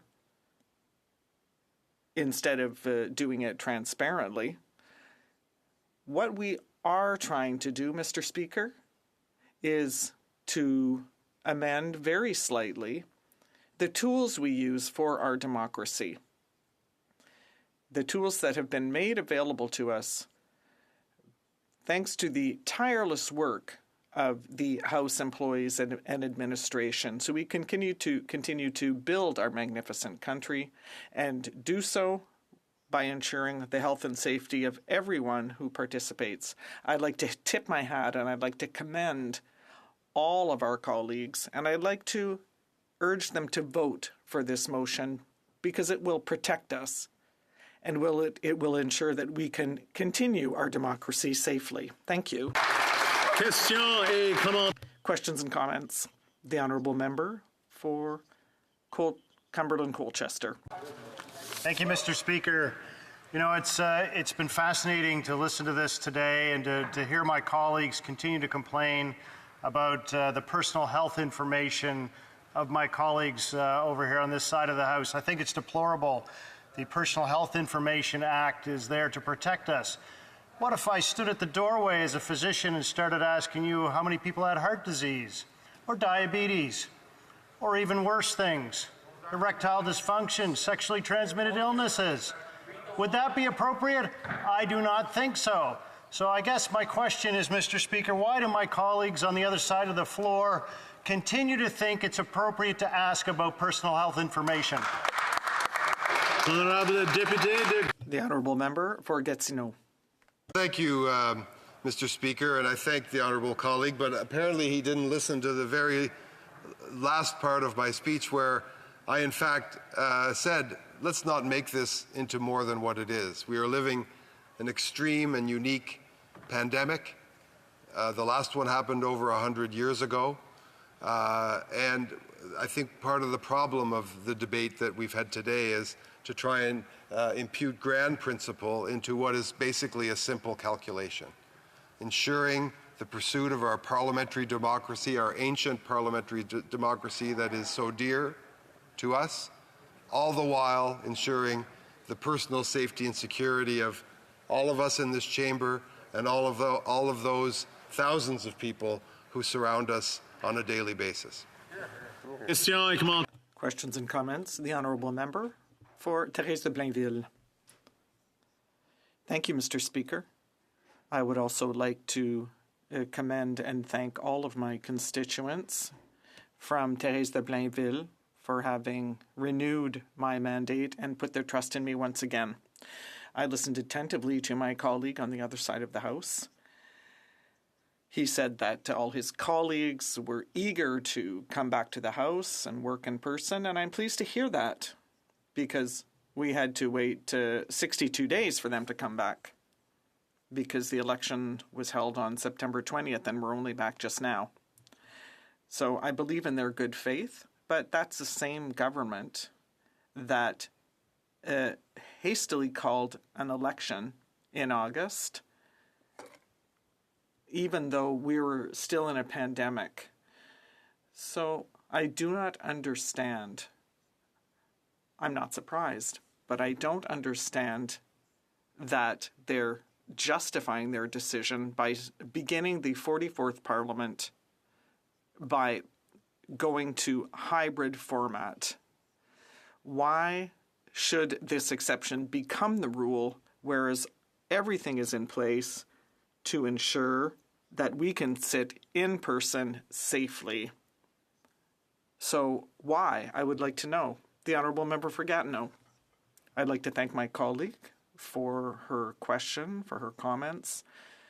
Once again, I think that I need to shoot down her arguments and bring her back to the motion that we're debating today, because this is a temporary measure. We're adapting to our new reality. The member talked about health conditions, medical conditions that currently prevail, but I would urge you to read the latest reports. We're seeing the case numbers go back up in Europe, everywhere. And so this is a temporary measure that allows us to adapt to the pandemic reality. Thank you. Comments, the Honourable Member for Timmins, James Bay. Thank you, Mr. Speaker. I think one of the things that's most disturbing is we saw the Conservatives promoting hydrochloroquine as a medical treatment for a pandemic. But now we have the latest out of YouTube.com telling us that diabetes and heart disease is somehow spreadable when we're dealing with a pandemic. Could the Honourable Member explain to the Conservatives that their anti-vax propaganda in the House is actually doing real damage to the fight that we are leading across the country with the medical community to keep people safe? And it's not diabetes we're worried about, it's a pandemic. The Honourable Member for Gatineau with a short answer. Well, Mr. Speaker, and we of course have always sought to be guided by the science. What do we know? We know this is a spreadable disease.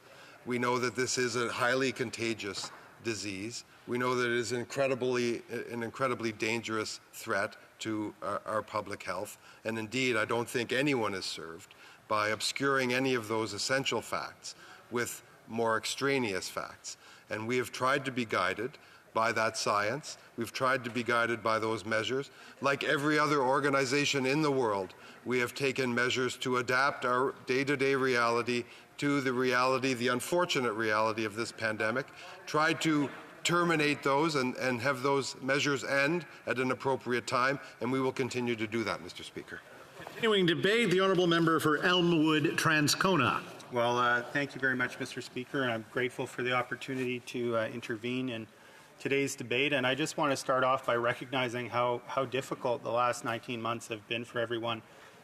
Difficult, certainly from an economic point of view. I'll be talking a little bit about that tomorrow in the debate on C2, and difficult too in terms of coping with the consequences of some of the public health measures that have had to be taken. It's been difficult to be shut in our homes. It's been hard not to be able to go out and get together, and I fully understand people's desire to get out and to reunite with people, and indeed have enjoyed being able to come to this place and see some colleagues, even as I have some reservations about whether it's the appropriate thing to do and whether we're really there yet or not, as we know that we're in the middle of a fourth wave, and depending on where you are in the country, your experience of COVID is very different right now. There are provinces where ICUs are full and they're worried about the consequences for their medical system. There are other provinces that are faring relatively well for the moment, but wonder what the future holds. We just heard the Premier of Saskatchewan just today or yesterday express some regret for not having implemented more strict public health measures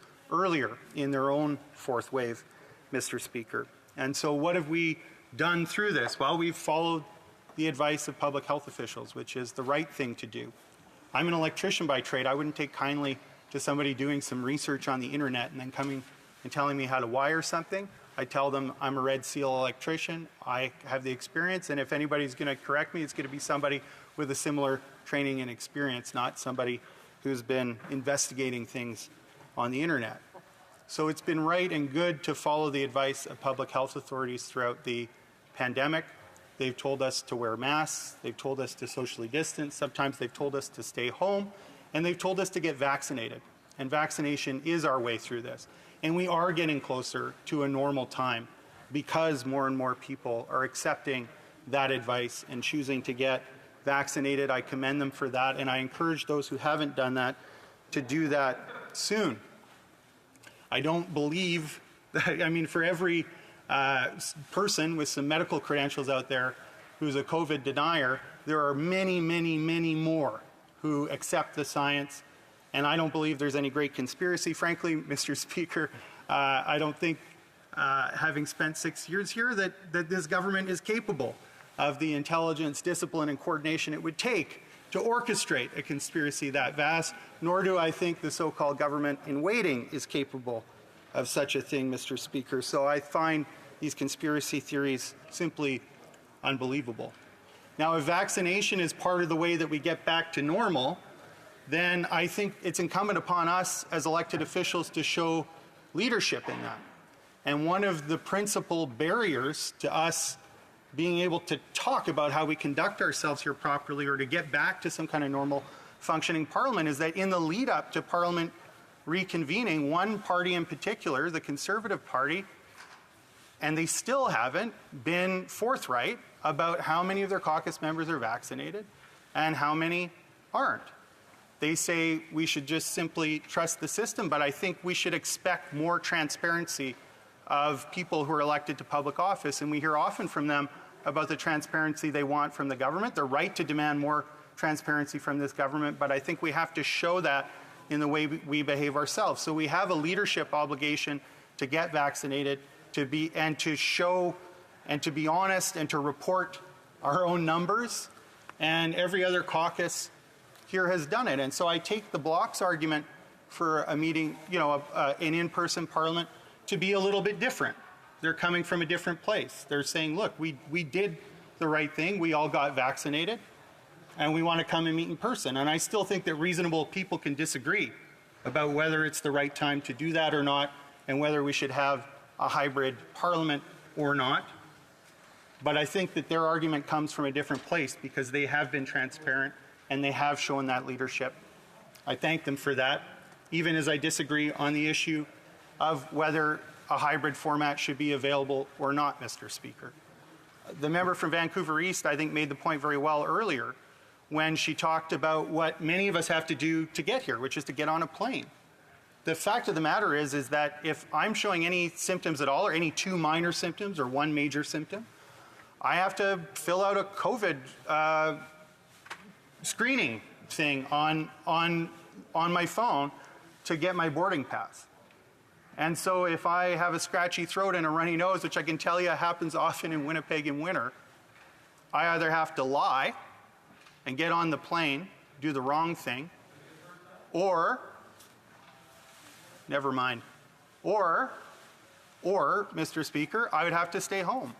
And I would be glad for the opportunity to participate in Parliament from home, doing the right thing by avoiding getting on a plane when I'm presenting symptoms.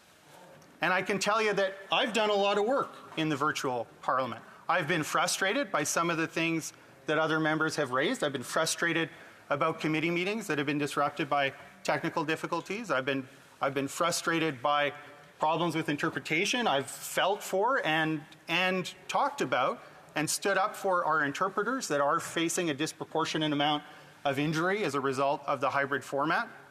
All of those things are true, but I've been able to get a lot of work done. We got a benefit of $2,000 per month for people that couldn't go to work. We got a student benefit that wouldn't have happened if it hadn't been for the interventions of the NDP. We got a sick leave program that wouldn't have happened if it hadn't been for the interventions of the NDP. And it's not just what we managed to accomplish for Canadians in their time of need, but it was also some of the accountability work that we did. Some people around here may remember a guy by the name of Bill Morneau, who did the wrong thing with respect to the We Charity scandal. And it was in the summer sittings that the NDP negotiated in the summer of 2020 virtually, and the virtual committee meetings that the NDP negotiated to have meet in that summer, that the testimony that brought down Bill Morneau for his wrongdoing on the We Charity scandal came to light, and it was in that summer that he resigned his position and ultimately left the government. And if that's not accountability, I don't know what is, Mr. Speaker. So the idea that there can't be good parliamentary work, both in terms of helping people and in terms of holding the government to account in a virtual parliament, simply is untrue. I don't accept those arguments.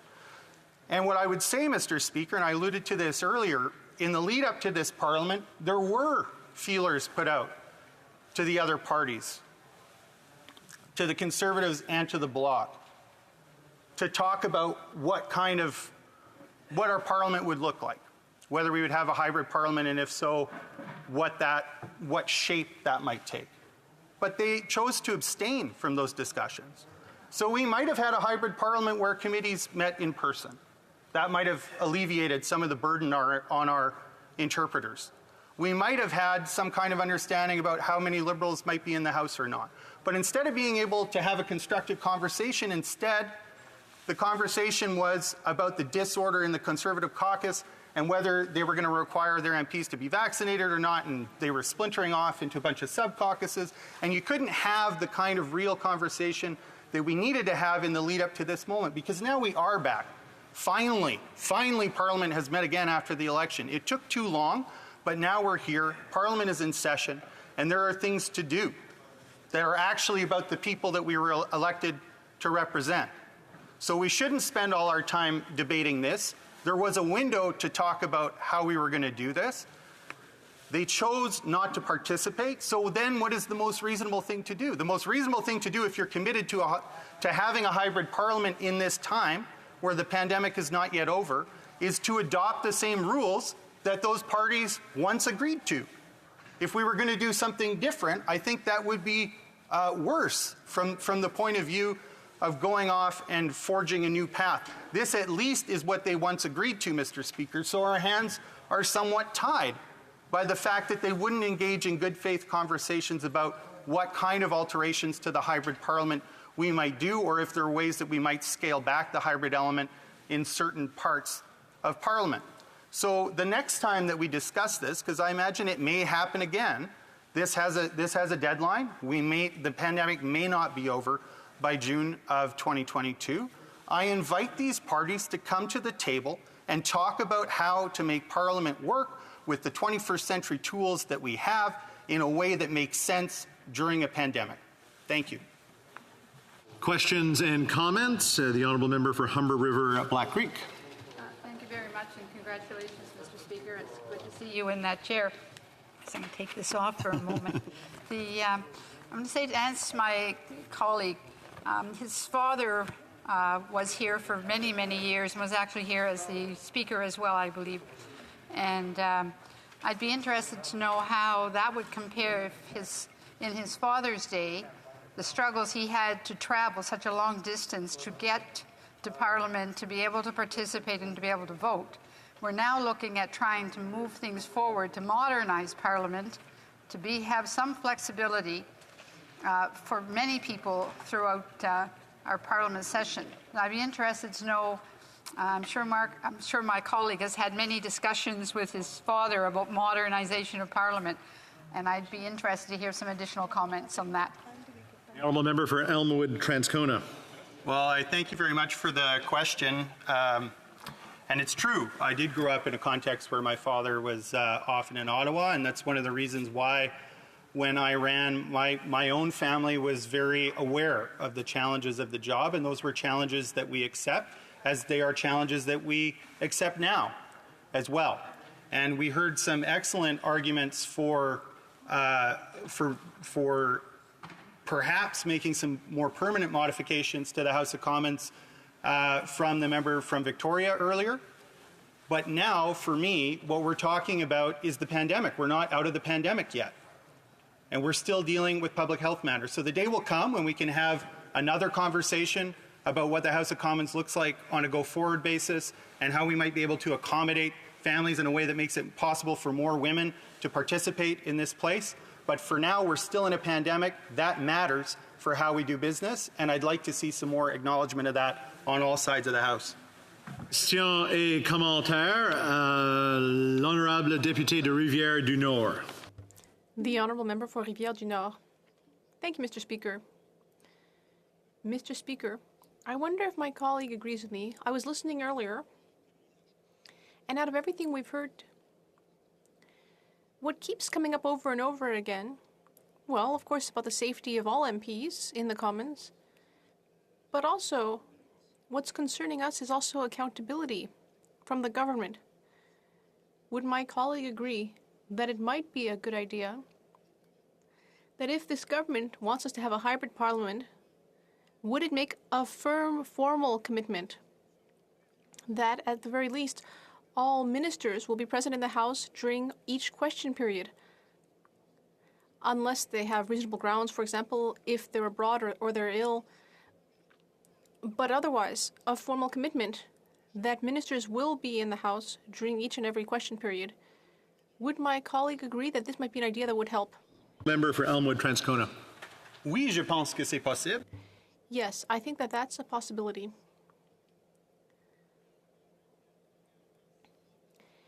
And I think there could have been such a commitment if the opposition parties had decided to find common ground and attack the issue together. But that's not possible when the other parties refuse to even begin a discussion about how to have a hybrid parliament. So, since we're not presenting a united front here, I think that given that we're in a pandemic, it's more important to prioritize having a hybrid parliament. And that is why we support the model that we already had. A model that both the Conservatives and the Bloc Québécois supported previously. Here in the real maritime way, the honourable member for, Vancouver East. Thank you very much, Mr. Speaker. I have to say I've been listening to this debate for hours now, and my colleague, the member from Elmwood Transcona, perhaps made the best speech all day today on this issue. He's touched on all the issues, and the one thing that has not really been a highlight in the discussion here is about leadership. What is our role to show leadership to the public, to say how we can work together to support each other to beat this thing? So I wonder whether or not he can actually just extrapolate and elaborate just a little bit more about the importance of that point.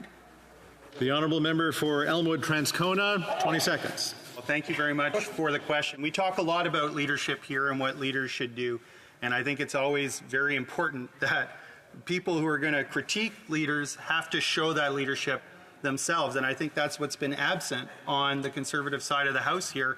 When we talk about, going back to work safely, that means people knowing what they're getting into, and you can't know that. And they talk about personal health information. I agree, people shouldn't have to share their personal health information, but this is a public health issue. This is about something that's highly contagious. It's not like a heart disease or diabetes that you can't catch by sitting next to somebody else who had. Continuing debate, the honourable member for Haliburton, Kawartha Lakes, Brock.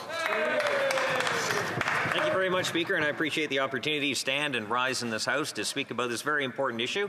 And congratulations to you as your placement in the chair. I know you will do a wonderful job. As this is the first opportunity that I have to speak in this Parliament, I want to thank the voters and the residents of Haliburton, Kawartha Lakes, Brock for putting their faith in me once again for the third time, electing me to be their voice in this chamber, and I hope to continue to earn their vote and their support as we move forward. But as we know, no matter where we sit on this House, we don't get here alone on this journey. It takes a lot of people to help you, and I want to thank, first of all, my staff in the constituency and in Ottawa, Kate, Marnie, Lisa, Andrew, Jay, Paul, and others that have helped ensure that the job is as easy as possible. And of course, all our staff do their best to make us look good. And I also want to thank my campaign team and the volunteers that, of course, worked tirelessly to ensure that we are able to keep the seat blue. So I want to thank, of course, my campaign manager, Paul Sear, my treasurer, Margaret Meyer, her Trophy Hills husband, Oliver Meyer, who helped out so much during the campaign. Also on communications, we had Elizabeth Beauchamp, we had Jay Park, we had Andrew Weston, Lisa Rod, of course, Marty Hoppenrath, Kate Porter, Petra Verardi, Chris Mills, Janice Wood, the office manager, and we had so many others, the EDA president, Cheryl Badham, and many, many more. I hope I'm not missing people, and I do apologize if I am. So the debate that we're here to discuss today is about returning to a hybrid parliament, and I think a lot of what the debate is talking about today revolves around trust. How do we trust the Liberals? Well, you think back, Speaker, the beginning of this pandemic, what is the first thing the government did? It tried to create absolute power for the next few years. That would have given the government the power to tax and spend wherever they want, and not necessarily with any input from their backbench, because they were basically shut down. It was transferring the entire power into the executive branch. Before that, We had Motion 6 in the 42nd Parliament. What did that do? That stripped the opposition of very few tools they have to hold this government to account. That, of course, led to what's infamously called Elbowgate now. So we have that issue of trust in this government. Of course, we had the Wheeze scandal during it all, where they're trying to reward their friends and punish their enemies. We have massive inflation going on right now. The cost of living is out of control for many Canadians, and it is getting worse. And the plan they seem to have, the government seems to have, is to add another government program.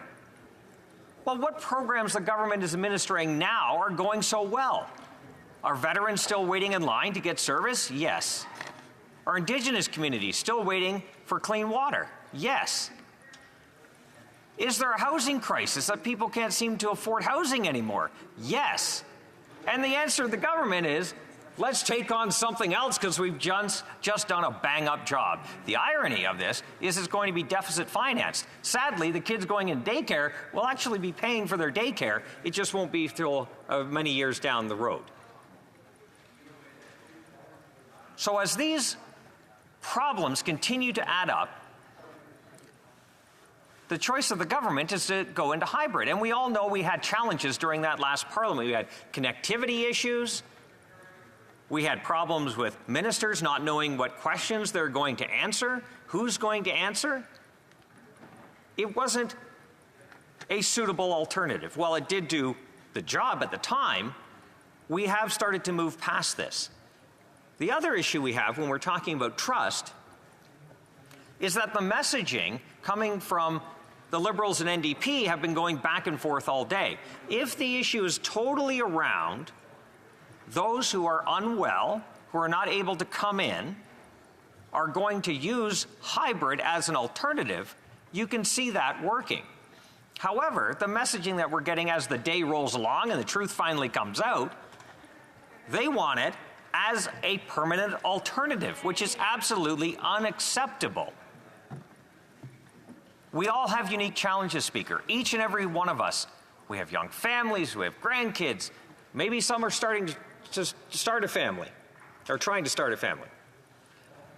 But we just had an election during a pandemic, something the Liberals promised they would not do. There's a very expensive cabinet shuffle. Thank you, Speaker. 5 minutes. But we all knew the challenges. We all knew what we were signing up for. We all signed on the dotted line knowing that federal laws are made here in Ottawa. These debates are happening here in Ottawa and should be here in Ottawa. And we all stepped forward knowing that we might be called upon to go to the nation's capital during a pandemic. Nobody put a gun to our heads. We had the opportunity to say no, but we, each and every one of us, are one of 338 in a country of 38 million. And just before I continue, I'd like to let the Speaker know I'm splitting my time with the member from Sherwood Park, Saskatchewan. I really cut that down. That was right to the wire there. Thank you, Speaker. I'm a little rusty. Okay, I'm just getting around here. But I also want to talk about the tourism industry. In my area, the tourism industry has been massively hurt by the pandemic. We have travel and tourism that are being left behind. And had Parliament been in session, a lot of the time this could have happened. We know that the programs that were introduced at the beginning of this pandemic, there were problems with them. And we as the opposition were able to push back on that, and the government was able to make some changes, although there were lots of people left behind. And I know my time is wrapping up, Speaker, but I do want to point out that the independent travel advisors, they need sector-specific aid. They've been left out of this. The programs that have been unveiled by the government are just not working for them. And so that's why we need parliamentarians in this place advocating for those Canadians being left behind by this pandemic. And this is what we're here to do. This is what we want to do. And again, we all signed up for this. We know the job. Let's get it done. Thank you, Speaker. Questions and comments? Questions and comments? We'll go wrong. There we go. And I apologize for not having my page ready for that one. Parkdale, the honourable member for Parkdale High Park. Thank you very much, Deputy Speaker, and congratulations to you on this role. And welcome to my friend returning to this House. I know there was some appreciation some of the comments he made. I want to correct two things and pose a question. So first of all, work was not evaded, duties were not evaded either. Unprecedented supports were actually meted out during the hybrid parliament. And secondly, the notion that this is somehow a prospect of a motion that would exist in perpetuity is categorically false. The motion text itself indicates that the termination date is June of 2022. But the question I have for the member opposite is that don't we need to ensure that all constituents have their voices heard in this chamber? And by virtue of the fact that a member of his own caucus has contracted COVID, isn't it incumbent upon us to pass a motion like this so that that member of his own caucus can participate via hybrid parliament to give voice to his very constituents? The honourable member for Haliburton, Kawartha Lakes, Brock. Well, thank you, Speaker, and I appreciate the question from my friend across the way, but that's exactly what I said in my speech. If the hybrid parliament was being used as an alternative for those who are ill or unable to get here due to potential symptoms, that would be, and I think, an acceptable option. But that's not what was coming out in the speeches today. What we heard today was the fact that they want to make hybrid parliament permanent. And while we have had sunset clauses in the past in previous motions, this goes 7 months into the future. We should be looking at it as a temporary for those unable to make it, not for those who just don't want to come to Ottawa. Commentaire, the honourable member, l'honorable député de... The honourable member for Rivière-des-Mille-Îles. Thank you, Mr. Speaker. And I'm very pleased to see you in this new position. Now, regarding hybrid parliament, what I'd like to say is that what is really harming the current debate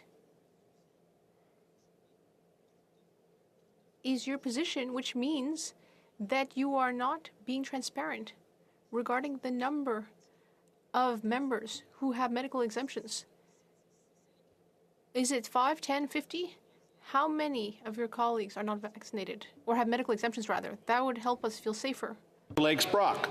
Thank you very much, Mr. Speaker. Well, first of all, I would say that the government set the rules, and you are allowed in the parliamentary precinct if you are double vaccinated or if you have a medical exemption. Those medical exemptions, as my understanding, is analyzed by the House of Commons administration, and they confirm that they are valid exemptions. So I trust those institutions. I would hope that members in this House on the opposite side also have that trust in those staff members keeping us safe. I know I do. Questions and answers, or questions and comments? The honourable member for Victoria. Thank you, Mr. Speaker. I want to ask my colleague, he mentioned running in an election and knowing what we were signing up for. And I ran in 2019 knowing that this parliament has a lot of sexism in it. And within a few months of being elected, one of the Conservative members asked me if I had ever considered sex work. Just because I signed up knowing doesn't mean that I don't want to make change. My question to the member is, you ran under a banner where you knew your colleagues weren't all vaccinated. Isn't that something that you would like to change? Wouldn't you like it if all of your colleagues were vaccinated? But take a moment just to sort of remind people that we can't use you. We can't address a member directly. It's always through the chair. The honourable member for Haliburton, Kawartha Lakes, Brock. Well, Speaker, as I've said before during the campaign, I'm double vaccinated. I trust vaccines, and I encourage those Canadians to get vaccinated who currently are not. But I would also say, if the true goal is to get the majority of Canadians vaccinated, we should not be politicizing this issue anymore. 2 seconds into the campaign, this was not an issue. But until when the Prime Minister's poll numbers started to fall, that's when it became an issue. And he politicized this issue, dividing Canadians when it really didn't have to be. And that is shameful. Continuing debate, the honourable member for Sherwood Park, Fort Saskatchewan. Mr. Speaker, this is my first speech of the 44th Parliament, so I want to start by briefly thanking my constituents, my family, and recognizing that the riding I represent is on Treaty 6 territory. And I will share more about the rich history, present vitality, and bright future of my riding very, very soon. But today we're addressing a very striking matter of parliamentary business. The fact that the first motion the government has put before this House, Motion 1, ironically, is about undermining the effectiveness and functioning of Parliament itself. Their first act in this Parliament is to attack Parliament itself. Rather than moving on the many pressing challenges facing Canadians, inflation, lack of economic growth, mental health challenges, attacks on fundamental freedoms, instead of addressing these issues, the government is starting this Parliament by moving to neuter the tools that people have put in place for making their voice heard. We as Conservatives are committed to standing up for Parliament, because Parliament is the only means by which the challenges facing Canada can be effectively heard and adjudicated. During the speech I gave at my swearing-in, I committed to my constituents that I would fight to make Parliament work again. Sadly, since the beginning of this pandemic, we have seen a clear decline in the effective functioning of Parliament as a result of the wearing down of this institution by this government. And this decline has had profound consequences for the people that we are supposed to serve. Mr. Speaker, on May 10th, 1940, Nazi Germany invaded Western Europe. On the same day, Winston Churchill became Prime Minister. He would go on to inspire a nation and lead the free world to victory against the odds. Now, our struggle against COVID-19 has been compared by many to a war. But while this government has chosen to malign, marginalize, and ignore Parliament, Winston Churchill understood that in the face of a great struggle facing his country, it was right and necessary to go to Parliament. To go to Parliament to explain the steps that he was about to take and to seek its support. On May 13th, 3 days after ascending to the highest office in the land, in the middle of the Second World War, Churchill addressed Parliament in person and asked for its confidence. He told the House that day, "To form an administration of this scale and complexity is a serious undertaking in itself, but it must be remembered that we are in the preliminary stage of one of the greatest battles in history. I hope that any of my colleagues and friends or former colleagues who are affected by the political reconstruction will make allowance for any lack of ceremony with which it has been necessary to act. I would say to the House, as I said to those who have joined the government, I have nothing to offer but blood, toil, tears, and sweat." So Winston Churchill took 3 days to go to Parliament. Our Prime Minister, who was after all not a new Prime Minister, took over 2 months to summon Parliament. And moreover, in previous sessions, this Prime Minister has always sought to actively minimize the role of Parliament, proroguing to shut down important committee work, investigating his own ethical scandals, expediting complex omnibus bills through draconian programming motions, preventing Parliament from sitting at all during early phases of the pandemic, and refusing to hand over documents ordered by Parliament, in defiance of all convention and in defiance of the Speaker's clear ruling. Make no mistake, this is a government that is trying to manage the decline of our Parliament because Parliament seeks to constrain the government's arbitrary exercise of power. Today, again, we have before us a motion designed to allow ministers to avoid Parliament at will.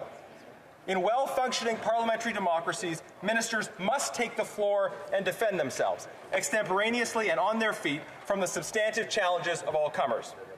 But this government has devised a scheme by which ministers can instead participate remotely, often from their own parliamentary offices just a short elevator ride away, and thus mute and ignore Parliament while reading pre-crafted talking points off a screen. You cannot replace Parliament with a Zoom call and expect it to fulfill the same functions. And I believe the Prime Minister understands this. But he also perceives how the decline of effective parliamentary government advances his strategic interests by reducing avenues for ministers to be effectively held accountable. The government has noticed, correctly, that a strong, effective Parliament, with members elected by all Canadians, can rhetorically and procedurally constrain the exercise of power by a government elected by less than 1/3 of Canadians. And so as a result, they want less Parliament and they want Zoom calls instead. During his remarks yesterday on this matter, the government House leader defaulted to a well-worn logical fallacy. That is, he used the exceptional case to defend a rule that would apply to all. Exceptional cases can be accommodated through exceptions, but general rules overall should be applied in response to general circumstances. The Liberal House leader says that members who are immunocompromised should be able to make the choice to join via Zoom. But in practice, we see how during hybrid parliaments, 100% of Liberal ministers participated remotely in order to avoid meaningful accountability. Now, he says that it is statistically improbable that more than one Conservative MP has a legitimate vaccine exemption. Of course, he has no idea whether the number of Conservative MPs who have vaccine exemptions is 0, 1, or some other number, because the advice that members receive from their doctors is none of his business. However, I might suggest as well, in light of the failure of any Liberal minister to attend question period last spring, that it is quite statistically improbable that 100% of Liberal ministers are immunocompromised. If individual members have to miss votes in this House, there is a well-established parliamentary convention of pairing, whereby two members of Parliament from opposite sides agree to mutually absent themselves in order to ensure that one member's unavoidable absence does not upset the balance of the vote.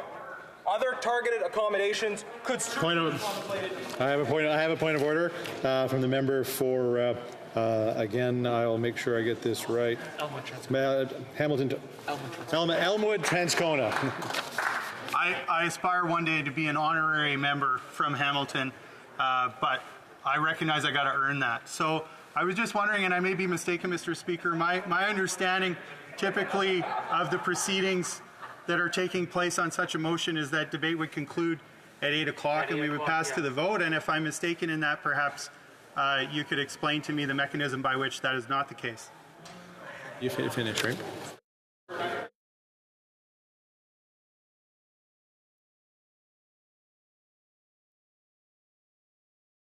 The ruling is that once you start your in this particular case 10 minutes, so you get to finish your 10 minutes. Now, of course, there'll be no debate after that happens. So the member has it for another 4 minutes. The member for Sherwood Park, Fort Saskatchewan. Bring it home. Bring it home.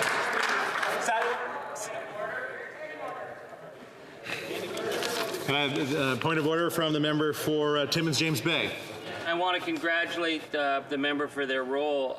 In my 18 years, I have never seen a situation where just because someone has time to speak, they're allowed to keep walking the clock out. That is not how it works. That the understanding was that at 8 o'clock the House would end and we would go to votes. So is there a standing order that exempts this? Yeah, it's going to be partisan. It's going to be partisan. Absolutely right. Well, you can't challenge this.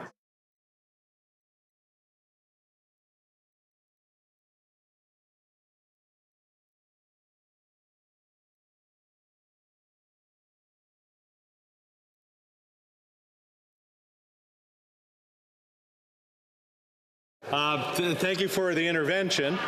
When the item is closure, the member gets the opportunity to complete the time that is assigned to them.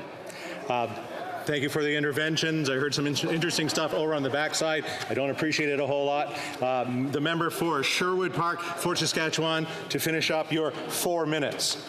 Thank you, Mr. Speaker. It is a bit ironic that in the midst of a speech about declining respect for Parliament that we would have such flagrant disregard for the authority of the chair from NDP members. Now, as I was saying, we are also in a different position today from where we were a year and a half ago. Large public events are taking place now. People are traveling, and most workplaces are up and running. A year and a half ago, we did not fully understand the kinds of strategies that could be deployed to protect people from this virus. But today we have the knowledge and the tools to deploy multiple strategies at once for maximal assurance. Members can vaccinate, mask, social distance, while also taking periodic rapid tests. For greater certainty, I would be very supportive of a system that asked MPs to take regular rapid antigen tests regardless of vaccine status. The government should also start recommending vitamin D as another tool for combating this virus. People generally get vitamin D through sunlight exposure, and many recent studies suggest that those with higher levels of vitamin D exposure have reduced severe outcomes from COVID-19. Increasing awareness about this is especially important as we head into winter, when Canadians are ordinarily less likely to spend time outside. Increasing vitamin D is not an alternative to other methods of responding to the virus, but the benefits of higher vitamin D levels are increasingly evident in the scientific literature and are well established in general, regardless of the particulars of the impact on COVID-19. No single method for managing this issue is the magic bullet on its own. But if members are deploying a broad range of strategies simultaneously, then we are certainly in a much different position than we were a year and a half ago. If this was really about the safety of a small number of immunocompromised parliamentarians, the government House leader would have proposed special accommodations, mechanisms for distancing, or new testing requirements. Ironically, we have not even heard the word testing from the government during this debate. It's like they've forgotten that this exists as one of the important strategies for managing our response to this virus. And it is sad to see the government try to shut down in-person Parliament when they are not even deploying all of the tools available to make it safe. Based on the inaction of the government on many fronts, we can see clearly that this motion is not and never was about making Parliament safe. This motion is about making Parliament weak. It is about allowing the vast majority of ministers who probably are not immunocompromised to continue to read their talking points while sitting in their parliamentary offices. It is about the Prime Minister's desire to replace Parliament with a Zoom call. Mr. Speaker, I began this speech talking about Winston Churchill. Why was it important for Churchill to meaningfully engage Parliament during a national crisis? Because he understood the role of Parliament as the deliberative assembly of the entire nation. If a nation is going to go to war together, then Parliament must be fully engaged so as to ensure that the approach taken reflects the best judgment of the nation and so as to ensure that the nation as a whole can confront the challenge together. When the Prime Minister speaks, he speaks for 1/3 of Canadians. But when Parliament speaks, we speak for all Canadians. A parliamentary response to a national crisis is more likely to be effective, and a parliamentary response to a national crisis builds national unity. Winston Churchill understood this. He was able to unite and lead a national response to a national crisis because he came to Parliament. Canadians want us to respond to the challenges they face. COVID-19, inflation, threats to our freedom. We can only respond effectively to these challenges if Parliament is working. It is not from arbitrary attachment or nostalgia that Conservatives defend tradition. Rather, we defend tradition because tradition is the means by which we draw on the wisdom of history to solve the practical problems of everyday people.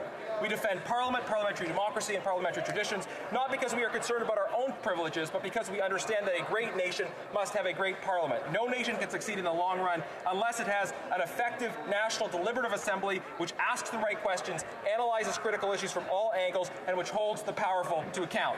Canadians can count on Conservatives to stand up for Parliament at every opportunity. It being, 8:08, pursuant to order made earlier today, is my duty to interrupt the proceedings and put forthwith every question necessary to dispose of government business number 1 now before the House. The question is as follows. Is the House ready for the question? I've been for hours. The question is as follows. Mr. Holland, seconded by Mr. Fraser, move that, notwithstanding any standing order, special order. Can I dispense? All right. And then the amendment, Mr. Detel, seconded by Mr. Brassard, move the following statement that the motion be amended. I hear dispense. Dispense. All right. And then we go to... I know. It is the pleasure of the House to adopt the amendment.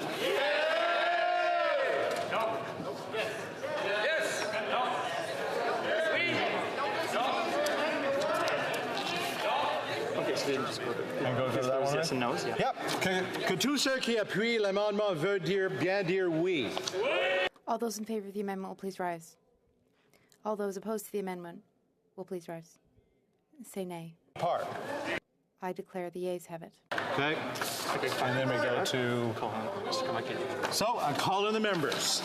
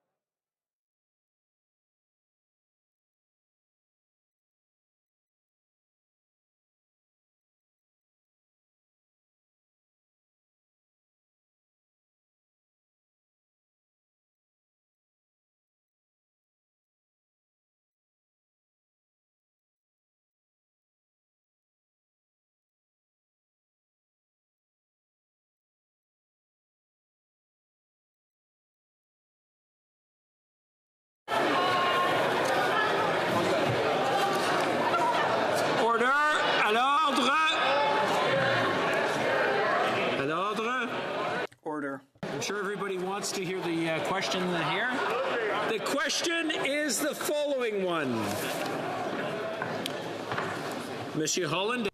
Mr. Holland, seconded by Mr. Fraser, moved that notwithstanding any standing order, special order, or usual practice of the House, beginning on the day after this order is adopted until Thursday, June 23rd, 2022, A.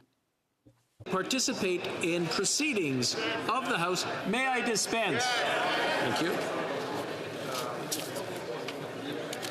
Amendment. Monsieur Deltel, appuyé par Monsieur. Mr. Deltel, seconded by Mr. Brassard, moved. Okay, thank you.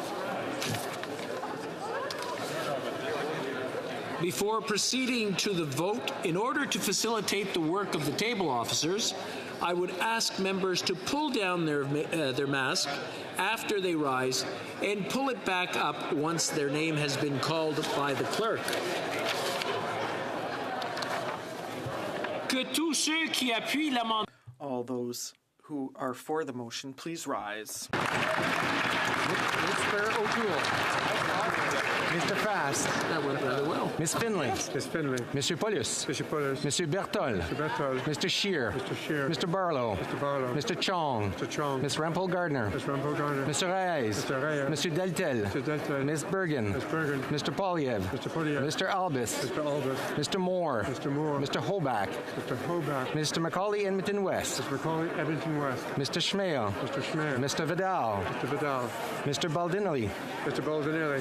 Mr. Lake. Mr. Lake. Mr. Lawrence. Mr. Lawrence. Mr. Lloyd. Mr. Lloyd. Monsieur Martel. Mr. Martel. Mr. Jennis. Mr. Jennis. Mr. Generou. Mr. Generou. Mr. Nader. Mr. Nader. Mr. Duncan Stormont Dundas, South Glengarry. Mr. Duncan Stormont Dundas, South Glengarry. Mrs. Gray. Mrs. Gray. Mr. Bazan. Mr. Bazan. Mr. Barrett. Mr. Barrett. Mr. Richards. Mr. Richards. Miss Lanceman. Miss Lanceman. Mr. Upal. Mr. Upal. Miss Dancho. Miss Dancho. Mrs. Kuzi. Mr. Kuzi. Mr. Malilo. Mr. Limillo. Mr. Brassard. Mr. Brassard. Mr. Lloyd. Mr. Lobb. Mr. Aitchison. Mr. Aitchison. Mr. Reed. Mr. Reed. Mrs. Gallant. Mrs. Gallant. Mr. Culkin. Mr. Culkin. Mr. Tucker. Mr. Tucker. Mr. Steinley. Mr. Steinley. Mr. Stewart. Mr. Stewart. Mr. Perkins. Mr. Perkins. Mr. Zimmer. Mr. Zimmer. Miss Ferrari. Miss Ferrari. Mr. Caputo. Mr. Caputo. Mr. Viss. Mr. Viss. Mr. Small. Mr. Small. Miss Rude. Miss Rude. Mrs. Vecchio. Mrs. Vecchio. Madame Vien. Madame Vien. Mrs. Goodridge. Mrs. Goodridge. Mrs. Cramp Nyman. Mrs. Cramp Nyman. Mr. Halan. Mr. Halan. Mr. Ellis. Mr. Ellis. Mrs. Block. Mrs. Block. Mr. Kimmich. Mr. Kimmich. Mr. Allison. Mr. Allison. Mr. McKenzie. Mr. McKenzie. Mr. Dreeshen. Mr. Dreeshen. Mr. Workington. Mr. Workington. Mr. Carey. Mr. Carey. Mr. Gould. Mr. Gould. Mr. Genereux. Mr. Genereux. Mr. Seaback. Mr. Seaback. Miss Lois Holloman Norfolk. Mrs. Lois Holloman Norfolk. Mr. Falk Provencher. Mr. Falk Provencher. Mr. McGuire. Mr. McGuire. Mr. Albutev. Mr. Albutev. Mr. Arnold. Mr. Arnold. Mr. Cooper. Mr. Cooper. Ms. Gladue. Ms. Gladue. Mr. Kelly. Mr. Kelly. Mr. Leipert. Mr. Leipert. Mr. Shields. Mr. Shields. Mrs. Stubbs. Mrs. Stubbs. Mr. Vierson. Mr. Vierson. Mr. Waugh. Mr. Waugh. Monsieur Godin. Mr. Godin. Mrs. Wagenthal. Mrs. Wagenthal. Mr. Weber. Mr. Weber. Mr. Motts. Mr. Motts. Mr. Benson. Mr. Benson. Mrs. Thomas. Mrs. Thomas. Mr. Dalton. Mr. Dalton. Mrs. Falk, Battleford's Lord Minster. Mrs. Falk, Battleford's Lord Minster. Mr. Davidson. Mr. Davidson. Mr. Bragdon. Mr. Bragdon. Mr. Dowdall. Mr. Dowdall. Mr. Epp. Mr. Epp. Mr. Cram. Mr. Cram. Mr. Curick. Mr. Curick. Monsieur d'Entremont. Mr. d'Entremont. Mr. Lewis Essex. Mr. Lewis Essex. Mr. Mazer. Mr. Mazer. Mr. McLean. Mr. McLean. Mr. Morant. Mr. Morant. Mr. Morrison. Mr. Morrison. Mr. Padzer. Mr. Patzer. Mr. Redicop. Mr. Redicop. Mr. Shipley. Mr. Shipley. Mr. Soroka. Mr. Soroka. Mr. Ruff. Mr. Ruff. Mr. Van Pupta. Mr. Van Pupta. Mr. Brock. Mr. Brock. Mr. Chambers. Mr. Chambers. Mr. Muse. Mr. Muse. Mrs. Roberts. Mrs. Roberts. Mr. Tolmie. Mr. Tolmie. Mr. Williams. Mr. Williams. Monsieur Blanchette. Mr. Blanchette. Monsieur Sainte-Marie. Monsieur Sainte-Marie. Monsieur Terrien. Monsieur Terrien. Madame Normandin. Madame Normandin. Monsieur Simard. Monsieur Simard. Monsieur Garon. Monsieur Garon. Madame de Bellefeuille. Madame de Bellefeuille. Madame Michaud. Madame Michaud. Monsieur Fortin. Monsieur Fortin. Monsieur Brunel Duceppe. Monsieur Brunel Duceppe. Monsieur Villemur. Monsieur Villemur. Madame Godreau. Madame Godreau. Madame Larouche. Madame Larouche. Monsieur Perron. Monsieur Perron. Madame Vignola. Madame Vignola. Madame Posé. Madame Posé. Monsieur Champoux. Monsieur Champoux. Monsieur Beaulieu. Monsieur Beaulieu. Monsieur Lemire. Monsieur Lemire. Madame Saint-Clair de Gagné. Madame Saint-Clair de Gagné. Madame Chabot. Monsieur Trudel. Monsieur Trudel. Madame Desbiens. Madame Desbiens. Monsieur Blanchette-Jonca. Monsieur Blanchette-Jonca. Madame Bérubé. Madame Bérubé. Monsieur Désilet. Monsieur Désilet. Mr. Holland. Mr. Holland. Mr. Macaulay Cardigan. Mr. Macaulay Cardigan. Mr. Sajan. Mr. Sajan. Mr. Blair. Mr. Blair. Miss Bennett. Miss Bennett. Monsieur Duclos. Monsieur Duclos. Miss Qualtrough. Miss Qualtrough. Monsieur Rodriguez. Monsieur Rodriguez. Monsieur Leblanc. Monsieur Leblanc. Miss Freeland. Miss Freeland. Monsieur Champagne. Monsieur Champagne. Miss Annan. Miss Annan. Monsieur Lametti. Monsieur Lametti.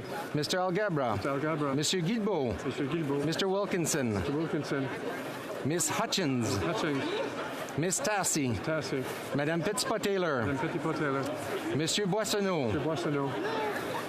Miss Jazik. Miss Jazik. Monsieur Garneau. Monsieur Garneau. Mr. Carr. Mr. Carr. Miss Chager. Miss Chager. Mr. McKay.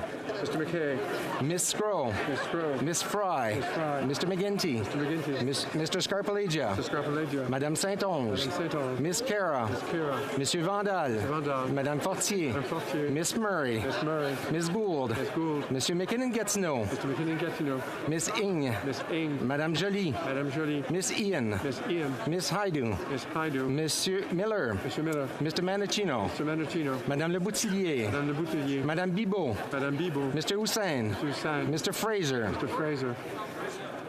Madame Mendez. Madame Mendez. Mr. Oliphant. Mr. Oliphant. Mr. Casey. Mr. Casey. Miss Jones. Miss Jones. Mr. Dollywall. Mr. Dollywall. Monsieur Dubourg. Mr. Dubourg. Mr. Ananda Sangare. Mr. Ananda Sangare. Monsieur Arsenault. Mr. Arsenault. Mr. Area. Area. Mr. Badaway. Mr. Badaway. Mr. Beach. Mr. Beach. Mr. Biddle. Mr. Biddle. Mr. Chen. Mr. Chen. Monsieur Cormier. Mr. Cormier. Ms. De Brusen. Ms. De Brusen. Ms. Demoff. Ms. Demoff. Ms. Dillon. Ms. Dillon. Mr. Lamoureux. Mr. Lamoureux. Monsieur Drouin. Monsieur Drouin. Mr. Duguid. Mr. Duguid. Ms. Zerowitz. Ms. Zerowitz. Monsieur Elkoury. Monsieur Elkoury. Mr. Erskine Smith. Mr. Erskine Smith. Monsieur Fergus. Mr. Fergus. Mr. Assassi. Mr. Assassi. Mr. Fillmore. Mr. Fillmore. Mr. Fisher. Mr. Fisher. Mr. Fonseca. Mr. Fonseca. Mr. Fredgiscatos. Mr. Fredgiscatos. Mr. Garrettson. Mr. Garrettson. Mr. Hardy. Mr. Hardy. Mr. Housefather. Mr. Housefather. Monsieur Yacono. Mr. Yacono. Mr. Johari. Mr. Johari. Miss Khalid. Ms. Khalid. Monsieur Lozon. Mr. Lozon. Monsieur Lightbound. Lightbound. Mr. Long. Mr. Long. Mr. Longfield. Mr. Longfield. Mr. Maloney. Mr. Maloney. Mr. May Cambridge. Mr. May Cambridge. Mr. McDonald Avalon. Mr. McDonald Avalon. Mr. McKinnon Coquitlam Port Coquitlam. McKinnon Coquitlam Port Coquitlam. Mr. McLeod. McLeod. Mr. Morrissey. Mr. Morrissey. Miss O'Connell. Miss O'Connell. Mr. Robillard. Mr. Robillard. Mrs. Romanado. Mr. Romanado. Miss Sahota. Mr. Hota. Monsieur Sanson. Mr. Sanson. Mr. Sarai. Mr. Rai. Monsieur Shifke. Mr. Shifke. Monsieur Seri. Mr. Seri. Madame Shanahan. Madame Shanahan. Mr. Sheehan. Mr. Sheehan. Miss Sidhu Brampton South. Miss Sidhu Brampton South. Mr. Sobera. Mr. Sabera. Mr. Spangerman. Mr. Spangerman. Miss Vandenbelt. Vandenbelt. Mr. Varani. Varani. Mrs. Zaid. Zaid. Madame Lambropoulos. Mr. Rogers. Mr. Rogers. Miss Yip. Miss Yip. Madame Bendayan. Madame Bendayan. Mr. Aldag. Mr. Aldag. Mrs. Atwin. Mr. Atwin. Mr. Baker. Mr. Baker. Mr. Baptiste. Mr. Baptiste. Mr. Blois. Mr. Blois. Madame Brière. Madame Brière. Mr. Dong. Mr. Dong. Mr. Kellaway. Mr. Kellaway. Madame Koutrakis. Madame Koutakis. Mr. Kuzmarchak. Mr. Kuzmarchak. Madame Lalonde. Madame Lalonde. Miss Latanzio. Latanzio. Mr. Louis Kitchener-Conestoga. Mr. Louis Kitchener-Conestoga. Madame Martinez Farada. Madame Martinez Farada. Mr. Pawlowski. Mr. Sidhu Brampton East. Mr. Sidhu Brampton East. Mr. Turnbull. Turnbull. Mr. Van Bynen. Mr. Van Bynen. Mr. Vancouverden. Mr. Vancouverden. Mr. Weiler. Mr. Weiler. Monsieur Zuberi. Mr. Zuberi. Miss Sachs. Mr. Ali. Mr. Ali. Mr. Baines. Mr. Baines. Miss Bradford. Miss Bradford. Mr. Shahal. Mr. Shahal. Madame Chatel. Madame Chatel. Mr. Chang. Mr. Chang. Mr. Collins, Hamilton East, Stony Creek. Mr. Collins, Hamilton East, Stony Creek. Mr. Kodo. Mr. Koto. Madame Diab. Madame Diab. Mr. Gahir. Mr. Gahir. Mr. Henley. Mr. Henley. Miss Hefner. Miss Hefner. Miss Kayabaga.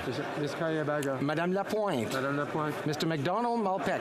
Mr. McDonald Malpeck. Mr. Meow. Mr. Nakvi. Mr. Nakvi. Mr. Noor Mohammed. Mr. Noor Mohammed. Mrs. Suds. Mrs. Studs. Suds. Miss Taylor Roy. Miss Taylor Roy. Miss Thompson. Miss Thompson. Mrs. Valdez. Mrs. Valdez. Mr. Singh. Mr. Singh. Mr. Massey. Mr. Massey. Mr. Julian. Mr. Julian. Miss Kwan. Kwan. Miss Ashton. Ashton. Mr. Garrison. Garrison. Miss Blaney. Blaney. Miss Idlout. Miss Idlout. Mr. Cannings. Cannings. Mr. Johns. Johns. Mr. McGregor. Mr. McGregor. Mr. Green. Mr. Green. Miss Barron. Miss Barron. Mr. Backrack. Mr. Backrack. Madame Hughes. Madame Hughes. Miss Collins Victoria. Miss Collins Victoria. Monsieur Boulris. Mr. Boulris. Mr. Angus. Mr. Angus. Mr. Davies. Mr. Davies. Miss Matheson. Matheson. Mr. Desjardins. Mr. Desjardins. Miss McPherson. McPherson. Mr. Blakey. Mr. Blakey. Mr. Morris. Mr. Morris. Mr. Vong. Mr. Vong.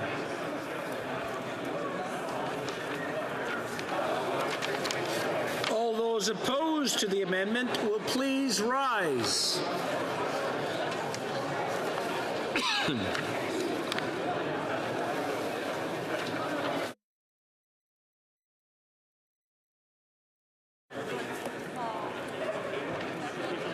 Nays pour 320. 320. Nays contre. 0 aucun. I declare the amendment carried.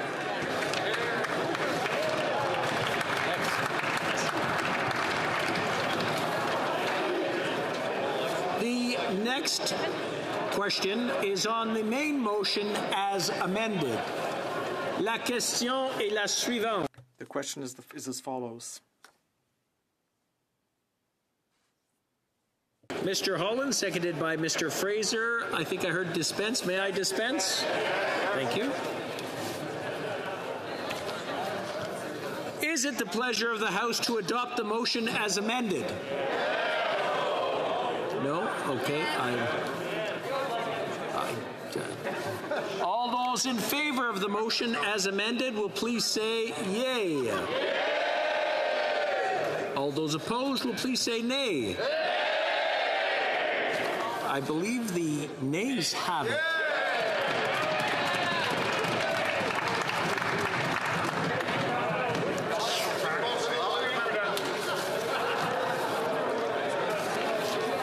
Avant de procéder au vote, Before proceeding with the vote, in order to facilitate the work of the clerks at the table, I would ask the members to lower their mask when they rise and to replace it once their name has been called by the clerk. Thank you.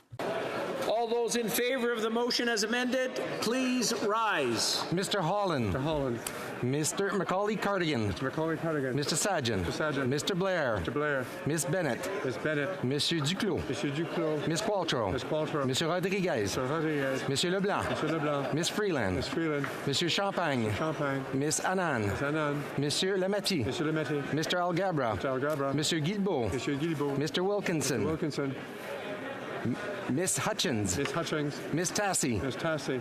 Madame Petitpas-Taylor. Madame Petitpas-Taylor. Monsieur Boissonneau. Mr. Boissonneau. Miss Jazek. Miss Jazek. Monsieur Garneau. Mr. Garneau. Mr. Carr. Mr. Carr. Miss Chager. Miss Traeger.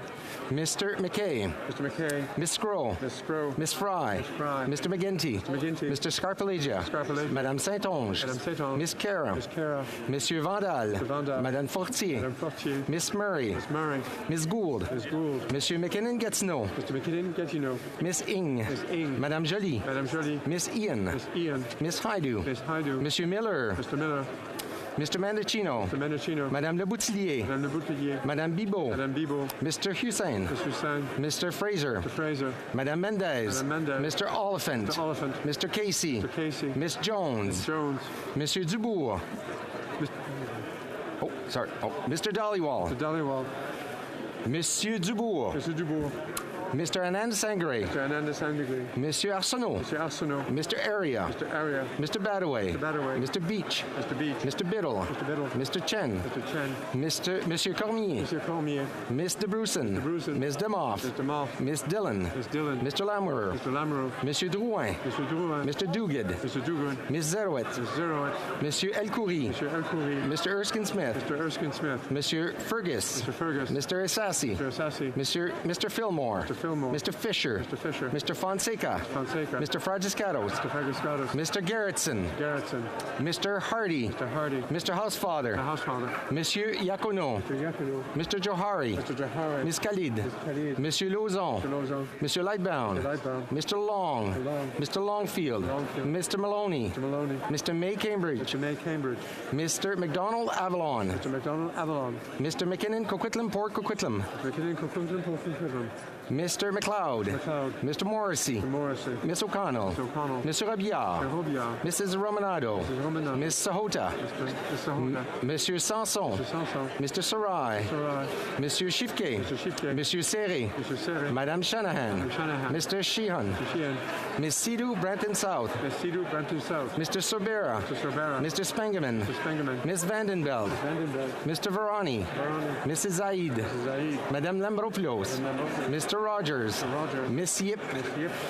Madame Bendayan. Madame Bendayan. Mr. Aldag. Mr. Aldag. Mrs. Atwin. Mrs. Atwin. Mr. Baker. Mr. Baker. Mr. Baptiste. Mr. Baptiste. Mr. Blois. Mr. Blois. Madame Brière. Madame Brière. Mr. Dong. Mr. Dong. Mr. Kellaway. Mr. Callaway. Madame Koutrakis. Madame Kouchakis. Mr. Kuzmarchuk. Mr. Kuzmarchuk. Madame Lalonde. Madame Lalonde. Miss Latanzio. Latanzio. Mr. Louis Kitchener-Conestoga. Mr. Louis Kitchener-Conestoga. Madame Martinez Farada. Madame Martinez Farada. Mr. Pulowski. Pulowski. Mr. Sidhu Brampton East. Mr. Sidhu Brampton East. Mr. Turnbull. Turnbull. Mr. Van Bynen. Mr. Van Bynen. Mr. Vancouverden. Mr. Vancouverden. Mr. Weiler. Mr. Weiler. Monsieur Zuberi. Mr. Zuberi. Miss Sachs. Miss Sachs. Mr. Ali. Mr. Ali. Mr. Baines. Mr. Baines. Miss Bradford. Miss Bradford. Mr. Shahal. Mr. Shahal. Madame Châtel. Madame Châtel. Mr. Chang. Chang. Mr. Collins, Hamilton East, Stony Creek. Mr. Collins, Hamilton East, Stony Creek. Mr. Koto. Mr. Koto. Madame Diab. Madame Diab. Mr. Gahir. Mr. Gahir. Mr. Henley. Mr. Henley. Miss Hefner. Miss Hefner. Miss Kayabaga. Miss Kayabaga. Madame Lapointe. Madame Lapointe. Mr. McDonald Malpeck. Mr. McDonald Malpeck. Mr. Meow. Mr. Meow. Mr. Nagvi. Mr. Nagvi. Mr. Noor Mohammed. Mr. Noor Mohammed. Mrs. Suds. Mrs. Suds. Miss Taylor Roy. Miss Taylor Roy. Miss Thompson. Miss Thompson. Mrs. Valdez. Mrs. Valdez. Mr. Singh. Mr. Singh. Mr. Massey. Mr. Massey. Mr. Julian. Mr. Julian. Miss Kwan. Miss Kwan. Miss Ashton. Ashton. Mr. Garrison. Mr. Garrison. Miss Blaney. Miss Blaney. Miss Idlout. Miss Idlout. Mr. Cannings. Cannings. Mr. Johns. Mr. Johns. Mr. McGregor. Mr. McGregor. Mr. Green. Mr. Green. Miss Barron. Miss Barron. Mr. Backrack. Mr. Backrack. Madame Hughes. Madame Hughes.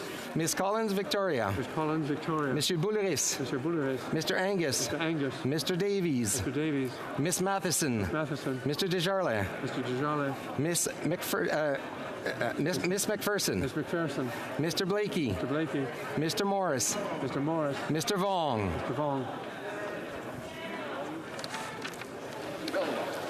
Que tous ceux qui s'opposent à la motion telle All those opposed to the motion as amended will please rise. Mr. O'Toole. Mr. Fast. Mr. Fast. Miss Finley. Miss Finley. Monsieur Paulus. Mr. Paulus. Monsieur Bertol. Mr. Bertol. Mr. Shear. Mr. Shear. Mr. Barlow. Mr. Barlow. Mr. Chong. Mr. Chong. Miss Rampole Gardner. Miss Rampole Gardner. Mr. Reyes. Mr. Reyes. Monsieur Deltel. Mr. Deltel. Miss Bergen. Miss Bergen. Mr. Poiliev. Mr. Polyev. Mr. Albus. Mr. Albus. Mr. Moore. Mr. Moore. Mr. Holbach. Mr. Holbach. Mr. Macaulay Edmonton West. Mr. Macaulay Edmonton West. Mr. Schmale. Mr. Schmale. Mr. Vidal. Mr. Vidal. Mr. Baldinelli. Mr. Baldinelli. Mr. Lake. Mr. Lake. Mr. Lawrence. Mr. Lawrence. Mr. Lloyd. Mr. Lloyd. Mr. Martel. Mr. Martel. Mr. Jennis. Mr. Jennis. Mr. Generou. Mr. General. Mr. Nader. Mr. Nader. Mr. Duncan Stormont Dundas South Glengarry. Mr. Duncan Stormont Dundas South Glengarry. Mrs. Gray. Mrs. Gray. Mr. Bazan. Mr. Bazan. Mr. Barrett. Mr. Barrett. Mr. Richards. Mr. Richards. Miss Landsman. Miss Landsman. Mr. Upal. Mr. Upal. Miss Dancho. Miss Dancho. Mrs. Kuzi. Mrs. Kuzi. Mr. Malilo. Mr. Melilo. Mr. Brassard. Mr. Brassard. Mr. Lobb. Mr. Lobb. Mr. Aitchison. Mr. Aitchison. Mr. Reed. Mr. Reed. Mrs. Gallant. Mrs. Gallant. Mr. Calkins. Mr. Colkin. Mr. Tucker. Mr. Tucker. Mr. Steinley. Mr. Steinley. Mr. Stewart. Mr. Stewart. Mr. Perkins. Mr. Perkins. Mr. Zimmer. Mr. Zimmer. Miss Ferrari. Miss Ferrari. Mr. Caputo. Mr. Pacuto. Mr. Viss. Mr. Viss. Mr. Small. Mr. Small. Miss Rude. Miss Rude. Mrs. Vecchio. Mrs. Vecchio. Madame Vien. Madame Vien. Mrs. Goodridge. Mrs. Goodridge. Mrs. Cramp-Neumann. Mrs. Cramp-Neumann. Mr. Hallan. Mr. Hallan. Mr. Ellis. Mr. Ellis. Mrs. Block. Mrs. Block. Mr. Kimmich. Mr. Kimmich. Mr. Allison. Mr. Allison. Mr. McKenzie. Mr. McKenzie. Mr. Dreeshen. Mr. Dreeshen. Mr. Workington. Mr. Workington. Mr. Carey. Mr. Carey. Monsieur Gould. Mr. Gould. Monsieur Généreux. Mr. Généreux. Mr. Seaback. Mr. Seaback. Miss Lewis Haldeman Norfolk. Miss Lewis Haldeman Norfolk. Mr. Falk Provencher. Mr. Falk Provencher. Mr. McGuire. McGuire. Mr. Albutev. Mr. Albutev. Mr. Arnold. Mr. Arnold. Mr. Cooper. Mr. Cooper. Ms. Gledoux. Ms. Gledoux. Mr. Kelly. Mr. Kelly. Mr. Leipert. Mr. Leipert. Mr. Shields. Mr. Shields. Mrs. Stubbs. Mrs. Stubbs. Mr. Vierson. Mr. Vierson. Mr. Waugh. Mr. Waugh. Monsieur Godin. Monsieur Godin. Mrs. Wagenthal. Mrs. Wagenthal. Mr. Weber. Mr. Weber. Mr. Mott. Mr. Mott. Mr. Benson. Mr. Benson. Mrs. Thomas. Mrs. Thomas. Mr. Dalton. Mr. Dalton. Mrs. Falk Battleford's Lord Minster. Mrs. Falk Battleford's Lord Minster. Mr. Davidson. Mr. Davidson. Mr. Bragdon. Mr. Bragdon. Mr. Dowdall. Mr. Dowdall. Mr. Epp. Mr. Epp. Mr. Cram. Mr. Cram. Mr. Curick. Mr. Curick. Monsieur d'Entremont. Mr. d'Entremont. Mr. Lewis Essex. Mr. Lewis Essex. Mr. Mazer. Mr. Mazer. Mr. McLean. Mr. McLean. Mr. Morant. Mr. Morant. Mr. Morrison. Mr. Morrison. Mr. Patzer. Mr. Patzer. Mr. Redekop. Mr. Redekop. Mr. Shipley. Mr. Shipley. Mr. Soroka. Mr. Soroka. Mr. Ruff. Mr. Ruff. Mr. Van Papta. Mr. Van Papta. Mr. Brock. Mr. Brock. Mr. Chambers. Mr. Chambers. Mr. Muse. Mr. Muse. Mrs. Roberts. Mrs. Roberts. Mr. Tolmie. Mr. Tolmie. Mr. Williams. Mr. Williams. Monsieur Blanchet. Monsieur Blanchet. Monsieur Sainte-Marie. Monsieur Sainte-Marie. Monsieur Terrien. Monsieur Terrien. Madame Normandin. Madame Normandin. Monsieur Simard. Monsieur Simard. Monsieur Garon. Monsieur Garon. Madame de Bellefeuille. Madame de Bellefeuille. Madame Michaud. Madame Michaud. Monsieur Fortin. Monsieur Fortin. Monsieur Brunel Duceppe. Monsieur Brunel Duceppe. Monsieur Villemur. Monsieur Villemur. Madame Godreau. Madame Godreau. Madame Larouche. Madame Larouche. Monsieur Perron. Monsieur Perron. Madame Vignola. Madame Vignola. Madame Posé. Madame Posé. Monsieur Champoux. Monsieur Champoux. Monsieur Beaulieu. Monsieur Beaulieu. Monsieur Lemire. Monsieur Lemire. Madame Saint-Clair de Gagné. Madame Saint-Clair de Gagné. Madame Chabot. Madame Chabot. Monsieur Trudel. Monsieur Trudel. Madame Desbiens. Madame Desbiens. Monsieur Blanchet-Jonca. Monsieur Blanchet-Jonca. Madame Bérubé. Madame Bérubé. Monsieur Désilet. Monsieur Désilet.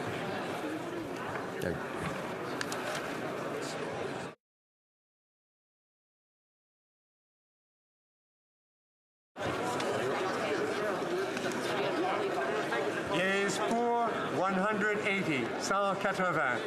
Nays contre 140, 140. I declare the motion as amended carried.